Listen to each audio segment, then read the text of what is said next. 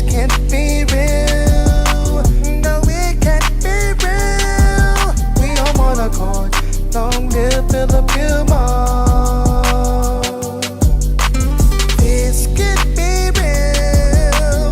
No, it can't be real. We on one accord. Long live Philip Gilmore. This can't be real. What I really feel. What a surprise, so many eyes. Calm down my spirit, relax and chill. Even through these tears, I won't live in fear. I shall exhale and prevail because the Lord is here.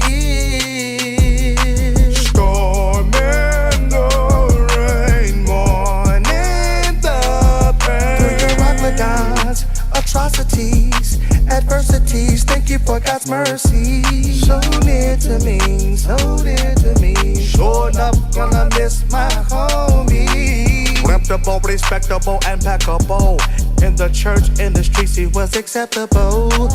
This can't be real. No, it can't be real. We don't wanna go. Long live Philip Gilmore. This can't be real. No, it can't be real. We don't wanna go. Long live Philip Gilmore. Staying vital to the title, he was always true. Ecclesiastical man, never leaving a clue.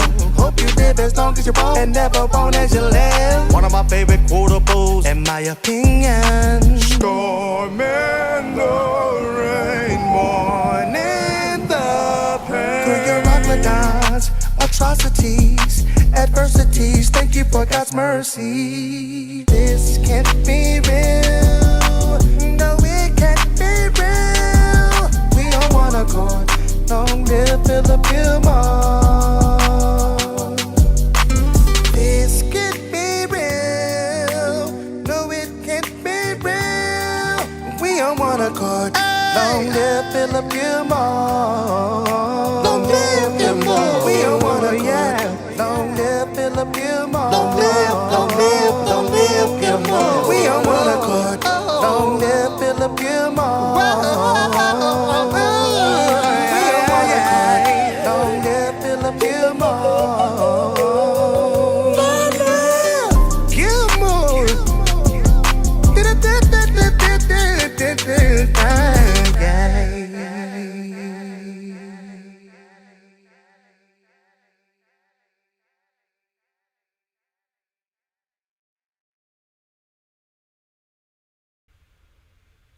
All right.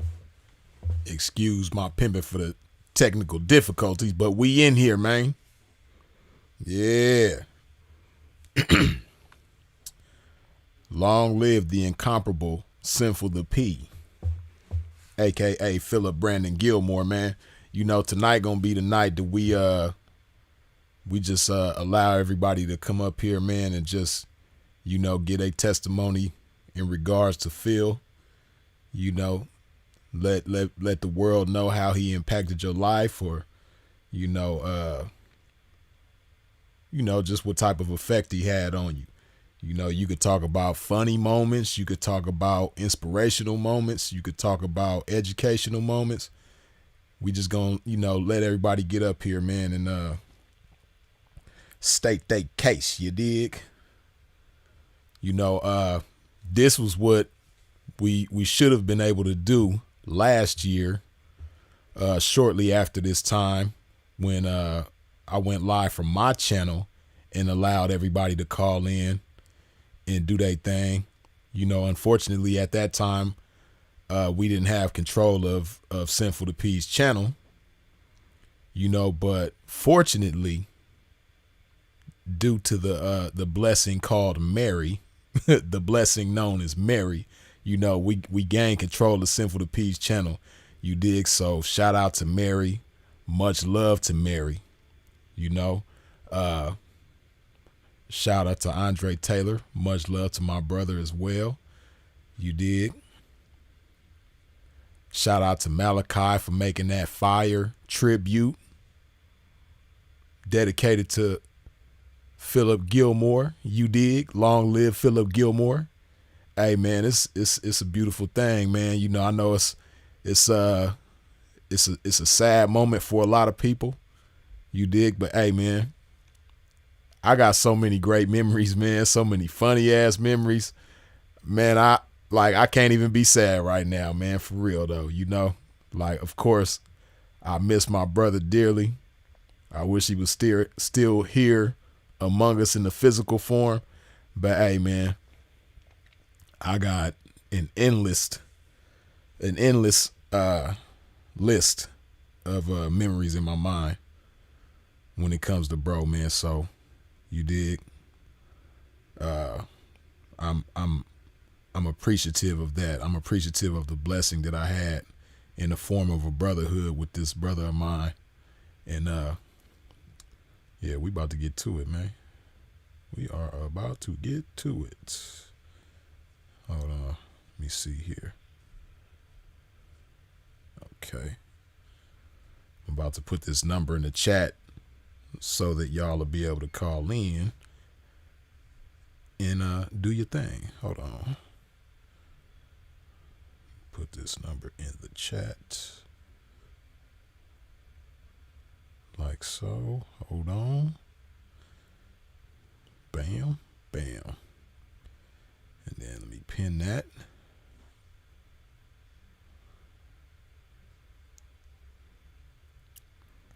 Okay, so there go the number right there, man. Hey, now, okay, let me give a disclaimer before I start taking these calls, right? Because last year when we did this, I believe that was New Year's Eve when we did this, right? Hey, man, I put this same number in the chat last time, and it was so off the chain that y'all really short circuited the system, man, and I couldn't even take no calls, man. So do me a large favor, and I know I'm gonna have to remind people periodically every so often throughout this live that when you see somebody is on the phone, please do me a favor and don't call, because if you keep calling, what's gonna happen is you're gonna shut the line down and I ain't gonna be able to take no calls, because that's what happened last time. So like I said, do me a favor. When you see somebody is on the line, please wait until that person is off the line to start calling. You dig? But the line is open. Y'all more than welcome to hit it and let us know what's on your mind in regards to Big Phil. You dig?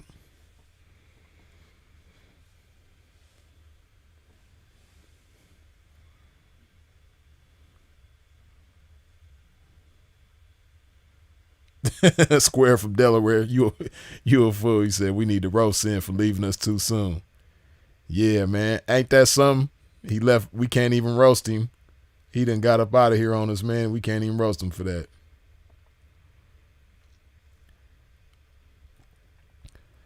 Y'all hit the like button with them Nutty Professor fingers. Philip B. Gilmore, Miss Magic, you already know. What's happening, man? Hey, is the line going through? Y'all let me know, man. I'm waiting on y'all to hit it. Let me know what's happening. If it's an issue with the line, let me know so that we can, make arrangements accordingly. I'm tripping. Okay, here we go. Oh, shit. Somebody called, but okay, here we go. What's the word? You on the line? Hello? Yeah. You on the line? What's happening with you? Hello? Can you hear me?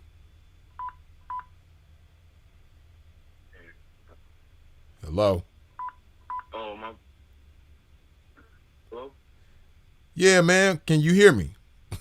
Get it, Yeah. Get it together, man. What's happening with you? You on the line, man. Everybody listening to you right now. You got the floor. What's up with it? RIP sent for the... I can't hear myself in the background. My bad, man. Yeah, you got to turn your background down. I'm going to go ahead and call back in another time, man. Okay, it's all good. Appreciate you. All right, now R.I.P. Simple P. Yes, I indeed. apologize. Top of it.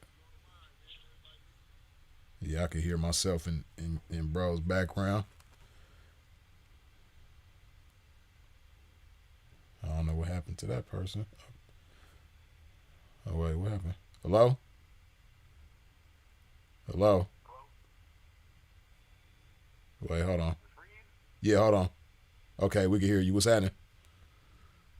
What's going on, bro? This is Howard DeMells, bro, from Las Vegas, Nevada, by way of Phoenix, Arizona. Man, just want to say peace and blessings to everybody, first of all. Indeed. Yes, sir. But I was at the memorial in Vegas. I said something. I want to say something real quick, man. Just how he touched, man, saying, the game within my heart, man. Every day I think about it, and just getting up and just hitting the streets and just being the best person you can. And one thing I remember about he said was that a female is gonna change who she want to be every day. We gotta be a man every day. Before you be anything, a P, a Mac, anything, you gotta put in your man's shoes, bro. That's one thing I want to give to everybody that he touched me with before anything. You got to wake up, be a man, then I can be a Mac, then I can be a P, then I can be a fly square, whatever you want to be. So wake up, be a man first, get your blessings on, then you can go out there and achieve whatever you want to show in life, bro. Just want to say blessings to everybody. Indeed, man. Appreciate you, bro. Yes, sir. For sure. All right. The line is open, man. Go ahead and tap in with the pimpin'.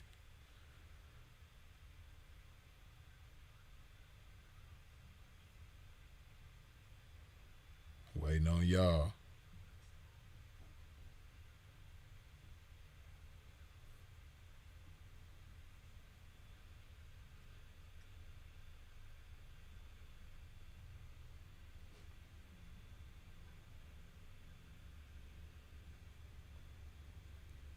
Y'all crazy, man. Y'all be hitting the line when somebody's on the line, but when ain't nobody on the line, y'all ain't hitting the line. What's happening, man? Okay, here we go. What is up with this? Come on, man. This thing is tripping. Oh, there you go. Okay. Hey, you on the line? Freeze, am I clear? Yes, indeed. What's going on with you? I just want to say, first and foremost, thanks for the live fellowship. Thanks for keeping Mr. Gilmore's name alive. I was always too scared and nervous to call him when he was here, and just now that he's not, just he's impacting my life so much. Just I've never even met the man, but just the messages, all the humor, the everything. I've just learned so much from him. I just want to express that thank you for keeping his name alive. And that track that you just dropped was, whoo, man, that hit my soul this morning. That's what's up, man. Hey, but so that people understand, Freeze is very talented, man. However, though, that ain't me on the vocals on that song. You know what I mean? That's Malachi. You know what I mean? I'm a man of many talents, but the singing ain't one of them. You know what I mean? So I don't want people to think that, damn, Freeze, I didn't know Freeze could sing too. Nah, Freeze can't sing. You didn't know that because he don't do that. You know what I mean? So that was Malachi on that song, man. Of course, I put it on the platform, but he's the one who created that song and sang that song. You dig? So shout out to Malachi for that. Yeah, Malachi dropped some beautiful vocals. I had thought that when I first heard it that it was some songs that was already out that just one of these obscure just songs. And then when I heard just it was talking about him, just his messages, I was like, man. Yeah, he did that. And he was just one of these figures where these philosophers where they live just such a profound life where now that not that they're not here, it's still like they're here because of all the messages that they left. Right, indeed. That's the beauty of it. Yeah, and just I just want to leave it like that. Just thanks for the fellowship, Freeze. I'm gonna just let like you said, now that someone calls, everyone else wants to call. So All right. let's do that. Yeah, let's do you, Freeze. Thank you. Hey, thank you, man. I appreciate you. Appreciate you too. Thank All you. right, for sure. Yeah.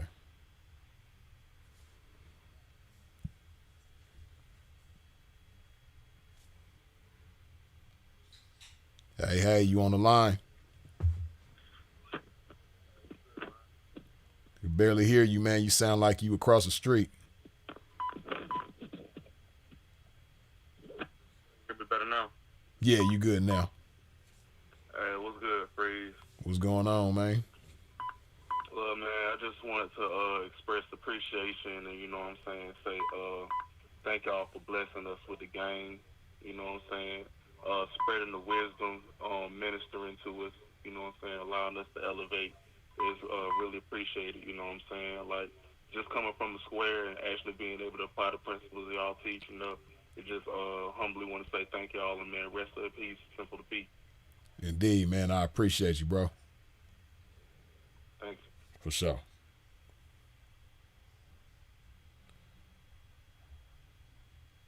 I just missed the other person. Somebody else was calling. I just missed you. Just missed you. Yeah, man.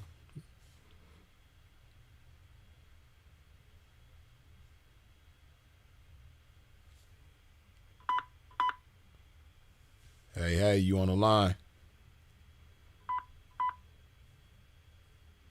Hello?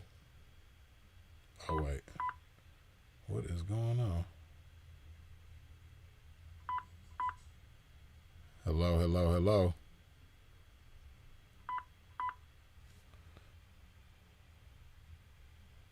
I don't know what's up with the connection, but okay, they disconnected.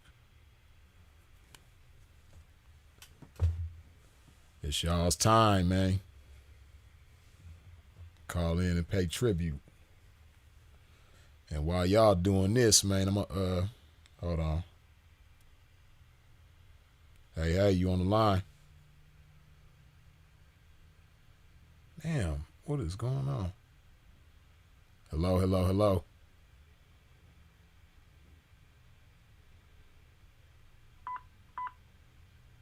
Hey.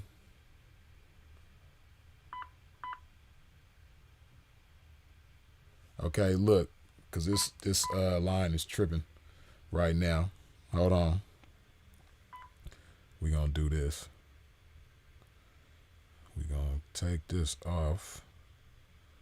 Remove. Hey, y'all hold on for a minute, cause that particular line is tripping. I'm about to give y'all another line in just a second. Hold on.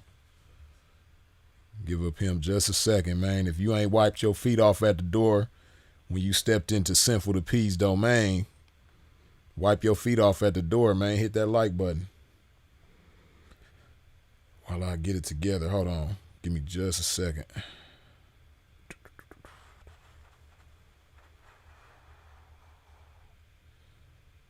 Hold on.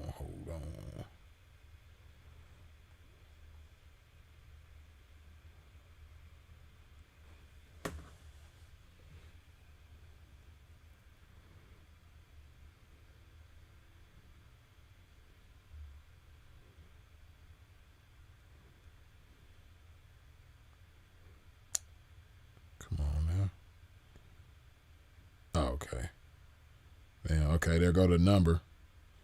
So scrap that other number and call this number. The number I just put in the chat. Go ahead and hit that line. And that one should work out much better.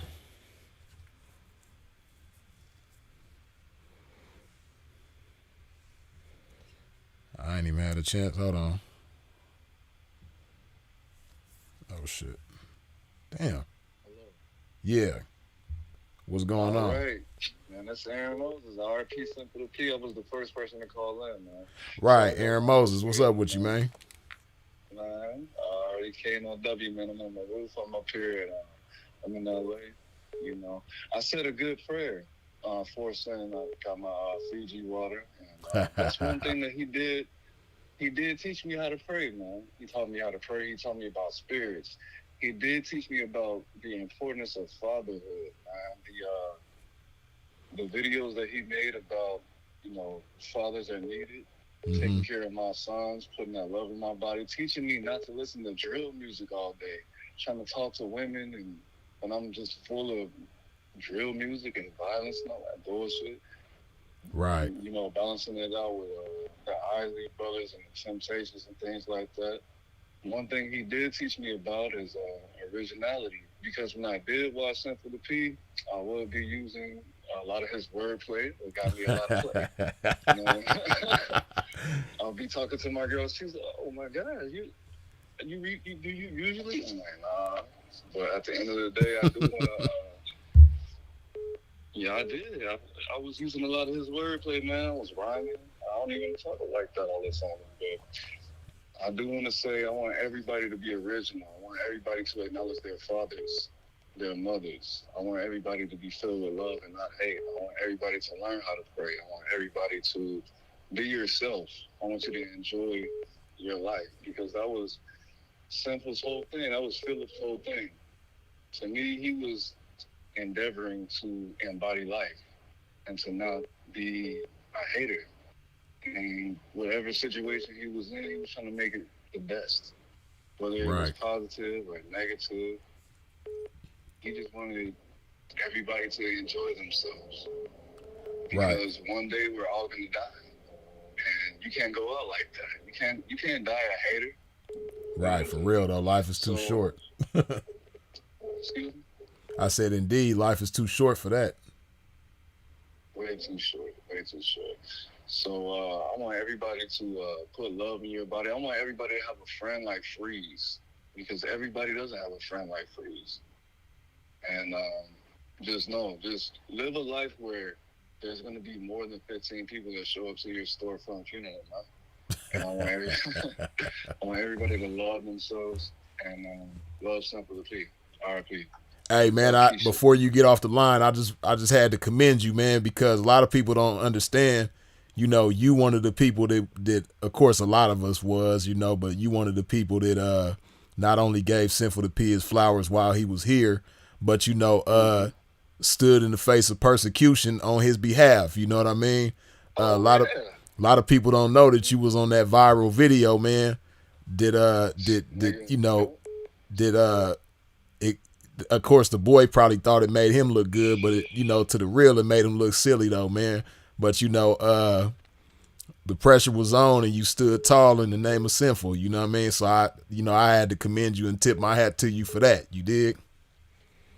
For those who don't know, yeah, that was me on the Saint and the Silly. That's what I call him. Right. I got him The Caint and the most Pretender. views. Yeah. Yeah. I got him his most views. Trying to defend my I call him my mentor. Nah, you didn't try to do nothing. You definitely defended him, and you made the boy look silly on his own platform. You know what I mean? He said, "How did he not know?" I said, "How did the police not know?" Right. But it is what it is, man. It's not about me. It's really not about me at all. No, But, yeah, indeed. I just had to personally let you know that I recognize and I appreciated that. thanks, And Sinful did too, you know what I mean? yeah, for sure, man. Everybody be good. Shout out to Atlanta. Shout out to Chicago. And shout out to Simple P and Freeze. Everybody be good tonight. For sure, man. Aaron, I appreciate you, man. I appreciate you more, man. Peace. For sure. Peace. Yeah. Man, let me see if I can squeeze some love in, man, before oh man, here go the next call. Let me see if I can pour some love at the same time. You did. Let me multitask. Hey, what's going on? You gotta turn your background down a little bit. All right, what's going on? Am I on? You on? All right, man. I just wanted to say, man, how much Sinful was appreciated. I'm one of the ones. I came from Chicago. I came out to Vegas to the event that you had for him. out in Vegas back in Right. April. Right. I mentioned how many of the videos that Sin had on YouTube, the message that he was giving was so strong that I downloaded each one of these videos and I turned them into Okay, MP3 yeah. files. I remember that. I remember that when you got on stage and spoke. I remember that. Yeah. Yeah, and I kept them and I still keep them still to this day on my hard drive, as well as, a file on my phone, because I listen to it. I listen to it while I'm driving. Just it was the message, and not only that, but Sinful. One of the reasons that I gravitated toward him so much is because Sinful thought a lot like I do, but not just that, but he also taught me a lot of things as he did with others. And one of the main things that he taught me that stuck with me, I just always remember him saying this. And I remember this no matter what I'm dealing with. He would always say, you have to mentally respond and not emotionally react. And that's one of the things of many things that I learned listening to him that stuck with me, because it's so true, and I already believed in that to begin with. But, I just want to call in and say that a lot of the things that Sinful was mentioning, talking about, giving game on different topics, things of that nature, we miss that. It'd be times still to this day where, we'll see these little events take place throughout society.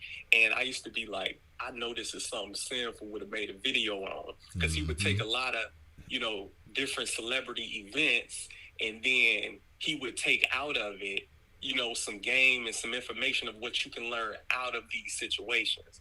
But man, when Sinful passed, man, I remember I got out of work and I got on YouTube.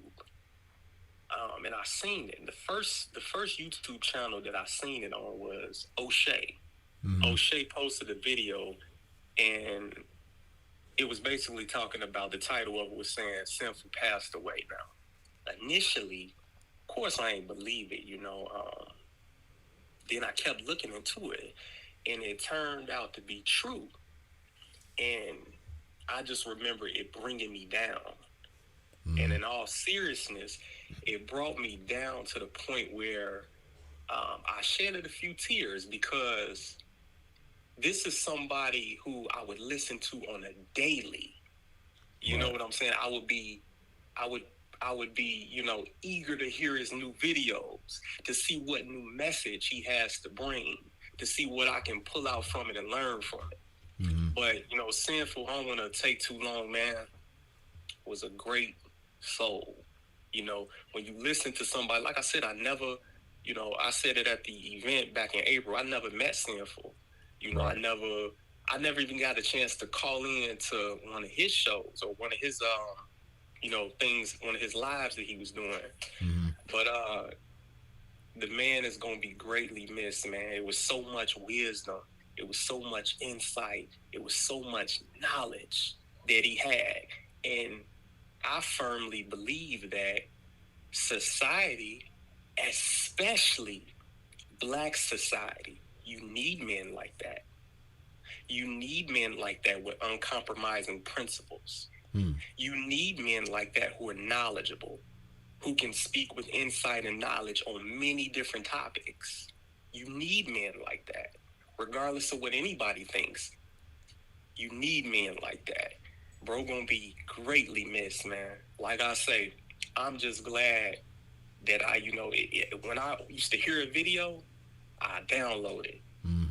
Before I even hear the whole video, because I already knew that it was going to be a hell of a message. Right. And I wanted to make sure that I didn't miss nothing.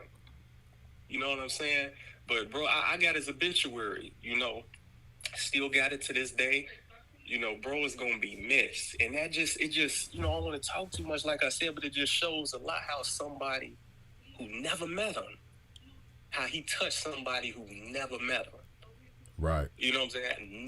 Never seen him in person, none of that. The only thing was I was listening to his videos on YouTube. And I'm like, God damn, this dude think just like I do. He said a lot of the things that, I would say, and I just, kept listening. I think I was listening to him for about 3.5, 4 years, but it was so consistent. I think I saw every last one of his videos, to tell you the truth. But man, thank you for putting this up, because I always wanted the chance to call in just to say a few things. Thank y'all guys. Thank you, Freeze, for even putting that up and having the event that you had back in April, man. I said, like I said before, when I was there, I let it be known, man. When I heard that you was doing something for Sinful, it was nothing for me to come out, show respect, and show support, man. So thank you for that. Hey, man, I appreciate you for taking the time out, man. See, I don't want people to undermine that. People like yourself, this not involved in the lifestyle. You know what I mean? And to take the time and the expenses to travel across the country to pay homage to somebody that made an impact on your life, man. Hey, that was big. I appreciate that, man, for real. Yeah, absolutely. It was important to do so, because I even remember when Kevin Samuels had passed, and he was like, man, people should be up, the guys should be up there, dressed in suits and just showing they support for a fallen one. Mm-hmm. So if that shit was in Canada, wherever it was, right, whether it was in Canada, America, wherever, I was gonna make my way there, because it was nothing to do so. This is somebody who has enlightened me in areas that I wasn't too illuminated in. Mm-hmm. And that's major. That's major. It's so many things that Brona said. I was just listening to him the other day, man. It's so many things that he said. Even when he be roasting, he be roasting motherfucker. You stand for a roast the shit out of motherfucker, man. For real. And I'm sitting here listening. I'm like, bro, he definitely had a bright soul. Definitely had a bright soul. And like I say, man, when I got that news, when I saw that on that, on the YouTube page, I'm like, no, this can't be. It's just out of nowhere. I looked forward to seeing, and hearing his new messages. But, we all got that day. And, bro was a great soul, man. He really was. He really was. Anybody who would call in, if they didn't have knowledge or insight in the area, he would give it to them. Absolutely. And he would give it to them with a knowledgeable mind, I'll say. So rest peacefully to bro. We miss seeing, for real, and I'm sure I speak for a lot of people when I say that. We miss seeing this guy's videos. Hearing bro laugh on them videos, hearing him roast people, hearing him talk about, biblical things, even taking any situation, pulling out insight from it and what we can learn from it. I'm sure I speak for a lot of us when I say we miss that shit. Indeed.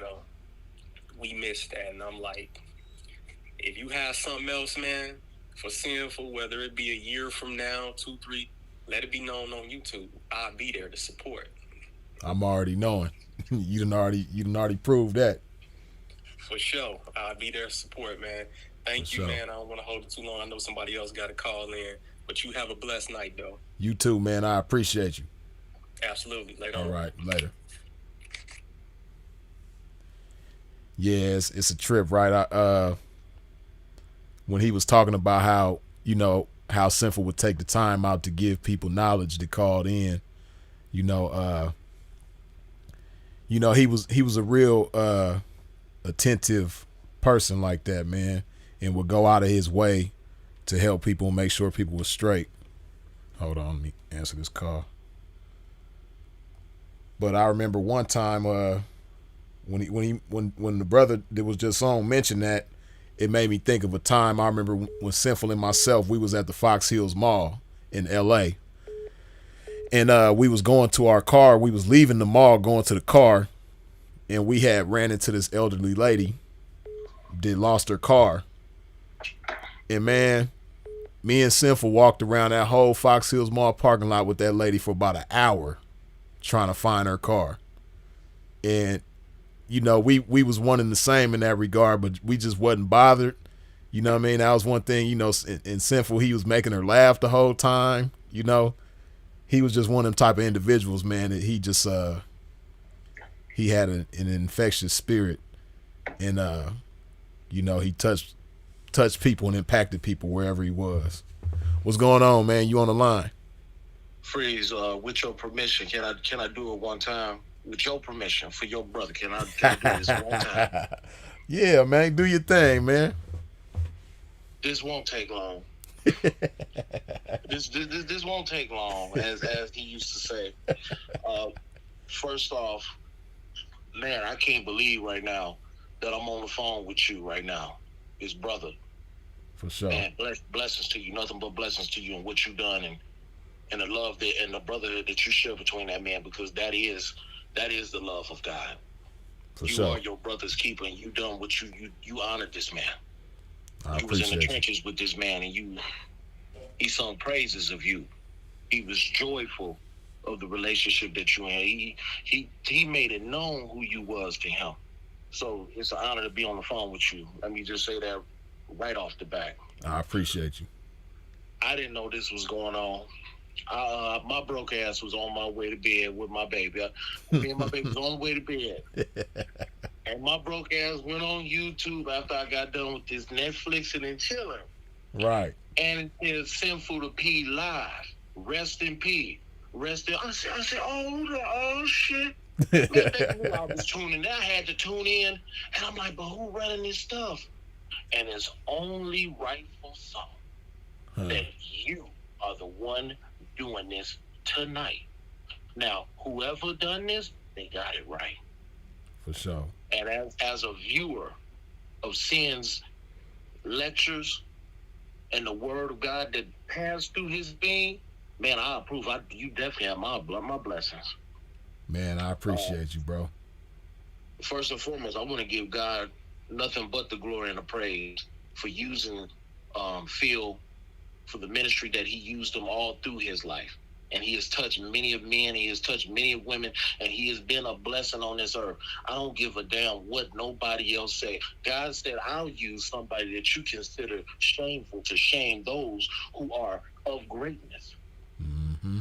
He'll put to shame the President of the United States of America. Matter of fact, he's doing it right now. Let me leave that alone. My name is Mac Jr., by the way of Milwaukee, Wisconsin. I've been watching Sin for about 2 years. Okay. I first started watching them through the brother Minister Jap, another brother. Yeah, Jap in the chat right now. Shout out to Jap. Hey, love for you, Jap. Milwaukee, Wisconsin, real player. Blessings. Shout to him. Shout to Sin. Shout to you. Man, I just had to go. I just had to come on the show, love. I don't want to be on here long or nothing like that, but I knew something was wrong. I swear to God on my soul. I knew something was wrong last year. It was around this motherfucking time. I said, babe, I said, where you at? I said, nah, one day, nah. This taking too long. 2 days, 3 days. Man, my soul, my spirit. Man, Sin touched my soul so motherfucking hard. He touched me so hard in Milwaukee, Wisconsin. I knew something was motherfucking wrong. Right. I felt that. Man, right. I cried. Man, I was sick. I called all my niggas and let it be known, man, something ain't wrong, man. Because we just lost a great one. God made a great man. He made a man who stood on principle, who told me, don't lie. Don't be no liar, because the man ain't got to lie. Absolutely. You ain't got to come down from the heavens and lie. For what? So, Freeze, I just wanted to, man, just thank you for doing this and giving us, the viewers, the opportunity to get this off our chest for the love of your brother, and just, man, so much respect for everything that you done and those who was with you that done what you had to go through, just to have this right now. Man, all these niggas who talk all that shit, who was disrespecting, who tried to belittle this man is literally doing greatness from the grave right now. This only shows that God had his hand on him. Absolutely. So blessings to you, Freeze, and thank you for allowing me this time to get this off my heart. I love this man. I'm gonna keep learning from this man. I'm gonna keep listening to this man. I'm gonna keep listening and learning from you. And shout out to you and us black men. We just gotta keep doing what we're doing. We gotta stand tall before we fall. Absolutely. Hey, Mac Jr., man, I appreciate you for calling in and sharing that with us, man. Good looking. For sure. Peace and love. For sure. Peace. All right. Hey, you on the line? What up, though? Hey, calling You from must Detroit. be. I I was about to say, as soon as I heard that, what up, though? I'm like, oh, he from Detroit. He from the D. Yes, sir. Yes, sir, my baby. I just wanted to say, rest in peace to my nigga Philip Gilmore. He was a real one. And, man, you know, he touched me, you know what I'm saying? And, I still watch his videos. What's that one? Lord, do something for my mind.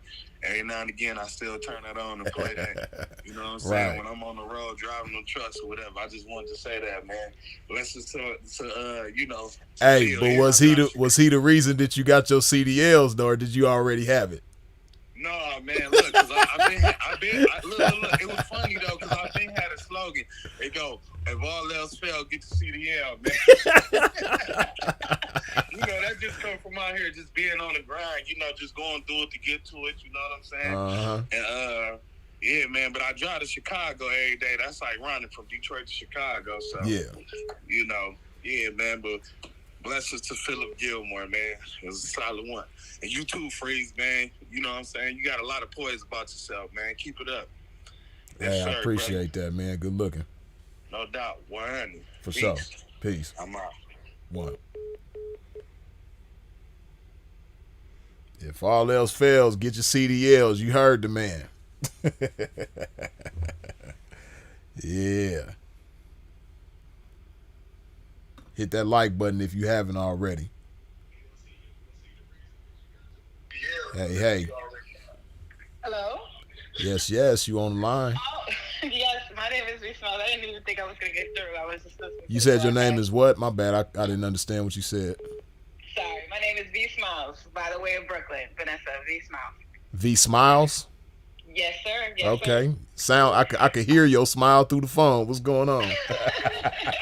Yes, I just want to say I really, really, truly appreciate what you're doing, Freeze. As far as for me being a woman, I listened to a lot of Sinful of Peace broadcasts. I did have my CDL at the time when I first started listening to him.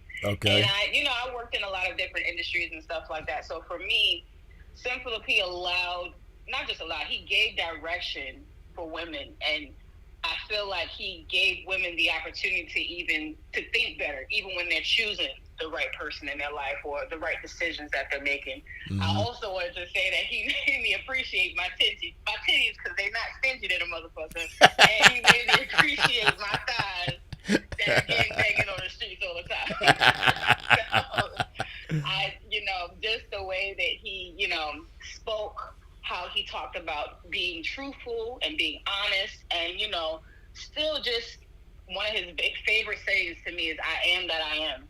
Absolutely. Where he's just talking about just being truly authentic, truly being yourself, accepting yourself in whatever reality that exists, and navigating through that in the best way possible mentally.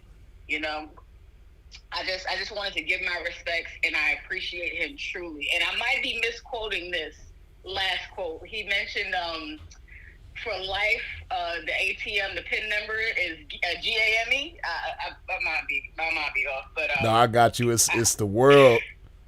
The world is an ATM machine, and the PIN number is GAME. Yes. Oh, yes. Thank you so much. I appreciate you, Freeze. This ain't gonna take long for me. But I had to call in and show my respects in some way, shape, or form, because when I heard that this man passed, I didn't believe it either. I was doing my research as well. I was like, nah, this can't be. He was too much of a blessing to us, and I look forward to him listening on his Sunday services in the morning and stuff like that. So, he's forever truly missing. He's affected a lot of people in a great way. Absolutely, and he's smiling from the heavens right now because he loves when the ladies call in. You know what I mean? Yes, absolutely. I mean, yeah. For me as a female, it's sometimes it's so hard to find men who are truly authentic like that. So it's like, hearing from someone like that, it's like sometimes you don't even believe it. It's like you're in the presence of a God in a sense, you know. So I mean, it's really, really, truly appreciated for sure. Absolutely. Thank you so much. You have a blessed day. You too, V Smiles. Thank you for calling in. No problem. All right, Thank now. you. Yeah, you know, seeing smiling from the heavens right now, you know he love when the ladies call in. Especially she talking about she ain't stingy with the titties and her thighs gang banging, you know. As he would say, with hips to say hello before her mouth do, you dig? Yeah. Hey, you on the line? Salute to you, Freeze. Thank you for doing this tonight. Long live Sinful to P. I appreciate you. I appreciate you, Freeze. I want to piggyback off what the brother said before the last call about you being truly his brother's keeper. You're a stand-up man. I salute you for everything you've done. It is truly the exemplification of the love of God that you guys showed the love and true brotherhood between you two, and you taught us a lot. I appreciate that. Thank you. Now, I've been listening to Sinful ever since he started, and I come from a different walk of life, and this is just to prove what he said, that the game is applicable to all walks of life. Mm-hmm. I'm a multi-millionaire in my own right. I own several businesses, which are franchises and properties. And I also have an entertainment company that consists of a bunch of ladies that model. Okay. And his guidance helped me deal with them a lot. I can imagine. And I just love that. I just love that young man. And the pictures that you've selected to put on this video, thank you. His beautiful smile is just warming my heart. I'm probably old enough to be his mother, and that's all I can think about is him being up in paradise with his best friend. And absolutely, his two best friends. His two best friends. And thank you so much, Freeze, for everything you've done, everything you continue to do. May God bless you and always keep you, brother. And I won't take long, and I'm going to get off now. Salute to you. I appreciate you. Thank you for calling in. No problem. All right. Hey, you on the line? Oh, hey, what up, though? Wait, we got another D-Town representative? How you know? I done been to the D. You know, everywhere you go, you hear, what up, though? That's exactly what we say. I just, man, who thinks of the rebuking service? Who sits and think of something like that? Hey, that's the most hilarious. Hey, you just don't know how hard I laugh, like crying tears, laughing so hard. Yeah, that and man, come on. Oh catch him. Your brother is a fool. For real.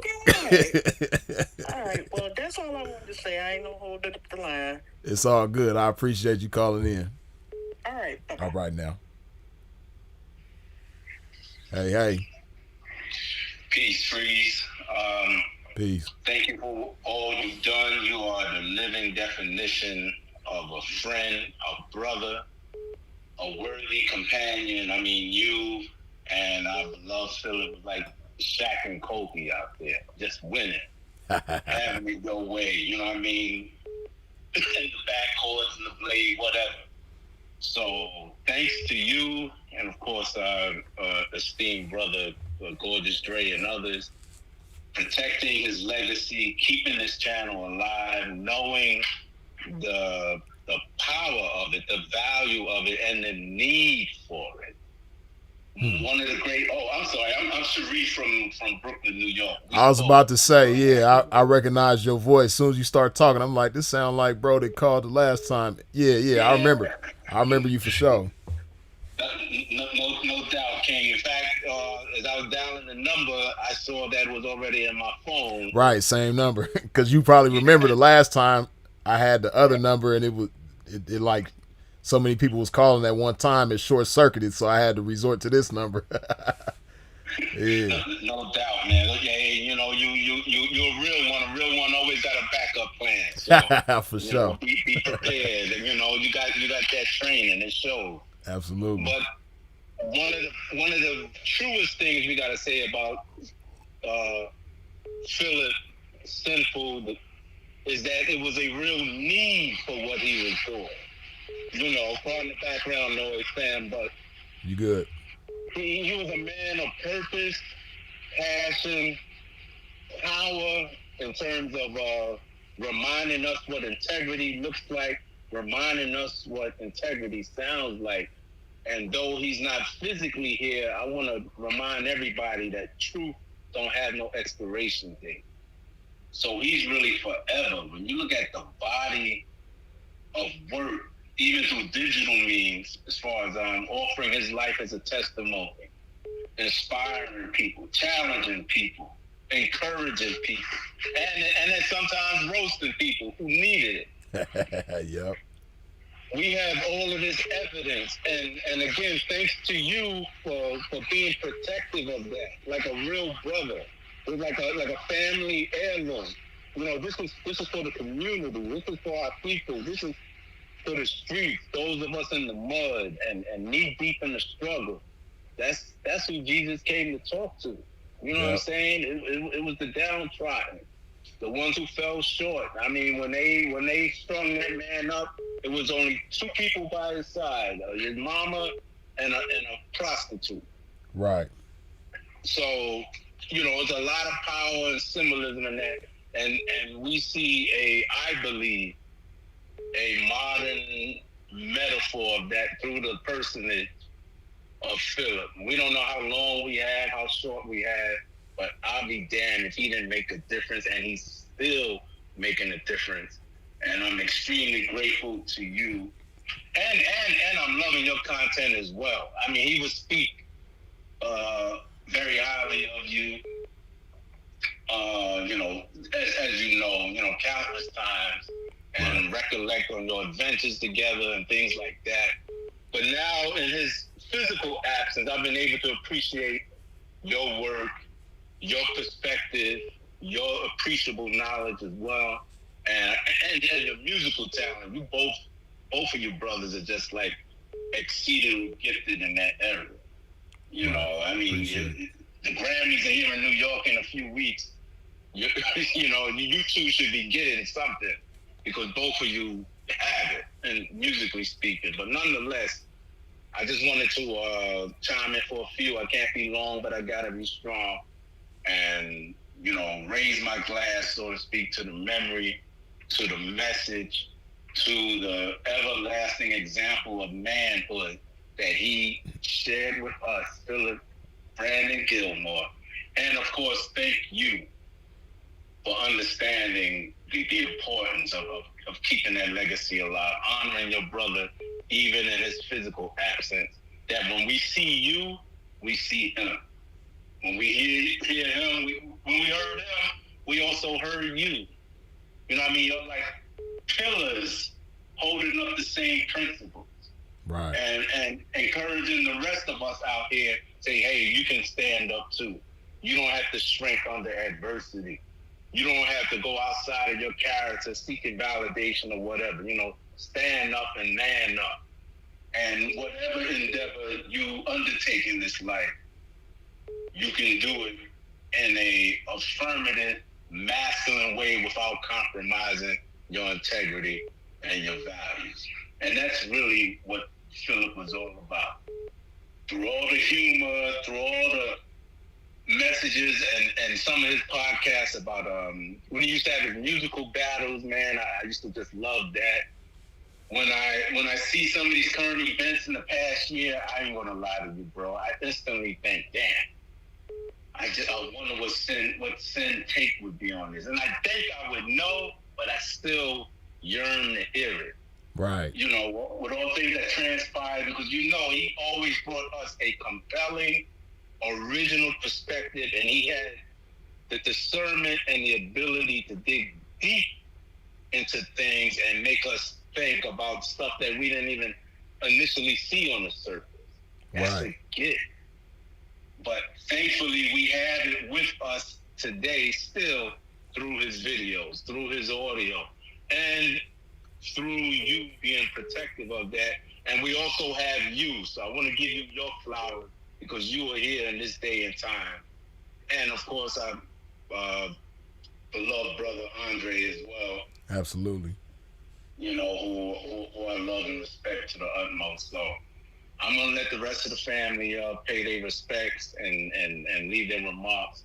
Thank you, bro, for accepting the call. Thank you for standing tall on behalf of your brother and continuing the goodness of the game through your own experience, through your own expertise, and through your own manner and style. Much props and salute to you, beloved. Absolutely, Sharif, man. As always, man, I appreciate you tapping in and giving us your take, man. All right, my man. Stay strong, man, and keep doing you, man. We got love for you on this east side over here in New York, man. You family here. Appreciate that, man. Much appreciated. All right, have a good night, bro. All right, you too, bro. Blessings. Oh shit. My bad, last caller. I accidentally hung up on you. I was answering and it ended the call. Okay. Hello? Hey, Freeze. How you doing? This is Jay from Tampa. Wait a minute, my bad. Hold on just a second. Stay right there. See, that's why I hate these iPhones, man. I got one too, man. Yeah, I'm trying to put you on speaker, but because it's an incoming call, I can't do it. Hold on, give me just a second. Hold on. So that people can hear you. Okay, here we go. All right, you good. Yeah, can't stop, won't stop. Papa Pimpa, nigga, can't stop. Won't action on these bitches, nigga, can't stop, won't stop. Hey, no, for sure, though. For Hey, sure. Freeze, you it, man. I was just scrolling. I tapped into YouTube, man, and I seen this, you know, and then, oh, man, I'm tired, but I was like, man, I know it's going to be a motherfucker to be able to tap in, but I had to wait to tap in to pay my tributes, man. That's what's up. You know, let me firstly say I'm thankful for Sinful because of Sinful, you know what I'm saying? He led me to you, man. You know, you and Sinful, y'all, Sinful saved my family and you saved my health, man. That's Because what's of up. you, Freeze, like you were like 60% of the reason why I got back in shape. Lost 40 pounds. That's you know, what's up. I feel amazing, man. You know, gym is life. Gym is an everyday thing for me. That's a you beautiful thing. But I'll say this about more importantly, Sinful really got my helped me get my family in order. You know, I got 2 baby mamas. Okay. You know, I've been plugged into Sinful since like 2017. Okay. I'm a truck driver. For sure. You know, and you know, as Sinful would say, the game is applicable to all. And let's just say, you know, both my BMs live happily. You know, on 5 acres of land in Lake City, Florida. You made it happen. We're a real team. Yeah, you know, and thankful for you too. You know, because plenty game, like, oh man, like you and saying y'all like Batman and Superman almost. It's the coolest duo ever. For you know, sure. but you stand and you are an amazing representation. You know, of manhood. You know, and I'm thankful for you, Freeze. Thank you so much. Man, I appreciate That's you. all, man. Yeah, man, I appreciate that, man. That was a beautiful testimony, man. Much appreciated. No problem. All right, Thank for sure. Peace. Damn, why does it do that? Okay. Yeah, you good. You on the line. What's happening? Yeah, what's up, Freeze? What's going on? Yeah. My name is Kayan. I'm 17. I'm from Minneapolis, Minnesota, and I've been listening to Sam for about 1.5 years now. Okay. You said cayenne like cayenne pepper? Yeah, like cayenne pepper, man.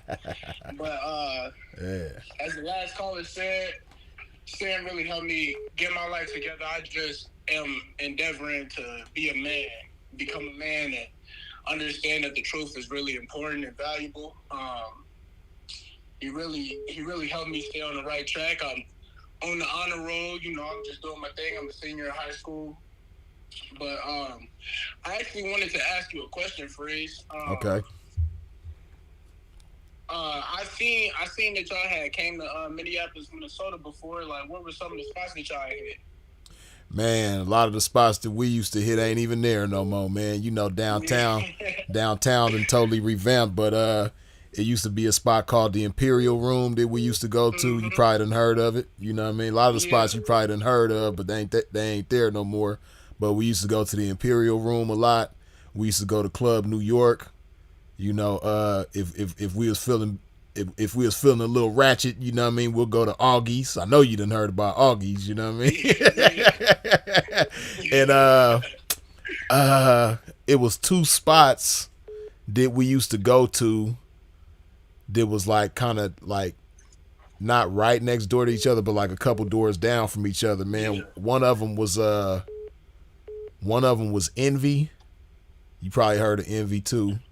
And I can't remember the name of the other one that was right next to Envy, man. I can't remember if it was Aqua or something else. And then it's several other ones we used to go to that I can't remember. You know what I mean? That's just as far as clubs, man. And then, you know, during the daytime, we used to love hitting up that Nicolette Mall, you know, walking up and down that, you know what I mean?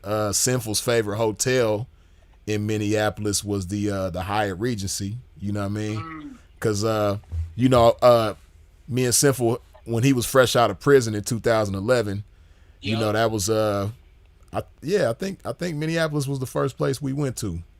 You know what I mean? He was fresh out, you know what I mean? So he was in great shape, you know, because the whole time he was in there, he was working out. So we went to Minneapolis and we stayed at the Millennium first, which you probably know is across the street from the Hyatt. And then we went from the Millennium to the Hyatt. You know, we'd always stay at the same hotel and, like, you know, have separate rooms, of course. But right, yeah, you know. But I don't know if it's the same, but back then, hey man, the Hyatt had a state-of-the-art gym. You know what I mean?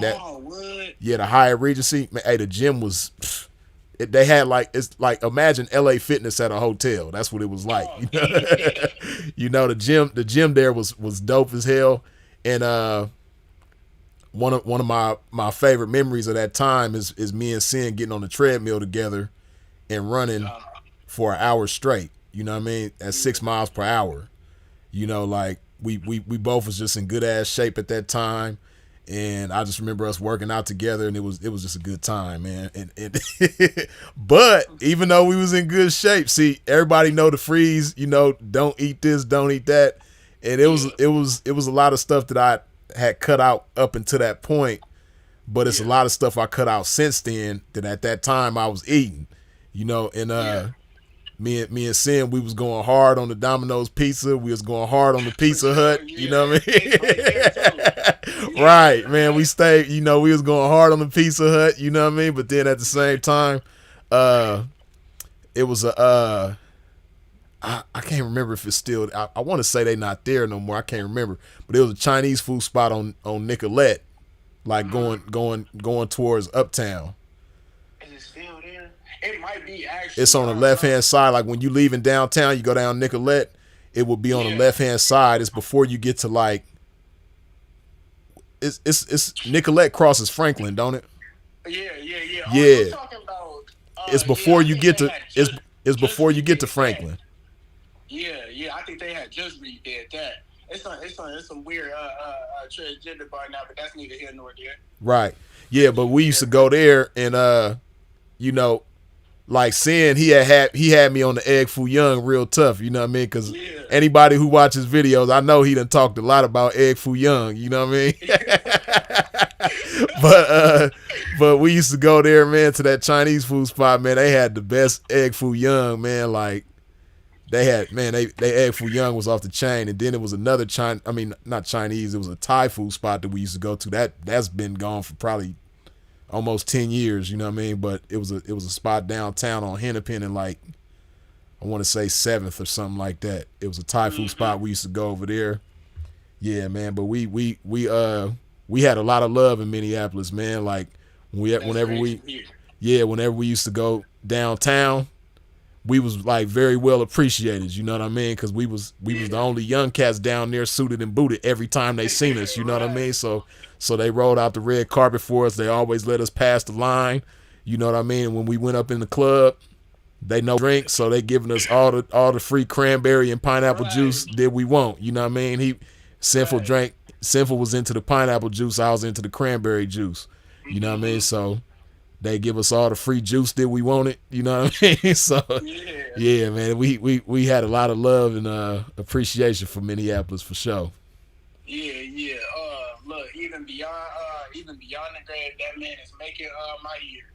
I really appreciate him and all that he has taught me. I appreciate you. I've been drinking Fiji water before you, though. Don't think you done put me onto that man.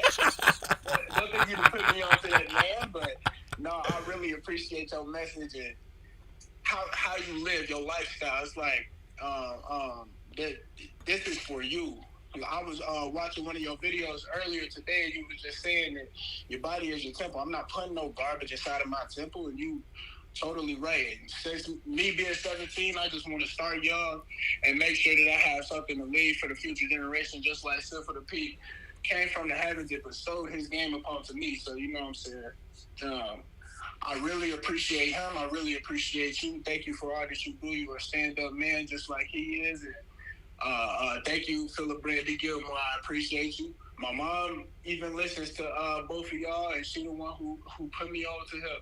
I wanted to have a consultation with him, but this is the next best thing, the closest I can get. So thank you for sharing your story, and I really do appreciate y'all. I got love for y'all, and thank y'all for looking out for the youngest. Hey man, Kyan, I appreciate you, man, and I appreciate you sharing all that you did share in this short moment, man. Like the fact that your mom's was the one that put you up on the game, man. I appreciate that, man, for sure. And you know, you already know, Sinful most definitely would be elated at the fact that he made a positive impact on you in particular. You know what I mean? Being a young black man, for sure. Yeah, and man, made an impact. So understanding that man saved my life. For sure, that's a beautiful thing, man. Yeah, thank you. I really do appreciate you for taking my call. Have a great night, y'all. For sure. I'm still tuned in. I just want to turn down, but I'm gonna be tuned in for sure. As long as I can. For sure. Appreciate you, man. Yeah. Blessings. Hey, you on the line? Awesome, man. Hey, man, is this the God anointed, game appointed, Mr. Freezentation? Freeze is it? Is that him? Yes, sir. Oh yes, sir. God, man. I've been watching y'all from a distance, man. First of all, man, you are the bomb, man. You're the bomb, brother. Oh my God, man. You know, blessings to you for holding down our brother who we love very much, man.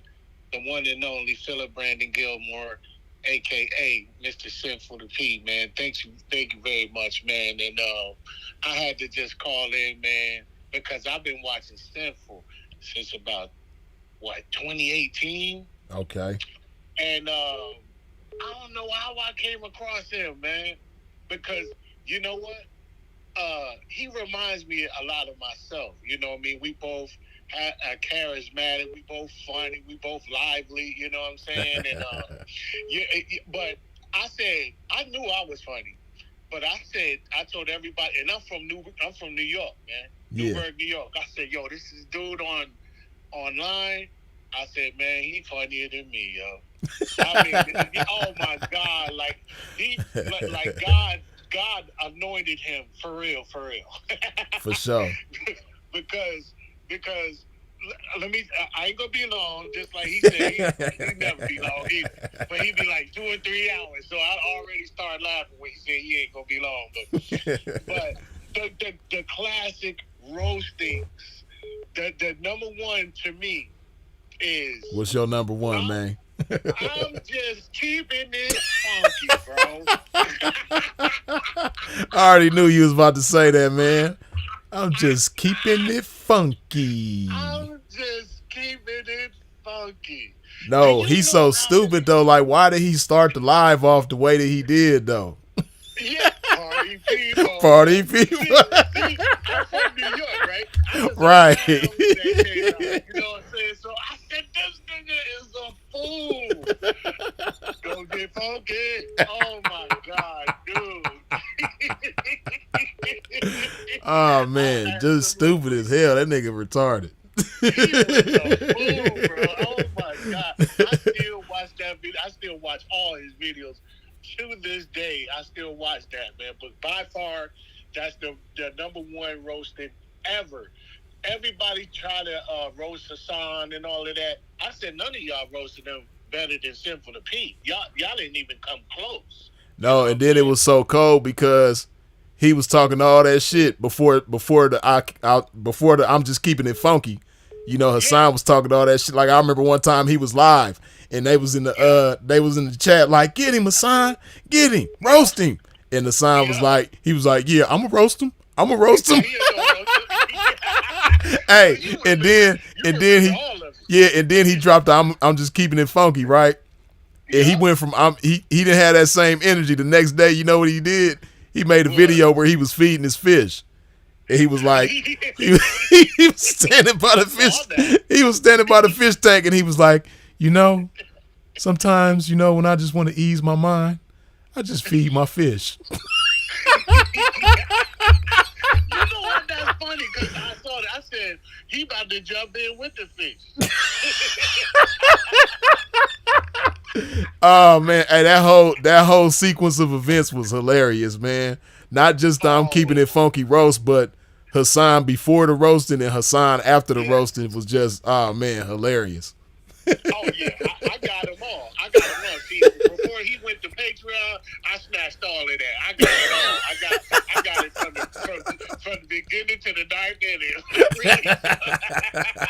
I got it all. For sure. It when he was in Scottsdale, where he had the red wave cap on with the red. Talking about Minister Lewis Farrakhan. I got it when he had all blue on. When he said Hassan talking about, you know, the kids in Chicago. And right. He did that, you know, when Hassan did that actual video talking about, he moist. He's moist. You know, I'm a roaster. I was like, what? Man, I can talk to you all night about that one, boy. Oh my God. So I'm telling you, I've been following. I watch them very closely. Now I'm gonna get into this one now. This one, you know, he always gave you the comedy and stuff like that. But this is by far my favorite video from Sinful to P. And he's speaking from the grave right now as we speak. When he did the video called Confidence is Just a Bitch, I said, yo, right. The new prophets and priests are the pimps. They're the new prophets and priests. Like, people thinking they're in church. They're not in church. They're on the street. He said this. I say this every day. He said that the woman, the gift of God, he said, always remember that the gift of God is not equivalent to the recipient of the gift, which is the man. Bro, do you know? And he said, no matter what she drive, no matter where she live, no matter what she got on, she's still a bitch. And that changed my life, Reese. I'm telling you, man. You and this brother here, and you know, I like popping people with it, but I gotta keep it real. I like, bitch, you want all this paper you can't afford. Perform like a punk, but want to win his reward. Suckers give you points, but bitch, you never score. If you ain't paying Pippin, then bitch, you getting ignored. Also, sick of these music. I love that one, you know what I'm saying? But, for sure. Yeah, man. So, you know, I don't know how I got on here. I'm thinking through Hassan beef or whatever. But, man, Gorgeous Dre, Andre Taylor, man, y'all are the bomb, man. I'm so glad that I got on the phone with you. And one last thing, man, look, I go by Guess Who the Rapper, so I know good lyrics when I hear them. You know what I'm saying? AKA Okay. Pimp Dynasty. But hey, Freeze, I ain't no pimp now. You know what I'm saying? I just like what y'all about. You know what I'm saying? But anyway. For sure. But I do apply. I use what Simple said to me. Basically, he taught me this. That the game is so impeccable that it's applicable to any life that you endeavor to use. And I always, even if I do say anything that he says, I'm not a plagiarist. I don't plagiarize. I say, this is where I got it from. Philip Brandon Gilmore, a.k.a. Simple the P. The incomparable, the irreplaceable, Simple the P, man. And I sent you a video because you just recently did a video about the 8 in the beginning. I call him the lake and the swimmer. You know what I'm saying? The lake and the swimmer. Yeah, the lake and the swimmer. You stupid as hell. The lake and the swimmer. Hell no, you crazy. Yeah. I see you encouraging me because I remember Simple said, man, that Freeze just keep on going. Because it seemed like the game was calling you, the YouTube game was calling you, but you ain't really want to pick up. You probably was too busy with the other game or whatever, you know what I'm saying? Mm-hmm. But now that you proactive and constant with it, when I saw you do that video about the 8 in the beginner and the lake and the swimmer, I said, yo, man, it just encouraged me to do it too because it's been calling me too. You know what I'm saying? So right. I did a 4-hour expose off the same one. And I just want your opinion, man. It was you and Simple, man. Y'all mean that much to us out here, man. For sure. I just want your opinion. You might even have no time to listen to all of it, but I was just pointing. I was shouting you out a whole bunch because you had brought us some very crucial points in there, and I also. I felt like Simple was speaking from the grave to continue roasting this nigga. But blessings to you, bro. For sure. To you, bro. Man, you are a good brother, man. Keep doing what you're doing. Keep pumping out these videos, man. You are to be continued. For sure. Peace venue. You like that, huh? You know what I'm saying? For sure. For keep on doing what you're doing, man. Blessings to you, Freeze, man. We out here, man. We love you all the way from Newburgh, New York, man. Shout out. Hey, I hope you had some of that New York pizza when you was up here. Domino's ain't what's happening, you know? Oh, in New York, Domino's is like blasphemy. I'm already knowing. Yeah, I done had some good New York pizza in my time, for sure. Absolutely, man. But, man, thank you for doing this for us, man, because we show miss our brother Simple the P, a.k.a. Philip Gilmore, man. Blessings to his soul, man. I know he's reunited with his mama and his grandmama, man. For sure. Man, shout out to y'all, man, and you and Andre Taylor, man. I was even on the phone with Andre Taylor and Juan Honey. I remember he gave a shout out to Juan Honey, man. Mm-hmm. That brother's cool too, man. Yes, indeed. Word up, man. All right, man. Shout out to from NBNY, man. It's your boy, man. Check me out. It's in your comment section. I sent you the video, man. If you have time, you know what I mean? For sure. That's what's your opinion, you know what I'm saying? Indeed, for sure. Man. All right, brother. Take care, brother. Take care, man. Appreciate you. All right, appreciate you. Blessings. Hey, you on the line? What up, though? Man, all these Detroit people calling, man. What's going on? I'm from Ohio, though. I ain't that far from Detroit. Oh, you must be from Toledo, then. Yeah. I'm from there. Yeah. What I had to call in, man, because I've been checking y'all out for a while, man. For the sure. only way I met Sin was through your videos. I found you first, you know what I'm saying? And I respected the game that you was talking, so when you put somebody else on, like, I had to respect what they were saying through you. And I see how you do with your homeboy. You know, that's not a common thing because, people forget about you when you're dead and gone, bro. And I'll be checking your raps. I like your raps. I like your flows. You actually got real lyrics. So keep on doing what you're doing. Hold your homeboy down. Keep being real. And I'm out this mud. I had to let you know, man. I respect you, bro. Hey, I appreciate you, man. Appreciate you for tapping in and giving me some feedback, man. Appreciate that. All right, no problem, bro. For sure. I'm out. Blessings. Hey, you on the line? Yo, what it do, Freeze? What's going on? Yeah, man, it's some Jamaican game right here, man. I just want to, you know what I'm saying? My condolences, you know what I'm saying, to that boy Sinful, man. You know what I'm saying? That boy blessed the game with a lot of gems, you know what I'm saying? For sure. Real shit. Y'all boys keep doing it, man. You know what I'm saying? I appreciate it. I done picked up a lot of shit over the years, you know what I'm saying? That shit motherfuckers need to be paying for type shit, you know what I'm saying? For sure. Real shit. That shit done blessed my shit, nigga, all across the board, nigga. Cali, you know what I'm saying? Indeed. Lace the nigga up, tighten the nigga shit up real good, and I appreciate it. Nigga, miss that shit, man. For real. Ain't that boy a fool with a clown? For sure. You know what I'm saying? Absolutely. Ain't niggas like that no more, man. That shit crazy. Right. That cloth don't even exist no more.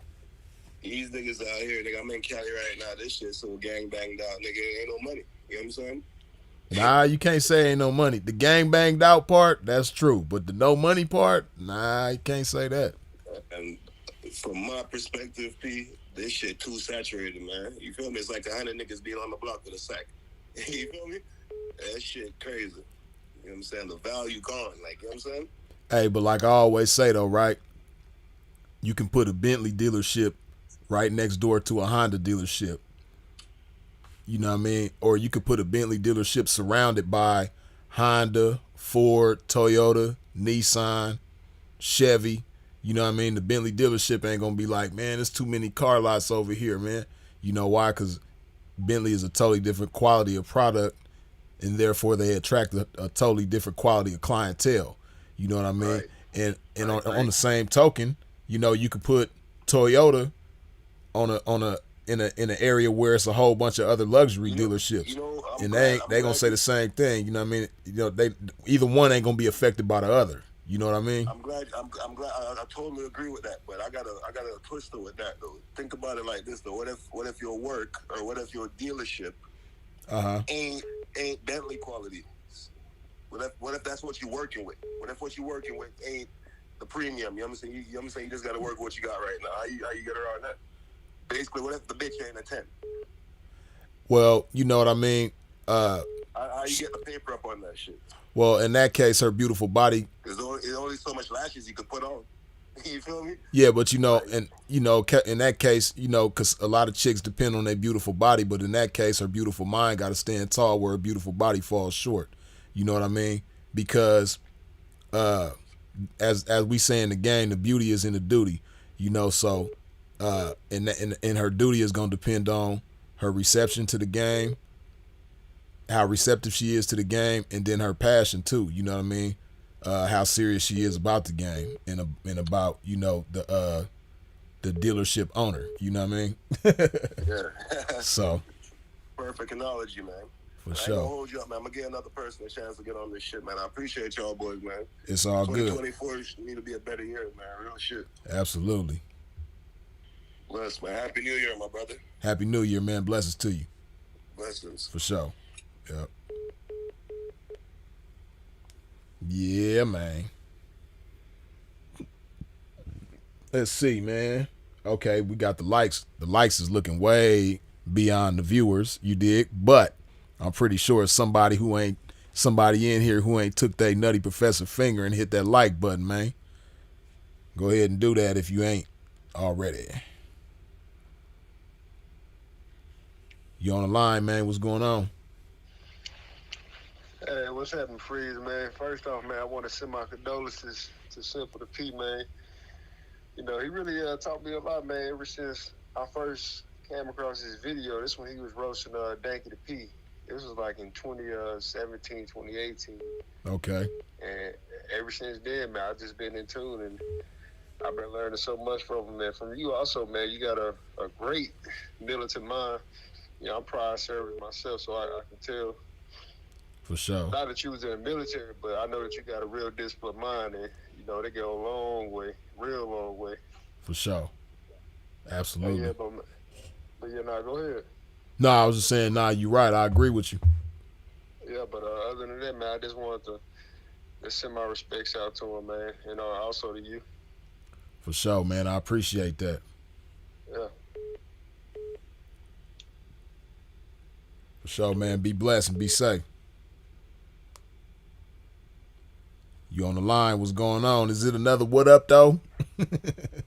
Freeze, what's going on, man? Oh, he hit me with the what's going on. I thought you was gonna hit me with the what up though. Was it? Same thing when you see that 313. Yeah. You about the fifth what up though, but tonight, you know what I mean? What's going on with you though, man? How you feeling? I'm feeling good, man. I'm feeling good, just like everybody else, man. Tap in and tune in with you. For sure. I used to fuck with Sam for the long way. God rest his soul, man. You know what I'm saying? It's like the last caller just said from Toledo. It's a good thing, man, to have a brother that keep his legacy alive. You know what I'm saying? And to just, have something going on to where, everything he did could be, promoted and recognized. It'll never die out. You know what I'm saying? For sure. Shit, he was a jewel dropper. You know what I'm saying? So, it's only one Sinful, man. You know what I'm saying? Absolutely. So I'm gonna short of it. While I'm on the line, Freeze, I got a couple questions for you. For sure. Y'all ever made y'all way through Michigan? And I heard the New Yorks to Minneapolis. I know you from the West Coast out there in Cali. You know what I'm saying? Y'all ever made y'all way Michigan or the Midwest any? Absolutely. You know what I mean? Well, Sinful himself was born and raised in Chicago. You know what I mean? So he was a Chicago representative through and through. But me, myself, I've been all through the Midwest, including Detroit. I have a video, a live that I did some years ago, probably about 5-6 years ago, something like that, entitled, I Should Have Died in Ohio. And on that video, I talk about my journey through Detroit and my experiences in Detroit at the time. You know what I mean? This was the situation that I was speaking on took place back in 2002. You know what I mean? So I was back in 2002. I was moving around that D, doing my thing on that west side. You know what I mean? I had some partners that I had became cool with, became friends with, start hustling with. This before I was in the game, and they was on the west side off of that Plymouth and Archdale. I was over in that area, you know what I mean, doing my thing. That's the west side for real. Right, for real. We was in the heart of the west side, you know what I mean? So those were some good times, but I speak in depth about it on that live, like I said, entitled I Should Have Died in Ohio. You dig? So I definitely done been through that D town. No doubt. My next question is, man, I remember Sinful had did a couple videos.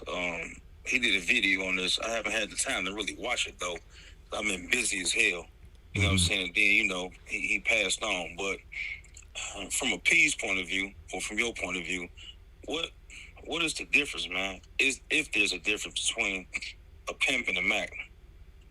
Yeah, I can give a short summarized answer to that question. But as you know, like you just said, Sinful, he got several videos, I believe, where he gets in depth about that. But the difference, well, first of all, you got to understand that the definition of the word Mac varies regionally and it varies generationally. You know what I mean? Okay. So you have certain regions that consider a Mac a jack of all trades. You know what I mean? Like he gonna send the bitch, he gonna send himself, not the same way that he sends the bitch, but he gonna send himself to go get some money. You know what I mean? Whether he got to put his ski mask on or he got to put his con down or however he gonna do it. You know what I mean? Right. So, a Mac, by some people's definition, is somebody who, he might have some hoes down. He running con game. He might be selling some slum jewelry. Right. He just kind of a hustler, all around hustler. Like right, exactly. But then, so you talk to others, you know, generationally, like people who come from generations past, you know, and they'll tell you that a Mac is somebody who's elevated their game. You know, they might have started off as a player, then they graduated to a pimp, and then they evolved from a pimp to a Mac, which in their eyes, you know, a Mac is the top of the food chain. You know, so the definitions vary, like I said, depending on which region you in, and also depending on the generation that you in. You know, Exactly. so yeah, so it just depends. All right. All right, man. I'm gonna land my plane there, man. I ain't gonna keep you long, man. Just keep doing what you're doing, man. You know what I'm saying? I'm here for the support. You know, hey, man, it's a blessing, man. I'm out. For sure. Appreciate you, man. One. Yeah.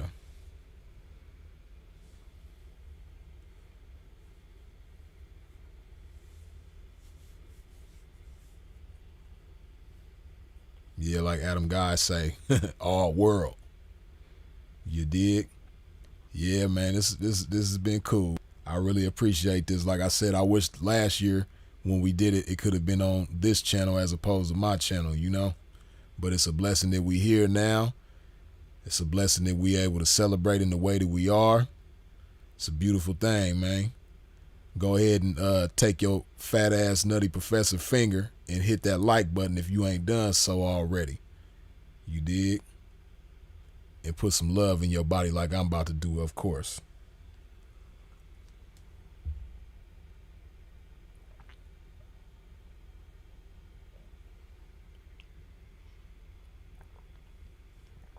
Hey. Hey, Freeze, this Colin. Wait. My bad. I didn't hear the first thing you said. I said, this Tyler. Oh, what's going on with it, man? Shit, nothing much, man. We still alive, right? Yeah. All right, man. Well, I'm gonna keep it short. I'm gonna keep it simple, man. Man, I love that dude, man. Man, I've been watching Phil for like since 2020 during the end of the pandemic. Okay. And the first video, man, I was already hooked. I sure. was tapping in. I remember the first time we interacted on Instagram, I guess I was following the wrong Sinful page. Yeah. He tapped in with me. He was like, "Hey, man, you following the feds, man. You got to delete that." Right. You know what I'm saying? I was like, all right, I got you. But ever since then, man, I've been tapped in. Man, every time I ever had a question, man, he always had an answer. He answered every question. I'll never forget, man. It was one video I asked him, how does a man build confidence? And he was talking for like 10, 15 minutes. He was telling me how his mother instilled love into him, his grandmother always preached love and wisdom to him, and that inspired him to be great.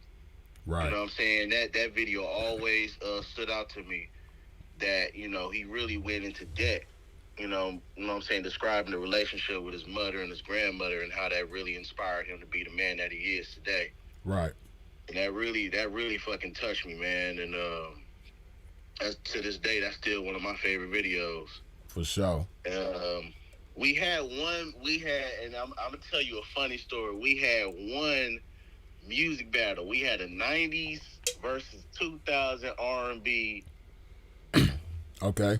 And of course I lost. He had the 90s, I had the 2000s. I think I'm around. And ever since then, this is probably like 2 years ago. It's probably 2021.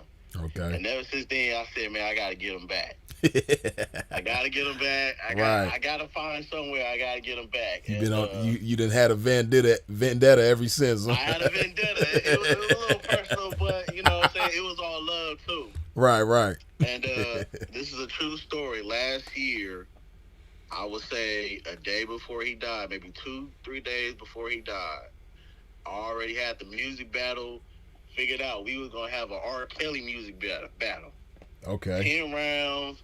I was gonna pick 5 R. Kelly songs and 5 produced R. Kelly songs, and he was gonna do the same. That was gonna be my comeback music battle, man. I was confident I was gonna get that.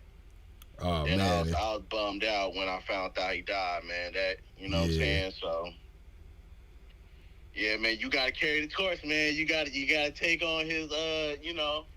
For sure, man. I got some But yeah, I got some good things in store, man, for sure. Yeah, man, but yeah, man, one last thing, man. Once again, I want to appreciate you for that funeral. You know, it was a blessing to be there.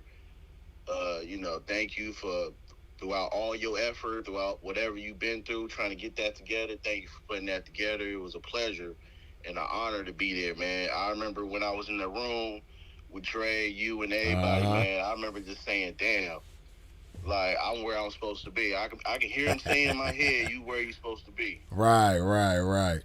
Because I would have never thought. You know, it's sad that I met y'all all. You know what I'm saying? After his death. His death was the reason why we all came together like that. But, you know, I just remember hearing him say in my head, "You where you need to be." It was so much game in that room. Yeah. And I appreciate you for welcoming me, Dre, and everybody for, you know, all the wisdom and the game and the laughter we had that night, man. That was a great night, man. Yeah, that was a beautiful time, man. We was there all day, like you said, man, all day, man. kicking knowledge, having fun, laughing. Right. Dre talking, I'm just like, right. I'm trying to stay up. Yeah. Nah, that was a good ass day though. You know, that was one of the better days that I done had in a long time. For sure. Yeah, man. It was so funny too, man. Just talking about the music we loved and talking about history and all that, man. That was beautiful, man. And yeah, man. The last thing I'm gonna say this one last thing, man. The last thing I told Phil, I told him, as a square, I learned so much from you and Freeze. I sincerely appreciate you. And he told me, brother, I appreciate you. That was the last thing he told me. And I wish I would have told you that during the funeral, but I was so, you know. Yeah, it was so emotional. I wasn't even thinking straight, but nah, it's understandable, shoot. Yeah, man, that was the last thing I told him, man. And once again, man, I appreciate you taking my call. I appreciate you again for always welcoming me. For always, you know, talking to me and giving me some guidance and answering my questions. I love them. I love y'all both, man. And, you know, I'm going to tap in with y'all.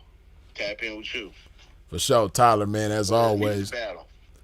Yeah. Hey, actually, you know, see, my plan was to start this particular live that we doing now earlier. You know, because my plan was to do this live and then do a music battle afterwards, man. I don't know. It depend on, you know, it depend on what people's energy is, man. We might do it later on after this, or if we don't do it immediately after this or shortly after this, we'll definitely do it tomorrow for sure. You know what I mean? Okay, no problem. Yeah. I'm ready. Yeah, because I got a lot of, you know, requests for that. You know what I mean? So we gonna definitely have to get it in for sure. All right, brother, man. Well, I'll holler at you, man. For sure, Tyler, man. I'm glad you called in, man. Appreciate you. I appreciate you. Thank you. For sure. In a minute. All right, bye. But yeah, old Tyler, man. Yeah, we had a good day that day, man. Suits. I see Suits in the chat, man. That was a good day, man. Yeah, that whole weekend, man. It was a good weekend because we did the little barbecue a couple days after. It was a good weekend for sure. Hold on. Yeah, what's going on, man? You on the line? Hey, what's up, Reed? What's going on? Long Beach finest, nigga. I ain't gonna hold you up, nigga. I want to say one thing. I ain't gonna hold you up. For sure. Another Detroit nigga, too, in the house. What up, though? Yeah, what up, though? I remember you talking about the Rado before. On the east side. You was telling the story the first time you heard Lil Flip. This is the way we ball in the radio. Yep. Hey, yeah, you be tuned in for sure. You remember that? Yeah, I remember that. Yep. All the way up. Yeah, hey, cause me and my brother Smooth, we was up in there. We was the only ones who didn't know that song. The whole club. This is the way we ball. We was like, oh man, what is this? For sure. Yep. Yeah. But I want to say this, man, because Simple said something that was so significant, man. He did a Thanksgiving. He was just preaching on Thanksgiving, man. He was just spitting the word, man. Okay. He said something I think about every day, man. He was talking to the youth, and he said, man, them little sins y'all doing, y'all going to hell for nothing. You know? You going to hell for nothing. You know, he was on his spiritual tip. He was talking about the Lord, you know. Right. Me and him we went back and forth a few times because I got at him one time and I told him, you know too much about the word to be doing what you doing. You know, and we kind of went back and forth a little bit, but I said, you know too much, and God needs you on that side. He needs you on that side. You got too much wisdom. He needs you on that side. Right. And we kind of went back and forth, but that's what he said, man. That was real significant. You going to hell for nothing. Them little sins you doing ain't worth your eternity in hell. And I want to say one more thing. I'm going to get off the line. You did this freestyle, right? Okay. For the Pussy off of Geeked Up. Right. And man, I listen to that shit. I got that shit on my motherfucking iPod. I go work out with, and I'm buffered in the bitch, dude. I'm buffered in the bitch, too. I get it in, too. Nigga, I'm about 2 motherfucking 60 on Swizzo, nigga. Okay. But those millionaire tricks would be so thrilled with that pussy, nigga. I love you, Freeze. For sure, man. And nigga, be good, nigga. Detroit in the house. I'm out, nigga. Hey, appreciate you, man. Love. Oh, boy. For sure. Yeah. Bro took it back. He took it back to the video I just was mentioning. I should have died in Ohio. He took it back to when we was in the club in Detroit and heard Lil Flip for the first time. I didn't even know who Lil Flip was. It's 2002. This is the way we ball. That was my first time hearing Lil Flip. Shout out Lil Flip, you know. But yeah, that was some good times, man. Then he brought up that For the Pussy challenge freestyle. You know, he took it back. He been around for a minute. Shout out to bro. Yeah. Hey man, if you ain't took your fat ass Nutty Professor finger and planted it on top of that like button, go ahead and do that now, man. Hey, you on the line? Fuck Freeze, nigga.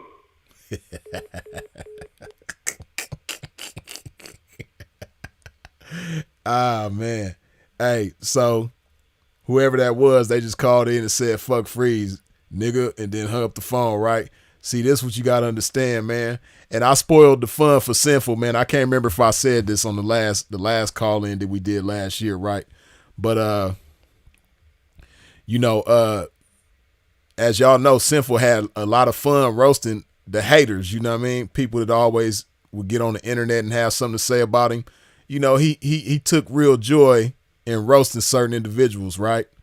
Especially the ones that like to get on here and lie about them and everything like that, right? But I had I guess you could say an epiphany, right? On the weekend of Kenny Red's funeral, long live Kenny Red, right? Over that weekend, it was like two things that took place that kind of opened my eyes as far as like what people consider to be haters, right? So in one of those situations was this guy that I only knew from the internet, but we've been knowing each other from the internet for years, right? And he said a lot of hateful things about Sinful. So when I seen him face to face, you know, he was real nervous and shaking, right? And he was like, man, when you talk to Sinful, man, just let him know that, you know, ain't no hard feelings, man. I appreciate Sin. I admire him a lot. He was, you know, as Sinful would say, having praise and worship service for him, right? So when he did that, it just opened my eyes like, man, a lot of these people that we call haters is really fans. So the next time I talked to Sinful after that, I had let him know, oh, they hung up. I was going to let you do your thing. But the next time I talked to Sinful after that, I was like, bro, man, these people was just fans, man. Everybody who we've been thinking is haters all this time, they really fans. You know, they don't really hate us because if you think about it, the time that they take to dedicate to talking about individuals like us, they really fans.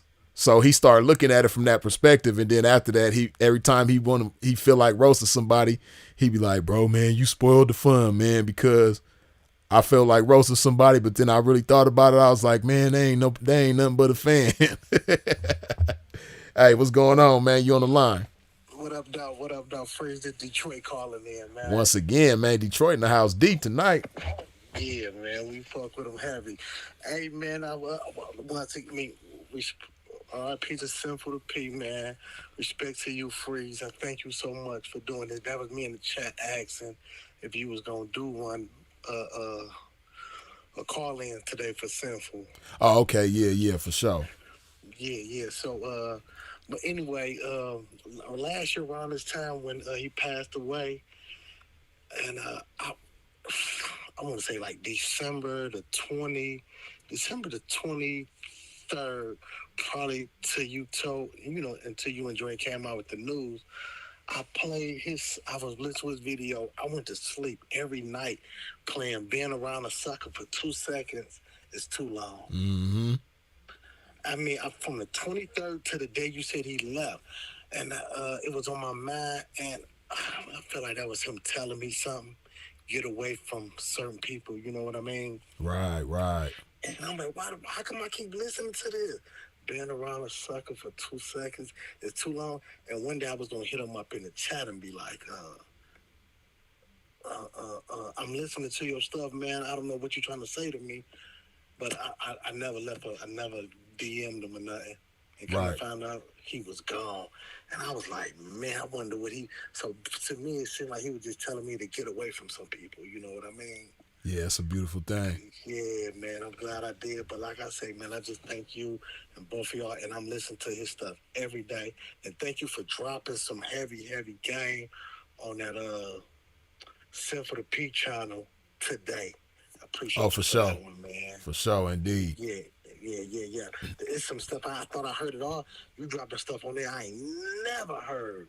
Never. So let me ask you this: the one with the one he got going on with what's my man name from? He passed away. Royce Doobie. Yeah, you talking about when he was on there with Ron Newt? Yeah. You know, is there any kind of way where you can give us the whole thing of it? Because man, that should be getting good, and it go off. I'll be like, damn. Yeah. What I'll do is I'll put the link in the description. Okay. After this live is over with, you know what I mean? I'll put the link in the description of that video that you're talking about. You know what I mean? Okay. Yeah. And this me, Free. I met you at the funeral, man. Oh, for sure. Detroit. Oh, okay, for sure, indeed. Yeah. All right. I'll chop it up with you later. Oh, for sure. Appreciate you, man. Yep, in a minute. For sure. Yep. Yeah, man. Yeah, that's why. And for those of y'all unfamiliar with that channel, you know, I created a separate channel called Sinful to P Today. You know, so if you ever see Sinful to P Today, because there's several other people that got dedication channels for Sinful, but if you see Sinful to P Today, you know that's from Freeze. And one of the main reasons why I created that channel is because, you know, bro got so many lives, this 2, 3, 4 hours long. You know what I mean? So I figured it'll be good to just give, shorter gems, tidbits, you know, that people could listen to in a short period of time that'll stick to your ribs. You dig? Hey, you on the line? Hey, what's going on, Freeze, man? What's going on? Man, I want to say this live is brought to you by the game. Fiji water, man. Yes, indeed. So, man, I don't remember when I first started listening to Sin, man, but once I started listening to Sin, it's like I got hip to him through you though. Okay. I think you was you did a live. You was sitting out like outside and talking about Sin or whatever. Mm-hmm. I'm like, man, I gotta check you out, man. Okay, for sure. And then, man, once I did, man, it was a blessing to listen to him, man, all the time. Like when I heard that he passed, man, that shit fucked me up like a family member passed, you know? For sure. I'm already knowing. Man, I'm calling out of Cleveland, Ohio, man. Just want to say, man, blessings to you, man, and your family, and blessings to Sam, man. Hey, appreciate you, man. No problem. Happy New Year to you. Same to you, bro. For sure. Yep. Yeah. Right. Bite size. Well, I mean, the game itself ain't bite size, you know what I mean? But little niblets, though, you know? Right. Today, the pimp. Yeah, so I had to, that was the main purpose for creating that channel, though. You know what I mean? And to make sure that his presence has the opportunity to really grow. Because this channel right here, Sinful's main channel that he built himself, you know, it got a certain kind of stigma with it, man. So YouTube won't really let this channel be great the way it's supposed to, man. You know, so that's another reason why I created that other channel, man. So, man, hopefully one of these days, man, that channel will grow to 1 million subscribers, man. And millions of people across the world, you know, soaking up this game from Sinful to P. You dig? Because the game is vital to whatever title. But yeah, man, y'all go ahead and wipe your feet off at the door. If you haven't done so, take your fat ass nutty professor finger and hit that like button. And we're going to keep this shit going, man. I'm almost out of love. I got some more love in the other room, though.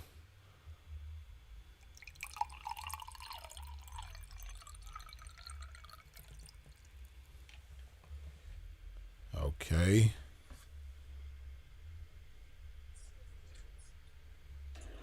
You on the line? What's up with it? What's up with you, OG? Hey, man, this the drummer, that drummer Sky, man. Hey. Oh, okay, for sure. Yeah, I was talking to you about the band and shit. Right. I was trying to I had talked to Simple at one time, man. We was talking about music and all that. But he played keys, and that's why I was trying to get you and him and me on the drums, nigga. That shit would have been hard. Yeah, for sure. Because I know you got skills when it comes to rhyming. But, you know, Simple, I was going to ask you, because that song that song was tight. Whoever did that song, that his memorial with his baby pictures and all that. Yeah, that's Malachi. And he was killing it. I was like, okay. Yeah, Malachi got down. Yeah, he hey, man, I got to listen to that again. I was like, man, that's a good song. He hooked that up. But, yeah. Long story short, but that's what I'm saying is we need a representative of this game and the music for real. Like the way you be rapping and the game that you be spitting and the game that Phil be spitting, you know what I'm saying? Like that's what need to be on the music on wax, you know what I'm saying? For sure, I feel you. I think when it comes to the P game, you know what I'm saying, it's a lot of like commercial pimp rap, but it's not like the real deal. Like, yeah, I know exactly what you're saying. Catch niggas like Rollo or like, you know, it's a few people that's gonna spit the P's. Like, you know, I think one of the newer ones is what's his name from the Bay, Larry June. Yeah. But he come from that, so you know he from that city or whatever.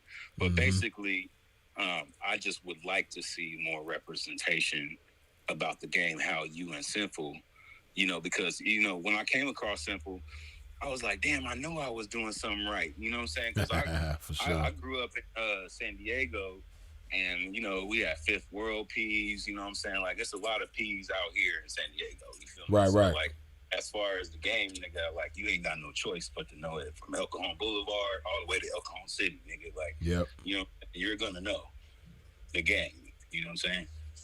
Absolutely. I'm already knowing.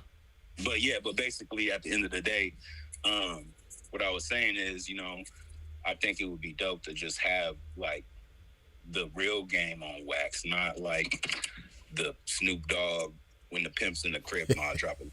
You know, you know what I'm saying? I think you get my drift. But I'm already knowing. Long live Simple to P, my nigga. You know what I'm saying? I can't wait till you get it ready for this live band shit, nigga. I got a dope ass band, nigga. So I ain't really sure. worried about that.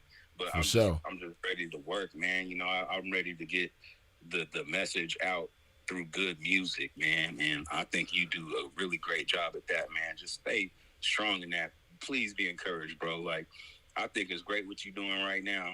You know, it sucks that we don't have Simple because, you know, his mind, like a lot of people don't really understand, but his mind, you know, he did his due diligence. I think that one of the things that he was saying to people was to study and show yourself approved. And that's what he was trying to like really be the message that you bring, you know, because at the end of the day, you know, you are your best asset, and the people that you're around, the people that you affect, you know, that's what's going to bless your life, being a service to other people. And I think that people have lost that, you know. And one of the things I love that you say is people have this complex of me, my, I, instead of really understanding us, our, and we. Right. You know what but man, you know, I just wanted to call in and talk about the music a little bit because I know that, you know, there are probably a lot of P's out there are really gifted, and you know, sometimes life can get in the way, or you know, this game. But if you're talented or you have that type of position, not everybody can do that. So, you know, be encouraged to do that, do it more. And you never know, by doing that and using the gifts that God gave you, how it could actually help you in the game as well. For sure. So just be mindful of those things, because it's a very, like Simple said, you know, the what do you say? The ATM is the world, and the pen is GAME, right? You know what Indeed, I'm saying? yeah. Somebody, a young lady, you know what I'm saying? yeah, a young lady called in earlier and was trying to. She stumbled over the quote too, but yes, the world is an ATM machine, and the pin number is GAME.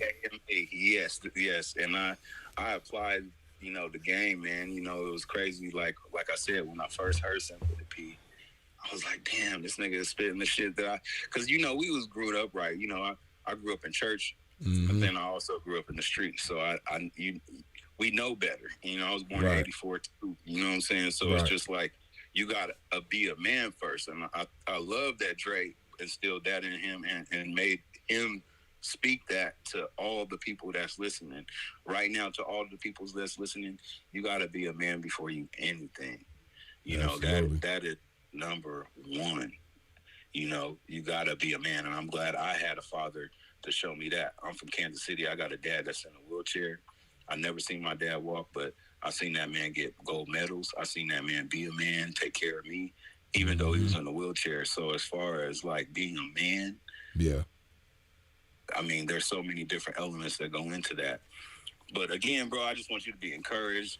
Hit me up, nigga, so we can do this motherfucking band shit. I hit you on IG a couple times, nigga, but I'm serious about mine, nigga. And I'm telling you, if I get a band together, we're going to be killing it, nigga. So for sure. No, I'm serious. I actually play right now with a musician. He was on The Void. Hello? Hello? Hello, hello, hello. Okay, his signal ain't right. Okay. Yeah, I was about to say, this Malachi. Oh, what's going on, man? No, this guy, hey, man, my bad.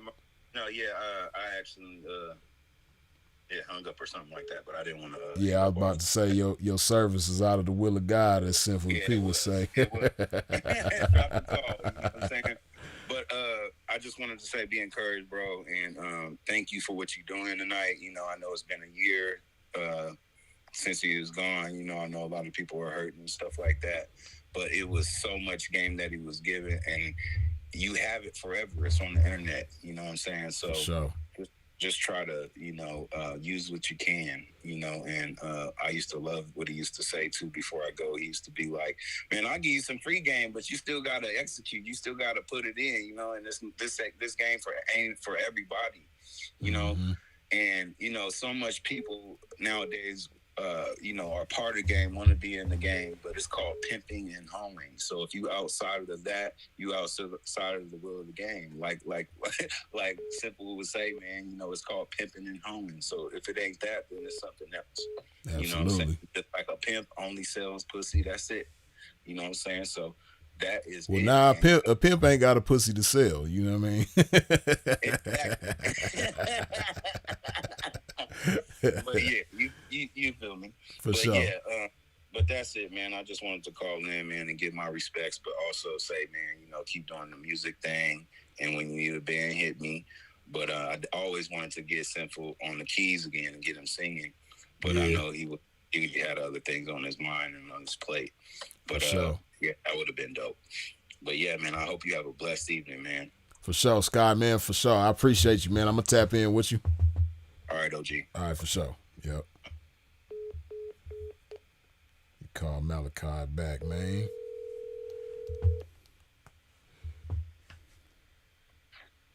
Hello. What's going on, bro? Man, what's good with it? What's good with it?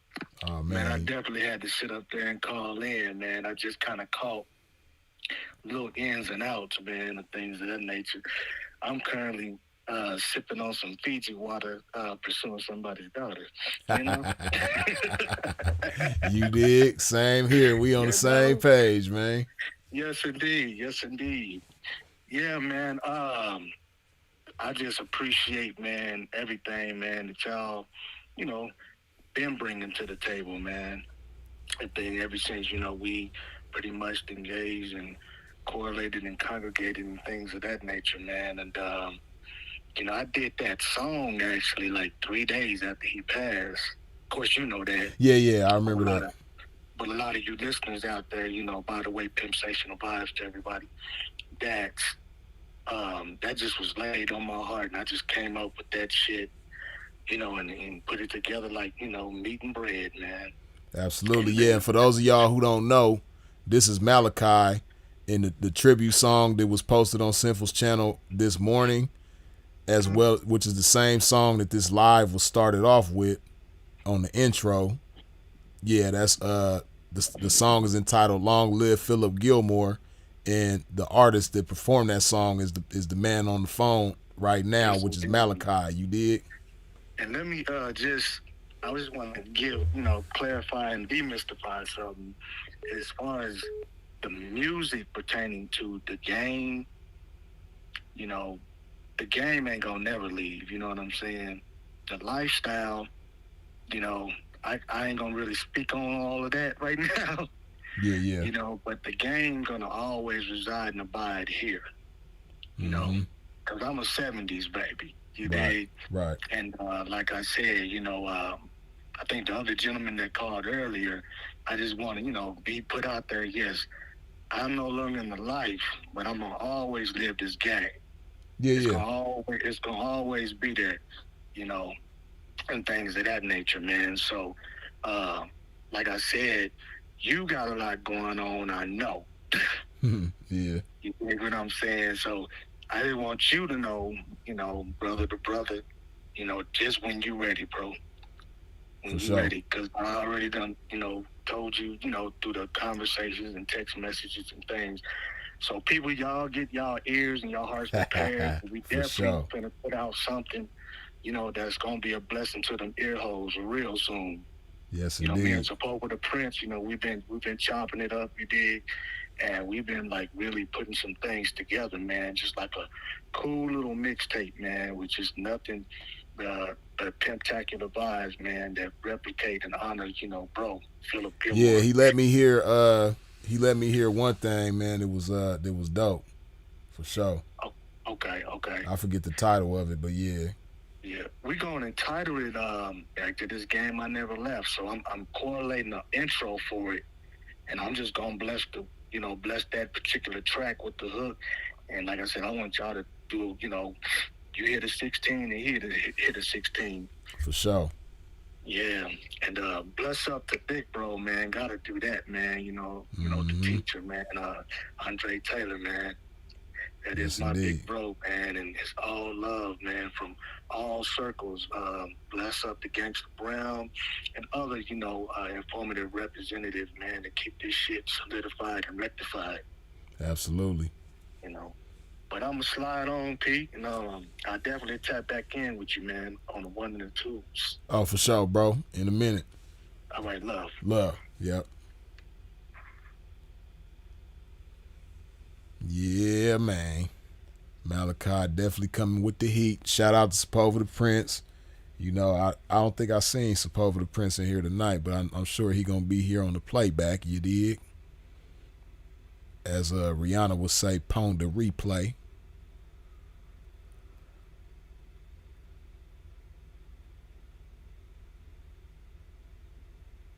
Hey, next level. Hold on, I'm gonna just put it in the chat.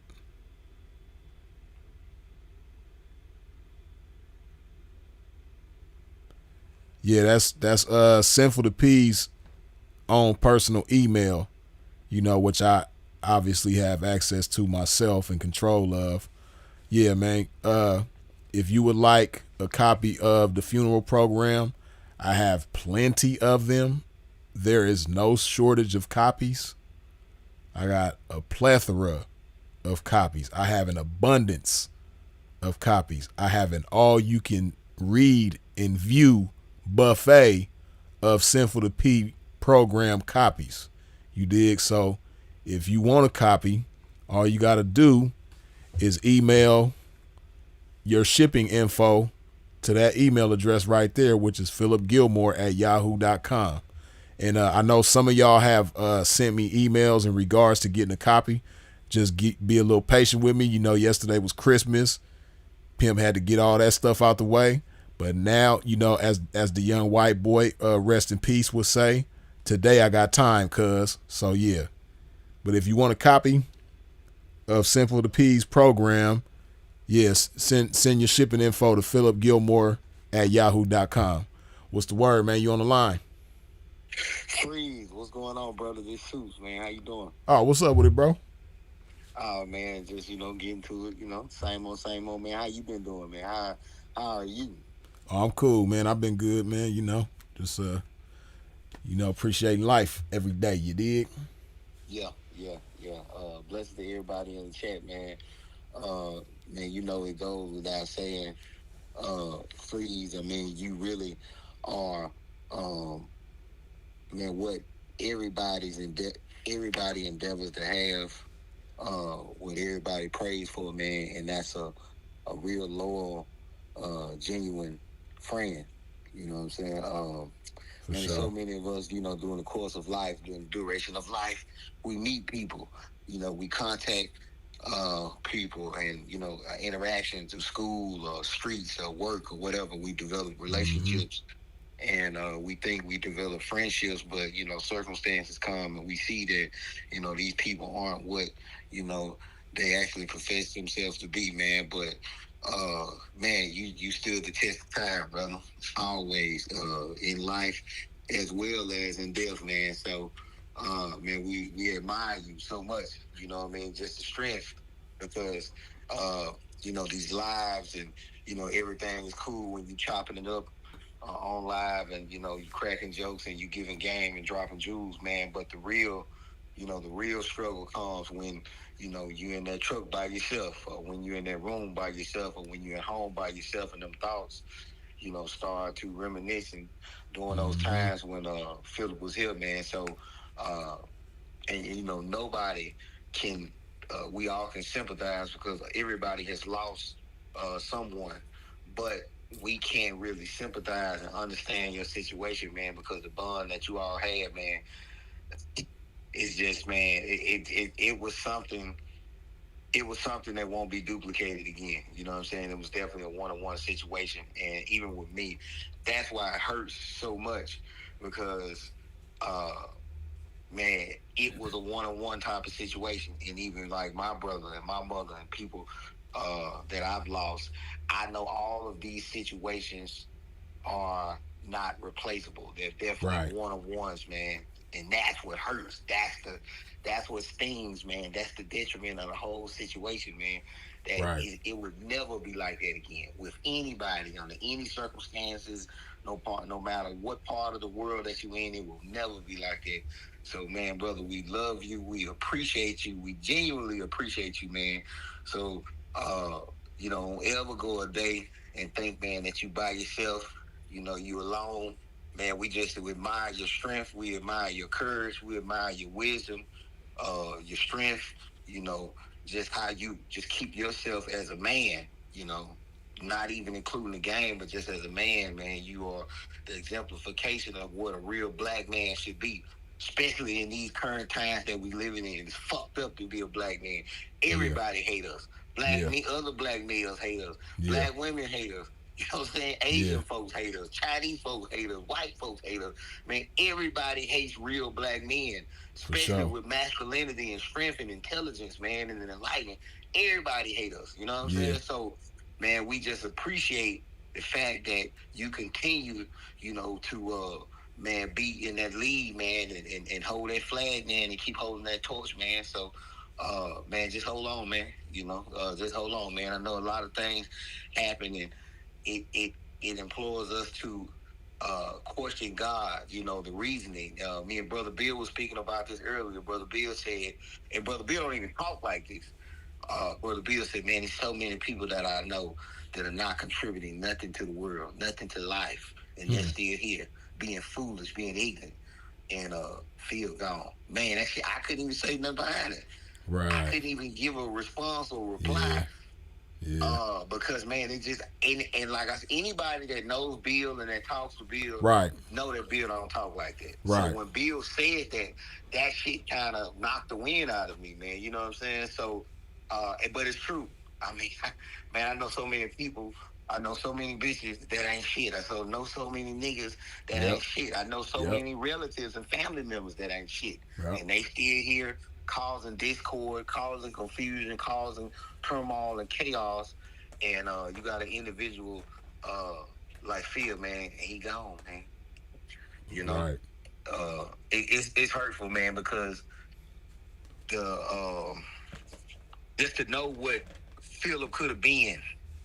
Right. It's kind of like Tupac when he died. You know what I'm saying? It's like, man, what Tupac would have been and could have been, and you know what he would have been. Right. Man, if Phil would have just been able to get over the hump, man. Man, if he would have just been able to get over the hump, man. It's just, it's extremely unfortunate, man. I've always heard cliches like, it's encyclopedias. It's the most brilliant people in the graveyard, man. And in this case, man, it's definitely true, man. It's fucked up, man. It's for real. Definitely true, Nah, that's all the way real. You ain't never lied. Shit. So, man, hey, man, I don't want to be long-winded, but Freeze, man, we love you, brother. We appreciate you. We genuinely appreciate you, man. I know that shit. Thank you is cliche nowadays, but man, thank you, man. We appreciate you again. We admire you and love you, man. I know Brother Phil ain't believing that having praise and worship service for a man, but hey, man, we gonna have some praise and worship for you, man, because without you, man, all of this wouldn't have been possible, man. God worked through you, man. He gave you continued strength. You didn't even have the time to sit there and mourn, for somebody who you was with together for so many years and so many hours and so many days, man.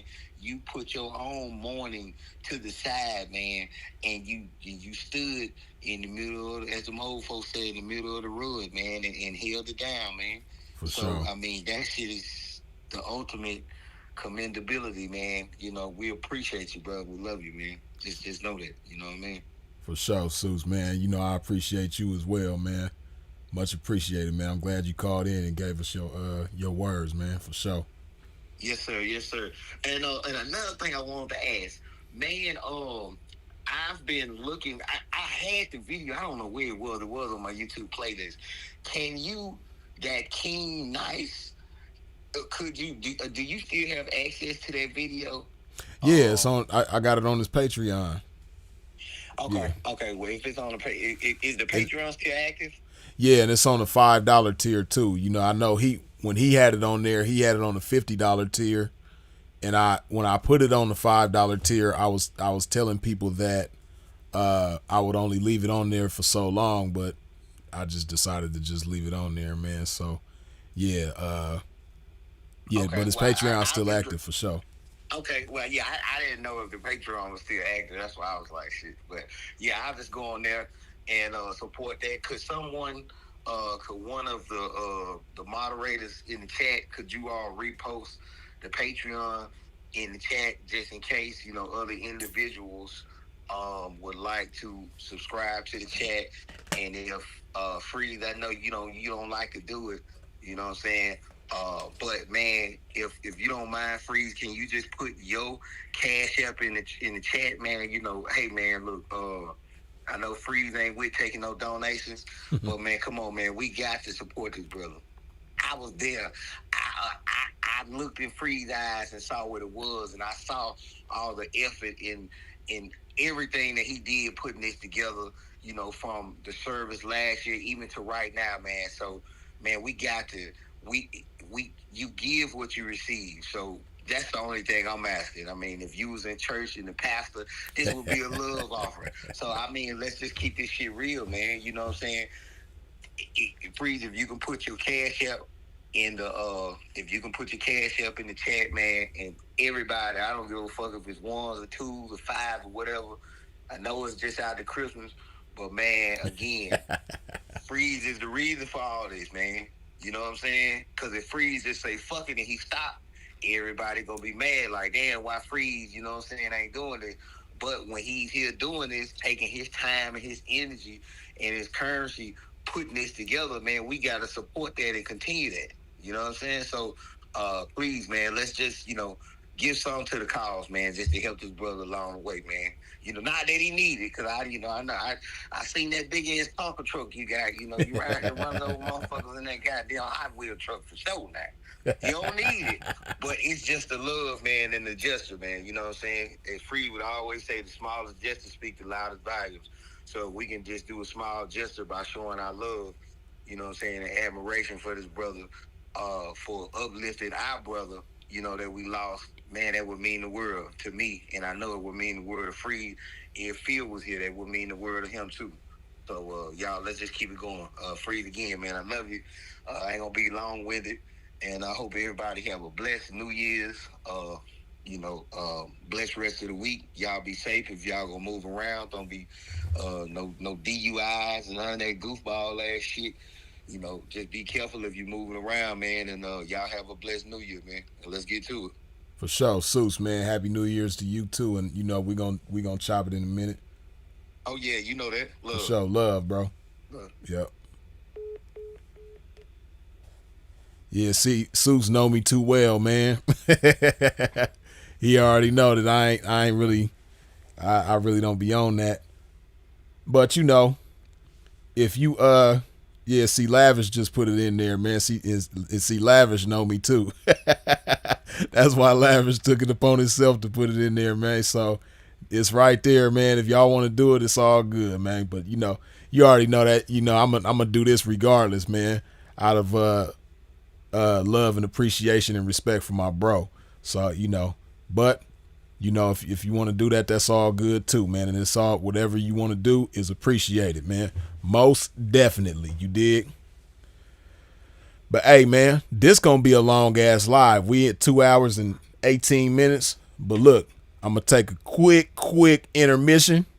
Y'all don't go nowhere. Y'all stay right here, and the pimp gonna be right back. You dig? Yes, indeed.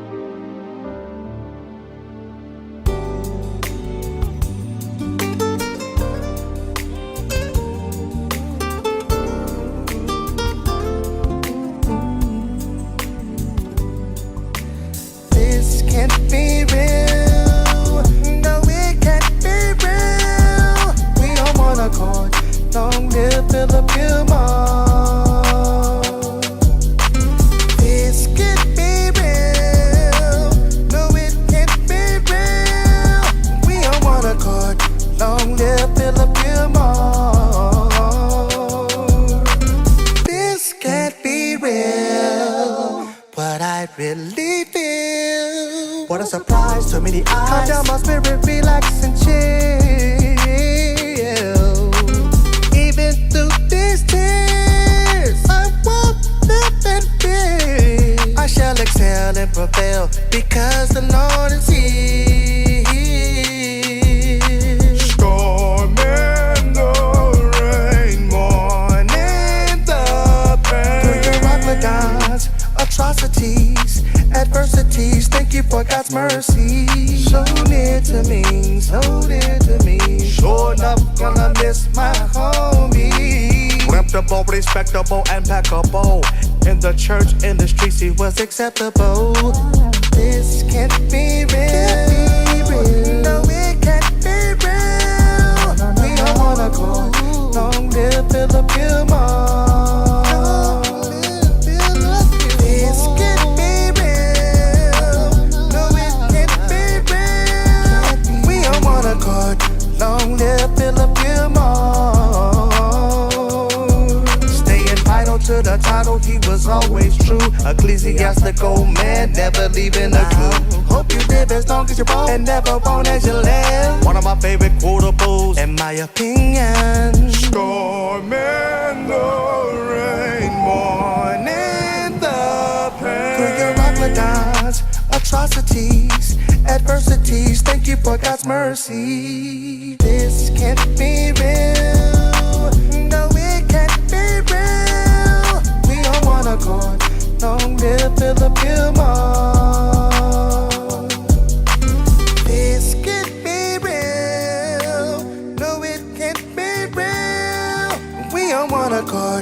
Long live Philip Gilmore. Long live Gilmore. We don't wanna, yeah. Long live Philip Gilmore. Long live Gilmore. We don't wanna go. Long live Philip Gilmore. We don't wanna go. Long live Philip Gilmore. Gilmore.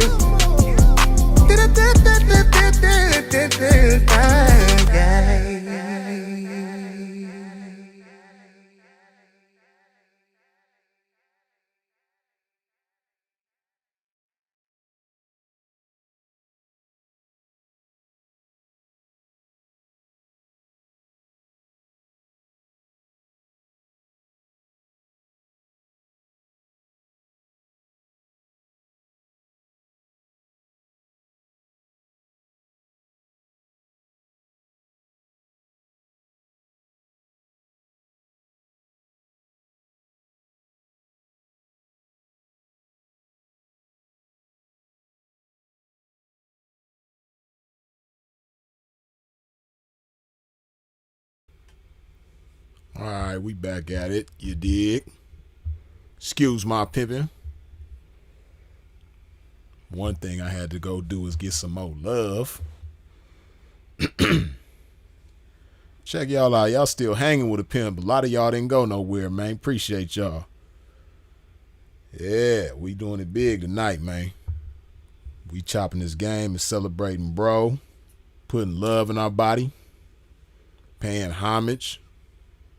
Giving everybody an opportunity to show love and get a testimony in regards to Phil, aka Sinful to P, you dig?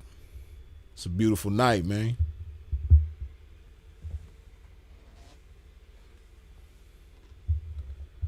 Yeah, so the line back open.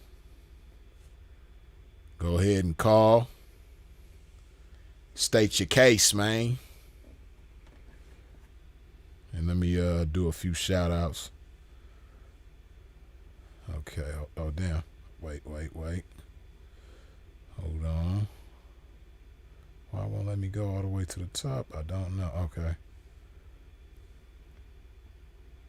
Damn. I can't see who that is, but somebody gave a $5 holler. Much appreciated. A man who exemplifies the truth, Philip Gilmore. Appreciate you. We're going to get right back to that. Hold on. Hey, you on the line. Freeze, what's good, my G? How you? I'm fantastic, man. How are you? What's good, bro? Man, this is Mr. Reed from the chat, bro. Oh, what's going on, man?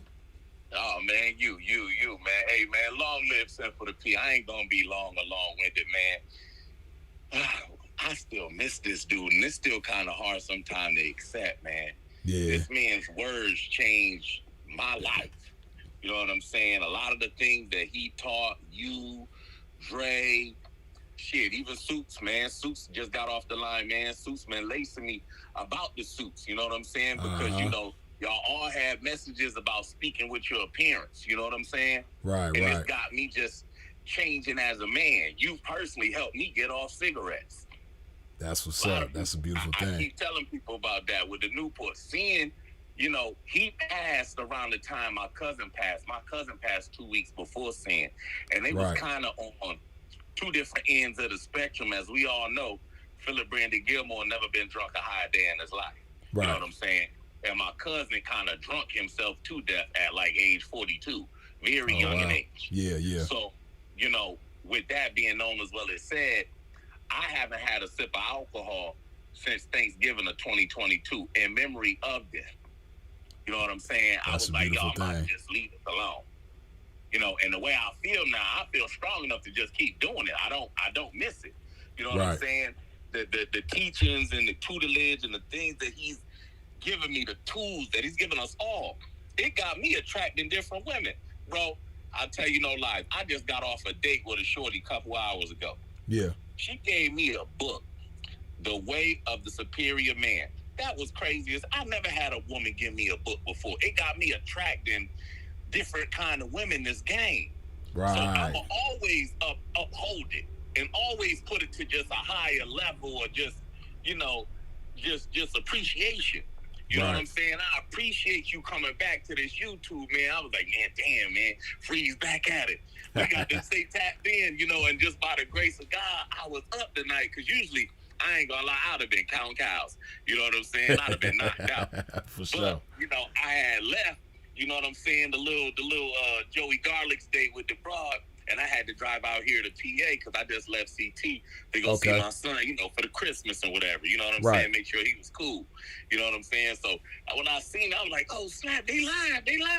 You know what I'm saying? So it was like, it was dope, man. You know what I mean? And I thank you, man. I swear, man, the way you move with that man, and you know he loved you. He was your biggest supporter. So I know he is just smiling from ear to ear to see you back at it, man. For sure. You know what I'm saying? And the way y'all honored each other and love each other, man, we could all learn a thing or two from y'all.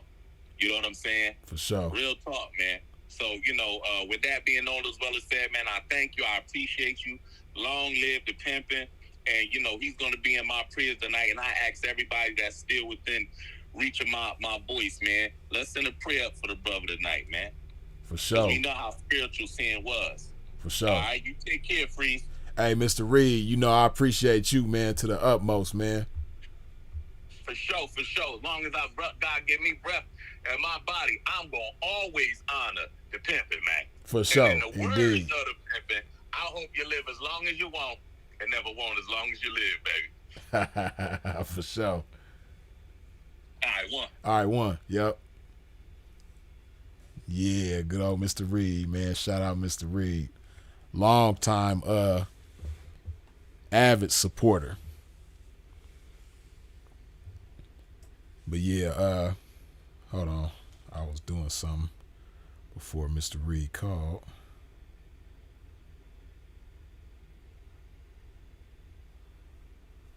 Hold on. But yeah, Adrian Thomas, good looking with the $20 holla. Thank you for keeping the channel going. Much appreciated. Beware the dog 216, good looking with the $2 holla. RIP to the masterpiece, mouthpiece, Sinful to P. Yes, indeed. Hey, you on the line? What's the word? All right, Freeze, how you doing, man? I'm beautiful, man. How you doing? All right, that was some cool pictures right there, man. It was real touching, man. Oh, for sure. I appreciate that, man. Hey, but y'all, you done had some beautiful people on there on the show tonight, man. Yeah, for sure, definitely. It just shows how much you and a man was loved, man. You know what I mean? For sure. And my man, Sinful Peace, never be forgotten, you know? Absolutely. Never be forgotten, man. That man's smile was infectious. You know Yeah, for sure. Hey, you know, it's funny how you mentioned his smile, right? Because it's, you know how they say you kind of don't appreciate certain things until they gone. You know, me and him got a lot of pictures together, man. And I noticed in the majority of the pictures, he's smiling and I'm not. And I just thought about that. I was like, damn, I gotta stop bullshitting on my smile, man. I gotta start working my smile more, man. Cause bro stayed working his. He laughed a lot too, man. He laughed at me 80% of the time, man. Yeah, but you know, we laugh together a lot. You know what I mean? Of course, you know, just us being in each other's presence, man, nonstop laugh. Oh, hold up.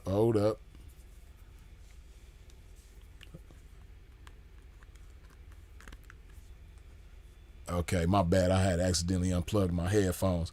But nah, you know, us being in each other's presence all the time, nonstop laughs, you know, but for some reason, whenever it come to picture time, you know, I rarely smiled, man, and I kind of regret that, you know. So since then, I haven't taken a lot of pictures since he been gone, but you know, I do my best to work to smile as much as possible now, you know.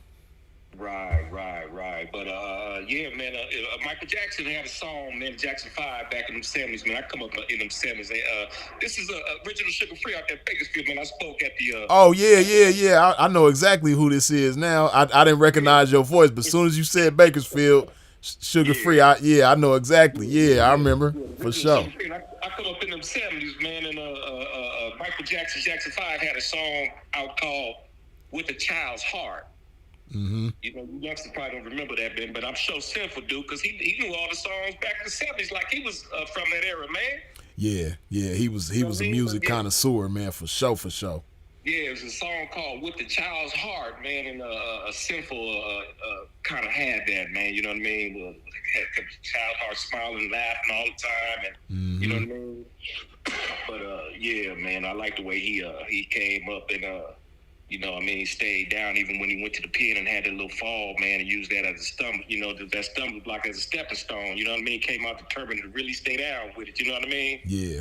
Yeah, that's a beautiful thing. And both y'all just, man, have that discipline, man, that you need to the highest degree, man.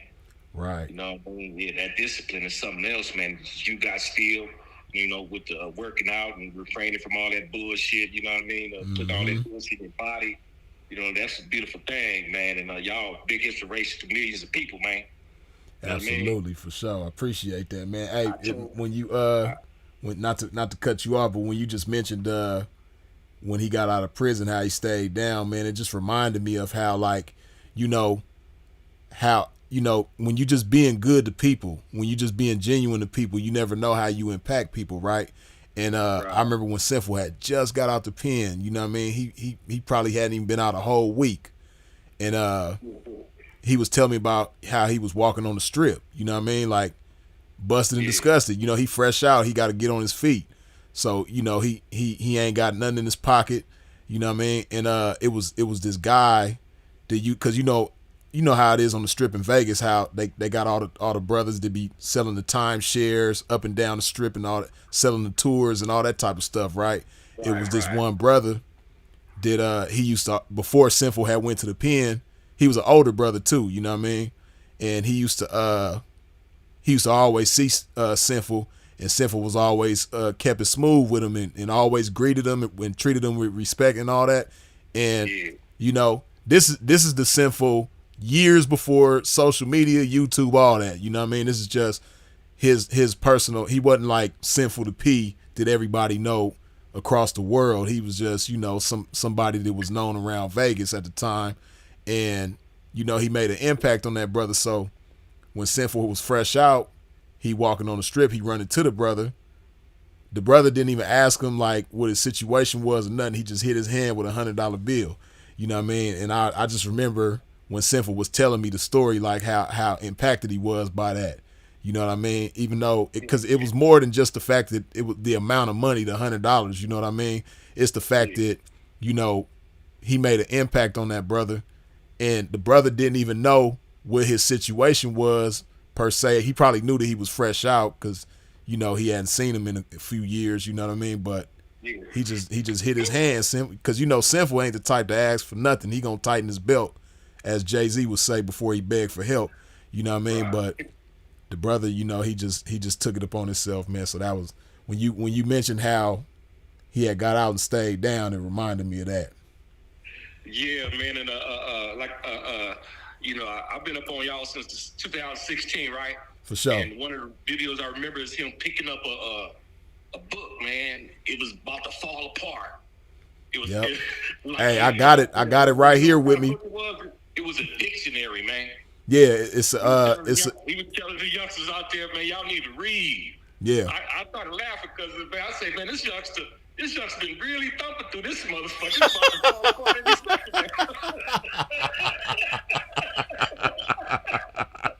Yeah, man. Hey, he loved that thing to death too, man. I got it with me still right now, you know what I mean? But yeah, I still got it. But yeah, he cherished that thing.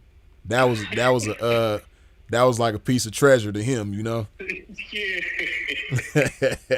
But you're right though. That thing was even back then. That thing was falling apart, you know. And I believe it was Elder Patillo. Shout out to Elder Patillo. But I think Elder Patillo told a story of how he got that dictionary when he was a youngster. I think Elder Patillo told that, if I'm not mistaken. You know what I mean? I forget, but you know. Yeah. Hey man, what happened to that video he put up, man? Called "Beautiful Pimpin'," man. It wasn't really no words. It was just a bunch of pictures, old school pimps back in the 70s and 80s and 90s. You know what? I know what video you talking about. See, this is why, you know, as he would say, you know what I mean? This why it's beautiful when the game talk to the game. You know what I mean? Because I haven't even thought about that video in forever. But as soon as you said it, I visualized it. I know exactly what you're talking about. I'm gonna have to dig. I'm pretty sure I got it. You know what I mean? I just got to dig for it. But yeah, when I find it, I'm gonna definitely put it out there. Yeah, I know exactly what you're talking about for sure. Yeah, I like the way he respected the old school pimps and did his homework and his, you know, looked back in history, man, and really paid homage to them old school cats, man, in the 70s and the 80s, man. Yeah, he really did. He really did value that. You know what I mean? The history that those guys had, man, and it's unfortunate that a lot of his visions didn't get to be brought to fruition. You know what I mean? Because he had a lot of brilliant, beautiful ideas that he wanted to put into action, but you know, unfortunately, never was able to. You know, but that's one thing he definitely had a lot of love and appreciation for was the elders of the game. You know. Right. Yeah, more youngsters, man, need to do the same thing, man, and you know what I mean, just pay attention, man, to what went down in them 70s and 80s, man. They can learn a lot from that shit, man. For sure. Watch a lot of Simple's old videos too, and yours too. You know what I mean? For sure. But I like the way you from that Long Beach, man. I used to play that motherfucker, man, with Biddy Mac and Big Snake, you know, back in the 80s, man. You know what I mean? Yeah. Yeah, my storm ground was right there up toward that Signal Hill, man. I used to really get it in, man. Oh yeah, you talking about over there off of Cherry?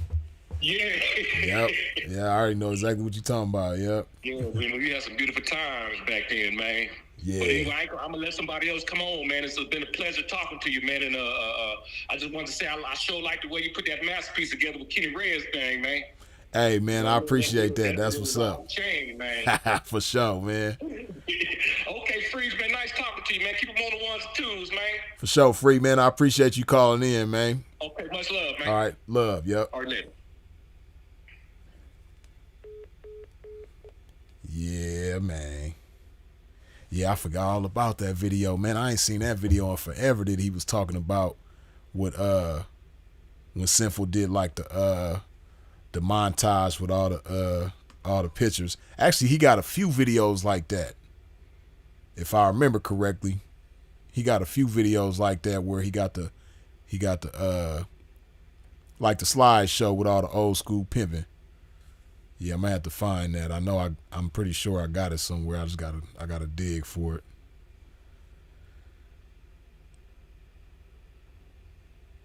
missed them battles, man. Sin kept it lit. Yeah, he definitely did, man, for sure. Brother Bill, good looking with that $2 holler. You did. Glory to God for this game.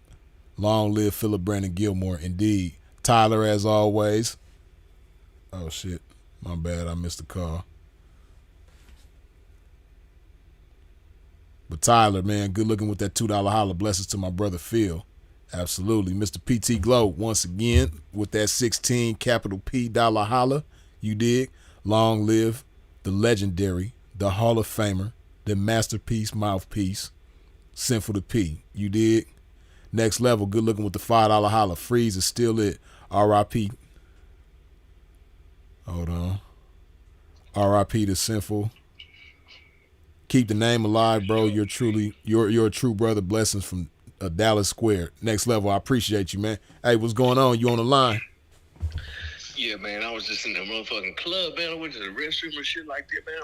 Motherfucker, I couldn't even get in, man. But now I'm here, man. I can't believe you've been on this long. You done went to the club, came out. We still active, huh? Man, I was at them white bitches, man. Them white bitches, man. I done met a surgeon. I done met a lawyer. I done met a bitch that talk about she like some stupid ass shit like something to do with autobiography. I ain't even remember, man. But all I know is, man, shit, man, the white hoes still liking on me, man. So it is what it is, man. Yeah. And I'm gonna say it for what it is, man. I'm white privilege to P, bro. This motherfucker, man. But that's enough said, man. Yeah, man. Hey, man, said, man. Hey, man. I remember I've been with this nigga so long, man. I actually got on to him for a motherfucking roast, but yeah, like back in like, god damn, 2014. And then I heard about that nigga Sin. And then I started following that nigga, man. I was like, and that nigga, man, the first video I remember watching was Treat Your Dick Like a Holiday. I was like, man, they got them bitches remembering me, man. You know, I'm young by 23, man, in 2023, like, tell you, man. Hey, man, ain't that one can tell me shit, man. You know, tell hey, you niggas out there, man, I'm gonna say it, man. But when he even said, he gonna say, hey, man, can't no white boy up here, hey, can't no Mexican up here. Yeah, I agree, nigga. Y'all sit the fuck down, nigga, because I'm gonna come through, bro, this motherfucker, man. I'm sick about this shit, though. You know what I'm saying? Nah, man, but yeah, I remember that motherfucking video, Treat Your Dick Like a Holiday and shit like that, man. That shit was flying on the motherfucker. I had a few bitches remember me. They still remember me to this day. But nah, man, and then I remember that one video, man, I was in Louisiana. I remember I was with my pops. I wasn't all the way, but you know, I was halfway. But I was listening to that motherfucker with Johnny Cash and shit like that, man. I remember that goddamn the husband roast and hell, even your video with the when you put the cloud on it, the cloud nose on that nigga. Yeah. That nigga made me, hey, Freeze, we need to have a sit down about that. We need to have a... You stupid. We need to talk about that.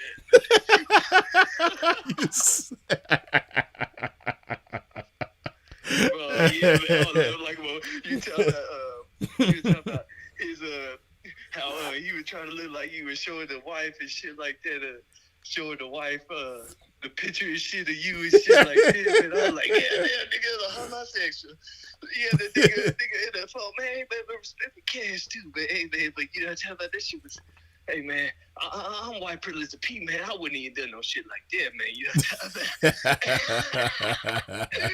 And then I remember the motherfucking video with that nigga. Man, I remember all the videos. Well, one of my favorite videos was that with the whole video with Nights, man. That was a cold motherfucker. God damn. Man, Are you talking about the video about Nice, you said? Funny. What's up? You said the video about Nice? Yeah, bro, that shit was just funny, and it was classic, man. Just everything about it, man. Just and how Nice went on with that lean and shit. You know, I'm from Texas, we know about this shit, man. But you know what I'm saying, man? Yeah, man, that was fucked up. And then how the nigga came, like I ain't down at Nice, but I'm talking about how the nigga came out of jail, talking about he wanted to be tricking and shit. I was like, damn, a cold ass nigga like Nice. You know what I'm talking about? But I ain't down to no. I was just like, the whole video was crazy, man. Yeah. I say adventurous, really. But it ain't even up or whatever, man. I guess it's put up. And then the next video, I really remember, man, was at the last. It was like last year, man. It was with Kelpie, man. You talking about that white boy? Hey, man, I swear to God, I'm gonna slap the fuck out that nigga, man. He posted on that goddamn YouTube.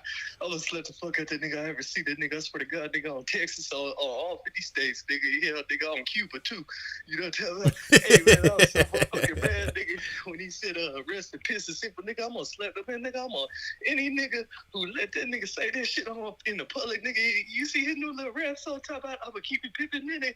Nigga, you ain't gonna keep it pimpin', nigga. You a goddamn huggy, nigga. Shit, sit your motherfucker. That nigga, this white privilege nigga talking, nigga. You know tell that nigga, I'm gonna whoop your motherfucking ass, nigga, talking on people like Why that, you gonna nigga. get violent on Kelpie, man? He had already got beat up in front of millions of people, man. Nah, man, that nigga Almighty didn't do the right job, man. You know, that nigga Almighty look like I can whoop that motherfucking big ass nigga. You know, I'm 5'11", you know, tell me, hey man, I'm from heaven, man. You know, tell me, hey man, that Almighty nigga, man, I think I can knock you too, nigga. You know, tell me, hey man, like I said, man, hey man, respect to the Bloods, the Crips, the Baskets, and areas, man. Hey man, but you know, tell me, y'all niggas just be banging on me, man, when I'm knocking your bitch, man. You know, tell me, I just hate you niggas, man. You know, tell me, you talk about 223 and 9mm and Smith and Wesson, nigga. Nigga, shut your ass up, nigga. Get this motherfucker stepping over there with that gangster shit, nigga. Old Mac wannabe ass niggas. Nigga, you sucker ass niggas. You wouldn't even know what to do with a real bitch. You know, tell me, hey man, I'm international with this shit though. You know, tell me, hey man, I just dropped my album, man. Respect to Sinful, man. I'm DJ Server, man. You know, tell me how I throw Dustin Records over those Texas, man. Wild West, yeah. You talking the spectacular, immaculate, impeccable, motherfucking immaculate, man. I ain't got no time to play about this shit. You know what I'm saying? Hey man, but rest in peace to Sin Freeze. You know what I'm saying? I remember that nigga. Hey man, he really motherfucking gave me a lot, man. You know, helped me get on my shit.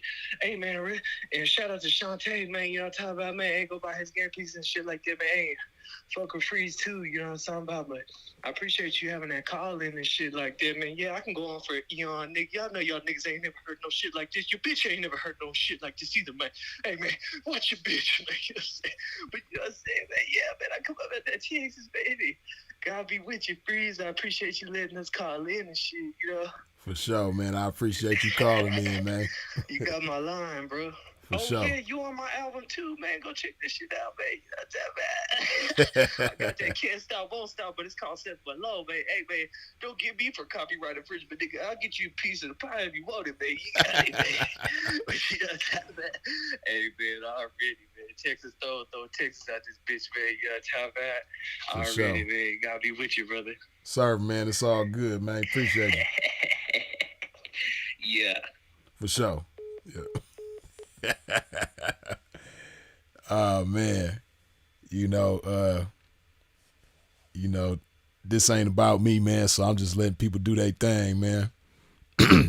Long as you ain't coming with no hate and no derogatory nothing, you know what I mean? I'm gonna let you do your thing. I'm gonna let you rock. You know what I mean? It's y'all moment, man. As you can see, we got all kind of colorful individuals, man. That Sinful to P made an impact on, you dig? But yeah. Lavish Beauty. Good looking with the $280 holler, you dig? Long live Sinful to P. Absolutely. Coming through.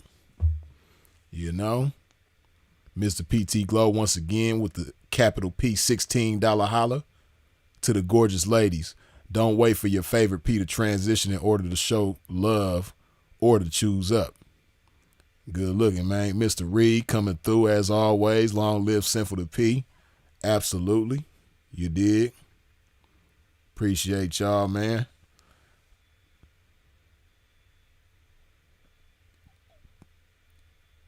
Y'all crazy in these comments, man. Yeah, man. Brent Busby, good looking with the $10 holler. The masterpiece mouthpiece will never be forgotten. This brings back so many memories.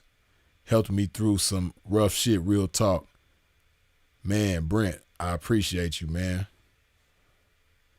As always, you know. And yeah, definitely, you know, that's the beautiful thing about Sinful to P's content, man. He got so much content.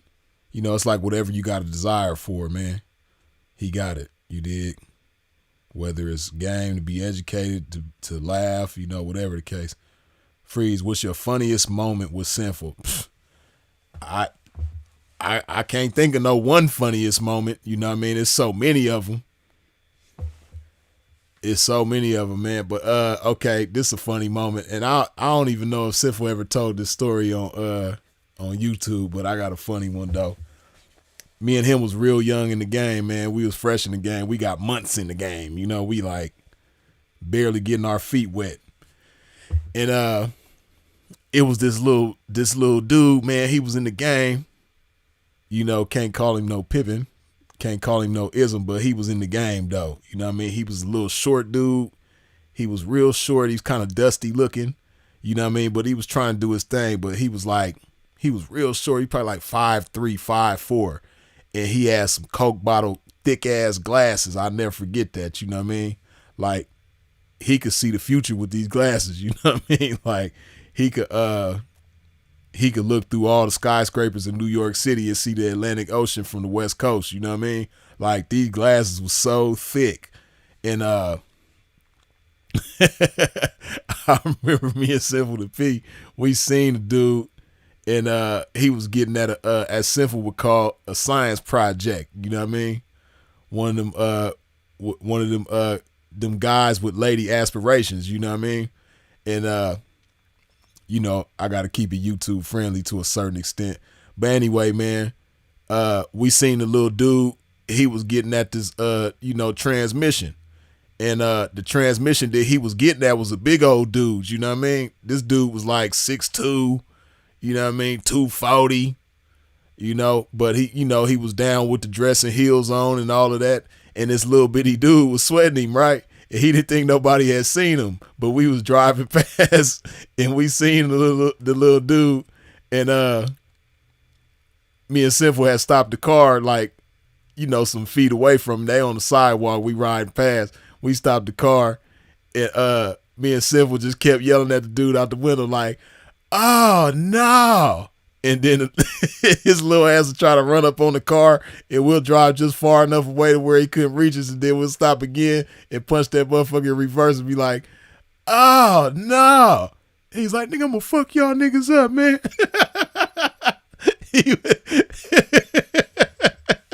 That little nigga was mad as hell. That shit was funny as hell. But me and Simple just kept taunting his ass, and every time we'll say something to his little ass, he'll try to run his little leprechaun ass up on the car, but we'll drive just far enough out of his reach and then stop again and be like, "Oh no." Oh man. But yeah, it's too many funny moments, man. But that was like a funny moment that I don't even know if Sinful ever shared that story on YouTube. He probably have.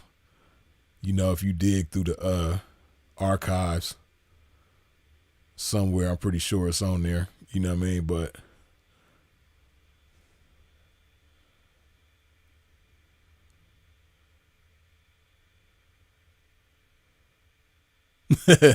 Action Jackson say, a man thought Sin told him to shut up and said, "I didn't tell you to shut up, but shut up." Yeah, man, I don't know, man. Like I said, I got so many funny ass memories with bro. It's hilarious. But one of my favorite memories with bro is excuse me, my bad, I'm missing phone calls. But I'm so busy chopping this game. But now, another funny moment, man, is when we used to sit up and roast Hassan, man. See, some of the funniest Hassan Campbell roasters, man, wasn't even televised, man. We used to just sit around and just go back and forth playing different songs. Oh, man. Yeah, bro was a fool, man. But,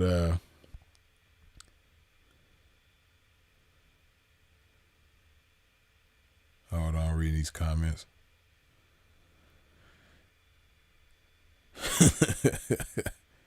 Yeah, like I said, man, it's too many funny ass memories.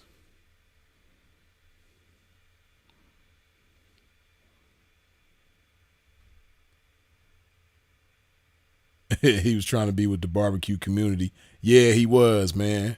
he was trying to send on one of them too. He was sweating that transformer too, man. Can you imagine a little bitty dude like 5'3" with some Coke bottle glasses? You know what I mean? Look like Mr. Magoo. And then, you know, he like dusty as hell with these thick ass glasses, and he like 5'3", as Sinful would say, by the grace of God. Imagine somebody like that sweating a transformer this like 6'2", 240, big old dark skinned transformer, you know what I mean? Little bitty dude, he was trying to put some chocolate thunder in his life, you know? And really popping his best, you know, mouthpiece at him, you know, putting his best mouthpiece forward that he could, you know? Like really trying to have this transformer, man. And I just was like, this guy here, man. Me and Sinful was dying laughing at this dude.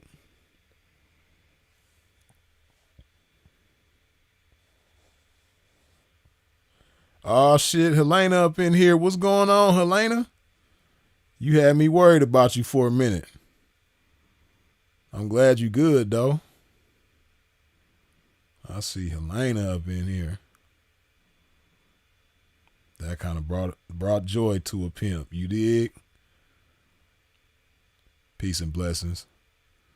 Peace, blessings, and love to the Freezers, It, Mods, and Chat. Rest in heaven to my little brother, Sinful the P. He will be forever loved and missed. Absolutely. Yeah.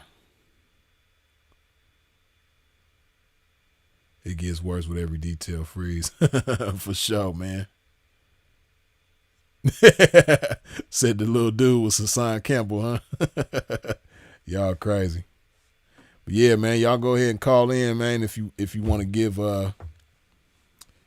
your share your thoughts and give your testimony in regards to Sinful to P. You dig?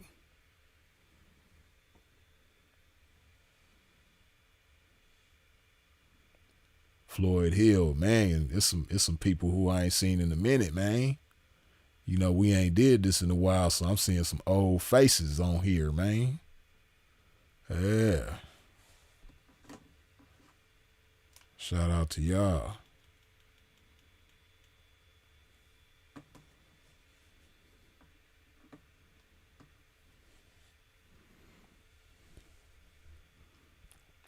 Y'all up in here hanging too. You know what I mean? We've been going strong. You see. When Sinful checks Siri for getting out of pocket. For real. Hey, Siri is an out of pocket bitch though. A lot of people don't know that, man. I done got Siri out of pocket a few times. Oh shit. See? Siri all in the pimp's business. I wasn't even talking to you, bitch. And the bitch all in the pimp's conversation. Talking about I found a pistol out of pocket and all that. Hey, bitch, pimp didn't ask you that. You know what I mean? Siri just jump all in the pimp's conversation, man, when the pimp talking, man. Like the boy Pretty Tony said, you shut the fuck up when grown folks is talking, yeah? Siri just all in the pimp's mix, man. What's wrong with you?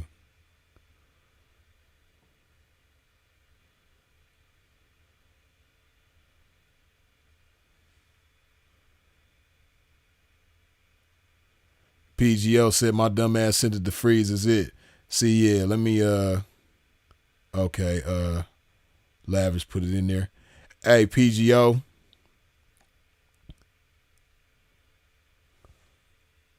Hold on.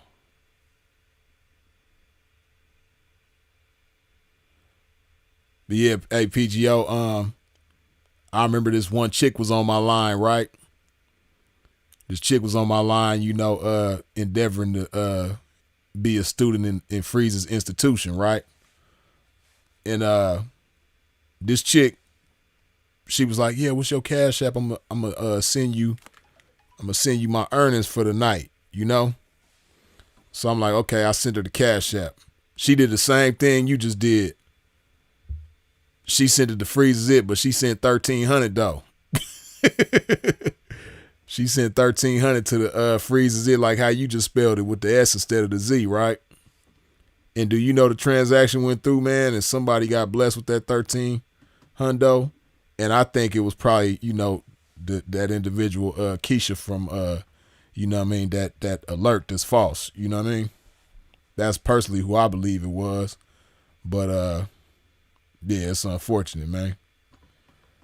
But, yeah, I apologize for that, man. I wish it was something I could do to undo that transaction, man. Because I'm pretty sure that the individual who created that ain't nobody that's cool. Because if it was somebody that's cool, they ain't nobody that's cool gonna do something like that. Like, who takes out the time to try to create a Cash App and see if that tag is available? You know what I mean? Because you know the original freeze is it the way I spell it ain't available. You know, so for somebody to take the time and say, let me do freeze is it and spell is with an S instead of a Z and see if it's available. Then you find out it's available and take the shit and do that sucker shit, man. That shit ain't cool.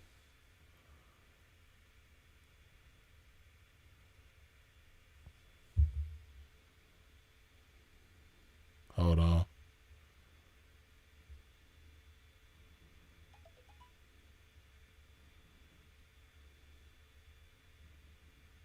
Hold on a second.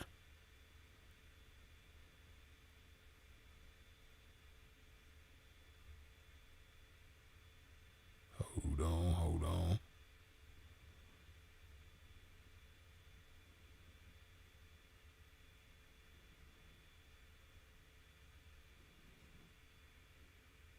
Yeah.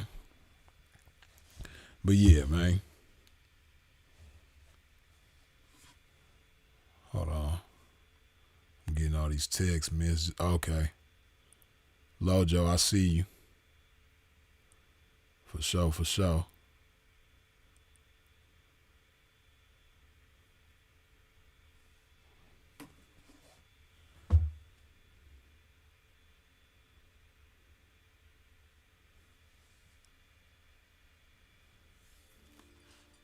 Okay, here we go.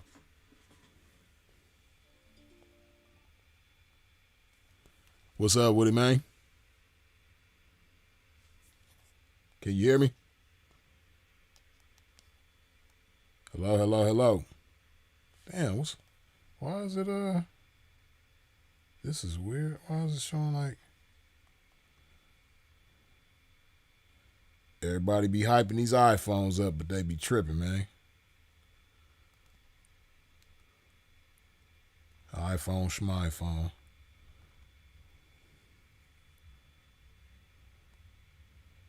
Hold on, man.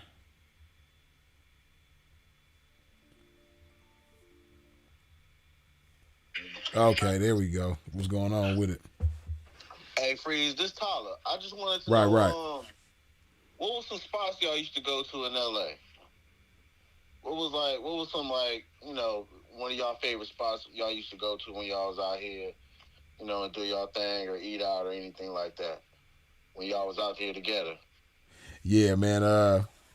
It's funny you say that, right? So I got a good memory. I remember one time we was at Roscoe's Chicken and Waffles in Hollywood, right there off of Sunset and Gower. And that's how you know this is old, because me and Sinful stopped eating waffles and fried food a long time ago, right? Yeah, it probably was like 2016, 2017. Nah, it's even earlier than that. It's probably like 2013 or 2012 or something, you know what I mean? Nah, actually, probably might even be older. Yeah, probably like 2012, something like that. But we sitting in Roscoe's eating. You know, Roscoe's be playing like the hip hop and the R&B and all that. And I remember Easy E, Boys in the Hood came on. And man, when I say it was like a Saturday night, so it was packed in there. Man, when I say the whole restaurant, I'm talking about the people in the kitchen, the cashiers, the servers, everybody who was eating. The whole restaurant was singing along to Easy E, Boys in the Hood. me and Simple included. Everybody in there cruising down the street in my 6'4". I'm talking about the whole restaurant. You know what I mean? It was a funny moment, but nah, you know, of course we used to like going to Roscoe's. Of course, Eminem Soul Food. of course, Whole Foods markets. You know what I mean? Like me and Sinful done probably been to every Whole Foods in LA. You know what I mean? Okay. Y'all been to the one in downtown? That was the last one I went to. Yeah, nah, Sinful never been to that one because I'm pretty sure that before he went to Canada, that one wasn't open yet. You know what I mean? Because he went to Canada at the end of 2018, and I don't think that one was there yet. Or if it was, it probably was just there, and he ain't. I don't think he ever made it to that one. But yeah, we used to like to go to the one in the valley off of Ventura Boulevard and I think that's Tarzana. Cause they got a few of them on Ventura Boulevard. They got some new ones on Ventura now, but back in the day they only really had the two. They had one on Sepulveda in Sherman Oaks, and then they had the one. I want to say that's Tarzana. But we used to like to go to the one in Tarzana. We used to like to go to the one in Venice Beach on Rose and Lincoln. You know what I mean?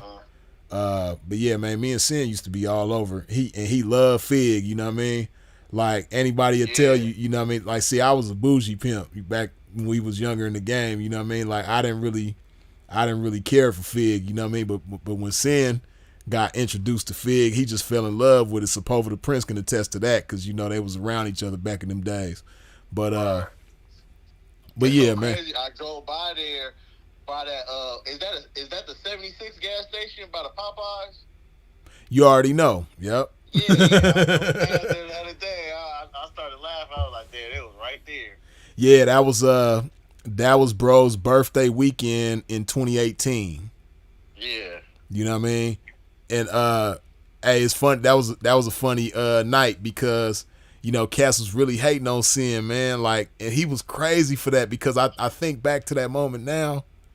You know, at the time I knew it was kind of crazy, but when I think back about it even now, especially like all the stuff that be happening on Fig, bro was crazy. He had that limo driver going through them side streets, and see, anybody who really know Fig, right? You know, going through them side streets is dangerous because it be bumper to bumper traffic, and a lot of times that's when niggas get on their bullshit and try to rob a motherfucker or do something to you and all type of shit. You know, I done seen all kind of cats get caught up in tricky situations on them side streets, so you gotta be careful, man. Exactly. This is birthday weekend. You know what I mean? I think that was like either a Friday or Saturday night when we was right there, and he had the limo at the gas station right there. Yeah, I saw that. And yeah, he had that big ass limo, man. He had that limo. I know the limo driver was probably looking at his ass like, man, you really want me to go down these streets? Yeah, because they was out there all night, and he just had the limo driver just going through them. Imagine somebody taking the big ass limousine down every side street on Fig in the 60s. You know what I mean? Like where all the bullshit be going on. But yeah, he was really shaking it up, man. That was just his thing. He was really into that, going to different cities, getting a limousine in that city, and then just going to the Blade. You know what I mean? He did that in Chicago. I want to say he did that in New Orleans. He did it in Arizona, Cali, Vegas. Yep. He just was. That's what he liked to do. You know what I mean? He liked to get him a limo. You know what I mean? Especially if he could. You know, he'll get like that Zemer limo or that Bentley limo. You know what I mean? Like in Chicago, he had the Bentley limo. In Arizona, Arizona, he had the Bentley limo. Especially like for his birthday, or if he was going to a concert with his peoples, you know what I mean? That's the type of shit he was into, man. He really enjoyed that. So, but yeah, that's what was going on that weekend. We was right there on Fig, and it was his birthday, and yeah, it's crazy ass that limo driver going down them dangerous ass side streets, man. But and Cass was mad about it too, because I was getting phone calls, you know what I mean? Like, man, is that your partner, man?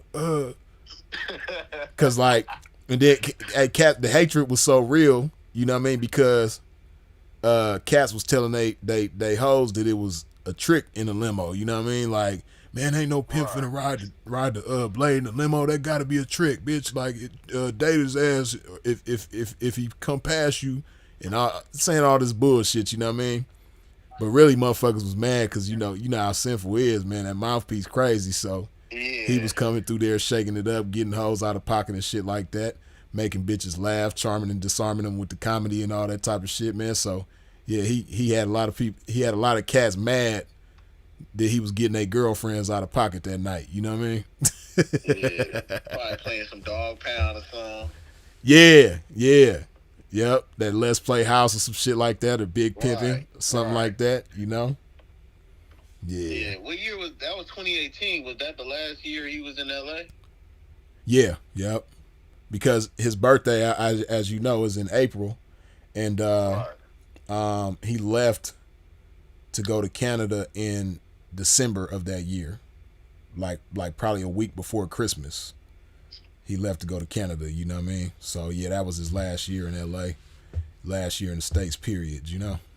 But in that year, he did a lot of moving around. I think he went to Chicago that year. I damn near want to say he went to Vegas that year too.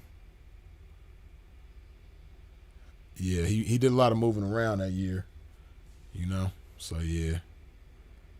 Yeah, that's crazy. My birthday in April too. April 19th, so I think we like 8 days apart. Well, he the 30th. Well, you probably thinking 8 days apart because that was the day that we had that the memorial for him in Vegas. You're right. It was the 30th. Yeah, that was 30th, yeah. That because that was the closest date. Because honestly, it was supposed to Prince to kind of, because I kind of was having that thought in my head about doing a memorial for him once things didn't work out the way they were supposed to in Chicago. You know what I mean? I was thinking about doing something on his birthday, and then supposed to Prince. I was talking to him one day, and he like put the idea, you know, further imprinted it on my mind. So yeah, you know, supposed to Prince is really what solidified it. You know what I mean? But we was talking about Chicago too. I wouldn't care. I was gonna get on that flight. Yeah, man, and it's you know, it's just unfortunate, man, when you have people that don't want to honor your wishes, man, that have control of your situation once you're not here no more. Because, you know, I just, you know, that was my bro, so I just know his wishes better than anybody. And one thing I know is because like when different individuals, like when Kenny Red passed away, right? He was like, man, Kenny Red was supposed to have 2 funerals, man. He's supposed to have one in Vegas and one in Oakland, man, because, you know, he represented both areas, you know what I mean? You said the same thing with Kevin Samuels. You took the words right out of my mouth, exactly. That was the next thing I was finna say, you know what I mean? He said the same thing about Kevin. He was like, man, Kev was supposed to have 2 funerals, man. He's supposed to have one in Atlanta and one in Oklahoma City, man. So, just with him having said that to me, you know, I already knew what his wishes would be for himself had the time come, you know, so you know, that's what was on my mind. I was even telling people that's what the plan was, you know what I mean? So it was just unfortunate that it didn't get to play out that way, man, but we still honored him as best we could, and we still honoring him right now, so that's the main thing, you dig? Yeah, and I think Vegas was more legendary anyway because he had so many stories in Vegas. Like, right, exactly. It really was like his second home. Yeah, definitely it was. You know what I mean? It definitely was, man. You know, he was a pillar in the community in Vegas too, man. Even before he was known on YouTube and in the internet, man. You know, he was well known in Vegas, well respected in Vegas, and well loved in Vegas. You know, so yeah, that Vegas was definitely a great place to honor him, you know. And as you know, it was an epic event, man. It was beautiful, man. So yeah. What was his favorite hotel in Vegas to go to? Oh, the Wynn. The Wynn? Yeah, he loved the Wynn. That was the place I stayed when I went there a couple months ago. Oh, okay, yeah. Sin loved the Wynn, man. When he was in Vegas, his favorite hotel was the Wynn. When he was in LA, his favorite hotel was the W in Hollywood. Yep. When he was in Chicago, man, I know the place. Like, if I was in Chicago right now, I know how to get exactly to the place, but it's a spot on Michigan Ave that he used to like to stay at downtown Chicago. I can't remember the name. Damn. But it got, matter of fact, because you got the program. You know that picture, that centerfold in the middle of the program? Yeah, I'm gonna look at it right now. I got it on me right now. Yeah, that centerfold picture where he's standing there with the black and white. With the blue door? Yeah, it's like a I want to say it's like a carousel type of door. I think. Yeah. I'm looking at it right. He had a black and white suit on, right? Yeah, that's in front of the hotel that I'm talking about in Chicago. That's on Michigan Ave. I just can't remember the name of the spot. You know what I mean? But anybody that's from Chicago that look at that picture could probably tell you like, oh, that's the such and such. You know what I mean? Right. But he liked that spot, and then in Minneapolis, his favorite hotel was, which is also my favorite hotel in Minneapolis, the Hyatt Regency, downtown Minneapolis. What else? Oh, and in New Orleans, he liked to stay at the Crown Plaza, but then also the they got the W too. He liked the W in New Orleans. I like the W in Lowe's. You know they got a Lowe's in New Orleans is dope too. Trying to remember what else, man. Yeah. But those are some of his favorite hotels. I remember he told a story in New Orleans where I used to go I guess it was a dude selling gumbo in the street. Oh man, the Gumbo Man. Gumbo Man, yeah. Hey, shout out to the Gumbo Man. I hope he's still out there doing his thing, man. But he was like, hey, the Gumbo Man was like the ice cream man. You know how like when the ice cream man come through the neighborhood and you hear especially that in LA. Yeah, you hear that music. You know what I mean? Yeah, he on the bike with the cooler in the front. Right. All that. Right. Or like the corn man, you know how the corn, see, you in LA, so you know, like I know, like in LA, you hear that horn with the corn man, that dooga dooga dooga dooga. That's how the Gumbo Man was on Bourbon Street, you know what I mean? We'll just be kicking it and you won't see him, but you'll hear him. He'd be like, Gumbo Man. He'll shout it out real loud, you know what I mean? Gumbo Man. He was a black dude? Yeah, he's an older he's an older brother, you know what I mean? And he'll just shout that out, Gumbo Man. And he'll pull up in his he had a Tahoe. And he'll pop the back of that Tahoe, man, and just had a whole back of the truck just filled up with gumbo, you know what I mean? And I'll have to go over there, man, one day, man, start looking for him. Yeah. Last time I seen him. That's the second favorite spot to eat, I think, behind Chicago. You said Chicago and New Orleans was the top favorite. Yeah, man, New Orleans, man. I always tell people if I lived in New Orleans, you know, the freeze that y'all see to be, you know, working out and shaping, nah, it'd be a different freeze if I stayed in New Orleans, man. Right. I probably would be fat as hell, man, if I stayed in New Orleans, man, because the food they got is just off the chain, man. Like, it was this buffet that me and Sin used to go to, this Chinese buffet in Metairie, which Metairie, for those who don't know, is a suburb of New Orleans. You know, it's like the next city over. And it was this Chinese food buffet, man, that we used to go to. Me and Sin would go there and act the fool, man. You know, this is when we wasn't really so much on the health tip as far as the eating, man. Right. You know, and then New Orleans will make you forget about that kind of shit anyway, you know what I mean? Right. You were still figuring it out. For real. And we still had a lot to figure out at that time, you know what I mean? The part that we did have figured out, you know what I mean, was that New Orleans food was off the chain, so we was sticking with that part that we had figured out, you know what I mean? Yeah. You remember the name of the Chinese buffet? Nah, I can't. It's another one of them things where if I was in New Orleans, I know how to get there, but I can't remember the name of the spot. You know what I mean? That's how I am with a lot of anybody who really know me knows that I'm like, that's one of my strong suits is my direction, my skills when it comes to direction. You know what I mean? I'm the type I don't fuck with GPSs or none of that. You know what I mean? I just when I get to a town, you already know. Yeah. When I get to a town, I just figure my way around. You know what I mean? I learn all the main streets first, and the highways and all that shit, and then from there I just like learn my way around. You know what I mean? Yeah, that's a good way to learn because most people they can't even get nowhere without no GPS. Yeah, exactly. Been there 10, 15 times. They already, you know, but hey, it's funny you say that because one of my students not too long ago with her big head self, she it's a place that's like, you know, she go do her thing at, but it's like 15 minutes on the freeway from where she live. 15 minutes away, and she done been there about 30 times. And the other day she hit me. 15 minutes. Right. And she hit me the other day, bro, and was like, my GPS is tripping. Can you tell me how to get? And I'm way in a different state. But she know how I am with directions though. So you know what I mean? She's like, can you tell me how to get home? I'm at such and such. I'm like, are you serious? Woman, you done been back and forth between there 100 times and you don't know how to get home? I'm like, yeah, so but see me, you know, by me coming from a different time, you know, I just been good with directions. I get that from my pops. My dad is the same way. Even though now he done became a GPS baby too. He'll put some in the GPS, but me, I don't really mess with GPSs like that. Yeah, because at that time you just had maps.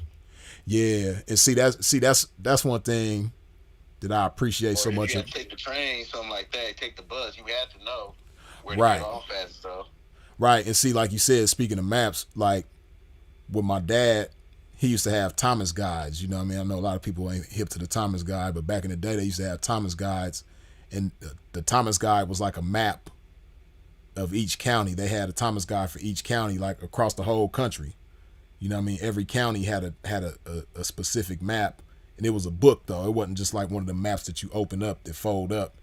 The Thomas guide was a book, and it had different pages, and it had an index in the back to tell you where every street was and every block number, like 1900 Sunset Boulevard, 2000 Sunset Boulevard, 2100, to have each block, each city, and it had an index in the back of each Thomas guide. You know what I mean? So when we used to ride around with my dad, me and my brother be sitting in the back seat bored, and it wasn't no TikTok or Instagram and none of that shit back then. It's the 90s, so we just used to look at the Thomas guide. That was our entertainment, you know what I mean? But it made us good with directions though.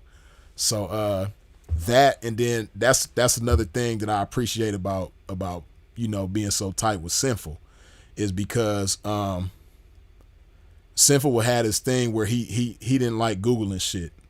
You know what I mean? Like if he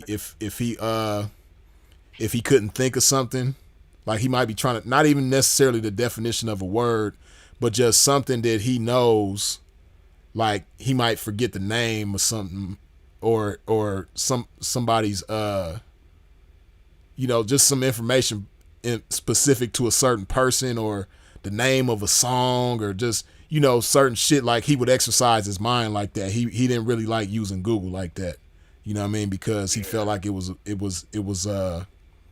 easy cop out. Right. It was like a way to cripple your mind. You know what I mean? Right. So he, you know, he was into exercising his mind as much as possible. So like he'll be trying to think of something, and he could easily Google it and find the answer in 5 seconds, but he wouldn't do that. He'll just like sit there and think for a minute, and then if the answer came to him, then it was what it was. But if not, you know, it was what it was. But he refused to use Google when it came to certain things. You know what I mean? Right. So on that same token, how he was with Google, that's how I am with GPS. Just like how Sinful the P refused to Google shit that he could figure out on his own, I was the same way with, or I still am the same way with GPS. You know what I mean? So we kind of like encouraged each other in that way, you know? Yeah, nowadays them phones store all that information. That too. So, and that's what I don't like. Like my phone be like, okay, Freeze, it's time to go to the gym. I'd be like, motherfucker, who the fuck is you telling me it's time to go to the gym? Right. It already know your whole program. Yeah. It's time to go to such and such store, or it's time to go over here. And I'll just be like, this shit ain't cool. I don't like this. It's easier for them people to find you if they need to find you. For sure. They need to get to you. For sure. Yeah. One more thing. What about Oakland? Like, what y'all used to do in Oakland? Where y'all used to stay at? And hey man, me and Sinful did we did a whole lot of nothing in Oakland. You know what I mean? Me and Simple didn't used to fuck with Oakland, man. Whenever we was in Northern Cali, we'd be in Sacramento or San Francisco. You know what I mean? Shit like that. But we didn't really. The only thing we did in Oakland was probably go to a funeral or two here and there. You know what I mean? That's about it. Like Oakland, man, ruthless, man. I went to Oakland a couple times. I had to park my car at the hotel, just Uber everywhere. I wasn't trusting it. Yeah, and then now, you know, since the bipping done became a thing, man. See me, and when I tell people who ain't really been to the Bay recently or who don't really know what's going on in the Bay, when I tell people that I do this, they be looking at me crazy. But people from the Bay feel me when I say this, right? But like, you know, my BMW, you know what I mean? Everybody know that car. Right. They know me. So they know it's a nice vehicle. But man, the last few times I went to Oakland, man, I roll my windows down and just leave the car open. You know what I mean? Yeah. leave the doors unlocked and leave the windows down. You know what I mean? Yeah, just make sure just make sure I ain't got nothing of value in there. And because they gonna get you. The bippers is gonna get you. You know what I mean? Yeah. They gonna especially if you roll in something nice. Yeah, they gonna get you. And you know, I'd rather take the chance of losing whatever they can potentially take out of the car than the expense of getting my window fixed. Because, you know, when we was out there for Kenny Red's funeral, afterwards, me and Dre and his nephew and his son and a few other loved ones of ours, my cousin. No, my cousin wasn't there. I'm tripping. But no, we all went to lunch after Kenny Red's funeral, right downtown Oakland. It's afternoon, you know what I mean? Broad daylight. And my car is parked across the street from the restaurant, but you know, you can't see the street from inside the restaurant though. Right. So, you know, we sit down, we have lunch, we have a good time. You know what I mean? Man, I come out, my window broke. You know, so I find a glass shop to get my window fixed. It's the back passenger. With the BMW? Yeah. It's the passenger window, right? Yeah. So, I find a glass shop that say they could fix it, right? So I take it over there and drop it off, leave it there for a minute. They call me. They say, man, hate to tell you this, man, but you know, the window that we got for your car don't fit because the window that we got is for the regular 7 Series and you got a LI with the extended wheelbase, so your back window is longer. They probably double glazed. Well, not yet. It is, but not just that. But the back window on my car is longer. Right? Yeah, because I got the extended wheelbase. You know what I mean? So my back door is longer than the back door on the regular 7 Series. So, man, I had to put plastic on my shit and drive all the way to LA like that, man. Oh man. All the bugs fly. I drove from Oakland to the Bay to LA. That's a long ass drive. That ain't Yeah. That's all kind of, you passing by all kind of shit. Farms. Yeah, exactly. Dairies, all type of shit, you know. So I had to go through that though, you know what I mean? And once I got to LA, I went to a shop that had the right window, but it was $600, man. You know, and I just thought to myself after that, like, man, I could have just left my windows down because I seen somebody else in the Bay do that shit. You know what I mean? And then now I think it's probably more common now for people to just leave their windows down. Just make sure you ain't got nothing valuable in there and leave your windows down. You know what I mean? Because they not really stealing cars like that, like the car itself, as far as I know.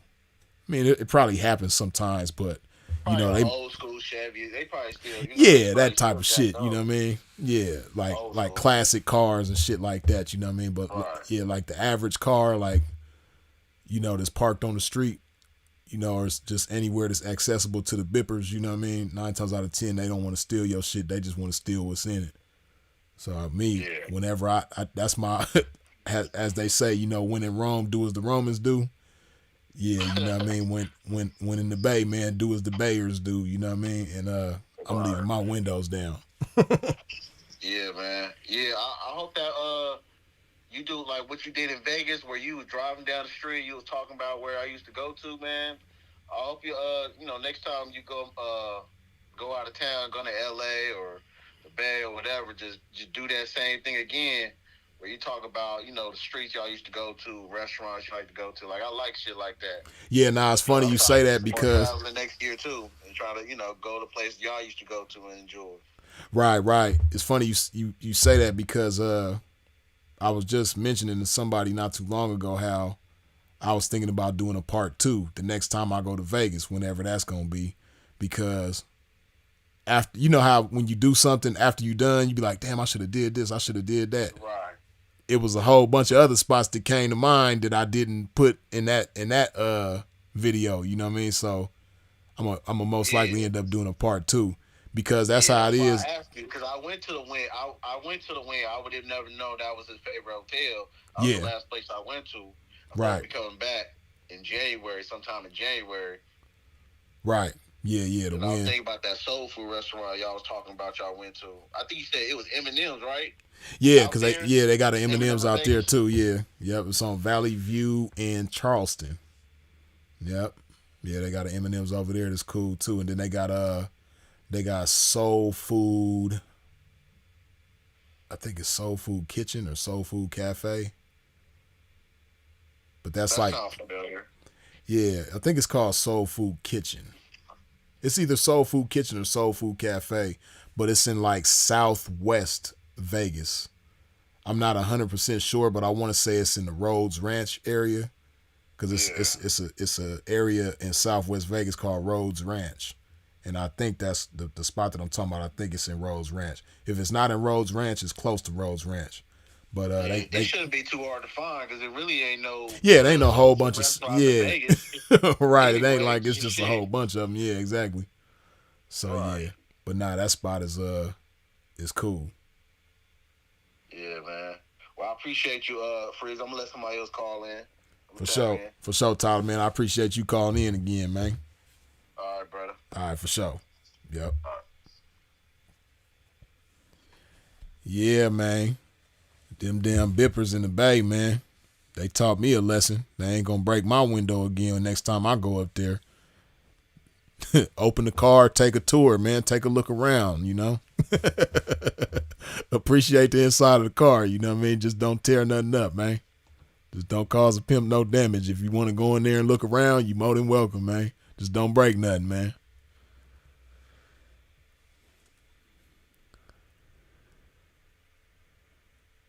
Cinco Hawkins, yeah, I went to the Pepper Mill, but my signal was tripping when I went inside the Pepper Mill, so a lot of that part of the video didn't get caught because my shit was my service was nervous when I went inside the Pepper Mill.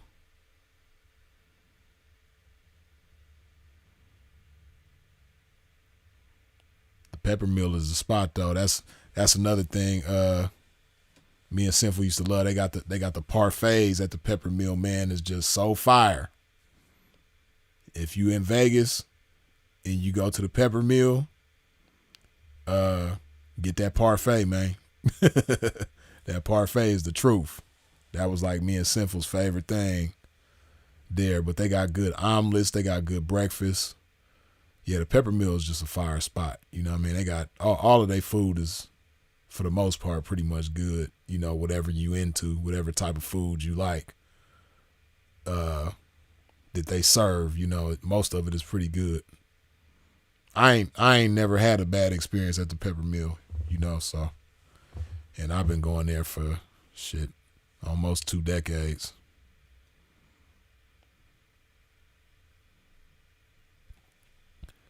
Freeze, there's certain spots you can park at in downtown Oakland where your shit won't get fucked with, laugh out loud. Yeah, probably in like a closed environment, like a parking structure or something like that, that's gated that you got to go in, all that type of shit. Probably something like that, But man, I'm cool on the Bay, man. They ain't breaking no more of my windows, man. They got me one good time. They cost me $600. They ain't gonna get me again. You dig?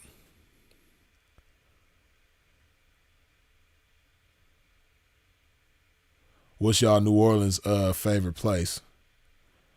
Mother's was cool. We liked Mother's. Me and Sinful used to go to Mother's sometimes.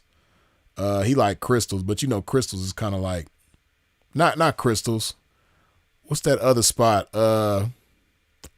When you go down Bourbon and you cross Canal to the other side, it's a little restaurant right there. Is it Daisy Dukes? I think that's Daisy Dukes right there.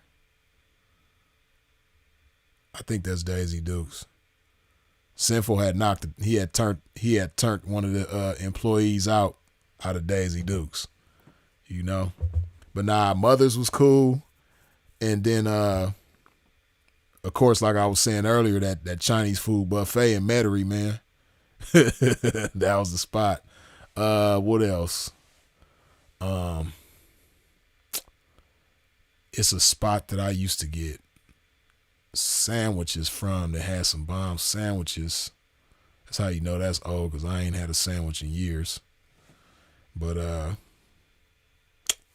damn, it wasn't off of Iberville.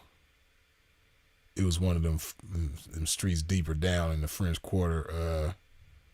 Damn, I can't remember the name of that spot, but they had some bomb ass sandwiches, man, that I used to eat. And then a lot of them hotels got good ass food too, like Lowe's. Lowe's in New Orleans, they got some pretty good shrimp and grits. You know what I mean? If you into the shrimp and grits, which I don't eat neither one no more. I don't eat shrimp no more, and I don't eat grits no more. But the Lowe's, of course, this back in the day, you know, a lot of shit changed over time. I don't know if they still as good as they used to be, but yeah, I used to mess with they shrimp and grits heavy. You dig? Yeah, man.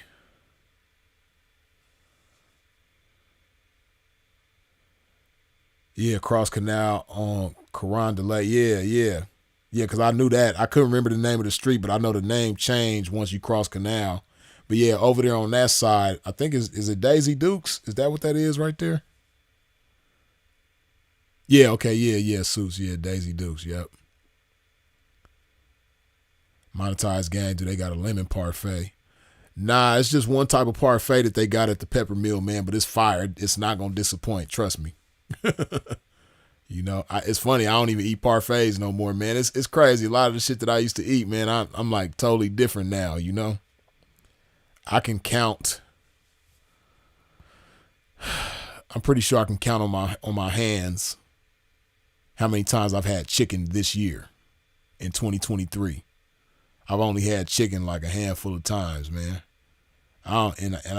Anybody who know me know that most of my life, man, I've loved chicken. I adore chicken, you know. But nowadays I hardly even eat chicken, man. I will still eat it, but it's rare. It is rare. Yeah, man.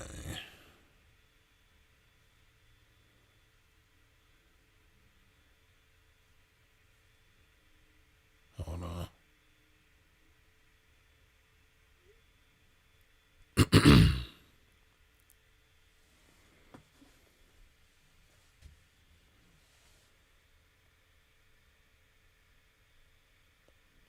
Wow, that's crazy. Leland, I don't know where you been or what's been going on, man, but you know we celebrating the year mark, man, of the transition of, you know, the incomparable late great Philip Brandon Gilmore, aka Sinful the P.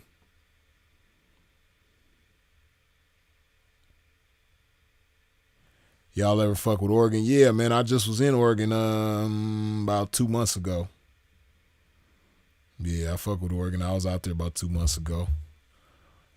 I didn't even want to leave when I had to leave, but I had to leave and handle some business, you know what I mean? But yeah, Oregon gonna see some more of me real soon, you dig? Cause yeah, I fucks with Oregon real tough, you dig? And when I was just out there a couple months ago, that was my first time out there in like over 10 years, been over a decade. But yeah, I love Oregon though.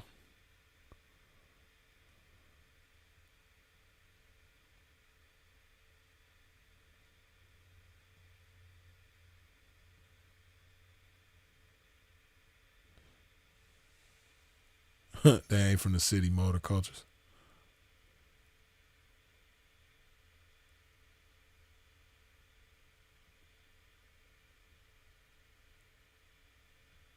Whoever told you they ain't the same don't know what they talking about. What y'all talking about? I'm trying to see motor cultures comment. Oh, I wish I had a chance to visit New Orleans before Katrina. I never been. Heard it ain't the same. Yeah, I never been there before Katrina neither. And I was locked up. I was in the penitentiary when Katrina hit. Hey, what's up? You on the line? Yes, sir, man. How about it, Freeze? Everything good? Yeah, everything cool, man. I see you got that North Texas area code, man. Oh man, absolutely, bro. Yeah, I got family around that way. Up there close to that bottom. Oh, okay, yeah, good old East Texas, man. Mm-hmm. Nah, for sure, boy. Man, look, I ain't want to say too much. It's like I'm really, that's why I text you. I'm trying to wrap my mind around what's the most impactful. But it seemed like everything. I'd be like, damn, is it the good game on a serious note, or is it the jokes and all of that shit, man? I swear, like, to this day, I still sit back and rewatch all them roastings, like I never heard them before. You know what I mean? Right. So, man, definitely a beautiful individual. And matter of fact, earlier I was in a conversation and I found myself bringing probably about 3 to 5 different quotes. I'm like, damn, I just keep coming back to back, on some, yeah. And again, as Sinful would say, you know what I mean? Right. So, and I just, had to stop through here. I see you been live for a little minute, man, but just wanted to come through, show love, man, and it's, long live Sinful, man, forever. For sure, man. I appreciate that, man. Good looking. Already. All right, for sure. Yep. What's the word? Yeah, man, what it do, Freeze? I just want to say RIP, my nigga Spin, man, and I just want to let it be known that everybody needs to go check out that video by saying, is that I am that I am. You feel me? Yeah. Everybody needs to go check that shit out. And one thing I can say, from the words of my nigga Sinful the P, is that you can't escape stupid bitch season. You feel me? For sure. You know what I'm saying? I'm a professor. You can't escape stupid bitch season. Oh, I'm a lawyer. You can't escape stupid bitch season. You feel me? Oh, I'm a pimp. I got all the game. You can't escape stupid bitch season. You feel me? Yeah. Nah, you can't. I inspire everybody though, man, to go check out that, video. That live, you know what I'm saying? Because to me, that hit home, you feel me? Because I am that I am, you know what I'm saying? You feel me? Yeah, it's funny you say that. Of course, he got a lot of classics that I enjoy, but that's one that I have a tendency to go back to every so often myself as well. You know what I mean? That's definitely that's definitely one of the better ones for sure. I mean, it's so many of them. You know what I mean?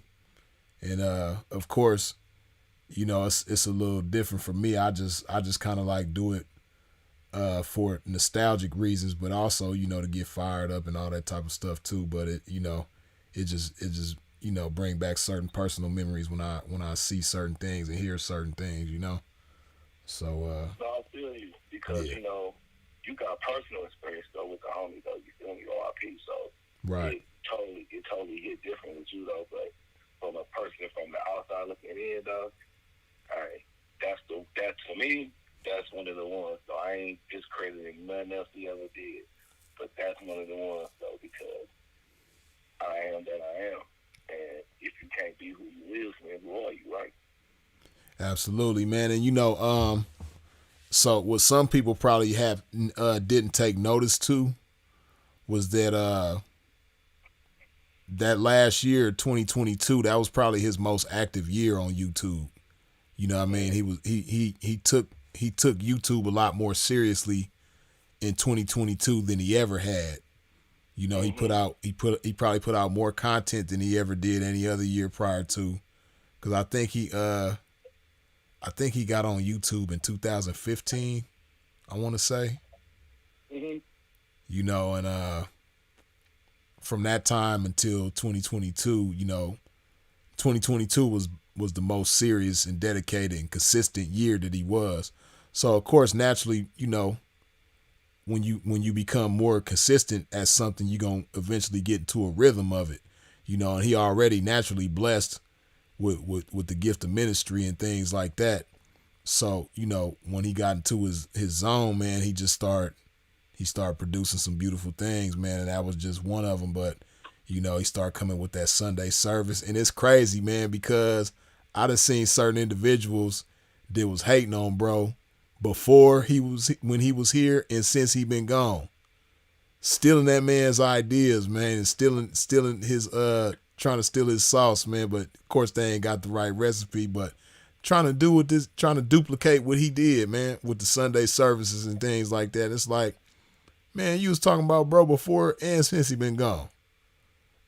But, you know, it is what it is though, man. But yeah, definitely a brilliant individual, man. So I say that to say, like, yeah, cause some people who've been following him for years will probably try to argue like, nah, man, some of his better stuff was back in 2016 or 2017. And, you know, everything impacts everybody differently. But I agree that some of his better content definitely came in 2022 because he was just in a different zone. You know what I mean? No, I feel you. And like I say, well, as I would say is this, I ain't gonna say like I know you like that, but as I would say though, each one teach one.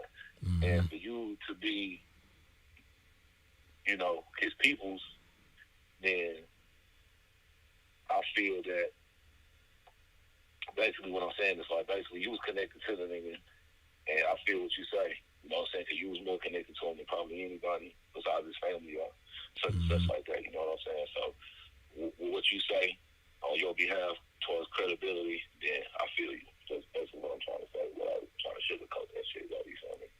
Yeah. Because Sam was a real nigga. You feel me? And we both from the Midwest. You feel me? He's from Chicago. I'm from East St. Louis, Illinois. Okay. You know what I'm saying? And even though he never spoke on East St. Louis, it's still the Midwest thing, though. You know what I'm saying? Like that. Oh yeah. You feel me? So a lot of shit that he was saying, I was really relating to. You know what I'm saying? Besides the ism, but just on general purpose life shit, I was feeling my nigga. You know what I'm saying? Yeah. Because when that shit happened to Sin, and then that next year came, my dad passed. You know what I'm saying? Like 5 months later. Yeah, my condolences. So it was like, I appreciate that, but you know, I ain't saying that to get no sympathy. I'm just letting you know what happened to me in my lifetime within that time. Right. So when I found out what happened to Sin, like damn, and I commend you and Dre for doing what y'all did. For sure. And letting the people know and letting everybody know what was going down and everything like that. Because some niggas just would have tried to sweep that shit under the rug, try to keep that nigga, you know how niggas do, you know what I'm saying? Try to take that nigga shine, but everything that I seen that you done did so far and beyond, nigga, is that you doing the right thing by my nigga, you feel me? Right. You doing a good thing. And I was even shocked to even come across YouTube and even see this, you feel me? Because I got you know what I'm saying, I'm subscribed to you and shit, so when I seen it, I was like, oh, you know, I was kind of hesitating to call in and shit because, you know, I'm the first time calling and shit. Right. Such and such. But I just wanted to put that out there to the people, though, that, like I say, I ain't discredit nothing else that he didn't ever said on the mic, YouTube, such and such. But if y'all get a chance, go listen to I Am That I Am. Because, like, as I said, you feel me? If you can't be who you is, then who are you? And you kept it so 100 in that and kept it real and being himself, you know what I'm saying? It was just something to it's a real remembrance to have for that nigga, you feel me?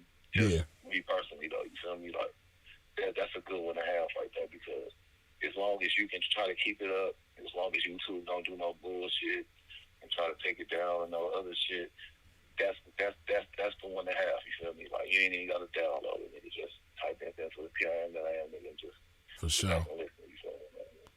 Yeah, nah, I agree with you for sure on that. Nigga said, hey, you can't escape stupid bitch season. Hey, I'm the principal of high school. Can't escape stupid bitch season. You know, CEO of MPC. Can't escape stupid bitch season. You know, motherfucking trillionaire. You can't escape stupid bitch season, nigga. You feel me? What he say? It's predestined, nigga. You feel me? It's predestined, nigga. For sure it is. So what it is, you got all the ism, whatever, nigga. You can't escape stupid bitch season, my nigga. For sure, for sure. Yeah, that's my nigga. But I ain't gonna take up too much time from everybody, though. But I appreciate you, though, Freeze. You know, when you get a chance, tell that nigga Dre, said Eastside, said what's up. For sure. And, you know, long live Simple the P, man. Absolutely, man. I appreciate you calling in and giving us your perspective on things, man. Good looking. No, I say, look, I appreciate you for even doing this, you feel me? Oh, for sure. Because you could be doing anything else in the world right now, nigga. But for sure. There is no doubt, and I appreciate that. Oh, for sure, man. I appreciate you. All right, for sure. For sure. Love. Yeah, man. Yeah, I do have to agree. That has become one of my recent favorites for sure, is that I am that I am. Bro was in rare form on that one. For sure, for sure. Hold on. Wait, where'd that go? Freeze, man, by any chance, since Sin departed, has he reached out to you somehow, some way, dream, vision, or some other sign? I ask because of some losses I recently sustained. Don't mean to intrude. Born Supreme, nah, you good, man. You know, I wouldn't say that it's like in the you know, the you know, I guess the predictable sense that you would expect somebody to say. You know, I just it ain't like, I don't know, I don't really know how to describe it, but I feel like the connection never was lost. You know what I mean? Like that spiritual connection is still there. You know, I still be sending bro DM. I just sent him a DM, I think yesterday. You know what I mean? Because that's something that we did. You know, we always sent each other, you know, funny posts and stuff like that. So whenever I see something funny or something pertaining to sports from the 80s or 90s, you know, because that's something that we did, I still do that with him. Bro, DM full with my messages right now. What's happening with you, man? You on the line? Man, I don't know too much, man. Look, I seen you was live. This KD, man, calling from Memphis, Tennessee, man. For sure, for sure. Yeah. You probably you seen me before on YouTube, real ones only. Oh, okay. I know you seen 1,000 motherfuckers, man. I had dozed off. What I said, man, my dog was still alive, man. Let me call in, man. Look, I ain't gonna lie, Freeze. I thought about, I think about seeing all the time, but I thought about you the day before. I said, man, what Freeze been up to? Went to your YouTube page and woo. But, man, just calling just to pay my respect, man. Continue to send my condolences, man, to old Sin, old Philip, man, you know? Uh-huh. And, yep, and like my boy just said, that, what that John was,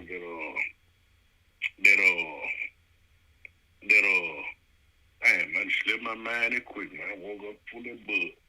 What the radio was he was just talking about, home? Oh, the I am that I am. That I am. Why? Because I am that I am. Well, because I am that I am. You Indeed. know? So, I ain't the Islamite, but I don't even consider myself no screw though. But I guess, due to lingo and terminology, I'm the man, man. Hey, man, say, man. But, yeah, man, because that man, but dude taught he was just full of wisdom, man. Just full of dude was a special dude, and still is a special dude, you hear me? Absolutely. Still a special dude, man. Salute to you, my dog. I'm glad you did the video, man. I can't wait to sit up tomorrow, man, while I'm doing my thing, and probably the next 2-3 days. Just let it roll, let it ride, man. For sure. How you been doing though, man? Oh, I've been blessed, man. You know, that's just what I've been doing my best to do is stay in the habit of counting blessings, man. You know, when you get to counting blessings, it don't matter how bad your situation may be. Not saying that my situation been bad or anything like that, but I'm just saying no matter what you're going through in life, man, you know, different things might get somebody down, but when you just really stop and take the time to count all the blessings that you have, man, you start to appreciate life in a different type of way. You know what I mean? So that's what I do. Hey, Fred. Yes, sir. I needed to hear that because, man, I done had 3 it's been over the last year, you know, to blow up on me. All about the, you know, good square corporate, you know, good corporate square. Right. Beautiful baby. Right. Then went on about their woofs and. One thing I seen said, which nigga you slipped on the banana peel and fell into the beach, nigga, you still the same nigga, ain't you? Right. Man, it's been rough, man. It's been, man, my whole life didn't change, man. So them 3 didn't count. Yeah. You know, but guess what? I don't blame it on them. I ain't gonna say they fagged off or woo. I'm gonna say my shit. Evidently it was something else, you know. I was cocky, you know, still is, but I said maybe it was just, man, a humbling experience. So it been rough for me, man, real rough for you, dog. Yeah. But so I need to hear that, man. Look, I'm gonna keep counting my blood. All of them still come through, food with me, woo. But it ain't the same, you know. Ain't no, you know. Yeah, so and then too, you know, another thing is too, right? Sometimes this is what you got to keep in mind too, is that sometimes, you know, you might be the wrong man for the right woman, and sometimes you might be the right man for the wrong woman, you know, and you know, sometimes we go through different experiences in life to prepare us for the people that we're going to get with in the future. You know what I mean? So that way, when you come across that next right one, you the right one for her and she the right one for you. You know what I mean? But, you know, them 3 that you talking about was probably really just preparation for the ones that's coming in 24 and beyond. You know what I mean? Just like you might have been preparation for them moving forward, you know? Man, look, I ain't gonna lie.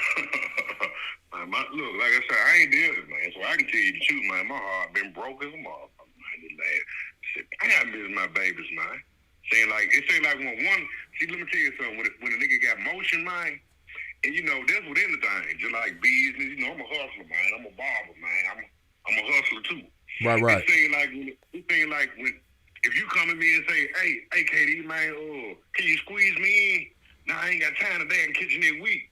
But if I'm sitting there with no motion, motherfucker don't even want to fool with you. But you got motion and you got to, I can't get you right now. Yeah, I know exactly what you're talking about. Motherfucker standing in line for you. Mm-hmm. So it seemed like once one left, the other one said, well, man, but when it was 3 deep, it was 3 and 5 possibles because they knew. Man, right. Yeah, so it's like, it's just, I needed to hear that, though. Absolutely. At this point, bro, I don't even want to. I don't want to be 3 deep. I just want one good one. You know? Yeah, but that's how I go though.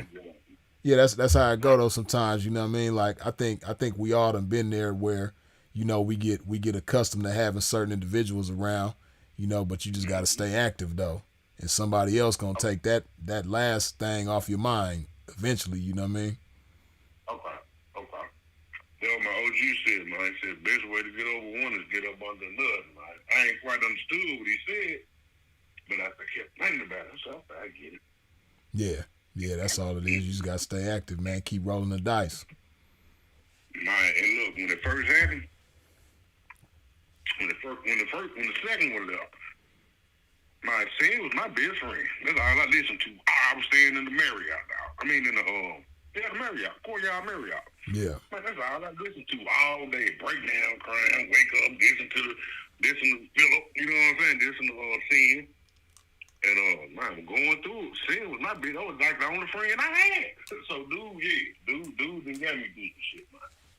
You know? That's a beautiful thing, man. I appreciate it too, man. For sure. I need to do all that, man. I mind peace and blessings to you, my brother. KD, man, same to you as well, man. I appreciate you.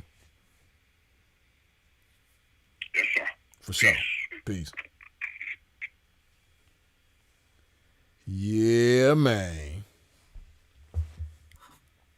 Y'all up rocking with a pimp, man. We've been staying above this 200 mark for a long time, man.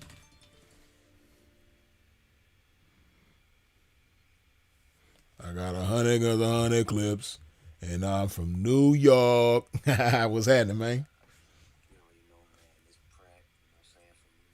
Oh, wait, my bad. Call and give nothing but love and respect to the homie Sinful the P, man. I tell you, this dude got me through a lot. He taught me a lot. I admire y'all friendship. Y'all remind me of a homie that I got right now, locked up upstate. Me and homie been rocking with each other forever. And I just wanted to give my condolences for you. It bugged me out that it's been a year already. Shit fucked me up. But I just want everybody to pour out some Fiji for the big homie. You did? For sure, man. I mean, for real, man. Nothing but love and respect for y'all, man. But I'm out of here, man. I gotta get back to the crib. I'm some more husband ass nigga. You dig? Hey, it's all good though, man. It's all good, you know. For real, man. Long as you great at it, man. Long as you a great husband, man. That's all that matter. Oh, that's a fact. Great husband and father. You already know, P. That's a beautiful thing, man. That's what I love to hear, man. For sure. For real, man. But I mean, enjoy your day, enjoy your evening. I just wanted to call and I had to show love and respect. I remember I used to do like overnight jobs. I used to listen to this nigga Sinful all night because it's hilarious, my nigga. Like, oh my God, what? That nigga gave me all the one-liners, my nigga. Like that's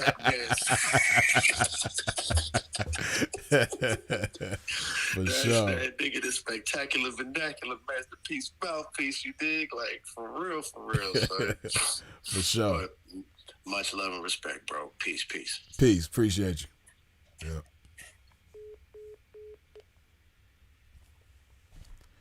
Yeah, man. This shouldn't take long. 4 hours later.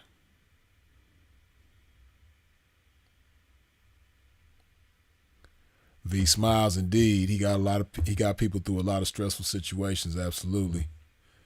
Yeah, you got this old lady up at 3 a.m. Sylvia, you always holding it down. 215 ever live, you dig? Today the P. Yes, indeed.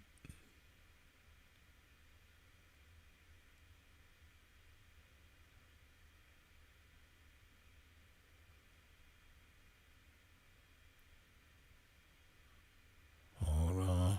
Let me see. Pain Love say, I appreciate that he was always adamant. Hold on. Hold that thought. Hey, you on the line? What's going on? This Q calling from St. Louis, man. Q from St. Louis, what it do? What's happening, man? I want to show some love to Simple the P, man. Let me tell you how I got hip to him. Okay. Man, one day I was watching the Star Report. Okay. And somebody called in, and I forgot what they were saying, man. But it made Star say. So he said, go to Simple the P page, give him $100 and get you some game. So when Star said that, it made me go to Simple page, and I've been rocking with him ever since, man. I remember one of his last call-ins, and he was going live, and people was able to show their faces or whatever, and it was this truck driver. Shout out to the truck driver wherever he is. Well, he asked Simple, he asked him about, like, when is he going to come back to, like, ministry or whatever. Mm-hmm.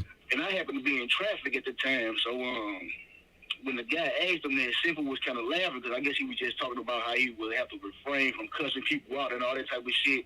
He was like, man, just pray. He was like, man, just pray for me. But it made me think, like, yo, if he did that, a lot of us will follow him over there into that world because low-key, man, Simple had brought a lot of us closer to God as far as, like, just me personally, like, just buying the Bible and reading it, because the way he would just go into that Bible and relate it to some game. I thought that was like impressive, man. Absolutely.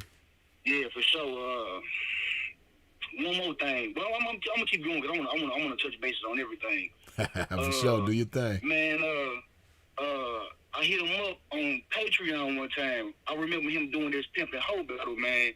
And the two people that was battling, they was playing some mediocre songs or whatever. I did like 5 songs apiece.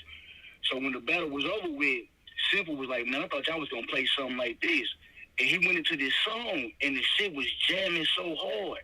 So I hit him up on the Patreon. Mm-hmm. Like, yo, what's the name of that song? Woo-de-woo-de-woo-de-woo. I guess he didn't catch the message or whatever, so I sent him a cash out. And then I doubled back to the Patreon. So this when he gave me the name of the song and the artist. The song happened to be Prince Charming and Stunner Girl. Man, me, my lady, and my kids, we rock out to that song to this day, for real. For real. My lady, man, she straight. She was square for real, man, but she love that shit. Right. Man, look, one of the coldest stories I like, man, is it's probably not funny to you, but the way Simple told the story is about you throwing the Benz keys at the bitch. Yeah, hey, it's funny, man, because that's a lot of people. That's a lot of people's favorite story, man. Man, I love that story, man. Hey, look, shout out to the caller who called in earlier, because I've been looking for this video. It's the King Nice video, not like he did a tribute video to King Nice, and I've been wanting to see it for a while. I just hopped on the Patreon trying to find it. You didn't see it on there? No, I mean I seen maybe the introduction video or whatever, but like I know he had it on his $50 tier, but you just said that you put it on, the regular one. So I'll check it out later. I'll try to find it later on when it's call in over with, man. Yeah, I'm gonna go look and make sure it's still there too, because I put it on there, but maybe I gotta check on it and see if it's still good. Man, we appreciate you, Freeze, man. Straight up, man. We admire your strength and we thank you, brother. We love you, bro. For sure, Q, man. I appreciate you, man. Good looking. All love, one. Love, yep. Yeah, man. Let me see something. Hold on. Let me see.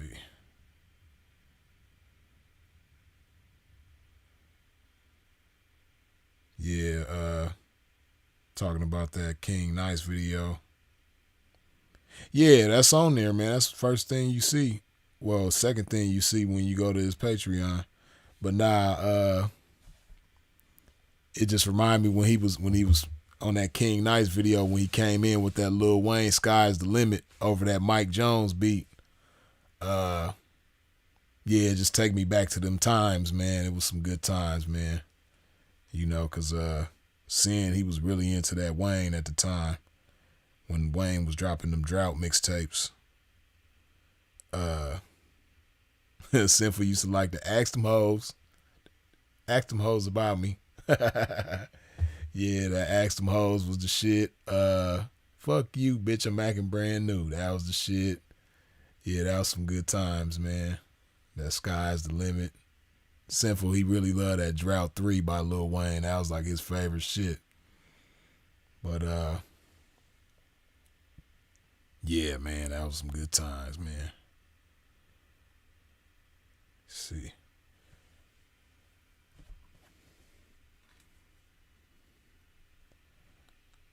Yep, he never did a part 2. Yeah.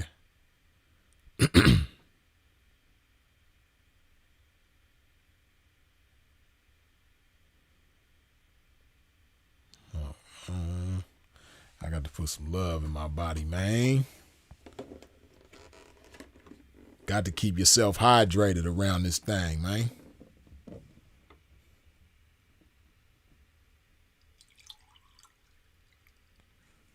Yeah.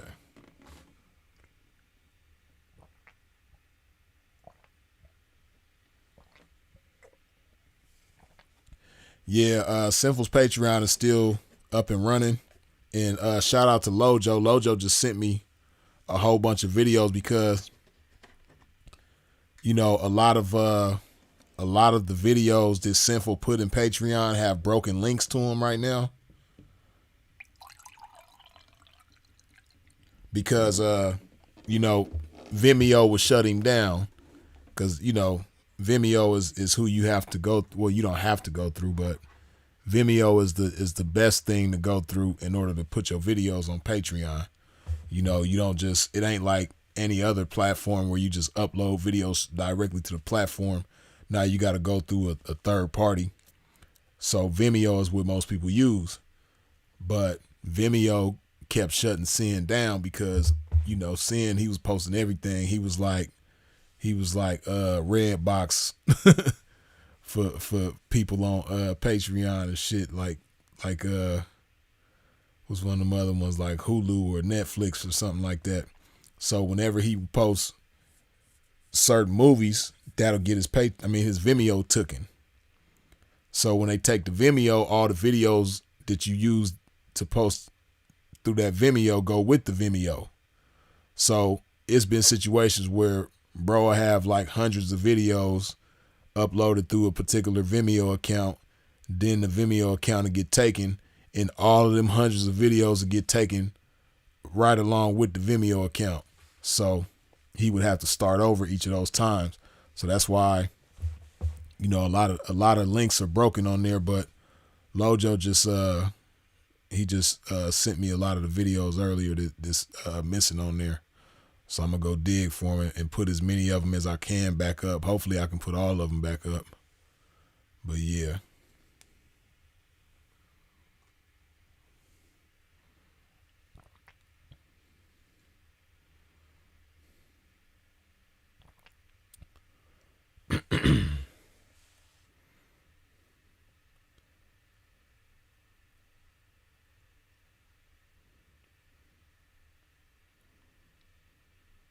Nah, bro was cold. It showed just because you in the streets don't mean you have to be dumb. Hold yourself accountable. Mika 215, absolutely. Sponsored by that Fiji.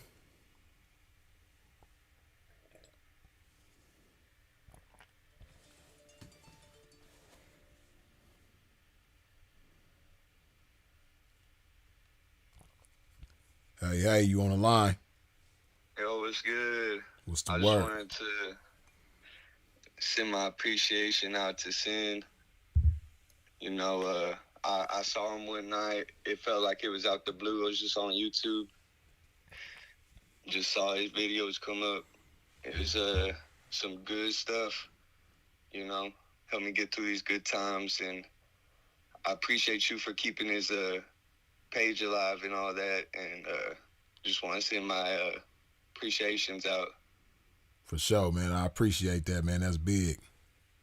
Also, I wanted to ask, I know he was talking about writing a book, but I didn't know if that was ever going to be continued or if you was going to write something or... Yeah, nah,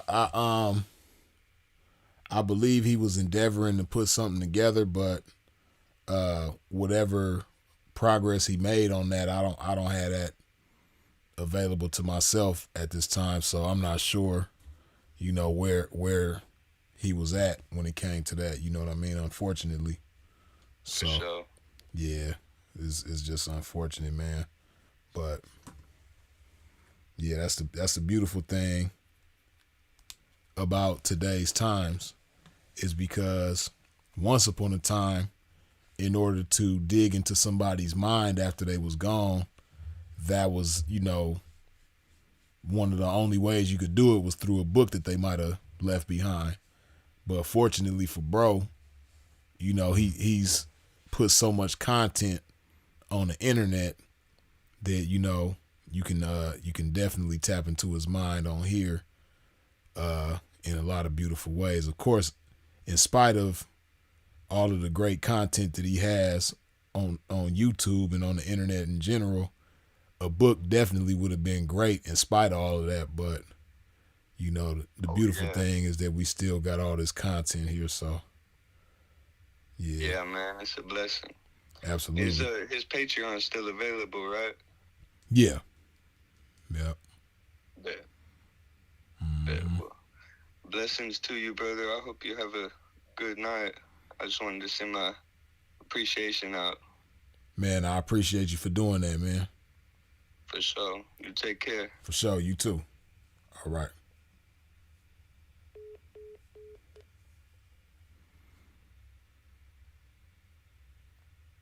Yeah, man.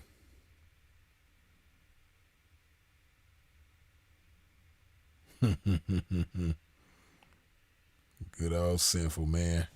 Sinful used to crack me up, man. So many hilarious ass moments.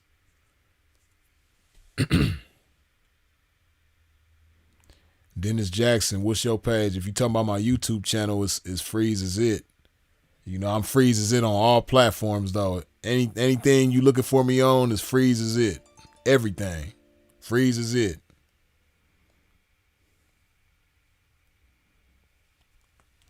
What's up with it, man? Oh wait, I can hear you now. What's going on with it? Oh yeah, this is Mass Spec C 215. I called earlier, but I had a question for you. What's up with it? I mean, I think I only know like just the tail end of the brotherhood between you and Mr. Gilmore. Would you mind? I have a question. What was your first your guys' first interaction like? Okay, yeah. So I think I touched on this once before, right? But oh yeah, matter of fact, when I think I touched on it in the video I did when I was showing our old stomping grounds in Vegas. But so me and Sinful come together in 07, Las Vegas, Nevada. You know, there used to be a McDonald's on the Las Vegas Strip next to the Fat Burger. I don't think either one of them. I don't think the McDonald's definitely ain't there, and I don't think the Fat Burger is there anymore either. The Fat Burger is something else now. The McDonald's is something else now, but it used to be a McDonald's right there on the Strip where, a lot of people on the Strip would go. That's how old that is because, me and Sin both stopped eating McDonald's a long time ago, but these are the young... Yeah, it's that long ago. Right, Yeah. these are the younger days, where we both was kind of like still eating the wrong stuff, so... Just the awareness wasn't there. Right. Right, you know what I mean? I mean, we was probably putting a little bit of love in our body, but not nearly as much as these recent times, man. So we was putting probably a lot of hate and destruction in our body that tastes good, I think I follow that. I'm guilty of that too. Well, just when I was way younger, that was the thing to do. Like I was in varsity sports, but I'm just eating a bunch of candy and shit. It's nothing for me to eat up large Dominoes. Like that was nothing. But just as we all grow wise, we just see the error of our ways. Don't worry. Just when we were a child, when I was a child, I did childish things. Yep. And it's just so good to look back on it and just, man, man, I just have one more follow up. What was he like around the ladies? Like when he first seen it, what was he like? Oh man, what really, I know he had the mouth on him, but what, I don't know, you were there, what really attracted, what had that magnitude with the ladies like that? Well, Sinful himself would tell you that, when he was young and fresh in the game, obviously we was both a lot greener at that time, so the mouthpiece wasn't nearly as masterful as it ended up becoming. But nonetheless, where there was a lack of a seasoned mouthpiece, there was an abundance of a personality, you know what I mean, and knowledge as well, you know what I mean, because he was already well read in general, and he already had a lot of personality and a crazy sense of humor, even at that time. You know what I mean? So it's funny because he used to always kind of roast himself about that when it came to his approach when he was fresh in the game. He even talks about it on different videos, and he refers to himself, in a he kind of roasts himself when it comes to it. But he, a lot of times he would sing to the females to get him out of pocket. You know what I mean? And just like how he be singing choosing fees and stuff like that. You know, he used to like to sing to get chicks out of pocket, and it you know, he was real effective with it. You know, so yeah, he used to do that, man. And you know, of course, you know, most chicks, they gonna be mesmerized by somebody that's easy on the eyes and got the vocal ability. You know what I mean? So yeah, he used to do that a lot. And then if it wasn't that, you know, charming and disarming with the sense of humor, because that's one thing he always had, was the ability to make people laugh. You know what I mean? So yeah, between all of that, you know, he definitely was getting them out of pocket for sure. Yeah. Man, like I just thank you for that phrase. Like, just I'm young. I'm only 20 years of age, and just going through all these experiences. It's like I'm getting a head start on life in a sense where like I get to learn from just such esteemed gentlemen like you and Philip. Like I'm still gonna be learning from him like forever. Like that's a teacher that's a golden. You guys are all just golden teachers that I've gained that I just feel so blessed to have, because like I don't know, you know, just before everyone, just who were the real teachers, who was really like guiding the generation that we see today.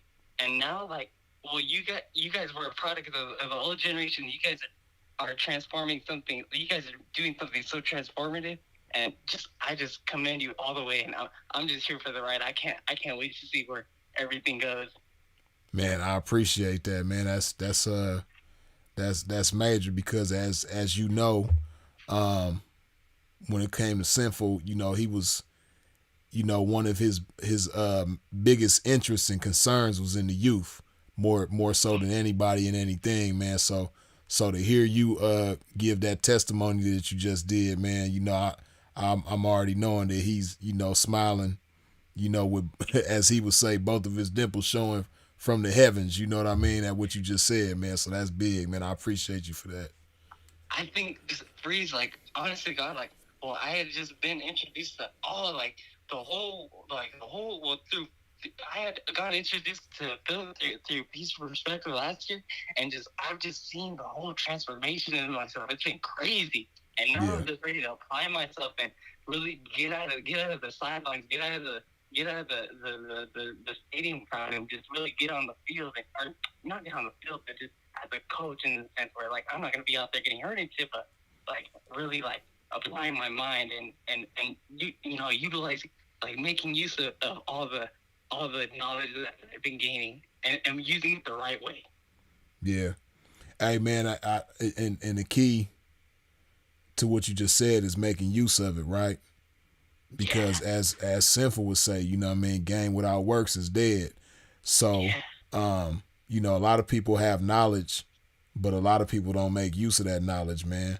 You know, the scripture likens it to, you know, having a light and putting it under a bowl.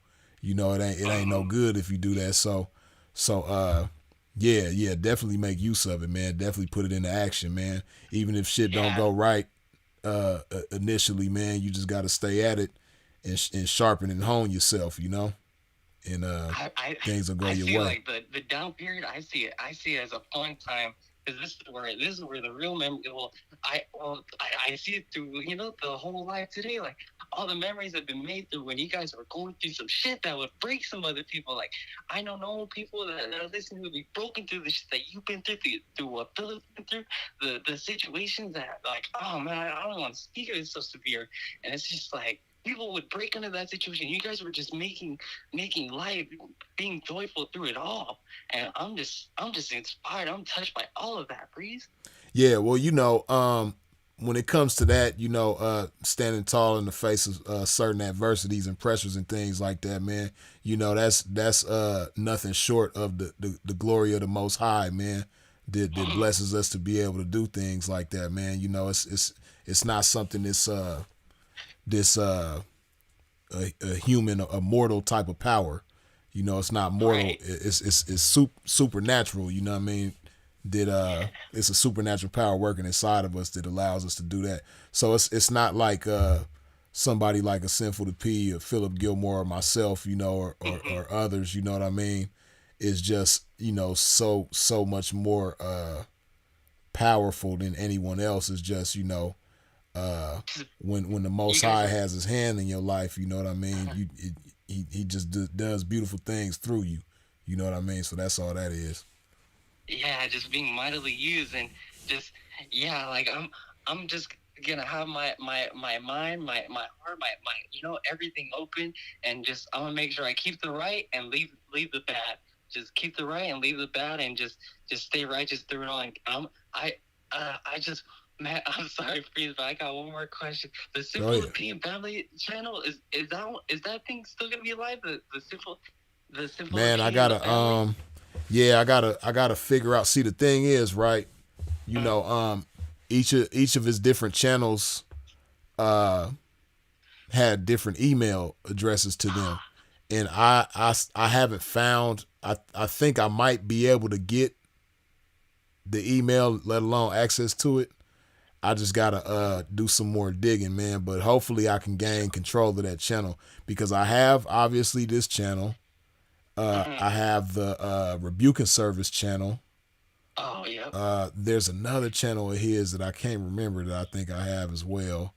He has several different channels, but that Sinful to P in the Family channel, I definitely need to get that, man. Hopefully I can get a hold of that, because that's something that he really was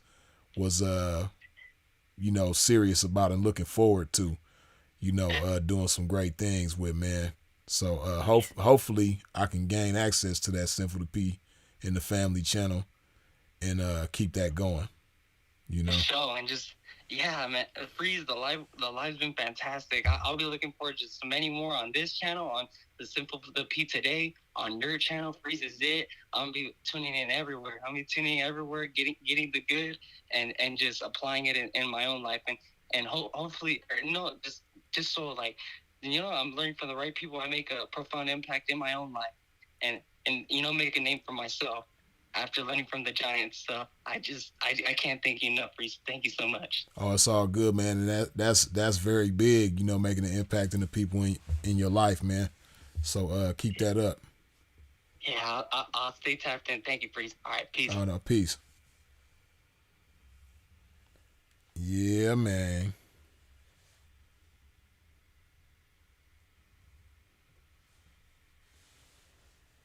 Dennis Jackson says Freeze is obviously a patient man. He trying to let that man live. Yeah, man. Like I said, it's an assortment of different characters, from various different walks of life and perspectives and generations and regions and all type of stuff, man. So Sinful put itself out there to the world, so he impacted all kinds of different people. You know what I mean? And some people may have, different types of, I guess, flavors, if you will, man. But and some of it might be funny or humorous or interesting or whatever the case may be. But I let people do their thing. You dig? What's going on? Hello. You're on the live, right? Yes.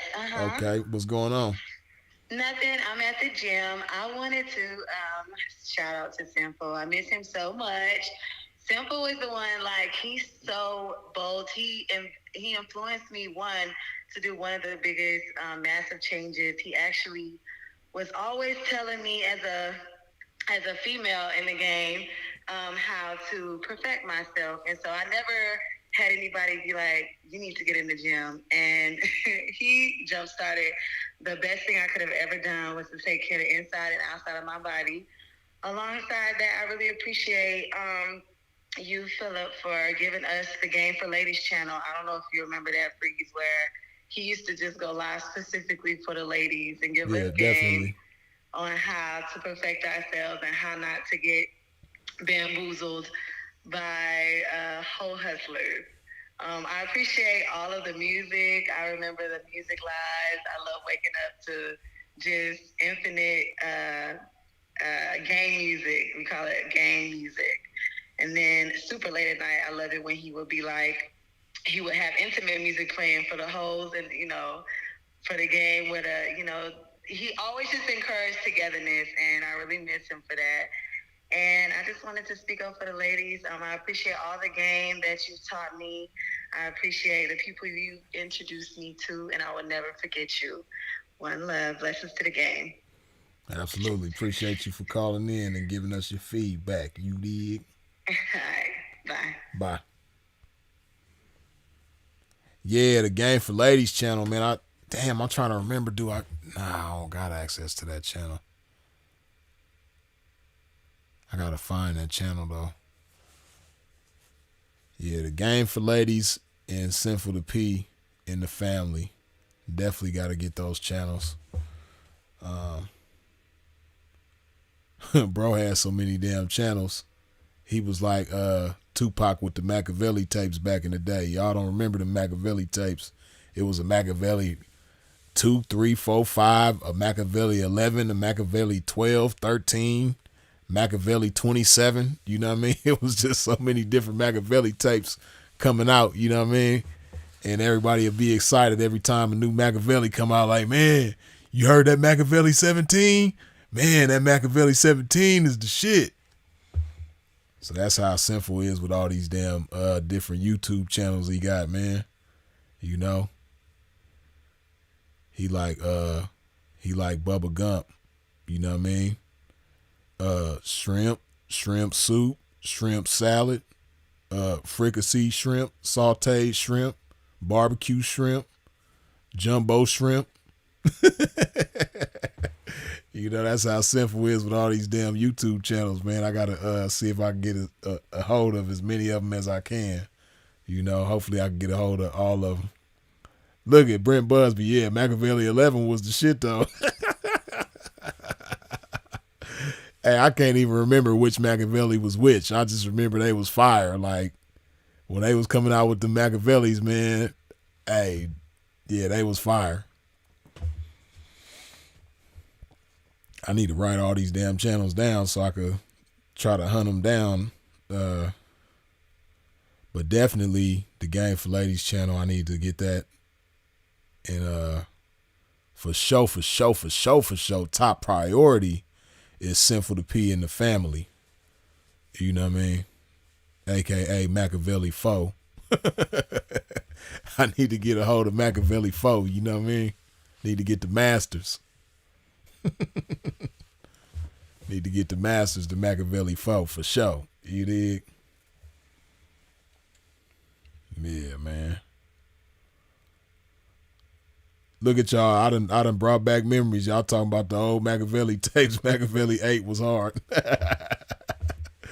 See, like I said, I don't really remember which Machiavelli was which, man. It was so many of them coming out, man. It's like every couple of weeks they was dropping a new Machiavelli tape. You know what I mean? But they was all fire though. Like they was fire. The Machiavelli tapes was hard.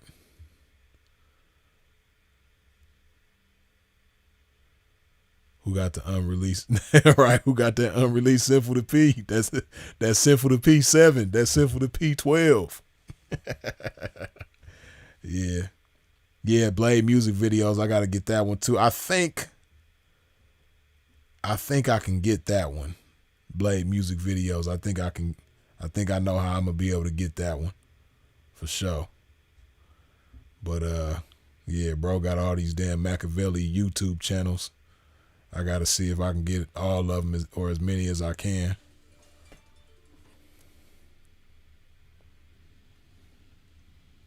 Hey, you on the line? Oh, hey, I appreciate Sinful. He got a good message. He left an impact in the world, man. I appreciate that. For sure. That's what's up, man. I appreciate you for letting that be known, man. Oh, yeah. He left an impact, man. He touched everybody, man. He love to see you live on, bro. For sure. Oh, God bless you, man. God bless you too, man. Appreciate you. Love. Yeah. Yep. Yeah, man.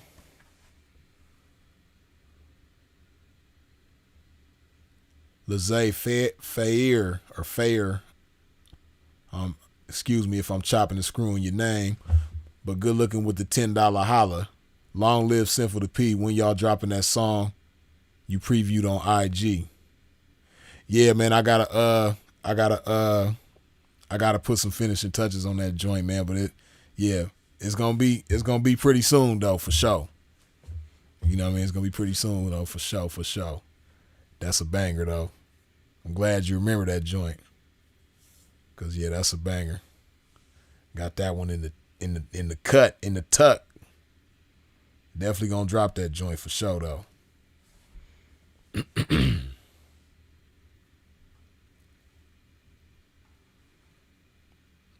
Haha, I got Blade Music. I slapped Blade Music last week. That shit knocked. Yeah, I gotta get access to that channel.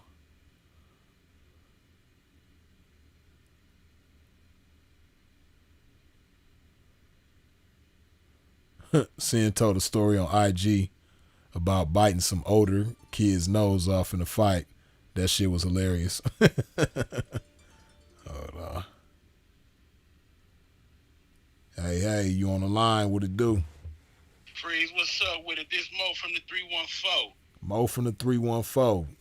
What's up with it?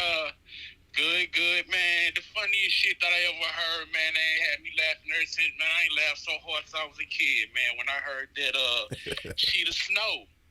It was like, but she got your partner locked up. But Sheet of Snow. Like, man, that shit was so funny, man. Yeah. I was like, I rewound it 3-4 different times, man. Yeah, bro got so many. He got so many funny ass classics on YouTube, man.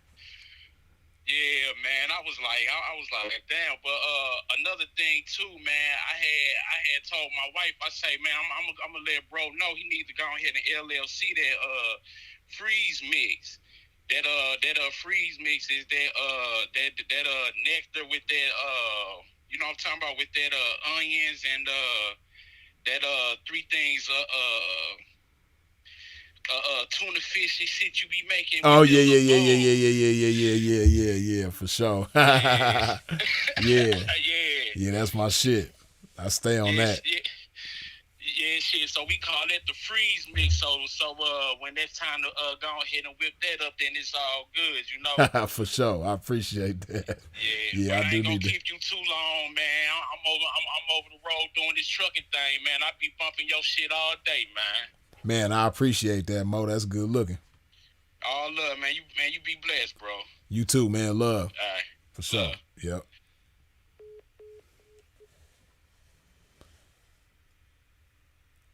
Mika 215, good looking with the $10 holla. The strength. You dig? Absolutely. Yeah. Paru. Yeah, the brother that y'all know as New Child on here, man, he did that at the service, man. Had everybody in there dying laughing, man. Oh man, in the church service talking about some Paru. Hold on, man. I got to do that, man. Cause you just made me think about that. Hold on. That shit's so stupid, bro. Crazy as hell for that. Hold on, where that shit at?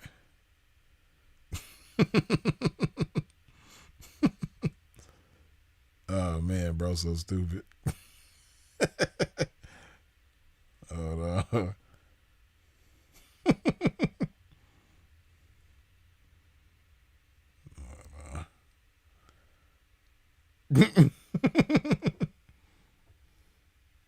Here go the pimpin'. When a pimp get up in the morning, he put one foot on the street. What's happening, bitch? What's going on? Yeah, bitch. It's motherfucking tripping around here, man. You know what I mean? Yeah, I've been seeing your motherfucking ass giving me the eye around this motherfucking bitch. You know what I mean? Yeah, bitch. 773-799. Yeah, bitch. You know what I mean? I motherfucker came all the way from motherfucking Chicago, just knocked the bitch in Sacramento. Now, bitch, you know what I mean? I'm on motherfucking Figaro. You understand me, bitch? What you gonna do about this pimping, bitch? You know what I mean? God woke you up for a purpose, bitch, and that is to motherfucking choose up on some pimping. The bitch, she trying to, you can just tell the bitch ain't never been sweating like that, so she like this. Yeah, bitch. Yeah. I know you're sitting over there feeling the motherfucking electricity of this motherfucking charismatic and magnetic personality around this motherfucker. Yeah, look at you. Your mind wet, your pussy wet. You understand me? Your purse wet. Yeah, bitch. You want to sit up there and give it to a pimp this morning, bitch. She like, oh my God. You know what I mean? Like, I done ran into her like, yeah, bitch, the pimpin'. Now, when you dealing with a gangbanger, he not coming to ask no question. Paru. No, Paru. Hold on, P. Nigga, don't P me, nigga. Paru. No. Now, if you dealing with one of them boyfriend ass niggas, oh man. So special. That nigga. Ah, damn, I'm tripping. Damn. Hold on, P. Nigga, don't P me, nigga. Paru. No. Now, if you dealing with one of them boyfriend ass niggas, oh man. So special. That nigga got his gun like, what? Hold on. He called you a what? He called you a bitch. Seriously? I'm gonna be down there in a little second. Hold on. This nigga tripping, man. Hold on, man. Nigga got the gun in his hand just dancing like. Here go the pimpin'. Oh man, bro, it was hilarious. Stupid. Like, where was your mind at, bro? Church service talking about. Oh my goodness. Too damn funny. Hold on. Let me see.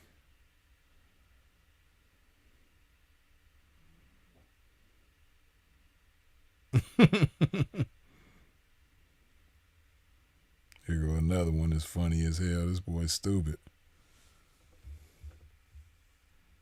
In her emotionalism, not in her wisdom, she chose something that. Oh wait, no, that ain't the one. Hold on. Oh, this is the one. Hold on. I won't lie to you. I looked at your picture. I was like, damn. You know what? Nah, I ain't gonna go there. Oh my God, stop playing. Go there. No, what you mean? I mean, like, when I was scrolling down your pictures and things, man, I was like, damn, man. I was like, no, her ass can't be real. My ass is real. It ain't, no. Your ass ain't real like that. Yes, it is. You gonna have to sit up there and let me see. Oh my God. I mean, seriously though. Oh shit. I'm looking at this one picture right here. Oh my God, which picture? Which picture? No. Hold on, let me see. The one with you, yeah, with the little red outfit. February 13th, 2018. Yeah. You know, red my favorite color. Yeah, so can I buy you that ticket? I just want to see you. You know what I mean? Let me kick it just the weekend. Oh my God, I don't know you like that. I mean, you know what I mean? You can get to know me like that. And I just want you to come through and kick it. You know what I mean? You want to kick it, all right. You want to get in my pants.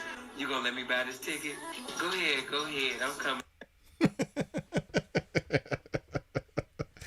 Oh man, bro, hilarious. Oh man.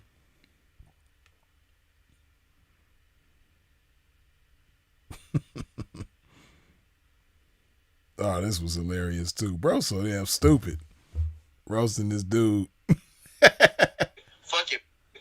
Meet me in the dentist office. I will beat the fuck like a broke ass busy bone with fucked up teeth, man. Just life is fucked up. It really sucks to be you. And then you talking about go live. Let me go live, Sin. Add me.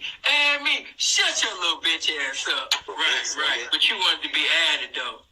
But you, I just want to hop on and talk shit to you. You just, I didn't know you were gonna hate like that. You just want to be at it. You wanted to choose me. That's why you tried to show me the fee in the beginning. But then when I sat up there and seen that you was a man and you had all them broken piano keys in your motherfucking mouth, and I sat up there and rebuked your motherfucking ass, now you in an attitude and shit. I mean, look at you laughing and smiling. Now I'm sitting up there talking to you like this that you is. Be quiet, nigga.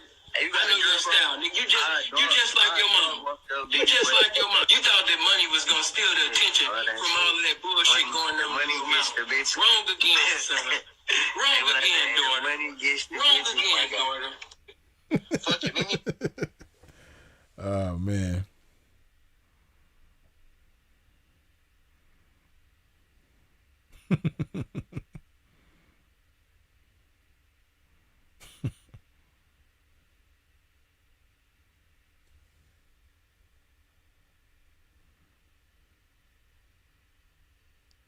Yeah, man.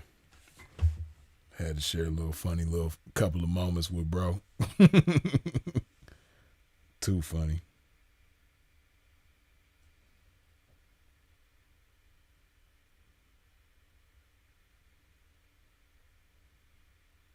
Yeah, man. Y'all been rocking with a pimp, man. Appreciate y'all. Celebrating and honoring the life of Philip Brandon Gilmore, a.k.a. Sinful the P. You dig? Seymour Green, good looking with that $50 holler. You dig? Yeah, man.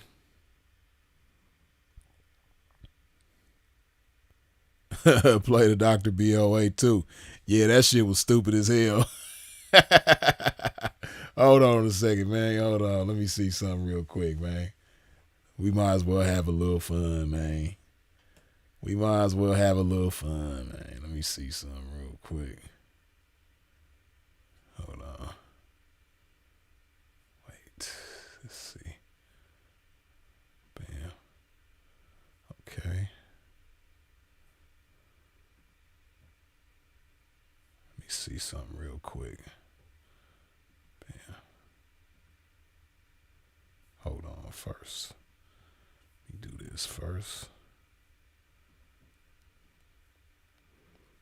We're going to have a little fun, man.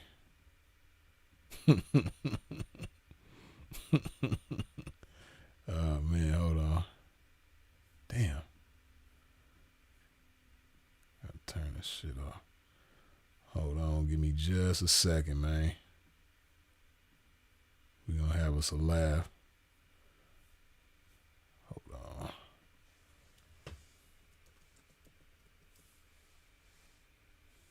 Because that Dr. BOA shit, that shit was, like, very stupid.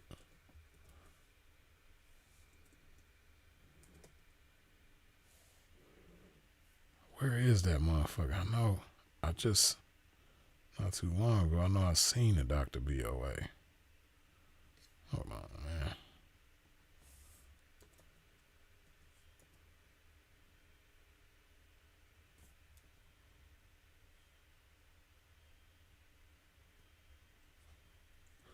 Oh, I ain't gonna lie. The Dr. BOA shit funny as a motherfucker, but I almost forgot it. I can't forget about this shit. Hold on.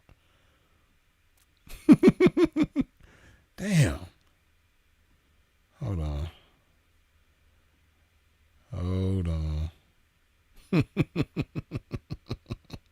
Oh, man, this is stupid. Bro, so damn retarded. Hold on. Let me get this shit right. Hold on. Wait. Hold on. Oh, damn. Damn, hold on.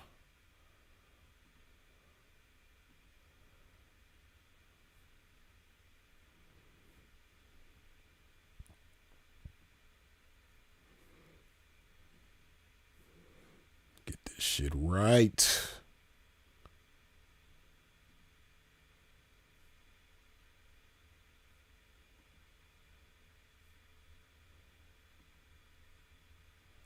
Hold on.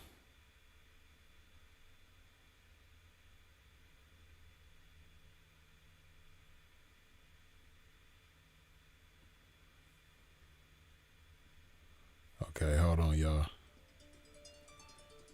Okay, while I'm getting this together, we're going to do a call right quick. Hey, you on the line? Yo, Freeze, man. What's Good up evening with to it? you, bro. Good evening, man. Top of it. Man, what's up? And listen to me. What time is it over there for you, bro? And I think this is my first time. You understand me calling Cali now? Well, I'm not in Cali, so I'm not on Cali time right now. I'm an hour ahead of Cali, so it's 3:08 over here where I'm at right now. Okay, then, older brother. Listen, man. Good morning to you, bro. What you got planned for New Year's, man? I don't know, man. A lot of times on days like that, man, I just like to sit and do some introspection, man, and think about how I'm gonna be better next year than I was this year, you know? Oh, you just let the game flow to you? Yeah. I mean, I don't know. I might get out, man, depending on how the vibe is at the time, man. But I ain't really got no particular plans right now, you know what I mean? Well, man, long live Simple, man. Look, I wanted to ask you this, man. Who all helped you put this together right here, man? What you mean, talking about the live? Yes, sir. I know a man by the name of King helped you do this. As a matter of fact, he was one of the first people who even put everybody on notice to this, a few days ago. Oh, with me going live today? Yeah, well, sir. In a tribute. Yeah, I did make mention of it to a few people that I was gonna be doing this, and then just made it happen, man. But as far as me being able to do this, is largely in part due to the help of Mary, one of Simple's peoples that was out there with him in Canada. Shout out to Mary. That's good, man. Mary made it possible for me to even gain access to this channel and take control of it. In the back of my head sometimes, man, because you know how Sin would mention, being infinite minded and things like that. Absolutely. Well, I don't just want to stop at the pimping, man. And sometimes in the back of my mind, I'll be wondering, man, what happened to Sin Hoes, man. Listen, I need somebody to direct a movie called What Happened to Sin Hoes, man. Listen, blessing to him and the rest of y'all, man. Oh, for sure. Up, bro. This year was kind of, iffy, man. We all know what happened, around the end of the last year, man. I want to tell y'all something, bro. Man, stay encouraged. One thing that I done learned from Sin was, you're going to have a lot of distractions. Then you're going to have a lot of haters. Then you're going to have a lot of ignorance. And you're going to have a lot of camaraderie with that. And this is basically what I want to say, right?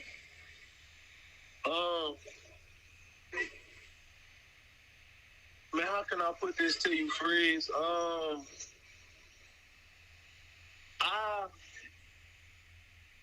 really looked up the field, right?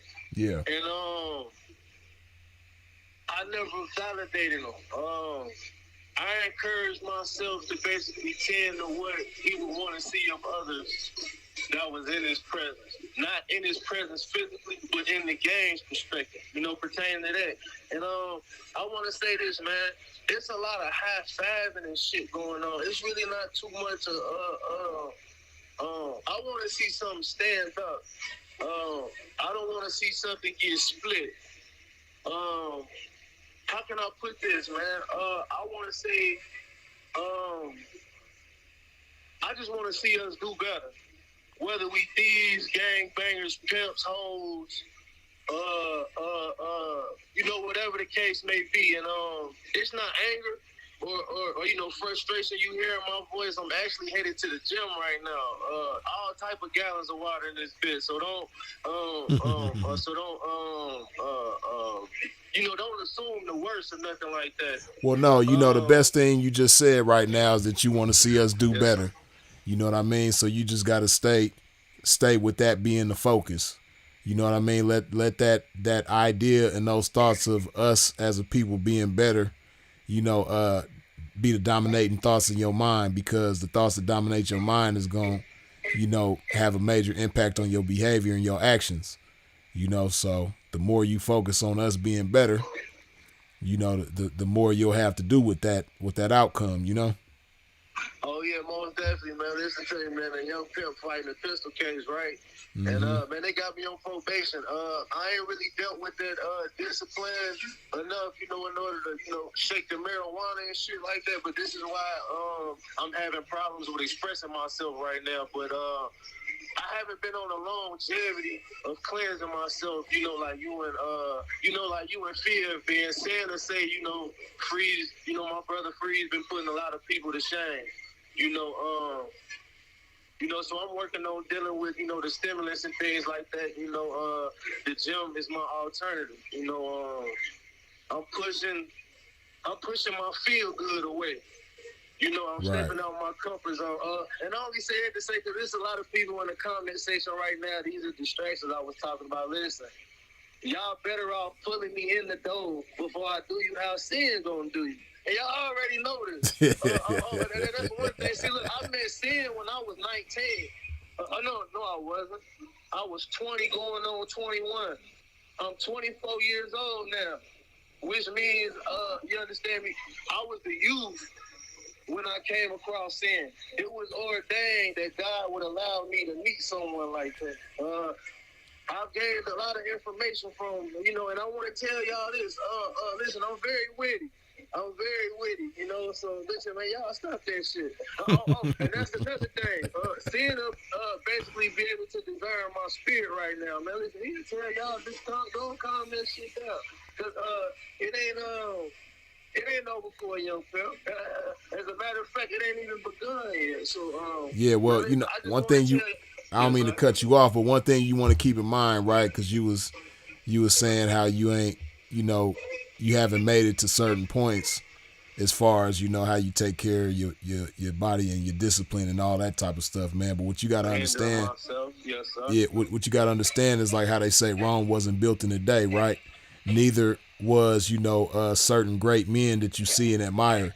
You know, that's one thing that the internet does, right? The internet has this effect on us where we just focus on the outcome. We focus on the results of things. We focus on the end, you know, but we don't think about the process. You know, certain results that we see, we don't think about the process that it took to get there. You know, when we see certain celebrities, right? You know what I mean? Man, my journey go down in history, man. Yeah, so you got to keep that in mind. I love myself. Excuse me. No, I'm just saying that's why you got to keep that in mind. So when you say where you haven't gotten, you know, in terms of, you know, your journey and things like that, you just got to keep in mind that it's a process, and you got to respect the process, and not only respect the process, but appreciate the process. So yeah. Oh no, most definitely, older brother. This is what I want to do. Listen, man, I just want us to build off of what sin left.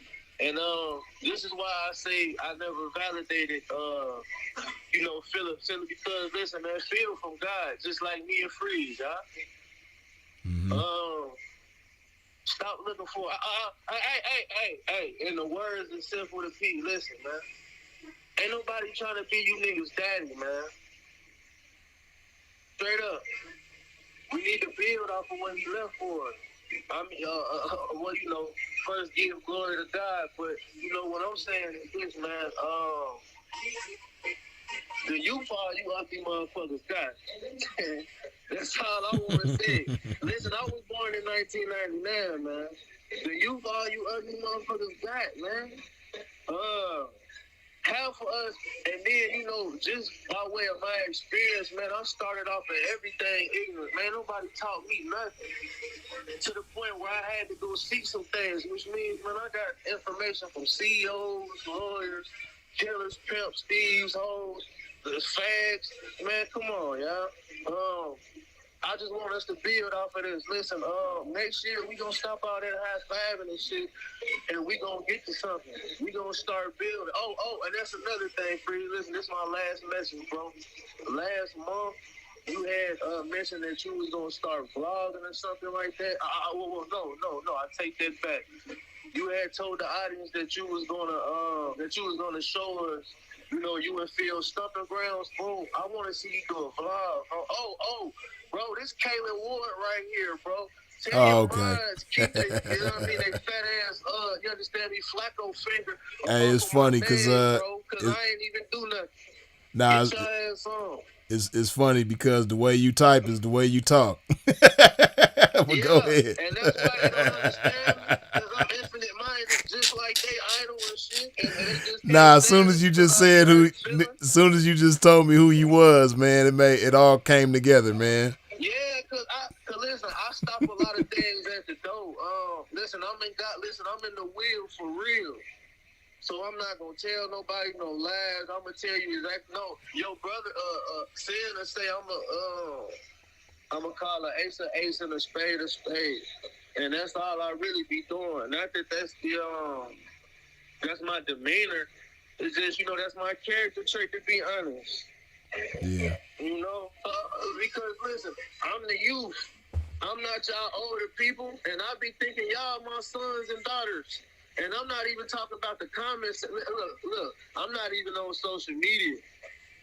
Hey, see, this is the thing, though, right? Me being smart and not on socials, you damn right I got a lot to say. Hey, but this is the thing, though. You know what I mean? It's okay to have a lot to say, but it's much better to have a lot to listen to and pay attention to and soak up. You know, I apologize. No, you good. You know what I mean? You 24, so it's understandable. You know, but you know you want to. Yeah, I pay close attention and I retain information very well. That's one of my strong suits. You know what I mean?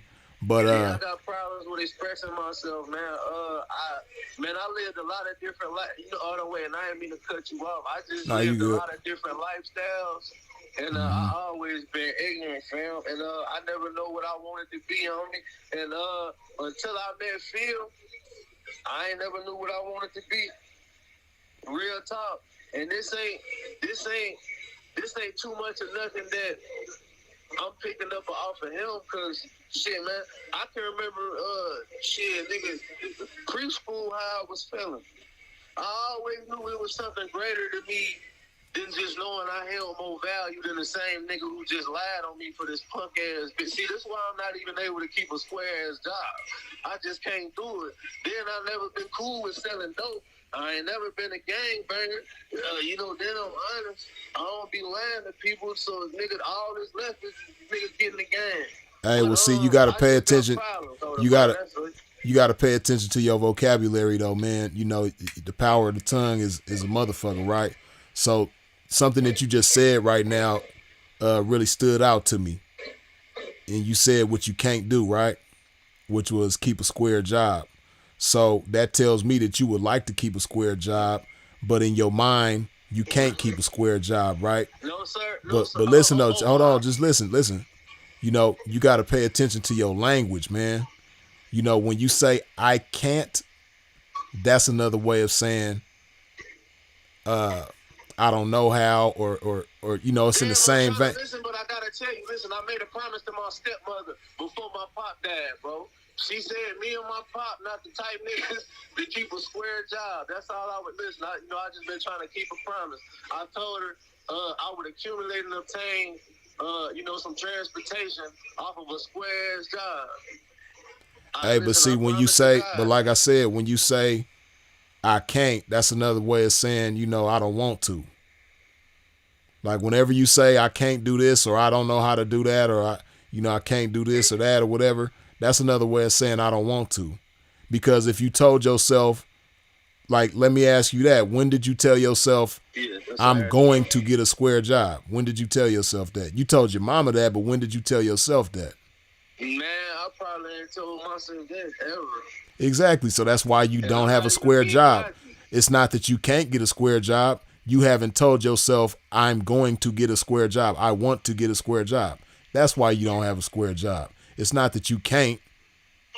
It's that you don't want to. The only way you can do something is if you first want to do it. You can't do some shit you don't want to do. You know what I mean? So what you need to do is tell yourself, make up your mind. You know, like we say in the game, like how women make their face up, you got to make your mind up that, hey, I'm going to get a job. You know what I mean? I'm not going to be denied. You know what I mean?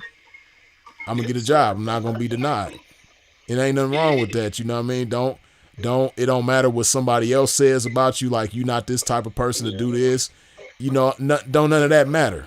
What matters is what you make your mind up to do. That's all that matters. The world could be against you. The world could be telling you what you can't do and what you ain't gonna do and all this, that, and the third. That shit don't matter. What matters is what you tell yourself you gonna do. You know what I mean? Like we talking about Sinful to P. You know, he had another message where he said, because I said it. You know what I mean?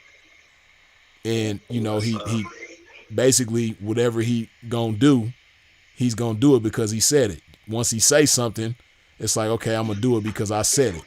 So, you know, it's a form of accountability that you hold yourself to when you say certain things and you mean it, and you take your own word more seriously than anybody else ever could.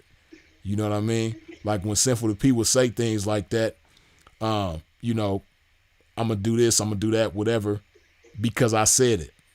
You know, like you, right, but not just that, but you holding yourself to a certain level of accountability, though. You know what I mean? And if you don't stand up to your accountability, it's consequences for that. You know, whether you hold yourself to them consequences or life holds you to them consequences, it's much better if you hold yourself to your own consequences than leave it up to life. You know what I mean? And the Most High and things like that. But, you know, I say all of that to say that's why you don't have a square job. So from this point forward, just understand. You still on that topic? Yeah. That's what I wanted to say. This ain't the time in the world where a fly-ass nigga could keep a job free. Nah. Hey, hold on, man. Stop. Stop.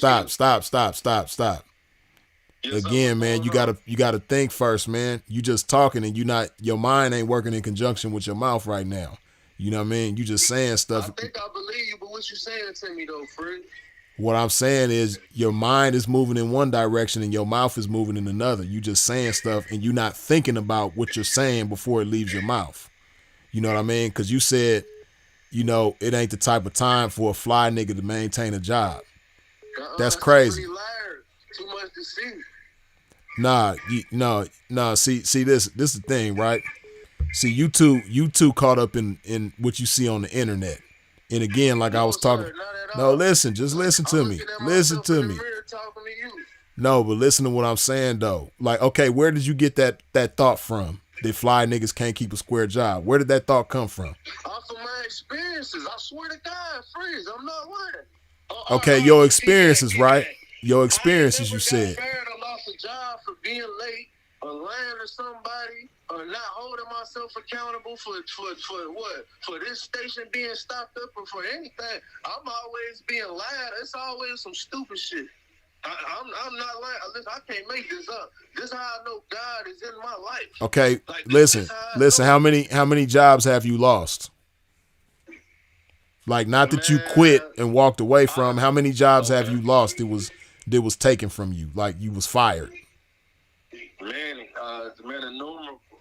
I wouldn't even lie to you, friends. Okay, so you can't even name the number of jobs that you've been fired from, which says that it's a lot, right? Now, yes, sir. At least you sitting here trying to convince me that every one of these lots of jobs that you can't even put a number to that you've lost, none of those times was your fault. It was every time somebody lying on you. Nah, no sir. Yeah, see what you got a problem is reality. You got a denial thing, right? You know what I mean? When was the last time you blamed yourself for? Listen to me. Okay, listen to me. Beyond just jobs, right? Just anything in general, right? Listen to me. Anything. Just name a time where something went bad in your life that was your fault. All right, let me think for a second. See, that's a problem right there. You been to jail before? Obviously, you got a gun case. You fighting? My first time going to the county was in July. And I was thinking of a situation, but you see, you would have took me as an outcast because, you know, the scenario would have been too common. No, I don't take you as nothing as what you present yourself as. All right, then. Well, then I just show up in the store, being myself. This shit ain't my fault. How somebody else gonna feel about me? You said you was showing off in the store. That's what led you to the county? No, sir. You told me to explain something to you that happened to me. You know, that was negative. That wasn't my fault. No, that was your fault. I come around, something bad don't happen. My energy just do that to people. It don't be my fault. Hey man, as long as you carry that. How you think your brother will make people feel in real life in his presence? Listen to me. Nothing would be normal, right? Listen to me. As long as you carry that energy with you, you know, see, this is what you got to understand, right? You got to look at yourself. Like when a lot of things, like them jobs that you talking about you done lost, you know, they all had different employees. There was your superiors, people that had the authority to fire you from those jobs. None of them know each other, but they all know you, and they all have the same experience with you. So when a bunch of people who don't know each other or have anything to do with each other have the same experience with you, what you think that means?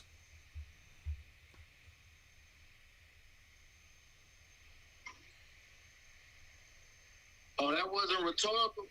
No. The only thing I'm thinking about is my experiences in life, man. No, I just asked you a question. You're not answering I just asked you a simple question. Listen. I can't really be myself until I cross state lines. That's why I'm listen, in the game. listen. I just asked you a very simple question.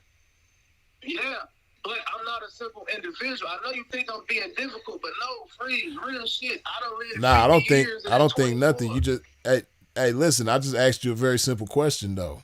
And you don't have to be simple to answer a simple question. All right, I apologize. Let me answer. Yeah, you taking offense to everything because you got a chip on your shoulder and you feel like the world done did you dirty and everything like that.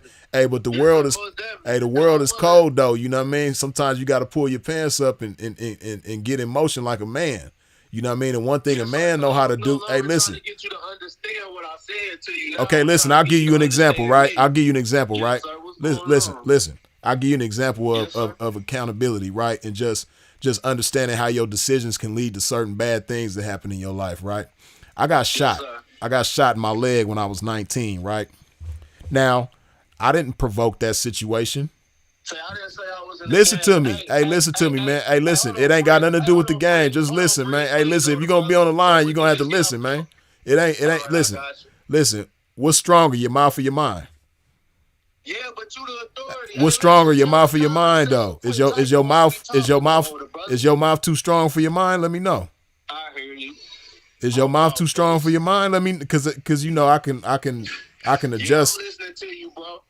Okay, so like I said, right, an example of accountability. I got shot in my leg when I was 19. The person who shot me, I wasn't doing anything to that individual. You know what I mean? I didn't provoke that situation. I was defending myself from being robbed and I got shot in the process, right? Now, most people would look at that and be like, oh, that wasn't your fault. And it may not have been my fault. But at the same time, I knew the environment that I was in. It's the neighborhood that I'm from. You know what I mean? I know what goes on there at night. But, you know, I was taking certain things for granted.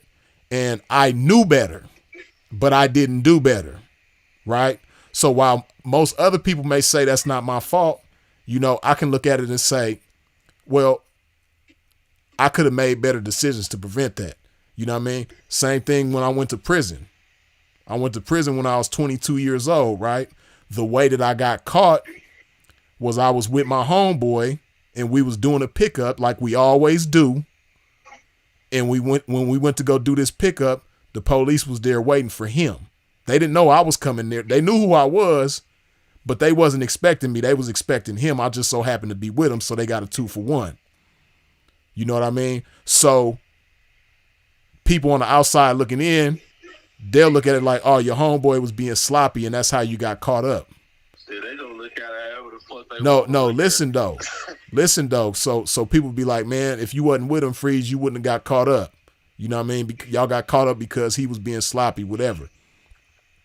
But even at 22 years old, I understood, like, I made the same mistake that he made.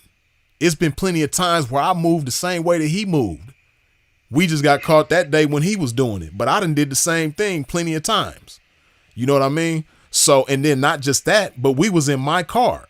I decided to drive him over there to do what we ended up getting caught doing. You know what I mean? So I made a decision. I got to hold myself accountable to the decisions that I make. You know what I mean? So I say all of that to say, you said you done got fired from so many jobs, you can't even remember how many. You the common denominator in those situations. You know what I mean? Listen, the people are different. The jobs are different. The locations are different. The positions are different. The businesses are different. Everything is different except for what? I understand what you're saying, me. Exactly. Yeah, exactly. Let me know you got a brain then, man, because you had me worried. You had me worried for a minute, man. Hold on. You had me worried for a minute, man. I'm proud of you, man. You just made a little progress, man. Hold on. Let me clap for you, man. Hold on. Yes, sir. Yeah, man. He made some progress, man. Young brother showed me that he got a brain, man. Hey, listen though. Stay right there though. Stay right there. Hold on. Stay right there, cause we going somewhere. We made some big progress, man. You were showing me that your mind is possible to be stronger than your mouth, and then you just said the right thing out your mouth when you used it. You know what I mean? So you making great progress. You know what I mean? You displaying that your mind is stronger than your mouth because you're allowing your mind to control your mouth. And then when I just asked you a question, you just gave a great answer. You know, the one thing that's not different in those situations is you. So another thing that's not different in those situations is the outcome. Listen, the outcome is the same, just like you the same. The people are different. The businesses are different. The positions are different. The locations are different. Freeze, I've been involved in the whole. Listen, I'm trying to listen. I've been involved in the whole time, Freeze. I'm not saying you haven't. Looking in while you giving me this advice. No, I'm not saying you haven't evolved. You know what I mean? And that's a beautiful thing if you have. But what I'm saying is, you know, I'm just giving you a different perspective to look at things at, because maybe ain't nobody got at you in this type of way to get you to see things the way that you could better see things. You know what I mean? So like I said, we was going somewhere. We was making progress. The common denominator in that situation is you. You're the same, and you're having the same outcome with your same self everywhere you go. So you can't say every time these people lying on you, every time it's not your fault. Maybe sometimes, but man, just every time I look up, nigga, I can't make this up, Freeze. okay. But there's something that you doing that's provoking all of this. Just showing up, Freeze. Just showing up. You got young women sparking conversation. You got older women sparking conversation. You always gonna have some weirdo ass nigga lingering. For real, man. I can't make it up. Then I'm always well aware of my surroundings. I'm always gonna listen. I got way too many spectators. I ain't even on social media, Free. Okay, well let me tell you some things. That's why I say this ain't the time to wear like just listen. We in the day of hatred. Hold on though. Let me Like, you feel? hold on a second. Just check me out for a minute. Just listen to me for a minute, right? See, Yes, sir. I noticed some great things about you. Ain't clown me or nothing. Nah, but because I see some great things in you, right? Let me tell you some of the things that I see about you that are strong suits of yours that, you know, if you look at it for what it is and see it from the right perspective, you could use these things to your advantage, right?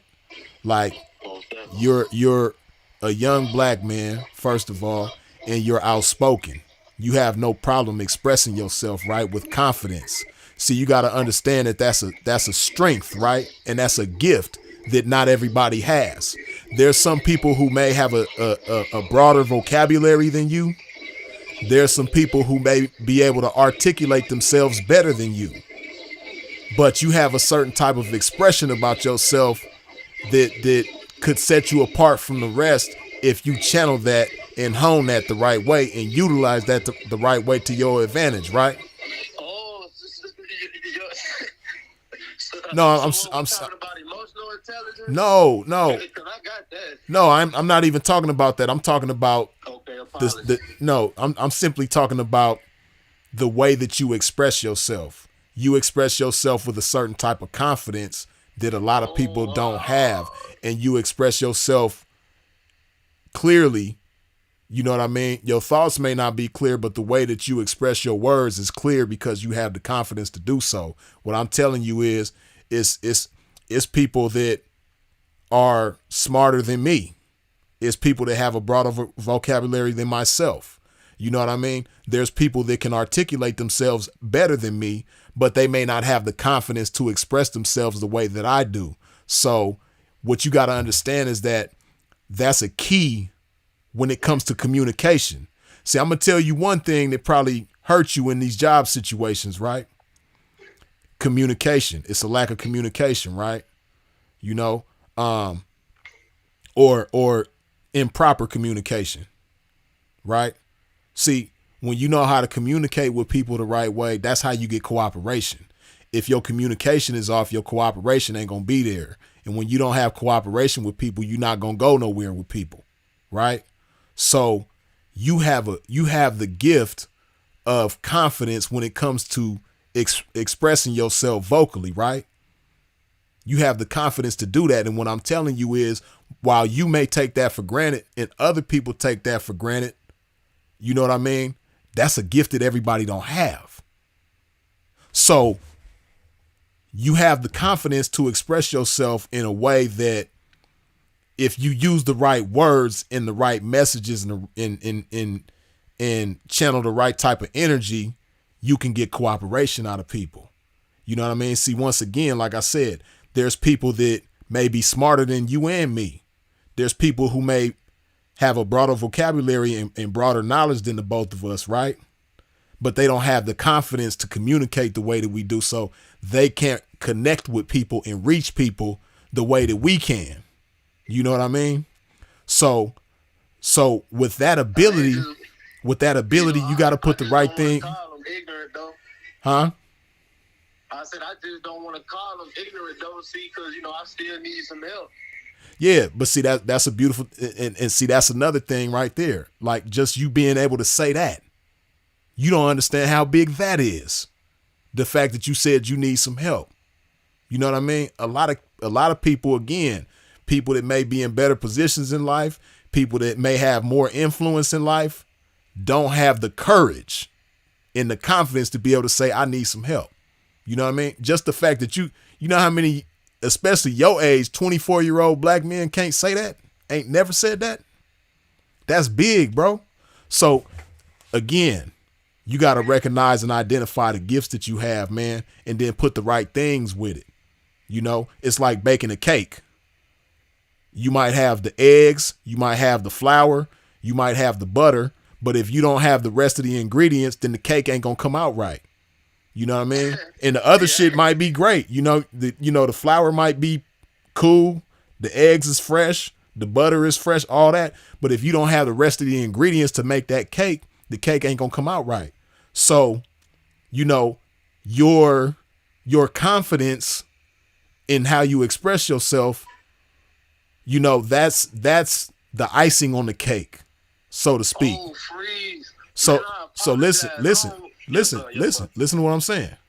See, that's the icing on the cake, right? And you have other ingredients that you've shown that you have. The eggs to the cake is the power of your mind that you express when you use it to control your mouth. You know what I mean? So you got different ingredients to the cake. You just got to put the other ingredients with the cake in order for the cake to be what it's supposed to be. You know what I mean? So one thing that's going to help you out tremendously, one simple thing, bro. You got to think bigger than yourself. You got to think about doing something with your life. You 24 years old, man. How many kids you got? Shit, I ain't got no kids, man. Exactly. You a 24-year-old young black man in America with no children. listen to me, man. You got to think bigger than yourself. See, again, that's another beautiful luxury that you have. That's why I be in the comment section trying to spread some encouragement. But nigga, no, you don't need to spread nothing though. That's cool. But before you try to spread something, get yourself right so that what you spreading ain't so diluted. See, the stuff that you trying to spread right now is diluted because you ain't taking the time to get it right and make it more potent. So that when it hits somebody, it stick with them like, ooh, you know what I mean? No, I said that just a few days ago. You know, I just been preserving myself lately. That's all I really been doing past, about 14 months. Yeah, so like I said, man, you know, what's gonna help you tremendously, one simple thing that's gonna help you tremendously is to think bigger, bro. Think bigger. Dream of doing something with your life so big that you're gonna impact thousands of people. See, when you start thinking like that, your behavior is gonna be totally different. You know what I mean? Like, think about any of them jobs that you had, right? Think about, because I'm pretty sure you was entry level at them different jobs. Think about if you had the position of the supervisor, right? Where you the overseer of however many people work at that same establishment, right? You supervising 10, 20, however many people. You know what I mean? The frame of thought that you have in that position can't be the same that it is right now because you got other people who depend on you. Other people who depend on you to do their job effectively. Right? So when you start thinking like that, you like, okay, well, if these people is depending on me, then I have to have the right kind of influence on them. I got to have the right kind of information. I got to have the right kind of energy with them. You know what I mean? I got to be on point because it's bigger than just me. If it was just me, I could slack off. I could say whatever, do whatever, but it's bigger than me. So I got to be bigger than myself for the sake of these people that's underneath me. You know what I mean? So that's why I say you got to start right now, bro. You got to start thinking a lot bigger, man, because you got some beautiful things in yourself that you selling yourself short on because you're not thinking big enough. You know what I mean? You got to think bigger than that, man. Think about your mama. Think about buying realistically though. Think about buying your mama a house. You know what I mean? Think about how that would make you feel, how that would make your mama feel, how that's going to make the rest of the family look at you, how that's going to motivate different people. Yeah, that's why I've been in that library, man. I said, fuck that square ass dime. Let's take my ass. Okay, but listen to what I'm saying though. Being in the library is beautiful because you're going to retain certain knowledge and information, right? But again, like I said, the potency of that knowledge is going to be your perspective and your outlook on life. And what's going to help make that bigger is by you thinking bigger and thinking about basically how the actions that you take, the moves that you make, how that's going to impact people beyond just yourself. How people are going, you got to think about okay, you got to ask yourself questions like this, like, how do I want people to benefit from knowing me? You know what I mean? You want to be that type of guy. You don't want to be the type of guy that's a burden to people, that people put their head down and turn away when they see you coming. You want to be that person that people get excited to see coming. You want to be that person that people get on fire when they see you coming. You know what I mean? So again, like I said, man, you got some great things with you, man, that I know a lot of people gonna overlook, a lot of people gonna neglect, a lot of people gonna count you out, but you can't let that phase you. Listen though, you can't let that phase you though. You can't let that phase you, man, because the people that's gonna count you out, a lot of them is doing worse than you. A lot of them wish they had certain things that you got. You know what I mean? A lot of them wish they had your youth. A lot of them wish they had the discipline to get up and go to the gym like you doing right now. You know what I mean? So misery loves company. A lot of people going to try to count you out so that you can count yourself out and be right there miserable with them. But, praises to the left, curses to the right. You got to keep your eyes on the prize. You ain't figured out what your prize is. And what I'm telling you is that prize that you keeping your eyes on is going to help you be at your best is to think bigger, man. You got to think bigger. You got a lot of beautiful things inside you, man, but you're not thinking big enough. You thinking real small. You thinking way too small. Man, you sound thinking too petty, man. No, I didn't say petty. I said small. See, just because you thinking small, that don't mean you thinking petty. You just not thinking big enough. So you got to think bigger, man. For real, though. Man, I want to give you this freeze, man, before I slide up out of here, man. Man,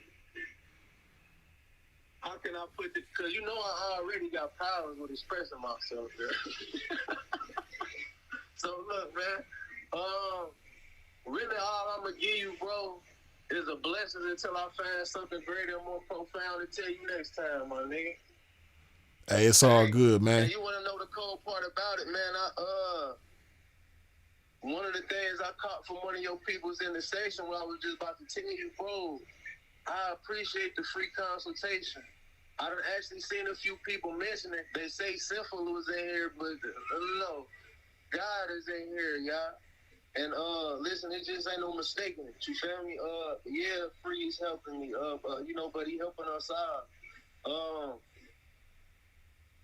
When we all die, this situation right here, man, listen, it won't even matter. But we should all agree that we all right here alive now and that the youth is progressing.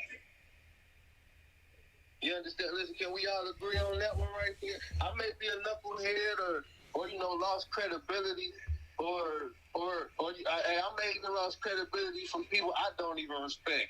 Like, it is what it is, though. I just need y'all to know that, man, look, if you looking around and you waiting on somebody to do what you should be doing, then, man, it's almost like anything that a motherfucker can say to me is almost irrelevant if it really don't got nothing to do with the cause, which is this right here, helping the youth.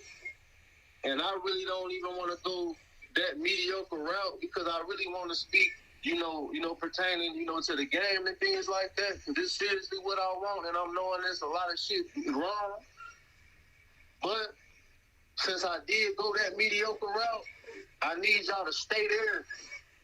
Next time y'all go outside, man, y'all see anybody sagging, hey, man, say something to them. If you ride by in a foreign car and you see somebody on the, hey, man, ask them, do they like your car? Nigga, don't be trying to impress them. If you bumping a knucklehead individual like me and I'm talking too much or talking too loud or being, hey, man, correct again. Hey, listen though, you know what I mean? That's fine and dandy. But you listen to me. Listen to me though. Exercise the power of your mind again, and use it to control your mouth. You know what I mean? Like you was doing earlier. But like the scriptures say, why not take the speck of the plank out of your own eye? You know what I mean? While you busy trying to, take the plank out of somebody else's eye, look at the one of your own. You know what I mean? And we all have issues, right? We all have things that can be corrected about ourselves, right? So like how you saying, if you see somebody with their pants sagging, tell them to pull their pants up, that's cool. But you know what's the best communication to somebody like that? Setting an example. You know what I mean? Because, like me, my pops, right? My pops taught me a lot of things, but a lot of the things that he taught me weren't in a way where he just sat down and was like, son, this is how you do this and this is how you do that. No, a lot of the things that he taught me was by example and me just sitting back with my mouth closed and my mind and my eyes and my ears open and paying attention. You know what I mean? He didn't have to say anything to me. All he had to do was demonstrate. So like how you saying, if you see somebody with their pants down, tell them to pick them up. The best way to say that to them is by showing them what it looks like to have their pants up. You know what I mean? Just like you can get on on here and say, hey, you need to stop eating this food and you need to stop doing that. The best way to say that to somebody is by example, by demonstration. You know what I mean? So again, like I said, you have the gift of confidence to express yourself with no problem. But, you know, it's one thing to express yourself with your mouth. It's another thing to express yourself with your behavior and your actions. So that's one thing that you could focus on too, that'll help you tremendously, man. No, but like, thank you, I appreciate it. But like Sinful to Peace say, you know what I mean? Be the message that you bring. Be the message that you bring. You know what I mean? Because while you may say certain things to somebody and you may try to, you know, and I understand it's well intended and there's nothing wrong with that, because one of the best things you said since we've been on the line is you want our people to do better. You want us to do better. You know what I mean? So I know that the things that you saying is well intended, but what I'm saying is because of certain things not being in order, the presentation is going to fall short. It's going to fall on deaf ears. You know what I mean? So you want your words to be effective. You don't want the things that you say to be in vain. You know what I mean? And that's a part of it. You know, being the message that you bring, demonstrating things to people, communicating that way, communicating with your actions. You know what I mean? That's just like you going to the gym. Like yourself, you know what I mean? Because like you going to the gym right now. You never know how that may inspire somebody and encourage somebody to do the right thing without you even opening your mouth. You know what I mean? So on that same token, you know, pay attention to your actions and be the best communicator with your behavior that you can be. You know what I mean? No, I'm gonna show start handling that, man. Listen, older bro, I got one more statement and I got one more question for you, bro. For sure. All right, look, I got my question first, man. Let me ask you this, man. Is it a problem with being bold nowadays? Man, because I've been seeming like the man lately, and I don't know what it is, but, you know, when I tell people the truth, it almost seems like I gotta be manipulative just to protect myself from harm's way and shit. Okay, see, this the thing, right? You know, you asked basically about being bold, right? This is what you gotta understand. The world that we live in right now discourages boldness. It encourages weakness. It encourages softness. You know, it encourages having a victim complex about yourself and not having a warrior spirit or the spirit of a conqueror. You know what I mean? So and then you got to understand, like, it's always great to be bold, but boldness in today's times looks different than what most people are accustomed to. I was making enemies. Yeah. You know, because that make me more bold though, because I'm walking back up the motherfucking street. Yeah, because, you know, like I said, boldness in today's times has to look different than it normally looks, right? Now, you mentioned something earlier about emotional intelligence. You know, in order for your boldness to be more effective, see, because that's the key to everything, right? Everything that you say and everything that you do, you want it to be effective. Like when you got a gun, you don't want to just be shooting in the air. You know, you wasting bullets, you wasting energy, you wasting time, you bringing the wrong kind of attention to yourself, as opposed to if you have a target and you aim at that target and you hit that target, you a lot more effective than just shooting in the air. You know what I mean? So that's how you got to look at it. Like sometimes when you just being bold and you're not moving with a purpose, you just shoot in the air. And when you shoot in the air, you might make yourself feel good. Like, yeah, I showed them niggas, man. Busting on them niggas. But you shooting in the air though. And you make yourself feel good. You're like, yeah, niggas fuck with me, shit, nigga. I was busting on them niggas. Everybody else looking at you like, nigga, you're shooting in the air. You do know you shooting in the air, right? You you ain't killing nothing but the clouds, right? So when you saying you being bold, that's what you doing. You shoot in the air, and that's why, like you said, you creating enemies because you're not being effective with your boldness. And a part of it, like you mentioned earlier, you mentioned the term emotional intelligence. You got to put the emotional intelligence with the boldness because the emotional intelligence is gonna keep the boldness in check. The boldness ain't gonna be reckless with the emotional intelligence put together with it. You know what I mean?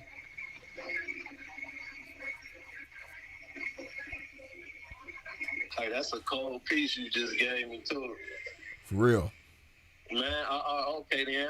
Well, this is my statement I want to give you, bro. Man, listen, man. I want to tell you, man, blessings to you, Freeze, man. I'm talking about straight up. That was just off the bat. This is my real statement, bro. I want to let you know, dog. Man, listen, you ain't waste your time by doing this for me. Oh, and I say, I know it. I know it. I don't waste my time doing nothing. I know it. Yeah, this a freak, man. Hey, this how you know this is ordained from the Most High. Nigga, I ain't asked for no more consultation. You know what I mean? But you know I love you to death, though, for it, though, Freeze. Yeah, it's all good. I ain't lying to you. Listen, man, you even though I had value, before I got on the phone with you, bro, you just made me more important from what you just said. Because I don't even got to start to believe. Listen, I believe you dealing with the greatest. I'm talking about irrefutable. Listen, I believe you, bro. I've been wasting my time, bro, with a lot of people out here, but only because I see, some kind of, abomination. See, now, me, I make my mistakes, say what I say, find my turmoil, fall flat on my face, but see, I learn from it. Yeah, okay, well, this what I want you to, this is what I want you to learn too, right? See, because as I'm listening to you, right, I'm paying attention to your words, and I'm taking the time to understand you through what you communicate to me, right? This what I'm getting from you, right? You have great intentions, like you haven't expressed to me at all any type of foul intentions in your dealings with people, right? And if you happen to do something intentionally foul, it's probably in defense of yourself, right? But you don't have like a foul heart. You're not like a cold-hearted individual to the point where you're trying to do wrong and harm the people, right? You know what I mean? So man, you have right. You have the type of intentions where you want to be helpful. You want to have constructive interactions with people. You want to build with people. I see that in you, right? Yeah, I don't be trying to get on. But this is the thing though, right? So a lot of the things that you doing, you think you being helpful to people. Just like some of the stuff that you said to people in the chat that's making certain comments towards you, right? You saying the things that you saying, with the intention of being helpful and building with people, right? But your perspective is a little, it could be a lot better in terms of being helpful and building with people, right? Your idea of what's being helpful can be better, right? And when you develop a better outlook on what being helpful really is, you know what I mean? See, like this, right? You look at like how you just said earlier, right? If you see somebody if you see somebody in the neighborhood with their pants sagging, tell them to pull their pants up, right?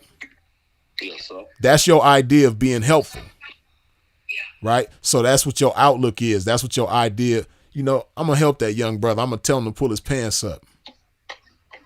But just use your mind, right? Think of a better way to approach that situation that'll be more helpful to that young brother. What's a better way that you can make that happen? If you really want them to pull their, I'm gonna tell you right now. Yeah, just think about it for a second. You see a young brother with their pants sagging, and you want them to pull their pants up because you think that'll be helpful to them. Like, off the flap, I got like 100 things to say to him. See, that's the thing, right? Okay, what's the first thing you gonna say? I'll give you two. What's the first thing you gonna say? This what I tell him. I say, bro, man, you know how when you walk around the mall and you still got the tags on your shirts and your pants and shit, and how the high school dropout bitches that say you look fly, And the street niggas that say you looking good and all this shit. But then the real men and women say you look like a damn fool, you look tacky. Yeah, bro, you need to stop that press, you look broke. I heard people saying they pants look broke. Now, that's the first thing I'll tell them. The second thing I'll tell them, bro, you know how many women, not women, but women, excuse me. Bro, you know how many women just seen you? I'm going to wait for them to answer. Right. All right, well, then why you got your pants sagging, bro? What's going on? I know you don't want me talking to you. I know I look real intimidating to you, bro. What's going on? You should be trying to keep niggas away from your booty, man. That's two things off the flap. Okay. Now, yes, sir. Okay, now check me out, right? Now, what's something that older people tell you about your appearance that they don't like? I don't take care of my hair, bro. Look, I got Okay, wait. Stay right there. Hold on, listen. You ain't even got to get into it. Just okay, so imagine you and me, we strangers. We don't know each other, right? But as an older brother, I see you and I disagree with your hair. You know what I mean? I think you could take better care of your hair. So if I come up to you and I'll be like, hey, little bro, man, you need to do something with your hair. What you gonna say?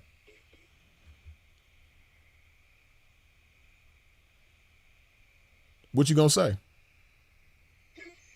Excuse me, older brother. Man, you got cut off, older bro. Could you hear me? I hear you now. Okay, I was saying that if I came up to you and said, hey, bro, you need to do something about your hair, man. Your hair ain't really looking right. What's gonna be your response to that? I'll just look at him and tell him, man, I got enough features to walk away with the ones you drooling over, nigga. Cause in my mind, why is another man walking up on me talking about my hair? But the cold part about it, I'm gonna take heed to the information, but then I'm gonna still ask you where you going with it. Cause I'm gonna ask this nigga made what you call it, a cosmetologist. We don't know nobody we be walking past, so I'm gonna even take it way further than just niggas, like what my scalp looking like and all that. Okay, listen. See, you just said something key, right? What you want? Yes, sir. You just said something very key in the direction that I'm going to, right? Now, you just said that if you see a young brother sagging, you gonna go up to him and say something to him like basically telling them what they need to do, or asking them why they doing this and instead of doing that. You know what I mean? Like, man. Right. Okay, but this the thing though, right? You said that as far as when you looking at somebody else, but your response was totally different when somebody's looking at you. You know what I mean? When you see listen. No, just listen. Listen to me. My point is, when you see wrong in somebody else, your outlook is and your approach to everything is totally different than when somebody else see wrong in you. And like you just said something key. You said, we don't know anything about a person when we just walking past them, right? So because of that, like I said, see, this is the thing, right? If you see somebody with their pants sagging and you want them to pull their pants up, it's going to take cooperation to get that done, right? You're going to have to get them to cooperate with you. You're not going to get anybody to cooperate with you if you don't take the time to understand who you want the cooperation from. And if you go up to somebody and tell them about why they sagging and they don't need to be sagging because of this reason or that reason, you see them chicks walking past or you inviting people to your butt and all that. When you talking like that, you're not taking the time to understand. You know what I mean? As opposed to walking up, hey, young bro, what's your name, man? How you doing, man? I'm Freeze, man. Or I'm Malik, man. Hey, nice to meet you, Malik, man. Hey, I like them jeans, man, by the way, man. Them is fly. Where you get them at, man? And they might tell you where they bought the jeans at. This is what you call charming and disarming, right? And then when they tell you where they got the jeans at, man, like, hey, man, what made you start wearing your pants like that, man? Like, that's kind of, different than how I see most people wearing their pants, man. What make you wear your pants like that? You never know what they might tell you, but whatever they tell you is going to give you understanding as to why they wear their pants like that. You know what I mean? Listen to me. What if they tell you like, oh, well, you know, my big brother, man, that I looked up to, he got killed last year, man. Somebody shot him and killed him, man. But he used to wear his pants like this, so I wear my pants like this in honor of my big bro that's resting in peace. What you gonna say then? I mean, well, you gotta understand me. If I approached a man like that, you know, with that charismatic route, I would already be knowing who this man is and already be seeking benefit. Plus, I would already be knowing who his brother is that he done died and all. See how it's free. You gotta. Well, you know what? Since we speaking hypothetical, my bad. Yeah, you might not know him. You know, you might not know the cat. You know what I mean? He might be a total stranger. Y'all might be total strangers to each other. But if he tell you something like that, he's giving you understanding as to why he wears his pants like that. He just told you that he do it in honor of his big brother that he looked up to that's no longer here. They got taken tragically. You know what I mean? So when you understand that, your approach has to be totally different in order to get cooperation from somebody like that. You know what I mean? And then if like your first approach that you said, like, man, why you wearing your pants like that, man? You trying to invite somebody to your butthole or something? When you say that to him, he like, man, this nigga disrespecting my big brother that's dead. I'm finna smoke this nigga. You know what I mean? And you might lose your life because you don't know what that young man is going through because you ain't took the time to understand him. You ain't asked no questions. Listen, this the thing, right? Listen, you know, let me tell you how what you doing is, right? When you do that, this is how that is, right? Imagine you get hurt. You get a physical injury and they roll you in the hospital on a gurney, on a stretcher, right? Yes, sir. And you know, they don't ask you no questions. They just get the scalpel and they get the tools and they get ready to cut you open. You know what I mean? They ain't asked you no questions. How you gonna look at them? You know what I mean? You might have broke your foot, and they finna take a scalpel to your stomach and cut your stomach open and start doing shit. What you gonna say? I had looked at it like that too. But then again, I always no. But I'm saying, what you gonna say though? If you got rolled into the hospital on a stretcher for a broken foot, and they get ready to cut your stomach open, what you gonna say? Oh shit! I'll tell them I don't trust them. I don't trust hospitals no way. No, but see, my point is, you know, in that case, the doctor would be trying to prescribe you a solution that they haven't diagnosed the problem to. You know what I mean? Freeze, right now, I'm just moving the goalposts. Yeah, I know. That's all you've been doing. Exactly. But you know, that's, you know, but it's all good though, because, you know, that's the beauty of the game though, because the game is going to shut all that nonsense down anyway. So I'm not even tripping on you. You think you doing something, but you don't even know how the game is using you. You know, I'm trying to provide myself what I didn't have. You understand me? When I woke up. No, but listen, like I said, you're not understanding how the game is using you. But back to what I was saying, though, you know what I mean? Like, back to you walking up to somebody who pants are sagging and trying to tell them what they need to do with themselves. You haven't even diagnosed whatever problem they could potentially have, but you trying to prescribe them a solution. You know what I mean? So all this shit that you telling people in the comment section that they need to be doing, you got solutions for a bunch of people that you don't have a clue about, when you really need to give a solution to your damn self. Oh, see? So we can all agree on that, and we all family here. Amen? Absolutely.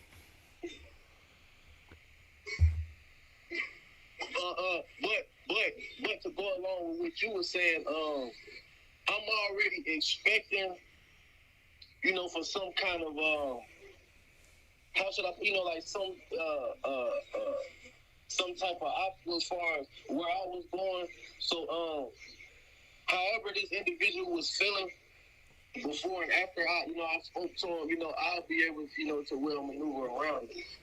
Not saying that I would have all the answers. I'm basically just saying if I said something, I said it for a reason. So, if he want to fight, I'll deviate from that. Yeah, but see, what you don't understand, this is what you don't understand. You was talking about answers and stuff, right? But what you don't understand, the answers that you got is answers to addition and subtraction problems, but it's a multiplication problem that you got these answers for. You know what I mean?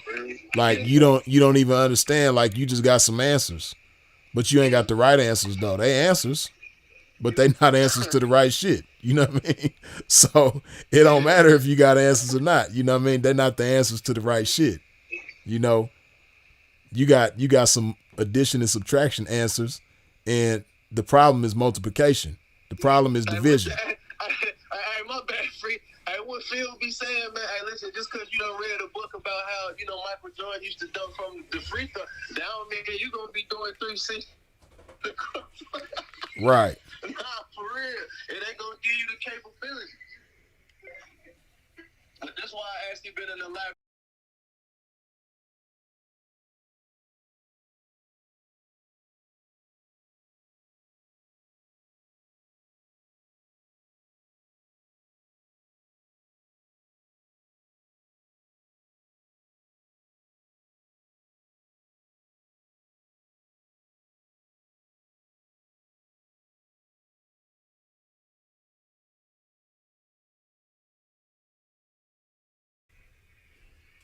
This is what I say. What you doing, I just want to see more of while we still alive. Hey, we gonna leave it at that, man. Like I'm trying to go positive. Like, hey, we gonna leave it at that, man. You just said a great thing, and we gonna leave it at that, man. You just want to see more of what I'm doing, and hey, I'm gonna give you that. You know what I mean? I'm gonna give you more of what I'm doing, man. But we've been on the line for a minute, man. So with that being the case, man, yeah, I drained you. Yeah, I drained you like a mother. Nah, you ain't never drained me. You know what I mean? Because it's a all you can hear buffet of this shit, though. You know what I mean? This shit don't stop, but nah, you know. I hear you, bro. Yeah. Hey, man, but I love you, though, bro. I swear to God, I ain't even mean to, hold you. But, like I said with my last statement, bro, this wasn't a waste of your time, Freed. I love you to death, dog, for real. Oh, nah, I know it ain't a waste of my time because, like I said, you don't even understand how the game is using you right now. You know what I mean? You probably think you do, but you really don't know, though. You know what I mean? So it's all good. Thank you, bro.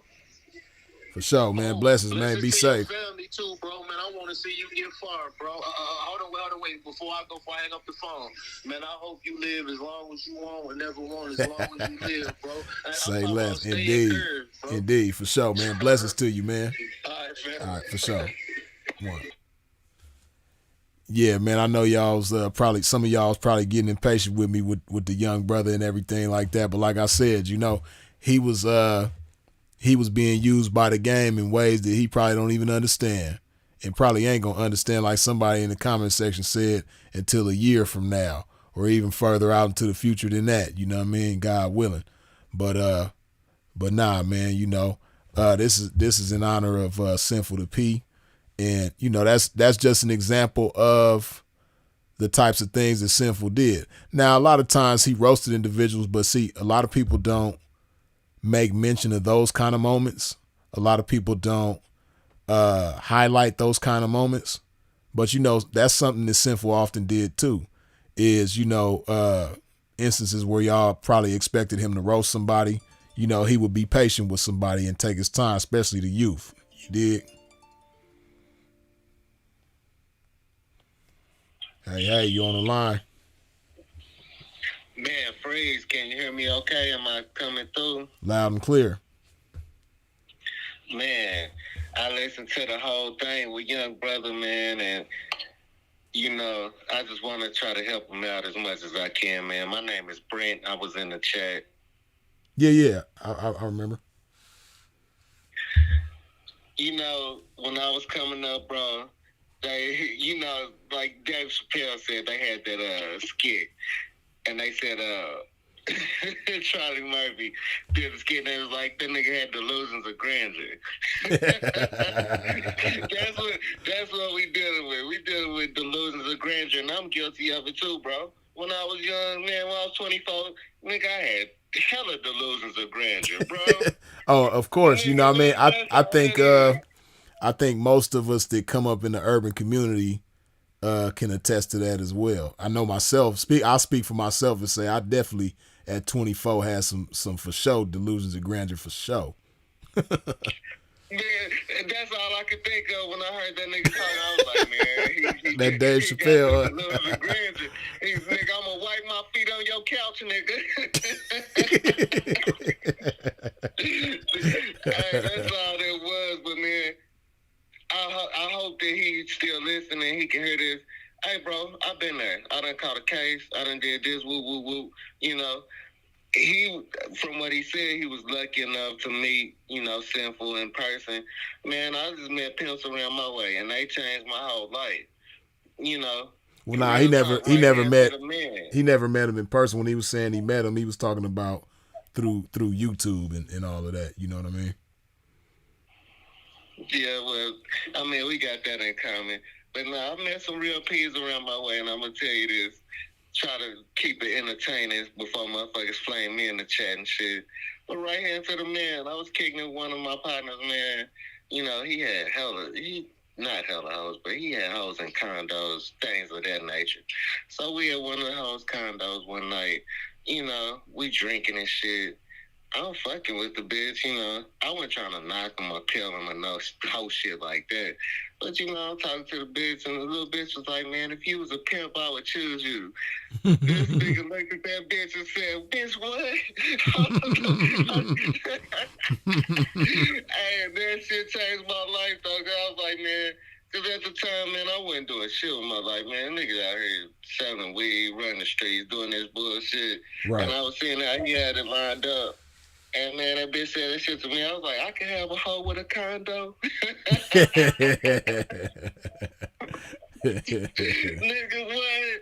I can have a hoe with a condo. I can have a bitch with a knife.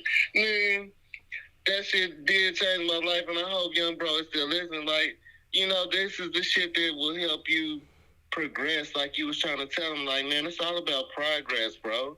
Right. That ain't where you start, it's where you finish, man. Right. Shit. He talking all that shit about a square job, man. I'm dealing with some shit with my baby moms. Mm-hmm. Right? Before she was my baby moms, we was out there wooing. You know what I'm saying? Right. And, Pimpin' made some mistakes. Right. But, so now I'm dealing with the kid situation.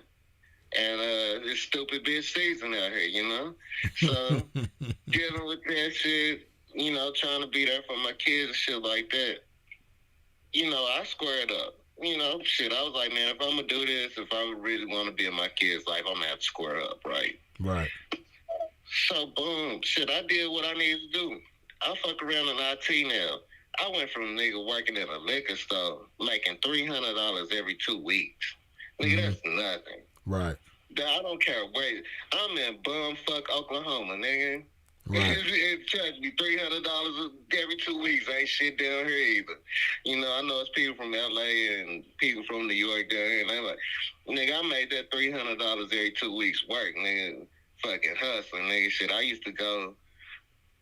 They legalized weed down here, but before they legalized that shit down here, nigga, I used to hop on a Greyhound to Denver, nigga, and come back with the shit. Hopefully them boys ain't listening to the chat. They gonna be coming knocking at my door. Oh, you wanna see your kids? Fuck you, nigga. We heard about what you did in 2018, nigga. Fuck out of here. Man, like, it's real, man. We all, you said something that was profound to him.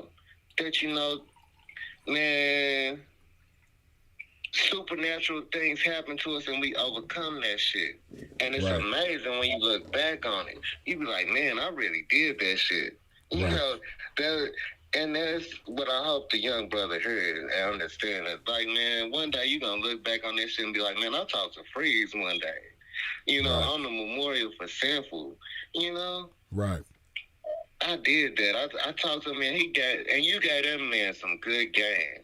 That shit struck my nerve with me. I was like, man, let me go ahead and call in at 5 o'clock in the morning. You know what I'm saying? For sure. 5 in the morning where I am and tell him about my story, man. That shit ain't nothing. Shit, I make more bread now. I ain't never seen as much bread as I seen right now. And shit, I work 2 jobs. Shit, but one of my jobs, I'm making like damn near $30 an hour. The other job, I work from home, and I make like $16 an hour, but I only do that like 4 hours. Yeah, but see, like how you said, how you said you was working a job at the liquor store and getting paid $300 every 2 weeks. You know what I mean? You know, it's a lot that goes into that. You know, when people hear that, you know, unfortunately, most of our people hear that and be like, damn, this nigga was broke as hell. He was settling for this and settling for that. But they don't understand like the mindset that goes into that. One thing it shows is that you're responsible. It shows that you're not lazy. It shows that you're diligent. It shows that you're ambitious. It shows that you have humility about yourself, that you're humble, and you don't think you're too good for this, that, and the third, like a lot of us do. You know what I mean? So it's no surprise to me when you tell me what I suspected you was gonna tell me, something along the lines of what you ended up saying about how now you working 2 jobs, and one of the jobs you making $30 an hour, which is way more than that job at the liquor store. You know what I mean? But what I want people to take away from that is that it's the characteristics that you applied at the liquor store that got you where you are right now. You know what I mean? Because you didn't go into the situation. See, in the game, we talk about that a lot, right? You know what I mean? Where a lot of hoes go wrong when they get ready to choose a pimp, just like somebody that's looking for a job, you know what I mean? Endeavoring to get hired. You know, a lot of hoes come into the situation like, oh, well, I'll fuck with you, but I don't want to do this, and I'm not going to do that, and I refuse to do this. You know what I mean? But them hoes end up having a much harder way to go in life. On the same token, you know what I mean? Them type of guys that's like, oh, well, you know, I want to work a job, but, you know, I ain't trying to mop floors, and I ain't trying to take out trash, and I ain't trying to do this, and I can't settle for this amount. And you know, basically when you come into a situation talking about what you ain't gonna do, you ain't gonna have. You know what I mean? As opposed to when you come into the situation thinking about what you have to do, and then you beginning with the end in mind. Before you take that first step, you know what the outcome is gonna be. You know what I mean? And it's more to it than just that amount of money. Like how you said, you was making it work, you was handling your business, doing your thing. And, you know, a lot of people would just look at that and be like, oh, man, that's $300. I can't do that shit. You know what I mean? But you made the shit work. Like you looked at the situation in a totally different way than most people would. You know what I mean? So it's that same mindset. It's those same characteristics, that same outlook on life that's the reason why you are where you are now, and why you going to go even further. You know what I mean? Man, Fraze, you made that shit sound so good, man. I'm a replay this shit, and when people ask me about this shit, I'll be like, yeah, man, because it wasn't even like that, bro. Real shit, man. I was up there, like I said, at that time, man, I was selling weed and niggas trying to. No, but what I'm saying is, okay, but I was in there. I was at the hoes all the time, so I wasn't even thinking about the $300 every 2 weeks. That was really at the time in my mind frame. That I was thinking. It was just a plus. I'm like, man, shit, I ain't gonna make this $300 every 2 weeks. Okay, but like, a couple nickel bags. Right? Okay, but see, right? Okay, but see, the job. You know, you need something to go with that. Yeah, but you like you saying you didn't really care about the $300 and this, that, and the third. But let me ask you this: did you have the $300 first paycheck first, or did you have the sack first? Man, shit. Honestly, the sack first, man. I was doing that shit before I had. Okay, but what I'm asking is, did the three? I've always been the type of dude that will keep a job though, because you know what I'm saying. Like I didn't, you know. Yeah, but the job probably enhanced it. The job probably enhanced the situation though. You know what I mean? Like you said, you up there dealing with bitches. I'm pretty sure when motherfuckers come to the liquor store, you know, it's going to be plenty of motherfuckers coming through there that want to buy some weed. You know what I mean? So I'm pretty sure that you being there, you know, helped your situation more than just the $300 itself. You know what I mean? Yeah, and like like you was telling your bro, like, you know, at that time I was getting entry level jobs. So I was always like, you know, any job I would have was just some bullshit, you know, other than, you know, I worked in some factory type situations and shit. Like, you know, I'm damn near 40, so this was damn near 20 years ago. So I'm when I'm 18, 19, fresh out of high school, Right. boom, go catch a job. And I dropped out of high school at 16 and got a GED and moved out on my own. Mm-hmm. Shit, I was working at a hamburger spot selling nickel bags. You know what I Right. mean? Like, shit. Hey, you want this Big Mac with cheese? Hey, here you go. Yeah, but see, what you got to understand is all of that serves a purpose, probably bigger than what you understood at the time. Like, you minimize the job situation at the liquor store, and you probably will minimize the burger job too. But what you got to understand is all that shit serves a purpose. You know what I mean? Whether it's enhancing your clientele or it's providing a smoke screen and helping you stay under the radar. You know what I mean? I know because my pops was like that. You know what I mean? My pops used to slang, he used to move weight when I was a kid, all that type of shit. But I'm 42 now. My pops will be 70 next year. I've never seen that man without a job. Never, my whole life. He's always had a job, but at the same time, when he was moving weight, he was doing his thing. He had multiple properties that he owned, multiple cars, motorcycles, all the shit, you know what I mean? But he always had a job. And his homeboys who didn't have a job, all of them got cracked. He the only one that never got cracked. You know what I mean? So that's what I'm saying. Like, you probably didn't look at it that way in real time. But if you really just like analyze the shit and think about it, I'm pretty sure that job served a much bigger purpose than what you giving it credit for. You know what I mean? Yeah, I mean, now looking back, like me and you, we're about the same age. I'm 38. You know what I'm saying? So we roughly in that same age, but we from, like I said, I'm in Oklahoma. You worldwide and shit. Mm-hmm. But I say that to say, like, okay, it wasn't me. Mm-hmm. I didn't know at the time that I would meet pimps on down the line. Like when I was 18, 19, I was Gucci Mane and all that shit, man. Shopaholics for Christmas. You know what I'm saying? Santa Claus bringing me a brick. You know what I'm saying? That was the shit, right? So, me working the job, I was just like, man, all right, man, if the sack ain't moving in. And, man, that's at the time when a nigga was selling Reggie for real. When I say nickel bags, I'm talking about some nickel bags or some Reggie for real. Yeah, hey, a lot of these 2000s babies they don't even know what you speaking a foreign language to their ass right now.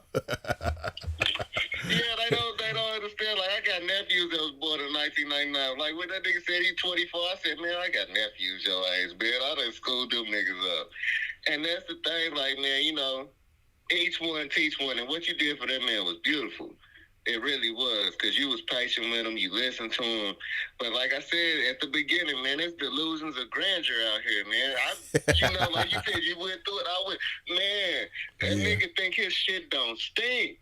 Boy, the world will teach you that, man. Your shit stink. And like I said, when I was making that $300, that wasn't that long ago. That was in 2020, nigga. I was 34. Right. Nigga making $300 every 2 weeks. Nigga still trying to get us some bitches, nigga. You know what I'm saying? Right. That nigga knew way better. A nigga knew way better. Like, nigga, what the fuck? $300 every 2 weeks, nigga, and you think some bitches checking for you. Yeah, you might need to get your shit together. And it ain't, I hope he heard, like I said, I hope he hear this shit and can know that, like, man, this shit can come together. Like, boom, boom, boom. You just hit the right buttons and you keep doing the right shit. And that's what I appreciate you. Like, people were saying in the chat, hey, I love Sinful for that shit, but Sinful was a motherfucker, boy, because he would flame niggas. He would have flamed my ass right now. He'd be like, nigga, shut the fuck up, nigga. Yeah. Hey, Sinful had no patience. But, Well, man, that's what I was saying just a minute ago when you was in the midst of calling. I was saying that how, there have been instances where he was patient in cases like that. You know what I mean? But see, with me, right? Of course, certain people I'll roast, especially if they come in with a bad attitude or something like that. But I pay attention to people's intentions. I don't pay attention to. I pay attention to everything, but I don't make people's style or, you know, unsavory vibes or whatever the case may be. I don't allow that to be the focal point. You know, I look for the good in people. I can recognize the bad in people for sure, but I look for the good in people, and I honestly seen some good in that young man. You know what I mean? Like, you know, he wasn't being disrespectful. He didn't come foul. You know what I mean? And then when he told me who he was, it made perfect sense, because I was like, damn, this young nigga, he typed the same way that he talk. Because whenever I be live and he be in the chat, the same way everybody was seeing him right here, and people in the chat who know who Kalen Ward is, you know what I mean? They know that he the same way in the chat that he was on the phone just now. You know what I mean? Like, he just be blurting shit out and he don't be thinking, and his mouth be moving in one direction and his mind be moving in the other direction, and he just be going. So as soon as he told me who he was, I was like, yo ass.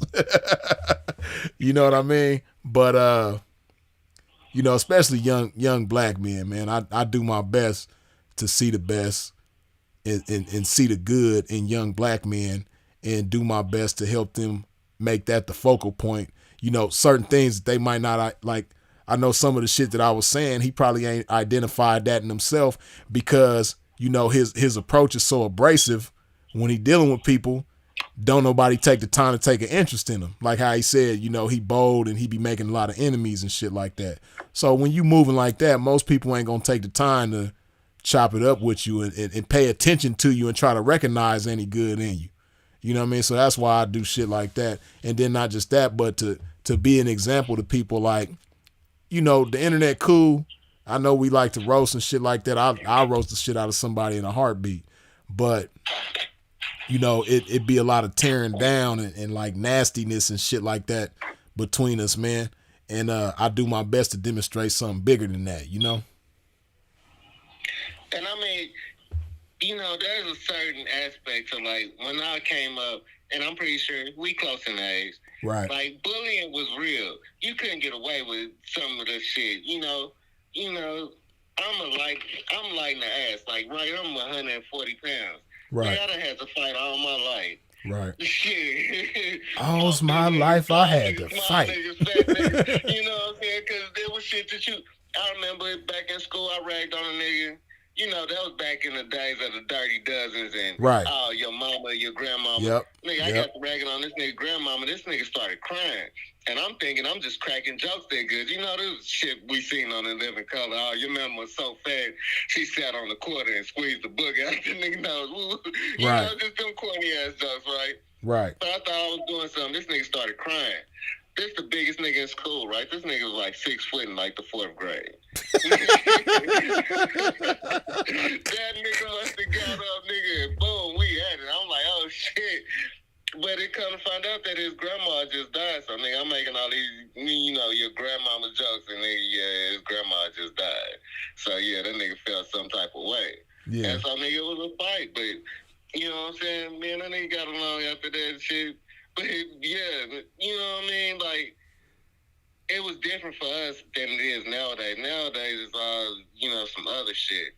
But, like, yeah, niggas used to fight, and then neither one of us get suspended from school. Nigga, shit, they made us go sit back down at our desk. Nigga, we fought because the teachers knew that his grandma had died. You know, I didn't. I was like, yeah, he fought you. Yeah, his grandma just died, nigga. That's what the fuck. Right, so they understand, you know, kids gonna do that, and it is what it is. Y'all done brushed it off. You know, made up with each other, kept it pushing. It's all good, you know. But that's something that I consider too about the young cats right now. You know, they were deprived of that. You know what I mean? And that's what that is. That's a deprivation. You know what I mean? Like, to not be able to do that, that's some human shit. You know, people get into it, and that helps you learn how to deal with people moving forward. You know what I mean? When you have a problem. But nowadays, everything is so protect. You know what I mean? Coddle. Like, they don't allow youngsters to do shit like that, go through shit like that. Know what it feels like to get into it with somebody. Know what it feels like to get your ass whooped, or know what it feels like to play a sport and lose and come in last place and and know what that feel like and work on yourself to get stronger. Like, nah, they giving motherfuckers trophies now coming in last place. You know what I mean? Like, you know, they don't let you go through nothing. Right. So yeah, so that shit is bullshit. Right, so they don't let you go through nothing nowadays, and because of that, when you grow up and become an adult, you know what I mean, you're gonna be immature as a motherfucker. You're gonna be behind socially. You know what I mean, your social skills is gonna be terrible.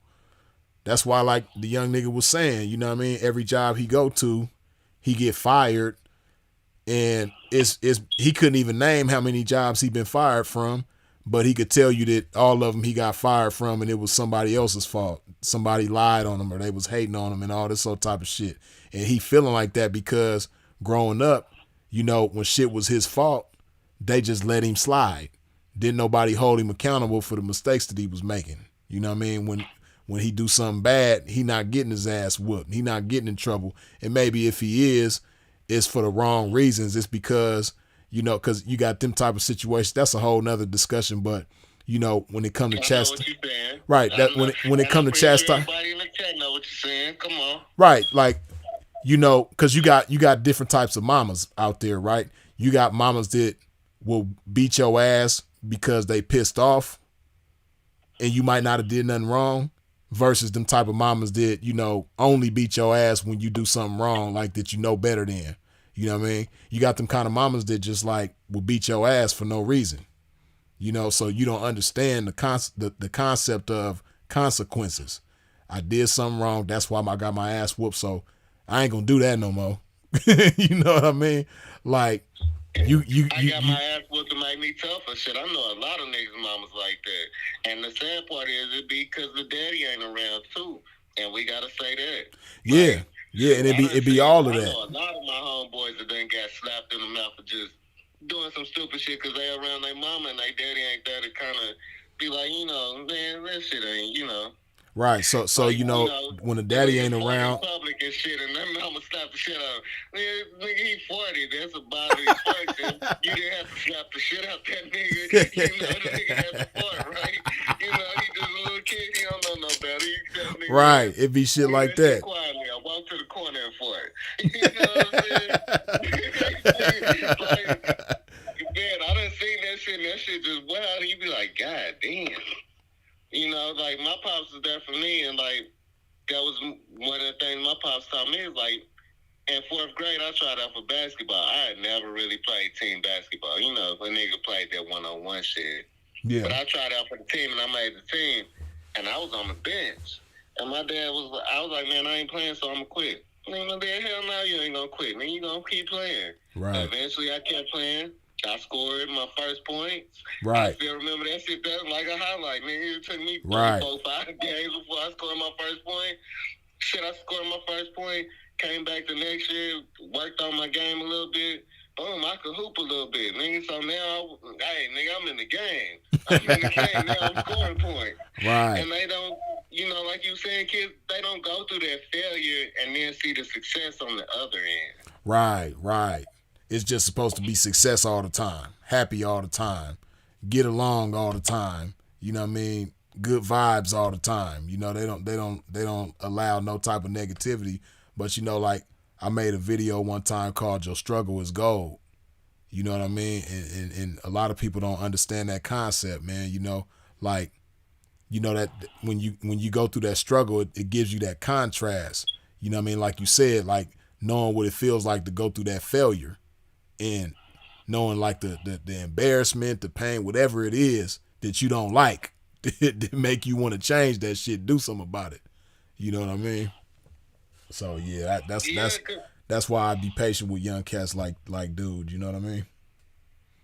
Yeah, no, I hope he's still listening. I hope he sounded like he might have been drinking a little bit. Shit, I've been drinking a little bit, so shit. Little nigga, I hope you can hold him down, nigga. Well, he did say he did say he was hitting the trees and shit. Up this message, I hope. But man, yeah, that shit kind of touched my soul, man. And like you said, you did the right thing, and you tried to give them the game. Like I said, like the first thing that hit my mind was just that delusions of grandeur. Like, God damn, we be so stupid when we young, boy. Yeah. We be so fucking young, nigga. You know, nigga be rock hard. What they used to say, nigga.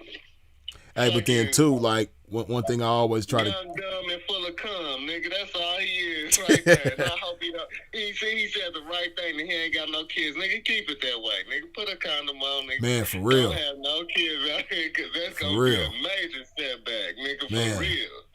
Yeah. Nigga, you can get all the paper you want to get. Nigga, the world is ahead of you. Fuck your gun case, nigga. Your gun case ain't shit. Like, nigga, my homeboy was, he got caught up on the dope case. Nigga ended up, you know, the case ended up flaking up behind some bullshit. I think, you know, whatever. We ain't gonna get into all that. But he ended up suing the state, and he, you know, weed is legal down here. He took the money that he won from that case, opened up a dispensary, and then he got one of the biggest dispensaries down here. Yeah, that's dope. That's You know, that's dope. It's good to know. It's good to know that they even allow brothers to do that in Oklahoma, because, you know, other places, man, it's like next to impossible for a brother to open a dispensary. You know what I mean? Like that's good to know. This happened a couple years ago, you know, so it's harder now because, you know, the motherfuckers with money, they done stepped in, so yeah, and it ain't happening like that now. But yeah, at the time when they first legalized it, and that's when the shit, you know, God comes together. You know, what I say that you said, man, God, the supernatural will happen, and you'll be like, damn, that shit happened. Right, like for real. I know, bro. I knew, bro, before he had the dispensary and shit, man. I ain't trying to get nobody like that, but man, you know, man, it was real. And the nigga really went to jail. The nigga really was in the newspaper, you know, and the nigga really made that move and shit. And now it is what it is. And shit, I hope they ain't listening to this motherfucker, but you know, shit, man, you never know what can happen, man. And you know, being a good person, like you listening to that young man and giving him all the good information that you gave him, you know, that just cements the fact that like we out here for Sinful's memorial and shit. And man, the spirit of Sinful, the spirit of being a good person in the game, you know, like I said, man, shit, I use peas is what changed my life around, nigga. I thought I was gonna be nickel bags forever. Like nickel bags at the liquor store, nickel. Man, I couldn't imagine living the life that I live now. Right. That's real, and I hope he hears that. Man, you don't know what's gonna happen in the future, youngin. You know, I hope he hears it. Yeah, man, I'm pretty sure you got lost homies that, you know, that been at the other end of the wrong side of the gun, man. I do too. Yeah. You know, it ain't no different from Oklahoma to Los Angeles to New Yeah, York. for sure. You know, shit, there's Bloods and Crips and GDs down here too. Right. This shit ain't nothing different, man. And, you know, young black men, we are hated on. And I'm going to tell you this for real. Like, he said some shit that kind of offended me. I make damn near $30 an hour. My pants are sagging when I go into my office all day long. Right. Shit, I wear a belt and my pants are still sagging. And them motherfuckers can kiss my ass. Right. Then he said, kiss my whole ass. then he said, what you gonna say? No, you don't wear your pants up on your ass. Right. Then he said, you know, in today's times. Fuck you. Shit, Yeah. I'm just as qualified to be in the position that I'm in as you are to be in the position you're in. That's Fuck all you. that matters. They hired me. Nigga, the contract has been signed. What the fuck? I'll pull your pants up. I'll pull them up for 5 minutes. For sure. Pants sagging don't mean jack shit to these white folks if you qualify to do the job. You know what I'm saying? If, you know, a lot of people saying CDLs. CDLs, you driving a truck. Who the fuck gives a fuck if your pants are sagging? And shit, I got a cousin that drives trucks. He make $100K a year.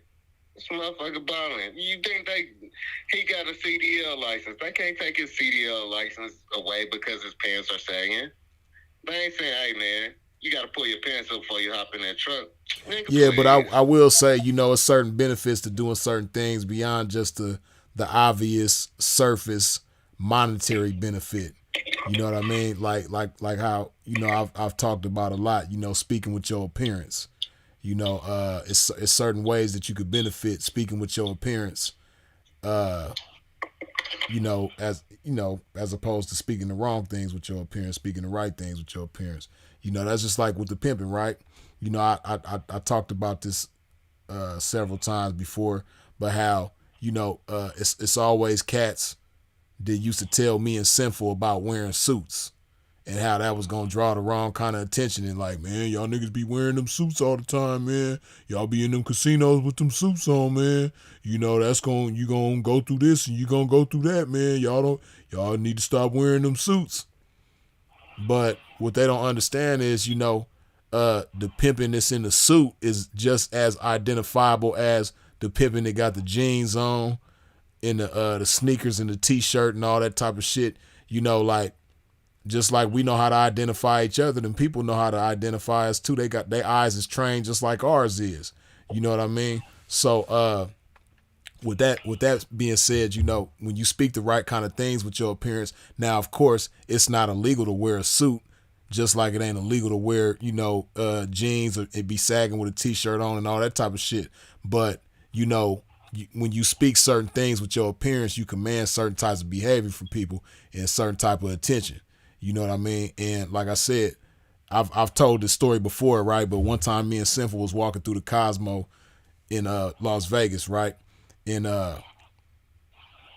as we walking, a couple walks up behind us. They go in the same direction as we are, but they passed us by, right? And it's a white dude walking with like a little Latina. They just walking, you know, smoothly, having a conversation, smiling, all the shit, right? So they walk past us and they go to the valet, which is about 30 yards from where we standing at, right? So they go through the valet. Then probably a minute or two later, the little Latina chick, she speed walking back towards us, towards where me and Sinful standing, right?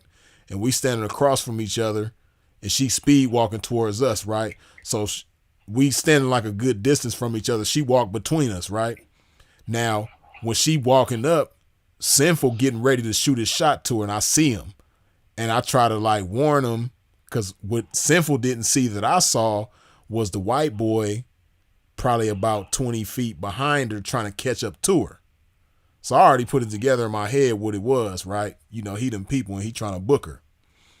So when she slid past real quick, when she power walked past us, Sinful like leaned towards her and said something to her, right? And I was just like, ooh, like, you know what I mean? Like, damn. So the white boy that was trying to catch up to her, right after Sinful leaned and said something to her, she passes by. Here come the white boy a few seconds later. And as he's passing by, he don't even look at Sinful. His eyes is on the chick the whole time, but he leaned towards Sinful without looking at him and say, "No sweat zone, buddy." You know what I mean? Now this is the whitest white guy as white can be. You know what I mean? Look like he ain't never listened to a rap song. Couldn't tell you who Lil Baby or the Baby or none of the babies is. You know what I mean? Couldn't tell you who. Good old boy. Right, exactly. You know what I mean? Ain't never seen a Sexy Red or none of that type of shit. Right? He looked like that, but he leaned towards Sinful and say, "No sweat zone, buddy." So when he said that, we already knew what it was, and we looked at each other. I was like, damn, bro, I tried to warn you. So, you know, probably about 10, 15 minutes later, we walking past this bar in the same casino on the other side. The bar was closed, right? So ain't nobody at the bar but the same white boy had just did that. You know, he's standing over there at that bar by himself. So as me and Sinful walking past, the white boy calls Sinful over there. He said, "Hey man, come here, let me talk to you." So Sinful go over there, right? And I keep walking, of course. And you know, a few minutes later, Sinful catch up to me. I said, "Damn, P, what was that about?" And he was like, He was like, yeah, dude told me, like, listen, man, I know who you are. I know who your partner is. I see both of y'all all the time, man. And he was like, but I can tell by the way, you know, you guys present yourself and conduct yourself. Y'all not like these other guys around here that be doing all kind of wild stuff and mistreating girls and all of that. He said, so we gonna handle it like this. He said, when you see me doing my job, don't get in my way. And when I see you doing your job, I won't get in your way. So when he said that, I was like, wow, that was cold. You know what I mean? But right, but see, this is again somebody that never had a conversation with us, but we spoke a certain thing with our appearance. Now, you know, us dressing and presenting ourselves the way that we didn't necessarily earn us a check or, you know, get us caught up. But what it did is it earned a certain kind of reverence, even from them people, to a certain extent. Now, I'm sure if they catch us slipping, they're going to book us, you know what I mean? But by the way that we conduct ourselves and present ourselves, we not an eyesore to the community or the establishment or whatever the case may be. So, you know, to a certain extent, they're going to let us breathe like they won't let others breathe. You know what I mean? Yeah. So. Yeah, that's real because, you know, and like dude was saying, like, you know, I got dreads, man. I ain't had my dreads retwisted in a year. Like I said, shit, I make good money. Your appearance does, and what you just telling that story, that shit kind of struck me a certain way and spoke to me, you know, because your appearance matters, but what's on the inside matters too. And like, you know, like we kind of was saying, like, it's certain stuff that'll happen to you, man, that you won't be able to explain because that motherfucker could have been a dickhead. He could have been a straight dickhead. Like, oh, motherfucker. Yeah. Oh, for sure he could have. For sure he could have. And, man, I mean, you just never know when you're in the right place at the right time. Like, that's a crazy story, bro. For the motherfucker to just come and say, hey, do your job, I'm going to do my job. Right. He didn't press you for no cash. Like, oh, I'm going to take a bribe. I know y'all got it because y'all in suits and woo, woo, woo. Right. You know? Right. But see, I say all of that to say, like, with your job, like how you say, you know, you come in there and your pants be sagging and it's no problem. And it may not be a problem, right? But that's the problem with a lot of us, right? We do just enough. You know what I mean? Because that's just enough. But you know as well as I do is that's not your best, right? You could present yourself better than that. And the thing about it is when you do your best, oftentimes you're going to surprise yourself with the outcome. You're going to make shit happen that you never even imagined or you wasn't even thinking about making happen. You know what I mean? Like you thinking you're going to jump 10 feet like you do every day, but for some reason today you able to jump 20 feet. You know what I mean? Like, damn, I didn't know I could do this shit. Oh, hold on, let me try to jump 50 the next time. You know what I mean? So you just can never tell what kind of good is going to come your way when you doing your best and being your best. You know what I mean? But when you're doing just enough to get by, you might stay doing just enough to get by. But, you know, if you're not thinking bigger than that, you're going to slow yourself down to getting to something bigger than that. So. Man, see, look at you, man. Now you getting on me like I'm a youngin' and shit, man. You got me feeling like back in the 90s when niggas used to pump up their sneakers thinking that shit'll make them jump higher. You gonna have me hitting that pump button on my sneakers and shit. Nigga, I'm finna dunk. Nigga, I'm dunking today, nigga. Yeah, but you know, I mean, it's just, you know, my That's thing. Real, though. I feel what you're saying, though, because, I mean, appearance does make a big difference. And, you know, a nigga does, like you say, a nigga get by with what you can get by with just coming from our circumstances and shit. Like I say, like, man, shit, I ain't used to having the shit that I'm having now. And see, that be a part of it too. That's a lot of what makes us that way. It's like shit be so fucked up for so long. It's like when we finally do get a fair shake, it's like we be happy with that. But, you know, now that you in the door, it's like, shit, what else can I do?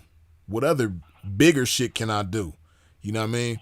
What type of chess moves can I make to where, you know, this first move is going to affect the fifth move like that. And then by the time I get to the fifth move going to affect the 10th move like that. So, man, by the time I get to the 10th move, boy, I'm going to have some cold shit going on.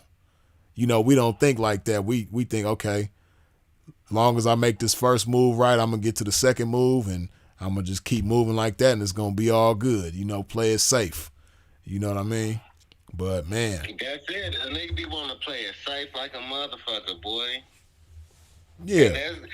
You know, that shit hurts us as a community, too, because we get a lot of people who, you know, as much as I hate to say it, like a lot of the older generation, they had to, you know? Yeah. You know, niggas was postmen. Like, my grandpa was a postman for like 40 years. Right. You know, he never really, and I don't want to say it like that, but like, shit, how many niggas you know nowadays gonna be a postman for 40 years? Man, shit, most people now ain't gonna be doing the same thing 5 years from now. Whatever kind of job they got, you know what I mean?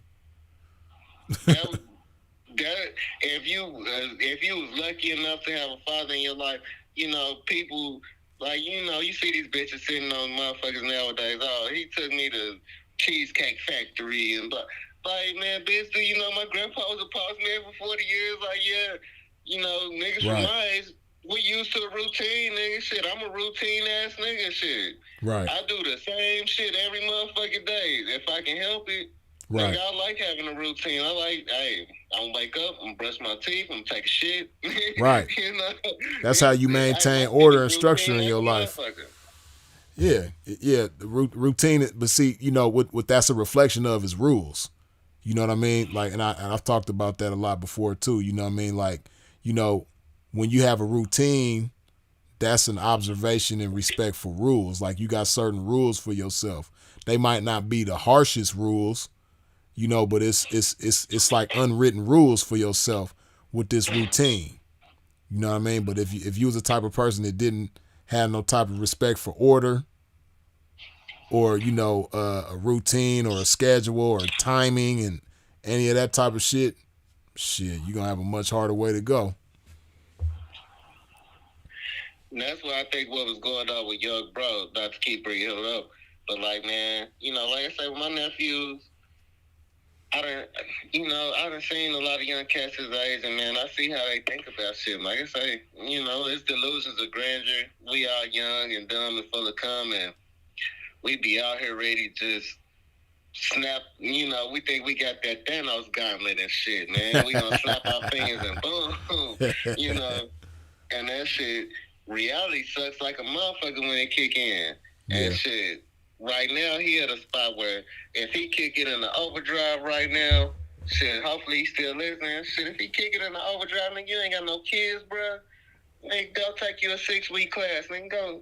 They got CDL classes for like 2 months, bro. Take 2 months out of your life. You ain't got no kids. You don't own no business, no child support. Nigga, you in it. Nigga, you got it. You can be making $100K by this time next year. Yeah. But like that's why I was telling him to think bigger, because he probably ain't even imagining no shit like that. You know what I mean? Yeah, he talking about he don't want no boss and I can't work no square ass job. Nigga, okay, go drive a truck. Nigga, be in a new city every year. Go knock some bitches like you say you want to, nigga. You know, hey man, I fuck with the pimp. Hey nigga, you'll be in a truck, nigga. You be fucking with them lizard lights, nigga. That'll give you some practice, nigga. I done dealt with them lizard lights, nigga. Come on, man. Nigga, you go to the strip club, you can up your game from the lizard lights to the stripper house, and nigga, whatever you want to do, bro. The world is in your palm, nigga. The world is in your motherfucking palm right now. And you won't have no bitch dependency. Like, nigga, I had a bitch dependency, nigga. nigga was out there for a minute. Hey, man, hey, bitch, what you got? What you got? Let's go sell them food stamps. Let's go. Not selling the food stamps. Oh man. Hey, bitch, we selling the food stamps, bitch. Hey, Right. hey. Yeah. Hey, nigga remember. Come on, bitch, we got it. Nigga remember the paper food stamp, the book. They don't. These motherfuckers don't remember them book foods, the book of food stamps. You know. Hell yeah, nigga. Nigga, your grandma sent you to the store with them motherfuckers because she didn't want to go. Right. Go to the store. You run in the store, grab this nigga, you in there with that motherfucking book. Yeah, nigga don't want to be seen with that book because the homies is gonna finna roast the pants off your ass. They catch you with that book. Hell yeah, nigga. Hell yeah, nigga, all day long. Oh man, they get caught with that book of food stamps, boy. It's a wrap. Oh man, niggas ain't gonna. They got it so good. They got the car. They don't know nothing about them blues. Right. That's a whole different type of embarrassment. Now niggas is embarrassed if they ain't got joints on. Nigga, imagine going in that motherfucker with that food stamp. Hey, the food. Hey, see. Joints, nigga, fuck some joints. I didn't have joints when I was a kid, nigga. Right, same here, man. See, a lot of motherfuckers don't know about, you know. I mean, of course, it's still poverty going on, but the poverty was different back in the day, man. Like, motherfucker don't know about going to school with the XJ900s on, you know what I mean? British Knights and niggas. Yeah, but British Knights was cool, though. Well, British Knights was cool. They was fly, but they was dangerous, too, though, especially in L.A., you know what I mean? Motherfucker can't just go anywhere with the BKs on. Shit. Oh, yeah, baby, yeah. It was lightweight out here. It was lightweight on that shit out here. Oh, it was a real thing. It's a lot of motherfuckers. That was out. It's a lot of motherfuckers. British Knights and then the L.A. Gears. Yeah, the L.A. Gears. L.A. Gears, British Knights. Shit, nigga didn't have no Jordans. Yeah. Nigga never touched no Jordans. And I think the best pair of shoes I had was when AN1 first started coming out. Oh, man, nigga had some AN1. Nah, see, I fucked up, right? Because when I was in the 8th grade, I'll never forget, you know what I mean? My pops had bought me, you know, motherfuckers probably, a lot of people is too young to remember, but the Fila cage. They had these Filas. Yeah, sir. They had something called the Fila cage, right? In the Fila cages, they was like, I want to say like $120 or something like that. But motherfuckers don't know. Like back in the days, that was a grip for some shoes. You know what I mean? Hell yeah. That's like paying like $500 for some shoes right now. You know what I mean? Like $120, $130 for some shoes. Like everybody, especially in the ghetto, man, everybody wasn't spending that much money on one pair of tennis shoes. You know what I mean? So my pops, when I was in the 8th grade, he had bought me some Fila cage. They was clean, man. Cause I started getting into the Filas when I was in the 8th grade, 9th grade and shit. So he had bought me them Filas, man, and I went to the basketball court and hooped in the motherfuckers, man. Fuck them shoes all up. And that was the last expensive pair of shoes that Pops bought me for a minute, man. I fucked myself off with that move. You know what I mean? So before that, you know, mom's. I had some K-Swiss. Yeah. My mom had bought me some K-Swiss, the white on whites when K-Swiss was hitting.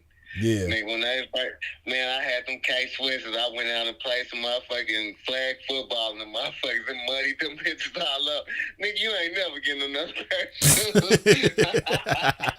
Hey, it's crazy, right? Cause see, like, it's crazy, man, how childhood in LA was back in the day, man, because, you know, the gang banging kind of like it made certain things just not as fun as it could have been or cool as it could have been. Because just like how I said, British Knights, you couldn't really wear them in L.A. because, you know, the BK, you know what I mean? The K-Swiss, you couldn't wear K-Swiss just any old wear neither because, you know, the K-Swiss stood for Killer Slob When I See a Slob. So the Bloods was going to be on your bumper if they catch you with some K-Swiss on. You know what I mean? So it was just, man, it was difficult times trying to navigate your clothing, man. And it's crazy how far advanced y'all was back in them days. Like nowadays, you couldn't do it. But like back in them days, yeah, we had Crips and Bloods. But like, it wasn't that serious. Like, you know, you right, really like had CS say, like Calvin. A North Carolina coat was flagging out here. Like, if you had a North Carolina coat, oh yeah. You was gang banging. You had the Chicago Bulls coat, the starter jacket. Yeah, that's gang banging. You know, It wasn't all the way down to the shoes like that out here. Like you could wear K-Swiss, BJ, Oh man, whatever. in California, You know, pretty nice. in California, it's a whole lot of motherfuckers that lost their life in the 80s and 90s behind some shoes. For real. You know what I mean? Like CS said, where that come? Oh yeah, Calvin Klein too. Couldn't wear no Calvin Klein. Yeah, Calvin Klein. You know what I mean? Like them Calvin Klein, that shit was out here too. Yeah, you couldn't wear Calvin Klein. yeah, it was just Like our shoes was more or less the clothes. It wasn't really the shoes. Like the shoes you could get away with. Like I said, them North Carolina starter jackets. Like I had a homeboy get shot in elementary school, and that was the early '90s. Yeah, Right. man, you had on them North Carolina starter jackets. Yeah, it was over with. Chicago Bulls. It was Oh over yeah, with. yeah. Cause it see in LA it was different. Flagging out here. Yeah, LA it was different. It was a few different dynamics going on. On one end, you couldn't wear certain shoes because they was disrespectful, and then on the other end, you know, you couldn't wear certain shoes because you might get killed and robbed for the motherfuckers. You know what I mean? So yeah, LA was it was tricky back in them days, man. Cause see, like, you know, like y'all had all types of shit out there. Like y'all had the Seattle Mariners had like shit I didn't never really know till I traveled outside of Oklahoma. Like, man, what the fuck is the Seattle Mariners had? And I'm like, hey, Nah, man. LA. I was like, oh, okay. I tell people all the You know, time, man. In LA, the only because every hat represent a different hood. Every hat. Every hat down there that you could think of represent a different hood.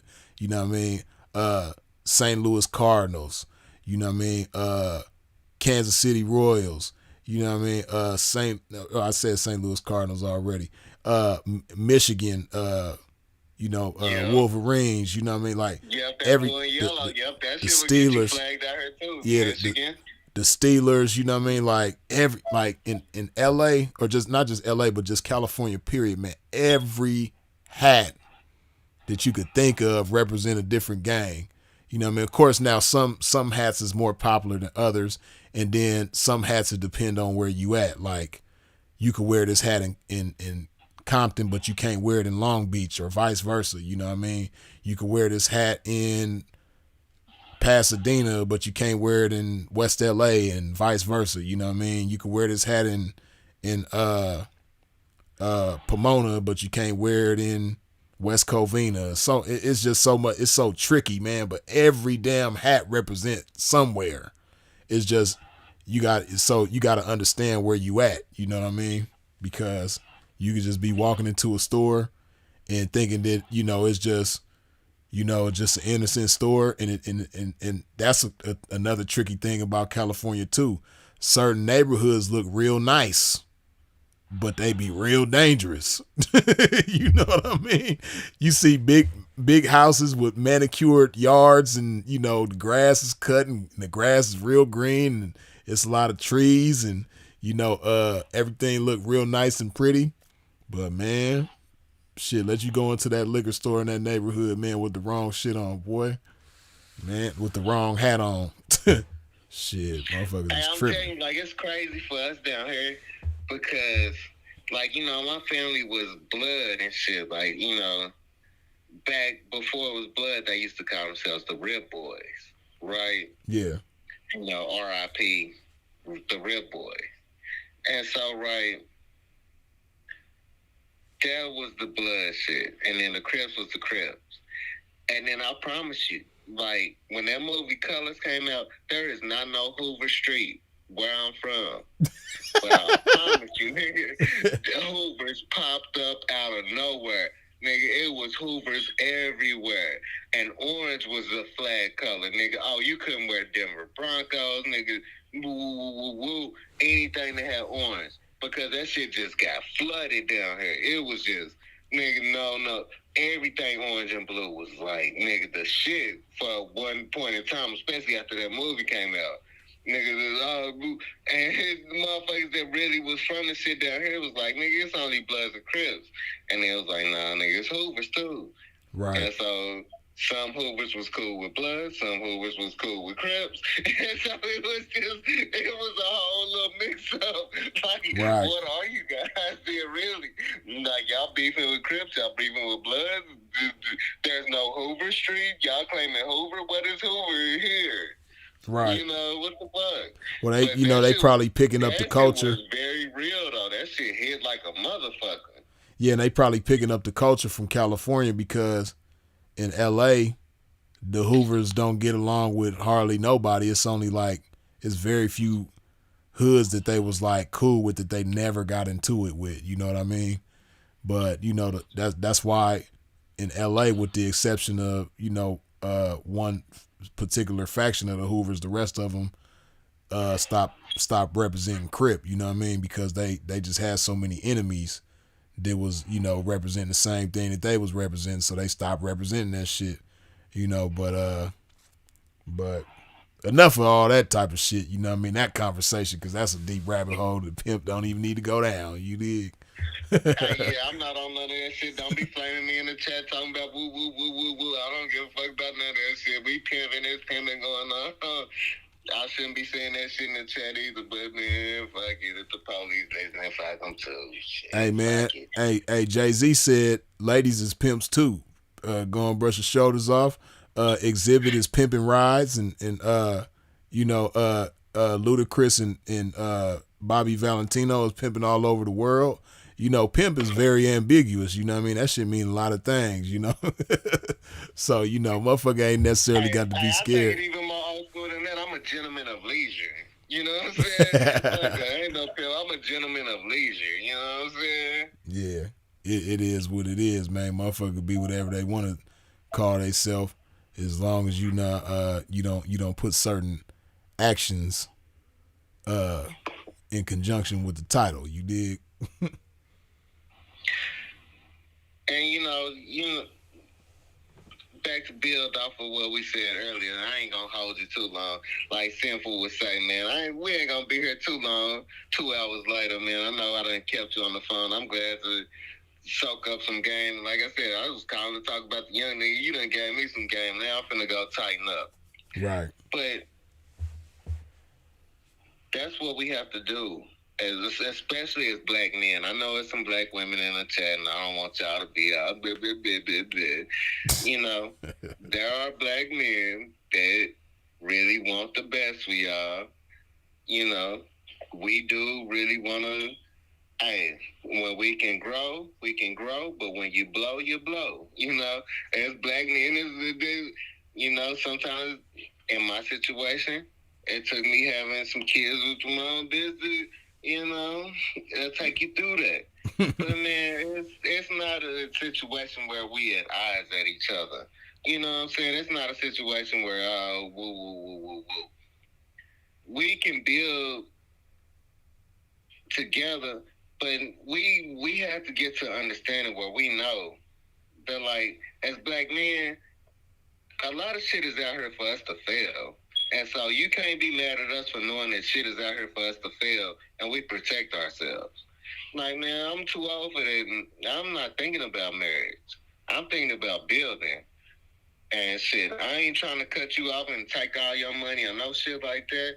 Hey, shit, when we grow, we glow. When you blow, you blow. Shit, take what you know what I mean? Mm-hmm. Whoop-de-woo, it ain't no 50-50 in this, but, you know, I ain't gonna leave you out there hurting. Right. And that's what a lot of females don't understand. Like, they think it's like, oh, well, this nigga just gonna take all my money and then I'm gonna be out here broke. Nah, bitch, if you get you a boyfriend that love you and you love him, all right, man, look, I ain't gonna do you bad, but, hey, you know you built on this enterprise just like I built on this enterprise. So let's come. And that's where, you know, these bitches be want to run to them white folks and be like, oh, child support. All that shit is a contract. Right. Go ahead and get a contract with a nigga before you do whatever you think you're going to do. I'll put it in paper before you, as soon as we sit down and come to the table, like, hey, this what I'm coming with. Because I was a nigga that came, like I said, nigga, I was working for $300 every 2 weeks. I'm a nigga that didn't have nothing. So, yeah, bitch, we can come with a contract. And yeah, woo. We ain't no 50-50. You know what I'm saying? Especially now, nigga, please. You ain't getting 50-50 of what I got now. But yeah, you need, I done seen some little ladies in the chat too, you know, I'm politicking. Campaigning. I gotta get my campaign on. Hey, you know, so you can learn from this too. Hey, you got to campaign, you know, for the champagne. You know what I'm saying? Hey, come on with it. Come on with it. I ain't out here to hurt you. I want to benefit you, but you gonna benefit me too. You know what I'm saying? This ain't the 1950s, bitch. It's not the 50s. It's not the 40s. Come on. Let's come to the table and sit down as adults and come with the shit. You know, I'm looking for a husband. I ain't no husband type of nigga, so that's off the table from jump. 50-50. Off the table from jump. You know what I'm saying? But if you really down, off the table we the can P. get everything that we can get. And let's be happy with that. For sure, man. Before you get off the line, man, just say something impactful about how Sinful impacted your life, man. You know, like I said, I found out about Sinful in 2020-ish. You know, I was listening to Kevin Samuels and shit. I was going through it. That's when I first broke up with my baby moms, right? Mm-hmm. So, nigga, I was going through it, not being able to see my kids like I wanted to and all that type of shit. So, first I heard about Kevin Samuels, then I got on. Hey, a question real quick, and then I'm going to finish my story. Yeah. Do y'all have beef with Cray? No. Because that was one of the songs that I heard Sinful on was that Pimp Juice. You know, when he come in, that intro he did on that motherfucker was hard. Hey, it's Sinful, the masterpiece, mouthpiece, and Craig killed that shit. Yeah. Y'all don't get along, or what's going on? Nah, I don't even know where that came from. No, I was just asking to make sure, because I don't really hear y'all talking about him and shit. But there's Pimp Juice by Craig with Sinful the P on the intro. Nigga, I love that shit. Yeah, nah, Craig got... That's my morning motivation. Yeah, Craig got plenty of heat. You know what I mean? Yes, sir. I ain't heard from him. Too, like, that hydrated game freestyle that you got, there's motherfuckers in the mix, too. Yes, sir. Let me give you your flowers right now, too. That hydrated game, nigga, yes, sir. That's very much in the mix. Appreciate that, man. Very much in the mix. For sure. Good looking. You know, you do your thing. That Kenny Red tribute you did was beautiful, too. Appreciate that. All right, so let me finish up this story and get my black ass off the line. For sure. All right, so I came across Sinful. I was going through with my baby mom. And, like, you know, stupid bitch season, man.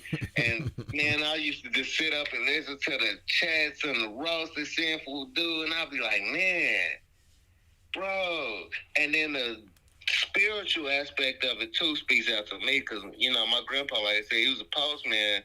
But he was also heavy in the church. He was, you know, once he retired from that, he was a preacher. Right.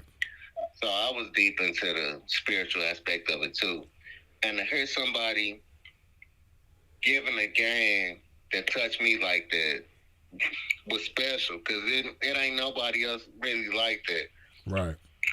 You know, Andre, like, you know, I'm in Oklahoma, so, right, I used to watch them, you know about old Playboy Maroy and them Too Pimpin' for TV. Yeah. Too Real for TV. Man, that was the first time, you know, my pimp partner put that shit on, man. I love that shit, every minute of it. You know, so I was in that part, and then I still had a spiritual aspect to me. And, man, Sinful just touched them notes. You know, he was special like that. Kevin Samuels was cool. But Sinful was just on another level with it. Like, he knew what he was talking about. Right. It was real. It was so real with Sinful that you knew it was real. Right. And then, you know, I posted in the chat, like, man, I remember we was in the chat one time talking about pimp movies, and, like, you know, he saw us in the chat, and he was like, oh, man, y'all make something about bossing up with Snoop Dogg. You know, I think we was having a back and forth about whether it was a real pimp movie or not, because, you know, Snoop Dogg, you know the movie, I heard it was based on Don Juan's life or like, you know, No. people are torn about it. Like, man, is Bossing Up a real pimp movie or is it not? No. I'm like, man, shit, I love Bossing Up, man. That shit was a good movie. Yeah, it's entertaining. I love it. Shit, fuck it. And shit, like I said, we was talking about it in the chat. Man, fuck it, I'm gonna post it on my Patreon. You know what I'm saying? That's how Simple was. Simple was just kind of like that, like, man, nigga, fuck that shit. What y'all talking about, man? And that's what made him real. Like, we was talking about, like, how it would flame a lot of people. But that's sometimes what you need. Sometimes you need a little abrasiveness. You need a little bullying. You need a little motherfucker to tell you, hey, nigga, your shit ain't right. Yeah. You know, Simple was like that. Hey, nigga, your shit ain't right, bruh. Before you come at me, you know, because he was the masterpiece mouthpiece, definitely. Because he would flame your ass, and that was some of the funniest shit ever. Just listening to him flame motherfuckers, oh my God. That nigga was on fire some nights. I'd be like, damn. And I, you know, like I said, I had my nephew, he was staying with me at the time. He was like, nigga, who was you listening to? I'm like, nigga, that's Simple, nigga. He's like, damn, that nigga going hard. And that's just, that nigga was a pure joy to just listen to. For you real. can turn, and, you know, being up at 6 o'clock in the morning, man, for the remembrance of Simple, knowing I got to be at work, I don't give a fuck. Man, I don't give a fuck. Hey, I'm glad I was here for it, Freeze, and you a real nigga. I hope I have a homeboy as real as you. If I pass on early, shit, I don't give a fuck if I'm 80 years old. I hope a nigga turn on some Simple to appear at my fucking funeral. Like, yeah, nigga, this is what that nigga used to listen to back in the day, you bitch ass niggas. Nigga, shut it back up, nigga. Like I said, dude, I said that shit in chat. That nigga had me cracking up one night because he was talking about, oh man, yeah, nigga, if I'm fucking with a bitch and I let her get control of my radio and bitch turn on some, I said I made her laugh. I had to put it in. I'm sliding down Imperial. Hey,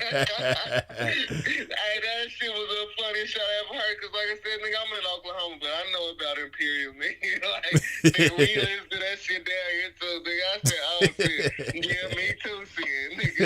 Me too, shit, nigga. That bitch gotta go. Hey, bitch, don't you turn on that shit. Hey, bitch, you better turn on some shot ass or nigga something more cool than that.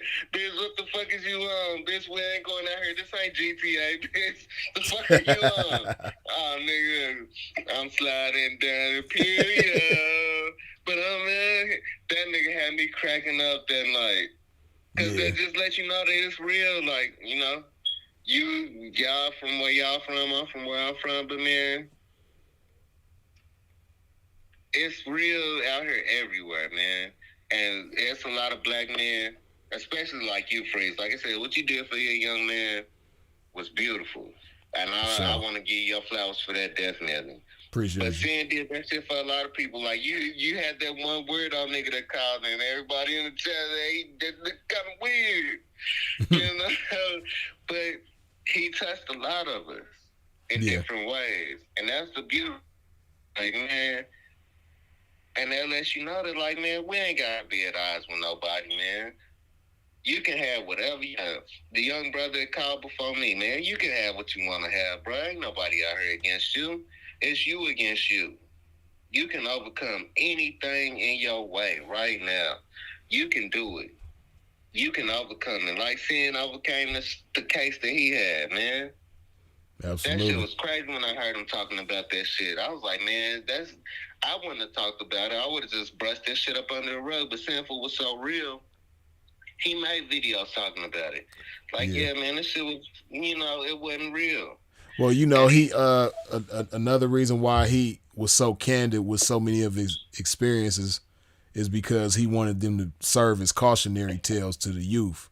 You know what I mean? So that they don't make the same mistakes that he made, or, you know, they can avoid certain mistakes that might have been similar to the ones that he made by learning from his mistakes, you know? So that's why, like, when it came to talking about that case, that's why the people, like, at that time when the whole scandal came and, you know, the slander was on his name and all that type of stuff, that's why the people who had been following him didn't really take issue to it or weren't surprised by it because he had already spoke on the situation before the bullshit hit the fan.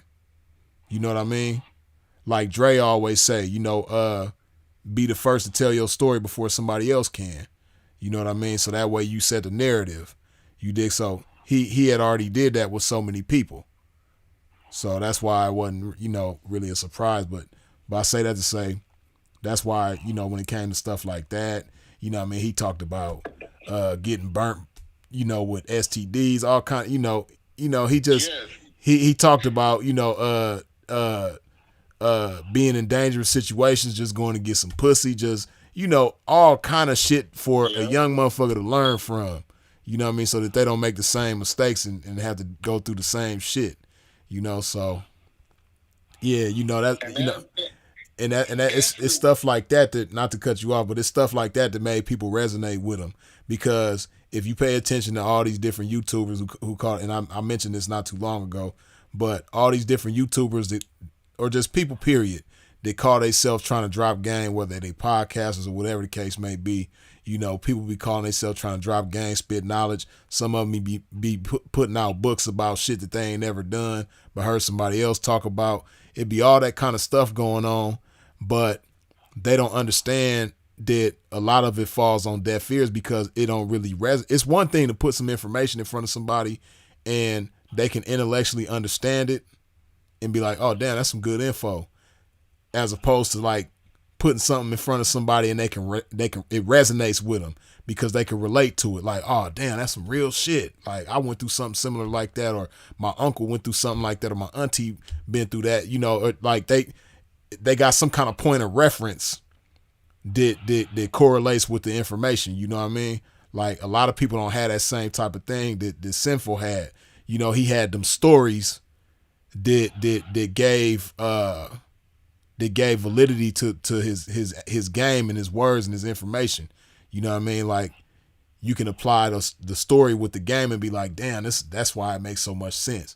You know what I mean? He had them real life examples, not just the game, because of course, he was vicious with the mouthpiece and, vicious with the communication and getting the information across to people. But when you got them stories to go with that shit, them real life situations that people can relate to, then it's like it hits you a whole totally different way, Yes, sir. Yes, sir. And I don't want to get flamed in the chat or nothing like that. But that's what Jesus did with the parables. He had to put it in a way that people would understand. And the shit that he did was beautiful. Because like I said, I was going through a hard time and shit. Like that, people,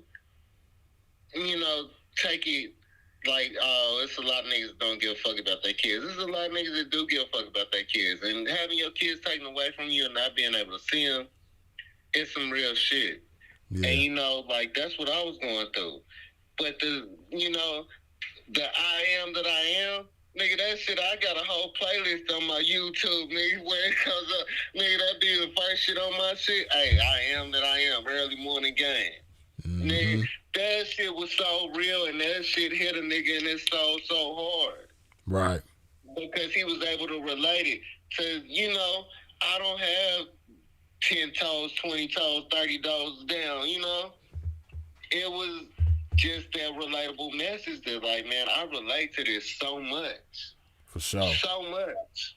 And that's what it was with Sin. Like, Sin was just, he was here for a reason. And it sucks that he gone, but Freeze, man, like I said, you deserve your flowers because you kept it going. And I love getting these notifications that, hey, Sinful the P channel is live. Hell yeah, nigga, I'm tuning in. For sure. I hope that, like I said, I have a friend like you one day. Because, man, this shit is beautiful. It's so beautiful. And you deserve your flowers for this. And everything, man. Man, I appreciate that, man. That's major for sure. I ain't gonna hold you. Like I said, we up. It's 6 o'clock in the morning, my time. But, man, here, let me finish up my story about Sin, man. Sin,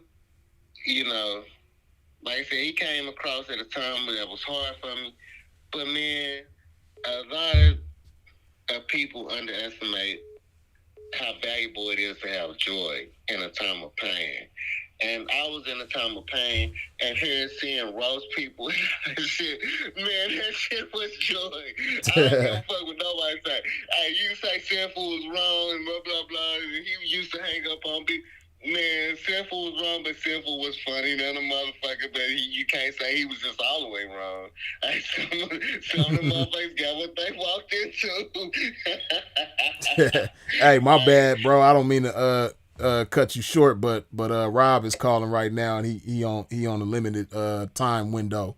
You know what I mean? So man, it's been enough, man. Yeah, nah, it's all good though. I appreciate building with you, man, and it was a pleasure for sure. I'm glad you called in for sure.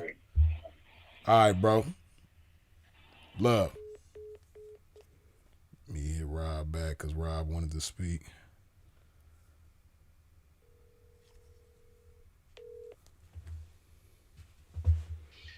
Freeze. What's happening, bro? What's going on, brother? Man, blessings to you, man. Blessings to you as well. Yes, sir, man. I know I'm kind of late to the party, but well, the party started kind of late too. That was my fault, you know what I mean? Because I meant to do this a lot earlier than I did, but better late than never, though. You know, so we good. Tenfold, man. Hey, I just want to say blessings to everybody that's in the chat tonight, this morning, I should say. As you all know, if anybody don't know, my name is Brother Rob Bass.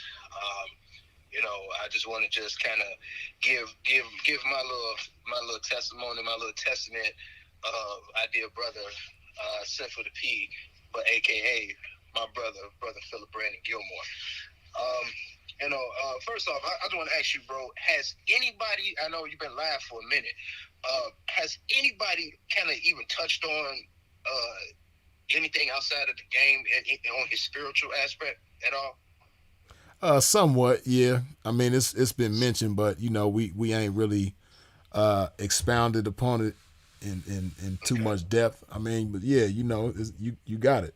And even if so, man, we done been live so long, man. Man, it's been consistently staying between 200 and 300 people, but I know that we done been through several different groups of 200 to 300 people, so. So whatever you got to share, I'm pretty sure somebody will be more than glad to hear it who ain't heard something similar earlier. So yeah. Right. And you know how bro was, as far as like besides me, I'm by far you are like the next closest person besides me. I've been knowing this brother for 20 years. Right. And I'm going ahead and I'm gonna bring the other aspect of his life, saying to you guys. I know once I bring this part up, everybody want to hear the game and hear the pimping and all that, but everybody don't want to hear this part of how he really came up in life. Well, not to cut you off, I'm gonna just throw something in, then you can continue. But one thing that has been mentioned by several people throughout this live is that he made an impact on them and helped bring them closer to the Most High and strengthen their relationship with the Most High, open their eyes about the scriptures and so on and so forth. So, it's anybody who really appreciated that about him as well. So, yeah, I mean, it's I'm pretty sure there's people in here that appreciate certain aspects of him more so than others, but I think that's something that definitely I would go as far as to say the majority of people appreciated about him was his spiritual capacity. Absolutely, and that's a good thing, Absolutely. And, because that's the one thing that even despite him being in a lifestyle, and that's what me gaining more respect for him as my brother is because he didn't sugarcoat anything. Right. Because if he was in a lifestyle, that's the lifestyle he lived. If he was living in holiness, that's the lifestyle that he lived. And, you don't find that, saying too much. Look, you see what TD Jake's going through, but I ain't even finna get into all of that. But, yeah, You know, it's the fact that, you know, when I met this brother 20 years ago, not 20 years ago, I've been knowing him for over 20 years. I met him in high school, Right. you know, and it was I believe it was year 2000. And, you know, at this time, you know, bro wasn't suited and booty yet. You know what I mean? Like, he wore his suits like every Friday. But until like his sophomore year in high school, that's when he was really suited and booted. Like how y'all seen him clean in the pimping and all that. He was even more cleaner that way when he was living in holiness. Right. And I remember, you know, like I said, I met this guy, and he was, you know, kind of giving folks, you know, trying to give folks the word, trying to talk to them about it. And, you know, of course, some folks, you know, they dealing with that in the flesh, and they ain't want to hear that. And, you know, they were like, man, I ain't trying to talk about the Bible, man. I ain't trying to hear this, man. Come on, man, get away from me with that, man. I'm like, okay. So by me being who I was, and somebody that didn't know the truth as far as the word of God, you know, I started hearing some of the things he was saying. So, you know, at that time, I approached him. I said, what's going on, man? What's this you talking about? So he started breaking things down that I've never, in my years of living, I'm 39 years old, man. I've never heard nobody break down the word of God the way that this brother did here. Right. Never. Right. I've never, even me going to my religious church that I was going to, man, my pastor never broke down the word that I ain't gonna say my pastor, this preacher that was preaching at the church, he never broke down the word of God like this man did. Right. And I had to, like, it's something that was my spirit, man, leading me to him to learn more from him. So, you know, as time went on, you know, our friendship started to grow. And one day he invited me to the Way of Holiness Mission, which is the church that he got saved from on December 26, 1998. And he invited me there. And long story short, man, you know, they had that altar call. Right. And, you know, he gave me that nudge, like, you know, because I was scared, man. But he gave me that nudge, like, go ahead, bro, stand on up. You want to give your life to God, right? I said, yeah. He said, go ahead. Get in the aisle. So I stood there. As you know, his father in God, Elder Mosley, you know, was there. And, you know, he used to always talk about him. And, you know, I was like, hey, man, he said, look, Elder Mosley don't play. You know, he's saved, sanctified, Holy Ghost filled, and anointed. Right. Don't go up there with no foolishness. Right. I'm like, man, I'm like, you already know, bro. I ain't finna play with this thing. So I approached the altar. Elder Mosley was rebuking folks because folks was playing around, acting like they wanted to get saved, and he rebuked them, and he sat them down. But I came up to that altar, bro. When I tell you, I done been to a fake altar, quote unquote, but I've never been to an altar. I was so scared in my life, man. Right. That's what that was. It was the spirit of conviction. I was convicted, man, because I knew that this wasn't a plaything. Right. And Elder Mosley, we spoke, and he asked me questions and things like that. And the first thing he said, man, he said, "Do you want to give your life to God?" And I said, "Yes." He said, "That's good because God has a calling on your life." And I'm like, wow. I mean, like, I didn't know at that time what my calling was, but as I've grown and as I've studied and as I've been under my brother spiritually, you know, I've learned to grow and to be, you know, more spiritual sound-minded because of him. If it wasn't for this brother here, I probably would never know what true holiness was all about because everybody doesn't get that experience. Right.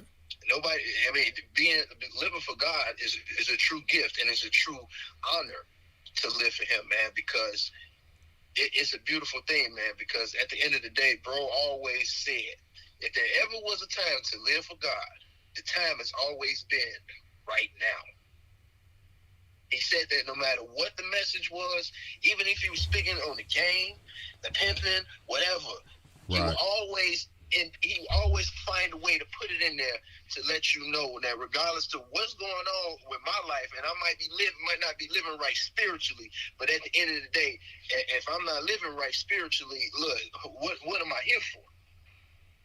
At the end of the day, you know, and I know everybody has their different beliefs, but at the end of the day, man, look, all souls belong to him. Right. Which means belong to God.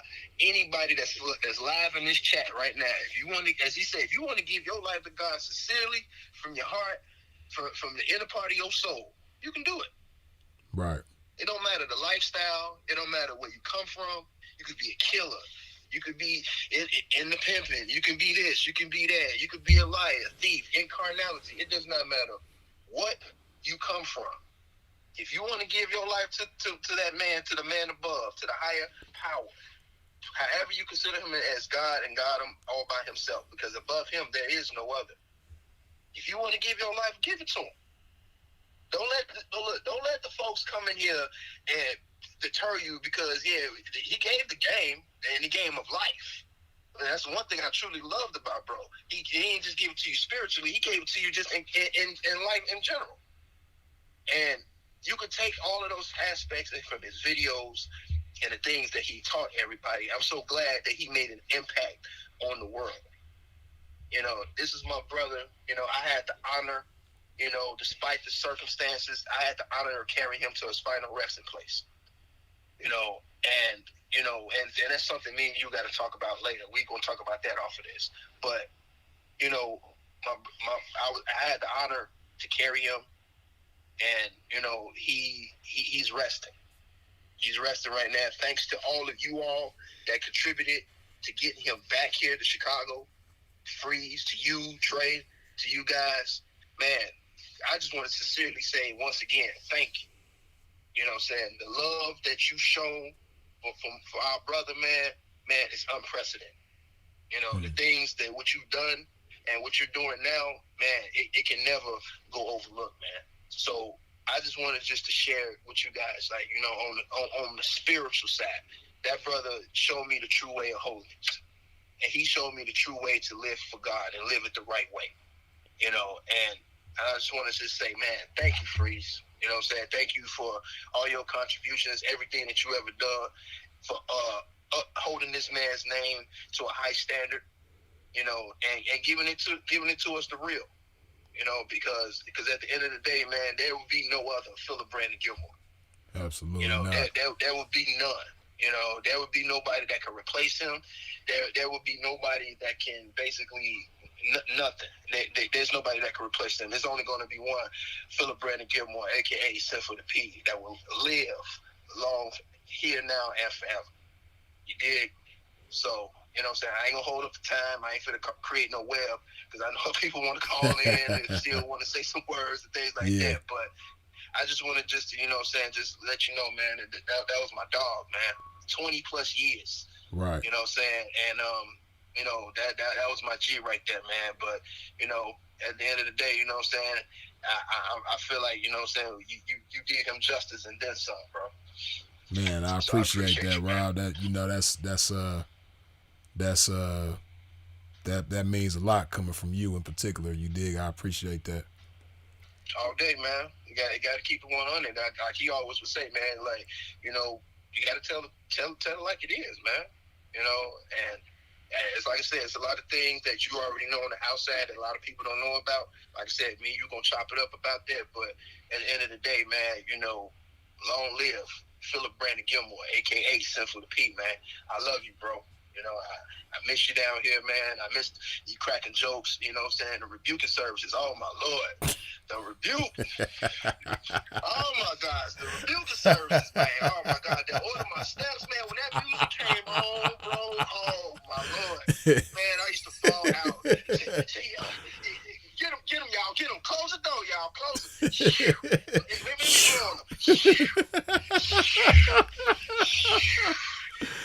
Oh, man. Get him.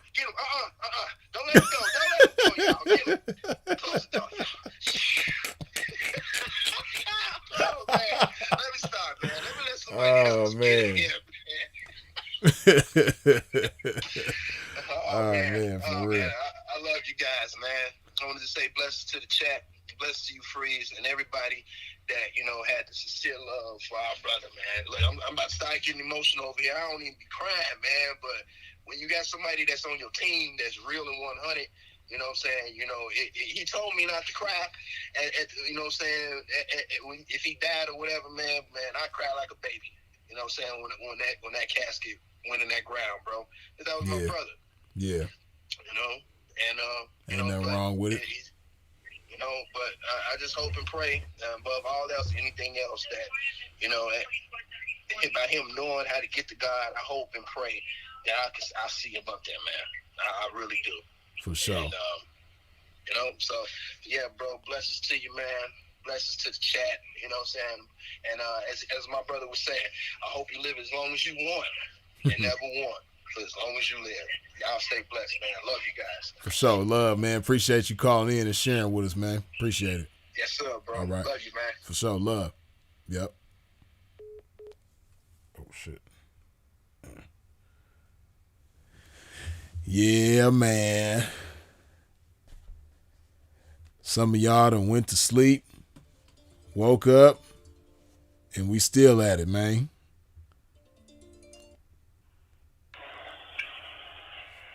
Top of the morning, we on the line. International with it. You like what you see, don't you? You like what you see, don't you? International with this shit. International. Yeah, what's up with it, man?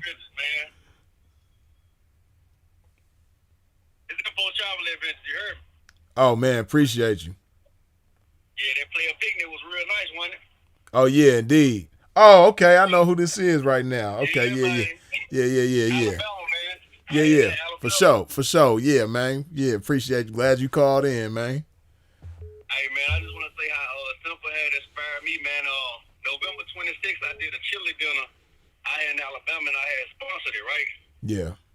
And my goal was to feed 1,000 people, you know, just out of pocket, you know what I'm saying? Yeah. Just to give back to the world and to the community. Right. Man, and we wind up giving out 600 meals, man, you know? Hey, that's a blessing, man. That's the type of shit that I love to hear, bro. Hey, inspired by the Israel. You know, hey, y'all, I'm just a square. You know what I'm saying? I'm just a square out here in Alabama. You feel me? Yeah. I'm just a square. But, you know, I got inspired by the Israel, you know, to do something like that. Yeah. Yeah, that's a beautiful thing, man. That's big. Hey, what you say? Think big. You and Dre be saying think big, man. You gotta think big. That's some of the biggest shit I've ever done. Like, you know. Yeah. Yeah, and see what I want people to understand about that is like, you know, see, me and you, we done chopped it up, so I know some of the things that you done.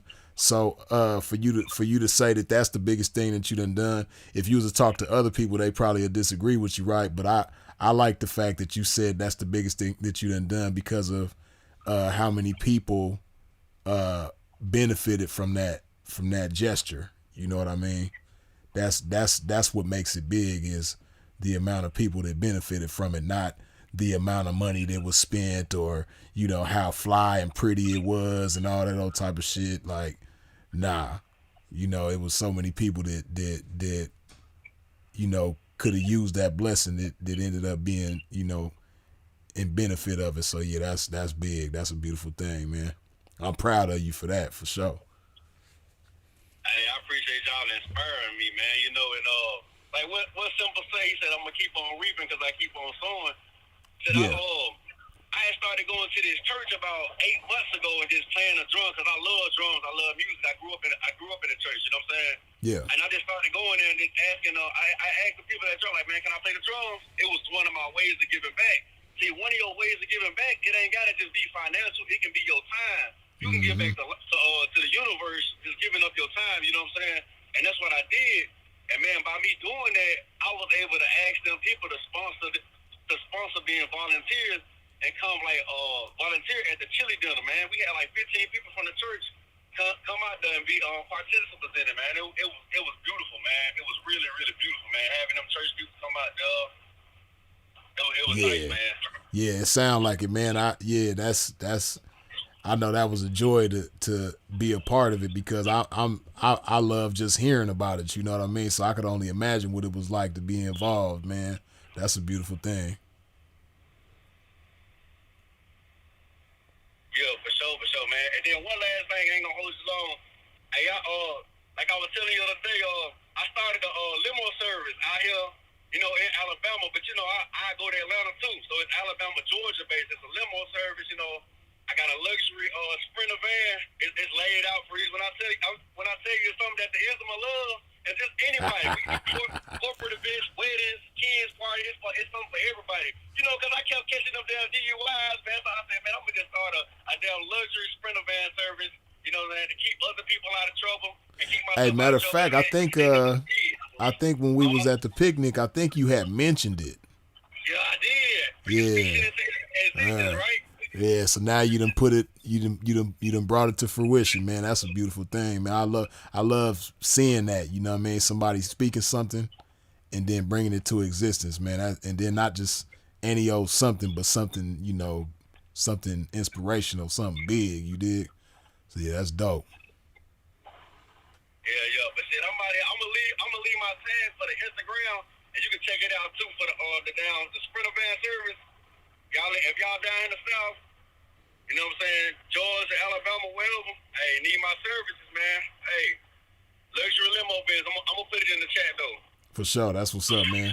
Appreciate you, bro. Hey, but blessings to everybody, and like Simple said, man, be the truth, and all that you do, be the truth, man. Be the truth. Absolutely, dig that. All right, love. Yeah, that was a real good testimony, man. That's a real cool brother right there too, man. Like he said, he came out to the service and I think he definitely was at the picnic. But we built, it was great, and yeah, that's a good positive brother, man. Good energy. Top of the AM, man. You on the line? What's going on, brother Freed? Calling out a message with him. What's happening? I see you with that 901, man. Hey, man, this is my first time calling in. I ain't ever even called into Sinful Live because I was watching them for a few months or whatever, man. But I ain't gonna lie, I was too nervous to call in, man. Yeah, your ass didn't want to get flamed by you ain't want Sinful to roast your ass, huh? Hell no, man. But now that I look back on it, man, I wish I had called into them live. You would have took that roasted, huh? I started watching Sinful at 16. I'm 18 right now. I'll be 19 next month. Okay. I started watching them mid to late 2021. Yeah. And then moving into 2022, I found his channel again, and I started watching him religiously. One of my favorite videos is when he started talking about the holiness of God, because I never heard that before. He was the first person to teach me about holiness. And then I found, I don't know if you're familiar with him, Pastor Geno Jennings. I started seeing him talk about holiness. Okay. So them the first two people to introduce me to that, but Simple first. Right. You also had a video talking about, many videos talking about manhood and what it meant to be that. And I ain't heard this type of information ever before. And I didn't think that I was going to find it coming from a person in the lifestyle. Right. But it was. Right. Some of the most valuable information, not just pertaining to women, but pertaining to finding out who you are and being yourself, came from Simple. He made me realize that, you know, you didn't need to be in criminality to have the things that other guys want from that lifestyle. You can have that just working a regular job. Right. For real. Especially in today's times. What were you saying? No, I was saying especially in today's times, but I didn't mean to interrupt you. Go ahead. No, he made me more comfortable being a solid person, you know. I'm not really a person who likes to talk a lot, mostly for survival reasons. Okay. That's just the way I learned to adapt growing up. Mm-hmm. But one of my questions I wanted to ask then, but I'm going to ask you, how do you be more engaging as a solid person? Wait, I couldn't understand. I couldn't understand. You say that one more time? How can you be more engaging or be more charming without talking as much? How can you have a larger presence? I know you say the smallest gestures speak the loudest volume. How can a solid person garner a lot of attention without being loud? Okay, well, you know, hey, see, this live is so beautiful, man, because it's working, it's using people in so many beautiful ways, right? Like you a total contrast of another young brother who was on here a couple hours ago, right? Now he was the opposite of you.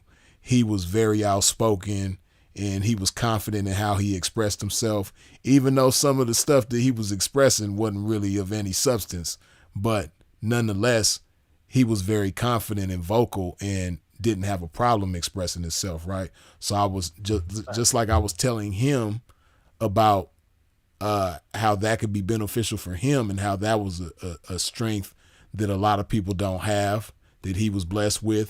On the same flip side of that token, you know, it's a beautiful thing that you're the way that you are, because you have a lot of loud fools who don't have nothing to say, but always saying something.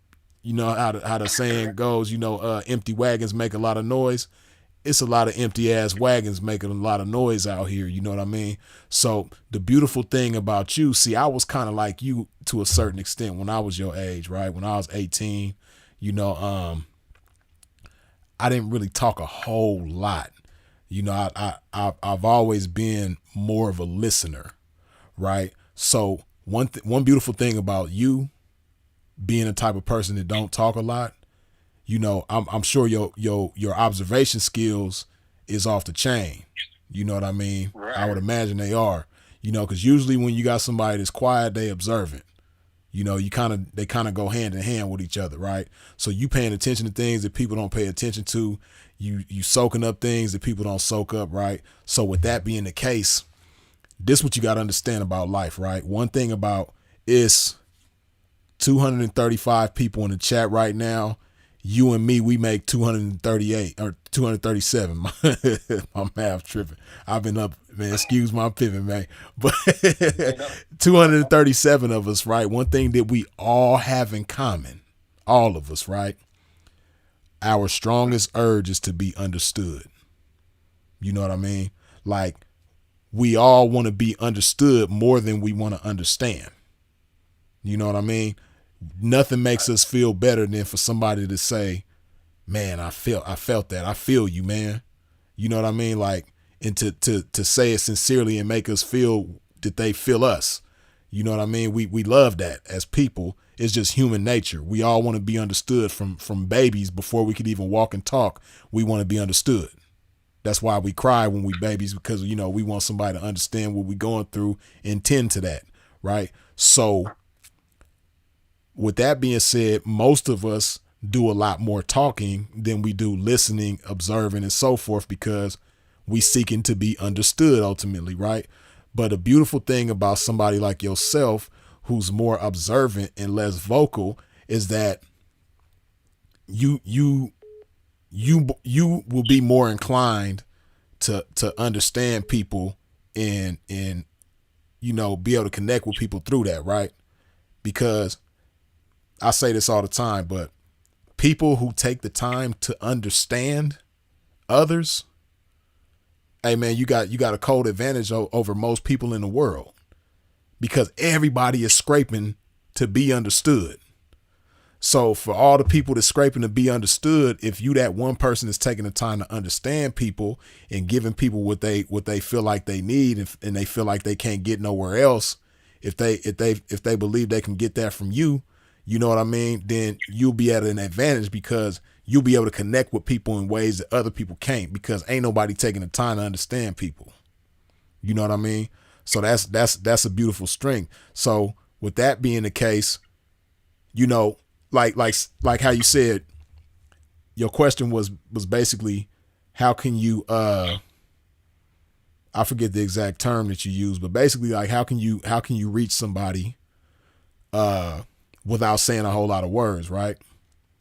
See, pretty much, yeah. Yeah. So the thing is, right, when you have less understanding, you're going to have more words, you know, like when you don't understand a situation as well, you know, and then a lot of times, like I was telling the young brother earlier, You know, a lot of times people have, because everybody want to be understood, so people don't take the time to understand. So a lot of times when you're trying to connect with somebody and you're trying to get cooperation with them, trying to build with them, you know, most people want to express themselves, but don't want to take the time to listen and understand who they expressing themselves to. Expect all the cooperation in the world, but ain't giving zero understanding in the world. You dig? So with that being the case, if you that type of person is going to ask questions, you know what I mean, and get the right kind of answers from people, it's going to give you a better understanding of who and what you're dealing with. So you ain't going to have to say nearly as much because your understanding is better, as opposed to somebody who's more ignorant with the people that they dealing with, because they not taking the time to understand. They got all these answers, just like I told the young brother earlier. I was telling him, you know what I mean?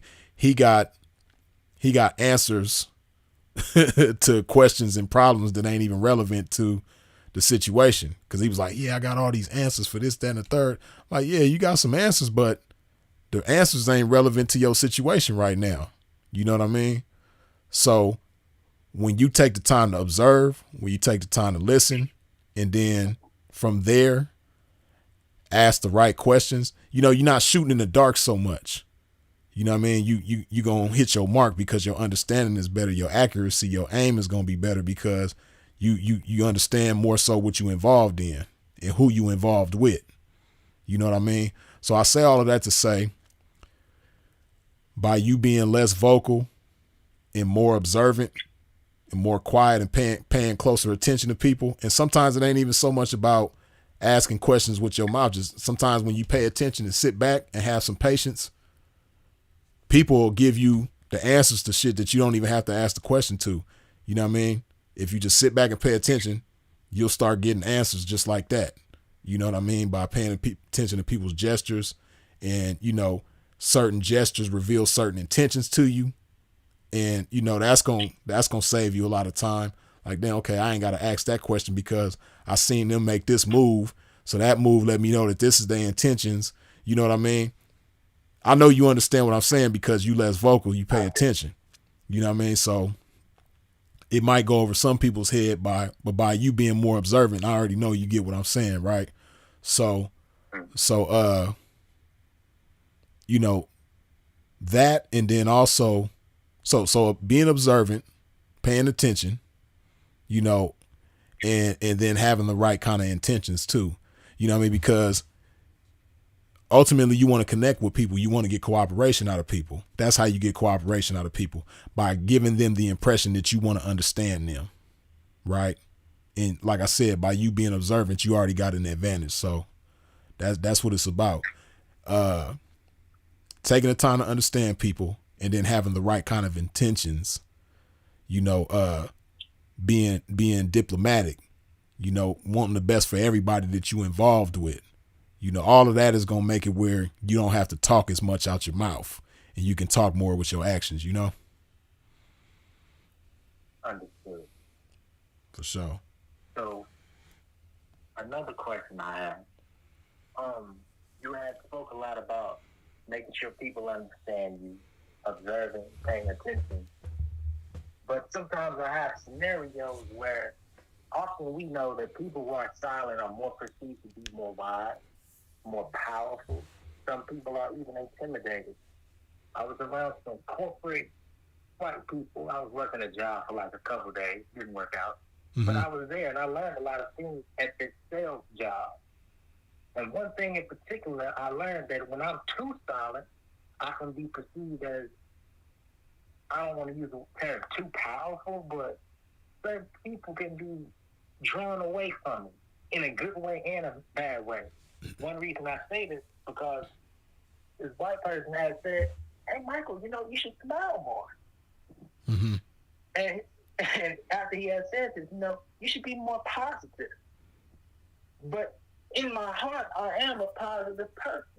But like I said earlier, I've learned to be this way for survival reasons. Right. And not to admit, I ain't gonna lie, women love it. When I was working my Burger King job, ain't lie, I was dude twice my age, having trouble with the women that was my age, and they used to talk all the time, just like empty wagons. Right. Make a lot of noise. Right. I didn't have to say anything, and everybody used to be drawn to me, male, female, bosses, everyone. And I was treated with more respect than the next man. It would always be, please go do this. Or Michael, could you? Can you? Thank you. Right. But everybody else, it was like basically how a single mother would treat her son in a household full of women. That's how they got talked to. That's how they got treated. And I use that euphemism because I know what that feels like, you know? Right. Yeah, well, see, like how you mentioned it was a sales job that you had that didn't really work out. See, sales is a little different, you know what I mean? In that kind of situation, you definitely gonna have to be more vocal. You know what I mean? So in that case, it's a matter of having balance. You know what I mean? Because if you pay attention to good salespeople, that's one thing that they do is they ask certain questions. They're very attentive to their clientele, their prospective clients, and they understand that it's not so much about them. It's about understanding your clientele, figuring out what the clientele wants, and then from there convincing them that what you got for sale is their best option. That it don't make no sense for them to leave and part ways with you without that. You know what I mean? So it's and then also too, what's gonna help you be more vocal is understanding, like in that sales job in particular, understanding what it is that you selling. You know what I mean? And painting a picture to the prospective clientele of them benefiting from what you got to sell. You know what I mean? Like painting that picture to them, like, oh, I can see you like this, whatever, depending on what it is, you know what I mean? Painting that image to them. I don't mean to cut you off, please, but I want to add some clarification. The trouble that I was having wasn't with selling. I'm able to cut off being a silent person and talk when needed. The problem that I had in particular was with the coworkers who thought that I wasn't a positive person because of my silence or because of my lack of needing to talk. Oh, okay. So that's what I struggle with. How do I? Is that the only kind of instance where you had that problem, or has it been a problem in other instances as well, or what? It's been in other instances. I have a facial expression naturally that I like to keep on my face. Right. It's basically kind of keep negative people at bay. Right. It's kind of like a defense mechanism. I said it's kind of like a defense mechanism. Of sorts, yeah. Right. But where I come from, especially out of me coming from Memphis, you gotta have that to a degree, right? Right. That's just my neighborhood, my Right. type of environment. Right. But so yeah, I guess you could call it a defense mechanism. But when you actually talk to me, I'm not a bad person. Right.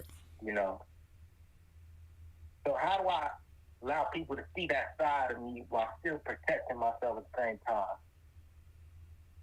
Well, you still fairly young, so one thing you'll learn through experience is how to balance that and how to adapt to your surroundings. You know what I mean? That like me, for instance, using myself for an example, I kind of I grew up in two different environments, so to speak. Like usually as a kid, where I lived was in the hood. So it was gang banging, it was dope dealing, killing, robbing, stealing, all of that going on, right? In my immediate surroundings at home. And, within my family and so on and so forth, right?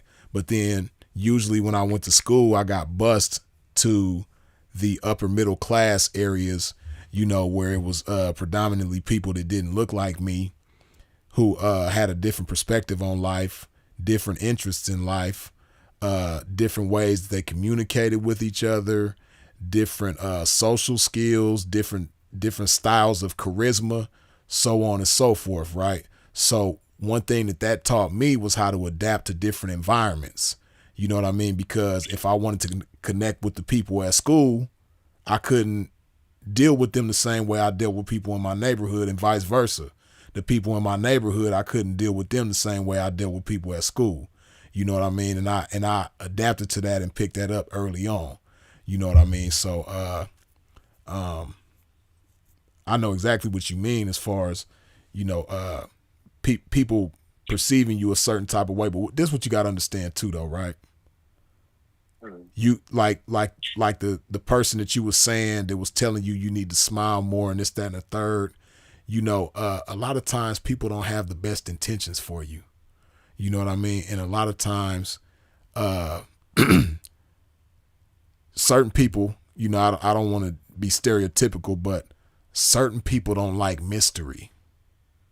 Some people feel intimidated by mystery because that's really what it is, right? Like when you're real quiet and you got a certain type of facial expression, you know, some people fear that. You know what I mean? Like you said, if they was to have a conversation with you and really get to, real quick. yeah, I enjoy that factor about myself, and I know that's what some people don't like. But go ahead. yeah, and a lot of times it ain't even like in a the perceived threat isn't even always physical. You know what I mean? It could be something else. It could be you know, it could be a number of different things that they might feel, or different ways that they feel threatened by. You know what I mean? But this is what you got to understand too. The reality of life is that you can't please everybody. So it's a futile endeavor to try to. You know what I mean? Like you just mentioned how at the Burger King job, you know, the type of charisma that you displayed there got you certain desired effects. It got you to have your way with certain individuals there, right? You know what I mean? And people treated you with the utmost respect. Whereas in other environments, and I can imagine that the people that was telling you that you need to smile more was either people that had a superior position to you or felt like, you know, like they might have had a superior position to you as far as the position at the job, or socially they felt like they were superior to you. You know what I mean? So they might have felt threatened by you socially, not necessarily that they have a higher position at the job than you, but you know what I mean, though. You know what I mean? You from the South, so I already know, you know, like certain people just by, you know, y'all having different paint jobs, they feel like they superior to you, or at least they supposed to be. And if they feel like, you know, if you have a certain type of air about yourself that they feel intimidated by, that's when they start prying or trying to tell you how to be and this, that, and the third. But, you know, that don't matter. You know what I mean? And like I said, ultimately, you can't please everybody. So it's a futile endeavor to even try to. You know, it don't even make no sense. And then you got to ask yourself, too, like, this person is telling me I need to smile more and telling me I need to be this way and that way and the third. Like, what's their intentions? Why are they telling me this? You know what I mean? Are they dealing with other people the same way they dealing with me? Do they have this kind of approach with everybody, or are they just getting at me like that? You know what I mean? Like, you got to pay attention to everything. You know, and a lot of times you'll figure out that people like that ain't got no good intentions for you. You know what I mean? They trying to kill that. They might see it as a certain type of strength within you that they trying to, you know, dilute, that they trying to weaken. You know what I mean? So, yeah, ultimately, man, people like that that's trying to tell you to be a certain type of way. And then, like, again, like I was saying earlier with the other young brother that was on, you know, a lot of times people try to prescribe a solution to you when they ain't diagnosed the problem in you. You know what I mean? Like, that person is telling you need to smile more. They diagnosing, I mean, they prescribing you a certain solution, but they haven't even prescribed diagnosed the problem in you. You know what I mean? Like, ain't nothing wrong with you. But because, you know, and then people be autobiographical, meaning, you know, if they smile a lot, then they want you to smile a lot to make them comfortable. Like, nah, this is me. You know what I mean? It's just who I am and how I am, and it is what it is. You know what I mean? So. One of the most intriguing things that you had said concerning that situation by far is certain people are afraid of mystery. And I relate to that, not just on that instance, but other instances from the past as well. even at the Burger King job, there was a lot of respect that I had at that job, and a lot of people admired me. But there was also at least one or two individuals, especially one that was overtly jealous of me. And Right. for some strange reason, he loved being around me. Why is it that the people that's jealous of you, they love you? Hey, let me tell you something about people that you perceive as being jealous of you, right? And I touched on this earlier, and I'm gonna touch on it again now. See, some people that you think are jealous of you, some people that, some people might say those people are haters, things of that nature, but really they just, because it's funny to you. It's like, damn, on one hand, I know this person jealous of me, but on the other hand, they love being around me. That's because they a fan, bro. That individual is your biggest fan. You know what I mean? And what it is, a lot of people have a problem with expressing admiration. They admire you, but they don't know how to handle the admiration that they have for you. They feel like it's almost like they feel ashamed that they admire you the way that they do. You know what I mean? So it's like a taboo type of thing. Like, damn, I admire this nigga, man, but I feel like I'm not supposed to be admiring him though. Right, like, or what's wrong with me? Like, why do I admire this man the way I do, man? I know I ain't supposed to, man, but I just can't help it, man. He fly, or I like the way he move, or the way he walk, or I like the way he present himself. Like, it's just I don't know what it is, man. Like, I know I ain't supposed to like him, admire him the way that I do. It be that type of shit, and that's a fan ultimately. You know what I mean? And then the jealousy might be expressed in ways where they whispering behind your back to other people around you. You know what I mean? Yeah, don't tell Michael I said this, man, but man, wooty wooty wooty wooty woo. It'd be stuff like that. But ultimately that's somebody that's a fan.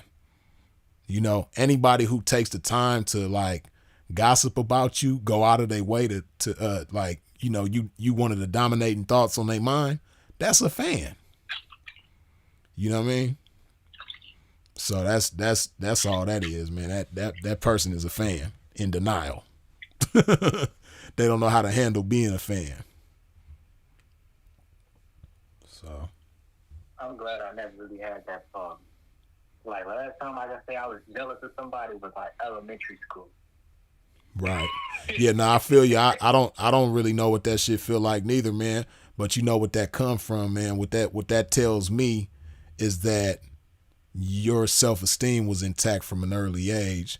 And most likely that's from, that came from the household first. It was somebody there that made you feel loved, that made you feel important, made you feel valuable. You know what I mean? And it's a blessing that you whatever way that came to you, it's a blessing that you had that early on. You dig? Well, but not even just the self-esteem part, because in a lot of ways, I'm not fully intact, and I'm still, repairing myself. But it's more so, I just chose not to deal with it in that way. Expressing, Okay, when you say that's not my style. Okay, well, when you say you're not all the way intact in terms of self-esteem, what are you saying that because of your circumstance, or is it something internal that's making you say that? Both. Yeah, see, a lot of times, people's self-esteem rides on their circumstance. But see, what you got to understand is, like I say all the time, man, circumstances change. So if you allow your self-esteem to ride, if you allow your value, what makes you feel valuable, what makes you feel important, if you allow that to ride on your circumstance, then, man, you gonna let yourself down a lot in life. You know what I mean? Because situations change all the time. So you can't allow your self-esteem to be a roller coaster, for one, and then two, that's valuing yourself from the outside in. The outside is beyond your control in a lot of ways. The outside is, like I said, it's a roller coaster, but what's inside you, that's what stays consistent. So if you truly are the type of individual that don't get jealous of people or express envy and things like that, it's because somewhere inside you at the core of who you are, you understand that, you're going to be important no matter what the situation is. That's just like me. I know that about myself. Like my circumstances is what makes me important. You know what I mean? The spirit of service in me and my intentions to serve the people around me a certain type of way and, empower people around me a certain type of way. Like all of that is what makes me important, what makes me valuable, how the people around me, the people who know me, benefit from me, and not just monetarily, but mentally, emotionally, you know what I mean? Spiritually, so on and so forth, right? That's what makes me valuable. And I can have that within me, being fucked up. You know what I mean? Like financially, not having nothing. I've been in those situations and I was still valuable. When I was sleeping in the bathroom stall at a casino in Las Vegas, when I was sleeping on the Greyhound bench in the Greyhound station in Las Vegas, you know what I mean? When I was sleeping on bus stops in different places, you know what I mean? Staying down, I understood that it was temporary because I understood what was in me. And I understood that temporary circumstance wasn't the estimation of my importance. You know what I mean? What was inside me, you know what I mean? Because I was serious about the lifestyle that I was representing. And I knew that as long as I stayed down and kept it in their face, I wasn't going to be denied. Might be delayed, but I wasn't going to be denied. You know what I mean? So that's what that self-esteem is that I'm talking about. Because when you say both, the answer should never be both. You know what I mean? Just like when you financially fucked up, that situation ain't what makes you important. When you financially own, when you balling and you having it your way financially, that isn't necessarily what makes you important either. You know what I mean? Because just like on the same token of, you could have somebody who, like for instance, right? Some of the most historical figures that we celebrate, that we hold to a high regard, are people who never had a lot of money. Malcolm X is somebody who never had a lot of money. A lot of people that's in this live right now have been financially more well off than Malcolm X. You know what I mean? But so it goes without saying that his value didn't come from his circumstance or, his financial situation or anything like that. What made him value was the service that he provided to the people within his reach. You know what I mean? Like how he empowered people, how he inspired people to be better in so many different ways. That's where his value came from. You know what I mean? So his self-esteem was intact no matter what his circumstance was. You know what I mean? And then on the other hand, shit, today it's a endless number of as Sinful to P would say, innumerable amount of busters with great financial situations that don't really offer any value to the people within their reach. They might be able to help them out financially, help them pay a bill, or put them in a better living situation or mobile situation and things like that. But as far as the woman that they dealing with, making her a better woman, not just putting her in a better situation financially, but making her a better woman, the family members in their life, making them better, if it's a sucker with a good financial situation, they not bringing any value in that type of situation. Really. They not making nobody better. So, with that being said, man, you should never believe that your situation has any kind of bearings on your self-esteem, on your value that you have, that your estimation of yourself. You know what I mean? Should never rest on what type of situation you in. You know what I mean? Your self-esteem should always be based on what's within you. You know what I mean? What you offer to the people around you, what makes you valuable to the people around you. You know what I mean? How you can build with the people around you. You know, how they can benefit from being associated with you. That's what makes you valuable. You know what I mean? That's definitely something I gotta come up to. That's a valuable piece of information, but even if you have that within you, it's even harder to live it. So you gave that to me, but I just gotta live that, and that's gonna take time for me to come up to that. Oh, well, that's, You know, I mean, you still very, very young. You know what I mean? And the first step is being aware. You know, you can't get nowhere without awareness. So now that you're aware of it, you can do something about it. You know what I mean? And you can put bricks on top of that. You dig? So, yeah. I ain't want to hold you for too much longer, but it's so much information coming in, and I had questions for so long, and I ain't never had no outlet to get it out. What would you say is something that helped you stand in tough situations, dealing with fear? Because the way that I came up, You said dealing with fear? I was, You said dealing with fear? yeah.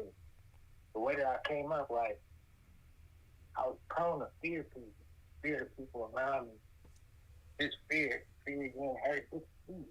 Mm-hmm. How do you deal with fear in uncomfortable, undesirable situations? How do you maintain your cool? I know breathing exercises help, martial arts, working out, but how do you deal with it on an internal level? The root. Yeah, you know, you know, from a very young age, man, I've always been the type of person to never really worry. You know, in Matthew chapter 6, it you know, the scripture says, you know, who by worrying can add a single hour to your life. You know, like, basically don't worry. You know, worrying does you no good. You know, and a lot of times when you worry, you're not going to be effective. You know what I mean? Because if you just think about it, right? Whatever situation you in. So if it's an uncomfortable situation, the objective is to get out of the situation, right? That's the desired result, is to get out of the situation. What you got to understand is, if you panic, if you become fearful, you're going to shut down 9 times out of 10. And in that moment of you being shut down, you trying to rationalize and think to yourself like, damn, what am I going to do? How am I going to get out of this situation? You know what I mean? Where you know, that's the fear setting in and the panic setting in. But if you understand to yourself, okay, I'm in this situation, how do you got to talk to yourself. You got to have this kind of language with yourself. Like, how am I going to change this? How am I going to get out of this situation? You know what I mean? Because if you never ask yourself that, the fear is going to keep you from asking yourself that. You know, I mean, you might say to yourself like, damn, I don't know what I'm going to do. How am I going to get out of this situation? You know, but when you thinking, you know, from a standpoint of, you know, value and solution, you know, what's the solution to this? Like, you're going to start thinking about that. You know what I mean? What am I going to do right now to change this situation? What am I going to do right now to get out of this situation? You know what I mean? And that's the way I've been for a very long time. Honestly, I'm not exactly sure where that seed or when that seed was planted in me. I just can recall certain instances at a young age where I might be with friends. You know what I mean? And my friends will panic. And my friends will be fearful and scared. And me, I'll just be on some like, well, shit, we got to do what we got to do. You know what I mean? I done been in situations where me and my friends is outnumbered and my friends ran and left me by myself. And I'm still like, it's me versus 7. And I'm just still not fearful. You know what I mean? Because it's like, whatever's going to be is going to be. So me, if I panic right now and show fear, you know, and that's what a lot of people don't understand too. You know what I mean? Like, it's like how they say dogs smell fear. It's kind of that way with people too. You know what I mean? Because as I reflect back on moments like that in my life, right, from childhood on up, you know, when people see fear, they prey on that. They take advantage of that, right? But but when people expect you to be fearful and they see that you're not fearful, they kind of get fearful. You know, now it's not something that you should bank on. It's not something that you should tell yourself, well, I'm gonna act like I'm not scared so they can act, so I could make them scared of me. Nah, because some people ain't gonna be scared no matter what. You know what I mean? But I've been in them kind of situations too where, you know, I'm outnumbered, whatever the case may be, and they'll see that I'm not fearful, and it'll make them fearful. Like, damn, what he got going on? Like, damn, what, you know, why he's so cool? Why he's so comfortable? Like, or why he's still being aggressive, even though it's 7-1 or whatever the case may be, right? You know, so basically my point is, you know, if you focus on value, you got to ask yourself, what value does fear bring to the situation? How much closer to the solution is fear gonna get me? You know what I mean? Of course, it's a lot easier said than done, but if you start to condition your mind that way now, then when you get into them panic type situations, you know, like everything has two creations. The first creation is the thought. The second creation is the action, right? So if you shape and mold and sculpt that first creation so vividly in your mind that when the second creation comes, you know, it's like you've been here before, right? You done already played this whole thing out in your mind. So now that it's playing out in reality, you know, you that much more comfortable, right? So, like I said, to be honest with you, I don't know when and where that started for me, but I just know from a young age, and it's not to say that I can't be scared or, you know, anything like that, but it's just like in most situations, I'm telling myself like, okay, how am I going to change this? How am I going to get out of this? Because being scared ain't going to do shit for me. You know, being scared is going to harm me. If anything, shit, be scared of being scared. You know what I mean? Because if you just scared, then shit, 9 times out of 10, you're going to be taken advantage of and it's going to be to your detriment. But shit, be scared of being scared. That makes more sense. Looking at it in terms of value, and you said there's two creations to everything, thinking and doing. So basically, I have to think about how I would handle myself in these situations so good to the point where when it's time for me to apply the information, it becomes that much more easier for me to do. Right. Because there's been a lot of situations where I struggle to do that, whether I have to speak for myself or act. There's plenty of situations. How did you get funny? How y'all, like, I know peas be around each other all the time. Y'all be roasting and chopping and shit, but what if shit, you're a man, person like far who grew up by yourself most? Yeah, I mean, you know, of course, you know, by me growing up in a certain time, my sense of humor was kind of shaped and influenced by certain individuals of that time. Like when I grew up, I was watching Eddie Murphy, Richard Pryor, Red Fox, In Living Color that had everybody on the Wayans brothers, not just Marlon and Sean, but Keenan and Damon and they sister Kim and Jim Carrey and Jamie Foxx and Tommy Davidson and David Allen Greer, like the whole all of that shit, you know, like all of that type of stuff kind of like shapes my sense of humor from an early age, first of all. Then second of all, like I said earlier, you probably wasn't here, but when I was a kid, you know, moms had me going to school in coasters and XJ900s, which is Payless, you know what I mean? So, you know what I mean? Anybody that was a kid in them 80s and them 90s, man, you know about them XJ900s, boy. If you go to school, they finna bake your ass with them on. So,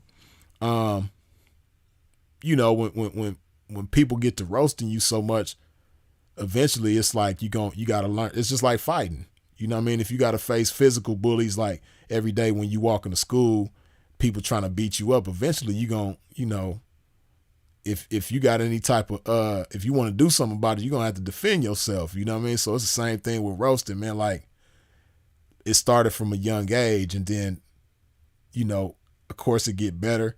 And then it's funny, man, like from a real young age, man, like my Uncle Daryl, man, he passed away earlier this year. My mom's twin brother, man. God rest his soul. My Uncle Daryl, right? You know, when I was little, we stayed in the projects, man. And my Uncle Daryl will call the house and he'll just get to going in on me, man. And he'll say, you know, of course, you know, them jokes end up getting played out, but they was funny, especially I'm 5-6 years old at the time. And he'll call the house and I'll answer the phone. And he'd be like, boy, you took a bath today? And I'll be like, nah, not yet. And he'd be like, boy, you so dirty, you jumped in the tub. And the water jumped out and said, I'll wait. And it'd be shit like that. And I, you know, to a 5-year-old kid, I'm dying laughing, you know what I mean? So I had stuff like that. And he wasn't, you know, I got 9 uncles, man. So between my uncles and cousins and other kids in the neighborhood, kids at school, you know what I mean? Like I was outside, you know what I mean? I was outside riding bikes and skateboards and playing marbles and basketball and going to the arcade and all that type of shit. So, you know, between all of that, you know, yeah, just like with the fighting, you know, that's another reason why I was never fearful, because I was always, from an early age too, I was always never afraid to get physical. You know what I mean? So I was a fighter from a young age, you know. I wasn't always the biggest, but because I had so much heart, even other kids that was bigger than me sometimes would be fearful. But on the same token, you know what I mean? When it comes to the roasting, man, shit, you know, we used to look forward to that, like, especially in high school. Like by the time I got to high school, man, we would look forward to lunchtime just for the sake of roasting. And we, as soon as we see each other, it's on sight, we going in. You know what I mean? Talking about your haircut, talking about your glasses, talking about your shoes, talking about your pants, talking about everything. You know what I mean? So, yeah, I just kind of grew up like that. I grew up roasting. Like the kids that I grew up with, we just always was roasting, man, from an early age, man, just roasting. So that's where it come natural for me, you know. Man, I enjoy this early morning live, man. We gonna be doing more of these on your channel or just Simple channel in general. We need more lives early in the morning, man. Just take it back to last year. Yeah, of course, man. You know, well, I've been more active on my channel lately, but it's funny you say that, because I've been thinking about in honor of bro, you know, picking up the early morning game where bro left off as best I could. You know what I mean? I know that was his thing, but it done been times where I done thought about kicking off the early morning game, so might end up doing that, man. But yeah, because, you know, I love doing this. I love building, you know. This builds your fan base. Well, I ain't gonna say build it as far as subscribers, but this is how you connect with the people that supporting you and bringing you the YouTube views and the donations and shit like that.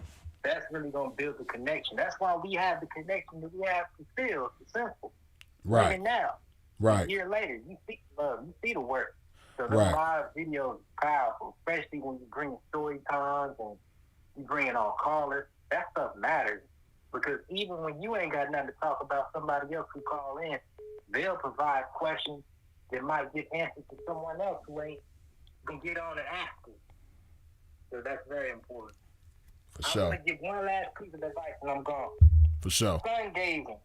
If y'all are a melanated person, especially, even if you ain't got no melanin like that, you need to be getting up early in the morning, like an hour after the sun has risen at most, preferably 30 minutes to an hour after the sun has risen, and 30 minutes to an hour before the sun sets. You need to be outside getting them rays through your eyes.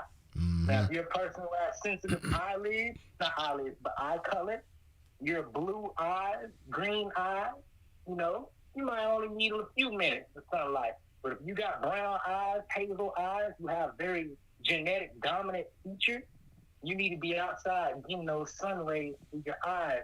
It's very powerful because the eyes are an extension of your brain. And once that sunlight goes through your eyes from a 45-degree angle and it bounces back on your brain, it's going to be digested through your whole body. Whatever areas of your body that need sunlight or you're vitamin D deficient, sun gazing is a very powerful method of putting those nutrients and putting that solar energy all throughout your body. This can improve heart problems, eye issues.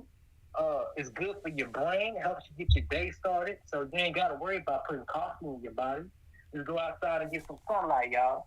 So if you're watching this right now and the sun is beaming like it is right now in this Memphis, excuse my voice breaking, out here in this Memphis, make sure you go outside and get y'all some sun, man.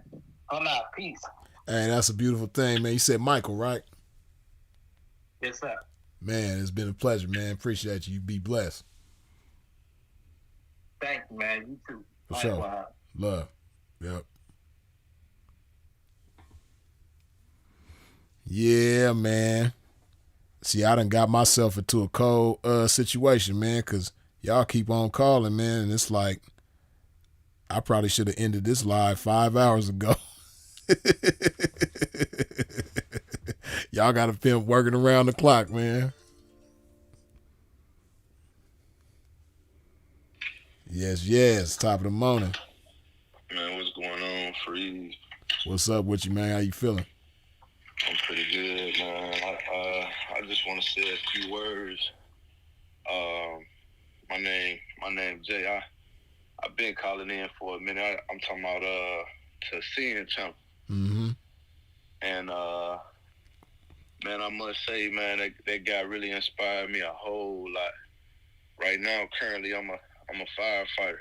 So when I first started listening to him back in 2015, I think when he first started. Oh yeah, so you remember when he used to go in on Lowski and Cash Get a Big Smoke and all that, huh? Man, yeah, I even remember before that, like when he first started inspiring children and youth of Chicago. Yep. Gang violence. You know what I'm saying? I'm from Chicago, currently living in Alabama. Okay. But like I was saying, man, I was inspired deeply, man. That's one person, man. I got to be real to have never met that man before. When he passed away, man, it hurt me so bad. I cried like a baby, man. I'm gonna be honest. I know, bro. Always talking about, man, y'all niggas is weird. You know what I'm saying? I had to laugh, you know. Yeah. Bro always like, man, y'all niggas is borderline gay, man. Don't protect me, but man, I thought it was funny, man. In my profession, I see a lot of death. You know, I see a lot of crazy things. Like I said, I'm a firefighter at this point. Yeah. When I first, and he had a big part in inspiring me to pursue education. You know, and inspiring me to pursue other things outside of that lifestyle. I'm one of the people that I can say, just from listening to him, getting fired up sometimes, calling in, talking to him, and having the sessions with him, talking to him, I was inspired to go the other way, you know. Right. That's a beautiful thing. Yeah, I'm one of them people. You know, I ain't no truck driver, nothing like that. But you know, he definitely truly missed. Sometimes I see shit on YouTube, man. I say to myself, man, I would love to hear what bro would have to say about this. You know. Yeah. Tyson Campbell and you know what I'm saying, all that shit. But yeah, man. Also, man, let me drop this on there. I was listening to him the other day, man. The name of my YouTube is JLove0066. JLove0066. Man, I just want to throw that out there as well, man. But you know, there will never be another gentleman that spit that game and talk that shit, man, like Sinful the P, man. For sure. Man, I know you miss him too, Freeze, and God bless you, brother. Oh, definitely.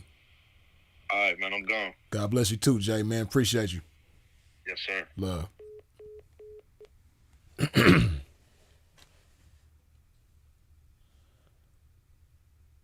And Mika 215, good looking with the $10 holler. Dressed down like a reflex. For sure, for sure. BC, good looking with the $5 holler. She need to have a reunion with Western Union. You dig?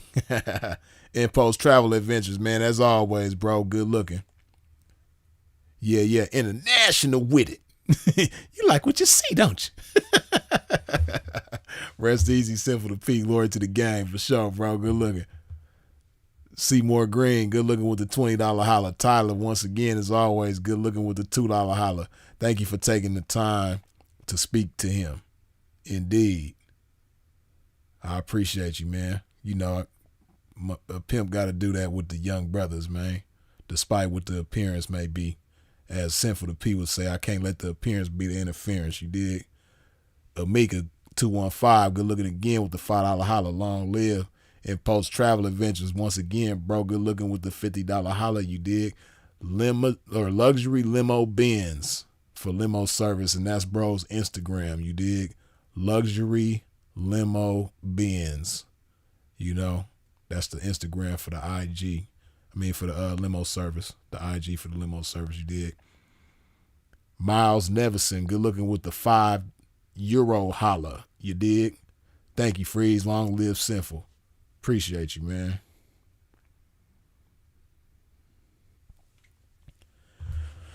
All right, man. Man, we've been on here 8.5 hours, man. Y'all crazy. Y'all been on here with me. What's wrong with y'all, man? Y'all just love Sinful that much. I already know, man. It's all good, man. Hey, man, I'm going to go ahead and wrap this up. But look, this is what I'm going to do, right? Because it's in high demand right now. You know, later on today, we going to do a music battle in honor of bro. You know what I mean? This ain't just a one-day celebration. We going to keep this thing rocking, you dig? So, due to popular demand and in honor of bro, in the spirit of Sinful to P, we're going to do a music battle later on today, man. I'm going to figure out the time and let y'all know well enough in advance. But, you know, be on the lookout for the music battle because we definitely going to do one today. And like I said, I'm going to let y'all know well enough in advance so y'all can have time to prepare, man. And, you know, see, I'm different from bro. You know, Freeze ain't really a betting type of person and gambling type of person, anything like that. But like Sinful to P say, man, if y'all just insist on me taking your money, man, you know, Freeze ain't got no problem putting that Benjamin up or whatever, however y'all want to do it, man. You know, I'm with everything right now. I'm with all the shenanigans y'all want me to be with, man, when it comes to the music battle, man. You know, and yeah. So we're gonna go ahead and do that later on, man. But man, hey, this is something that really, this don't even feel like a chore, man. You know how sometimes when you get to do, man, I done put in an 8-hour shift. Some of y'all went to work, got off, went home, and I'm still live. We still here with it, man. We still rocking. You dig? And man, y'all done got the likes over 1,000. Appreciate y'all. Man, we've been rocking, man. This been a beautiful thing though, man. This really brought joy to a pimp, man. I appreciate y'all for partaking in this and sharing in this moment with me, man. This was beautiful. You dig? Hearing everybody call and get their testimonies, chopping game. You know, talking about all the different aspects of Sinful to P, Philip Brandon Gilmore. You know, everybody talking about how he impacted them. Talking about all the funny ass shit that he done said. You know what I mean? Man. Just everything, man. I appreciate y'all, man. Like y'all really don't know how y'all are a blessing to me. You know, everybody talk about how Freeze do this and Freeze do that. You know what I mean? That's just in my nature. But each and every one of y'all have been a blessing to me, man, and I appreciate y'all, man. You know, y'all don't even understand how big the things that y'all do are to myself. You dig? So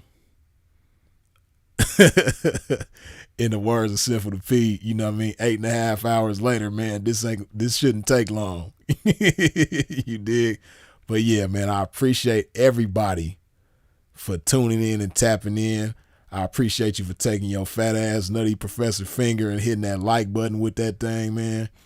Man, I appreciate all the comments, the chats, the feedback, the questions, the jokes. You know, y'all wasn't trying to let nobody make it. You know what I mean? In instances where Freeze didn't want to do the roasting with the callers, y'all was in the chat doing the roasting. So in the spirit of Sinful to P, y'all wasn't letting certain people make it. You know what I mean? Even when Freeze was letting them make it, y'all wasn't letting them make it. So I appreciate y'all for that. Of course, I appreciate the super chats, the cash apps, the PayPals. You know, I appreciate the support in every which way that you come with it, man. Y'all already know, man. We gonna follow up tonight with this music battle. We gonna keep this celebration of Sinful to P's life going. Man, if y'all out in traffic moving around, please do so in a safe fashion. And as always, long live the incomparable Sinful to P. We out.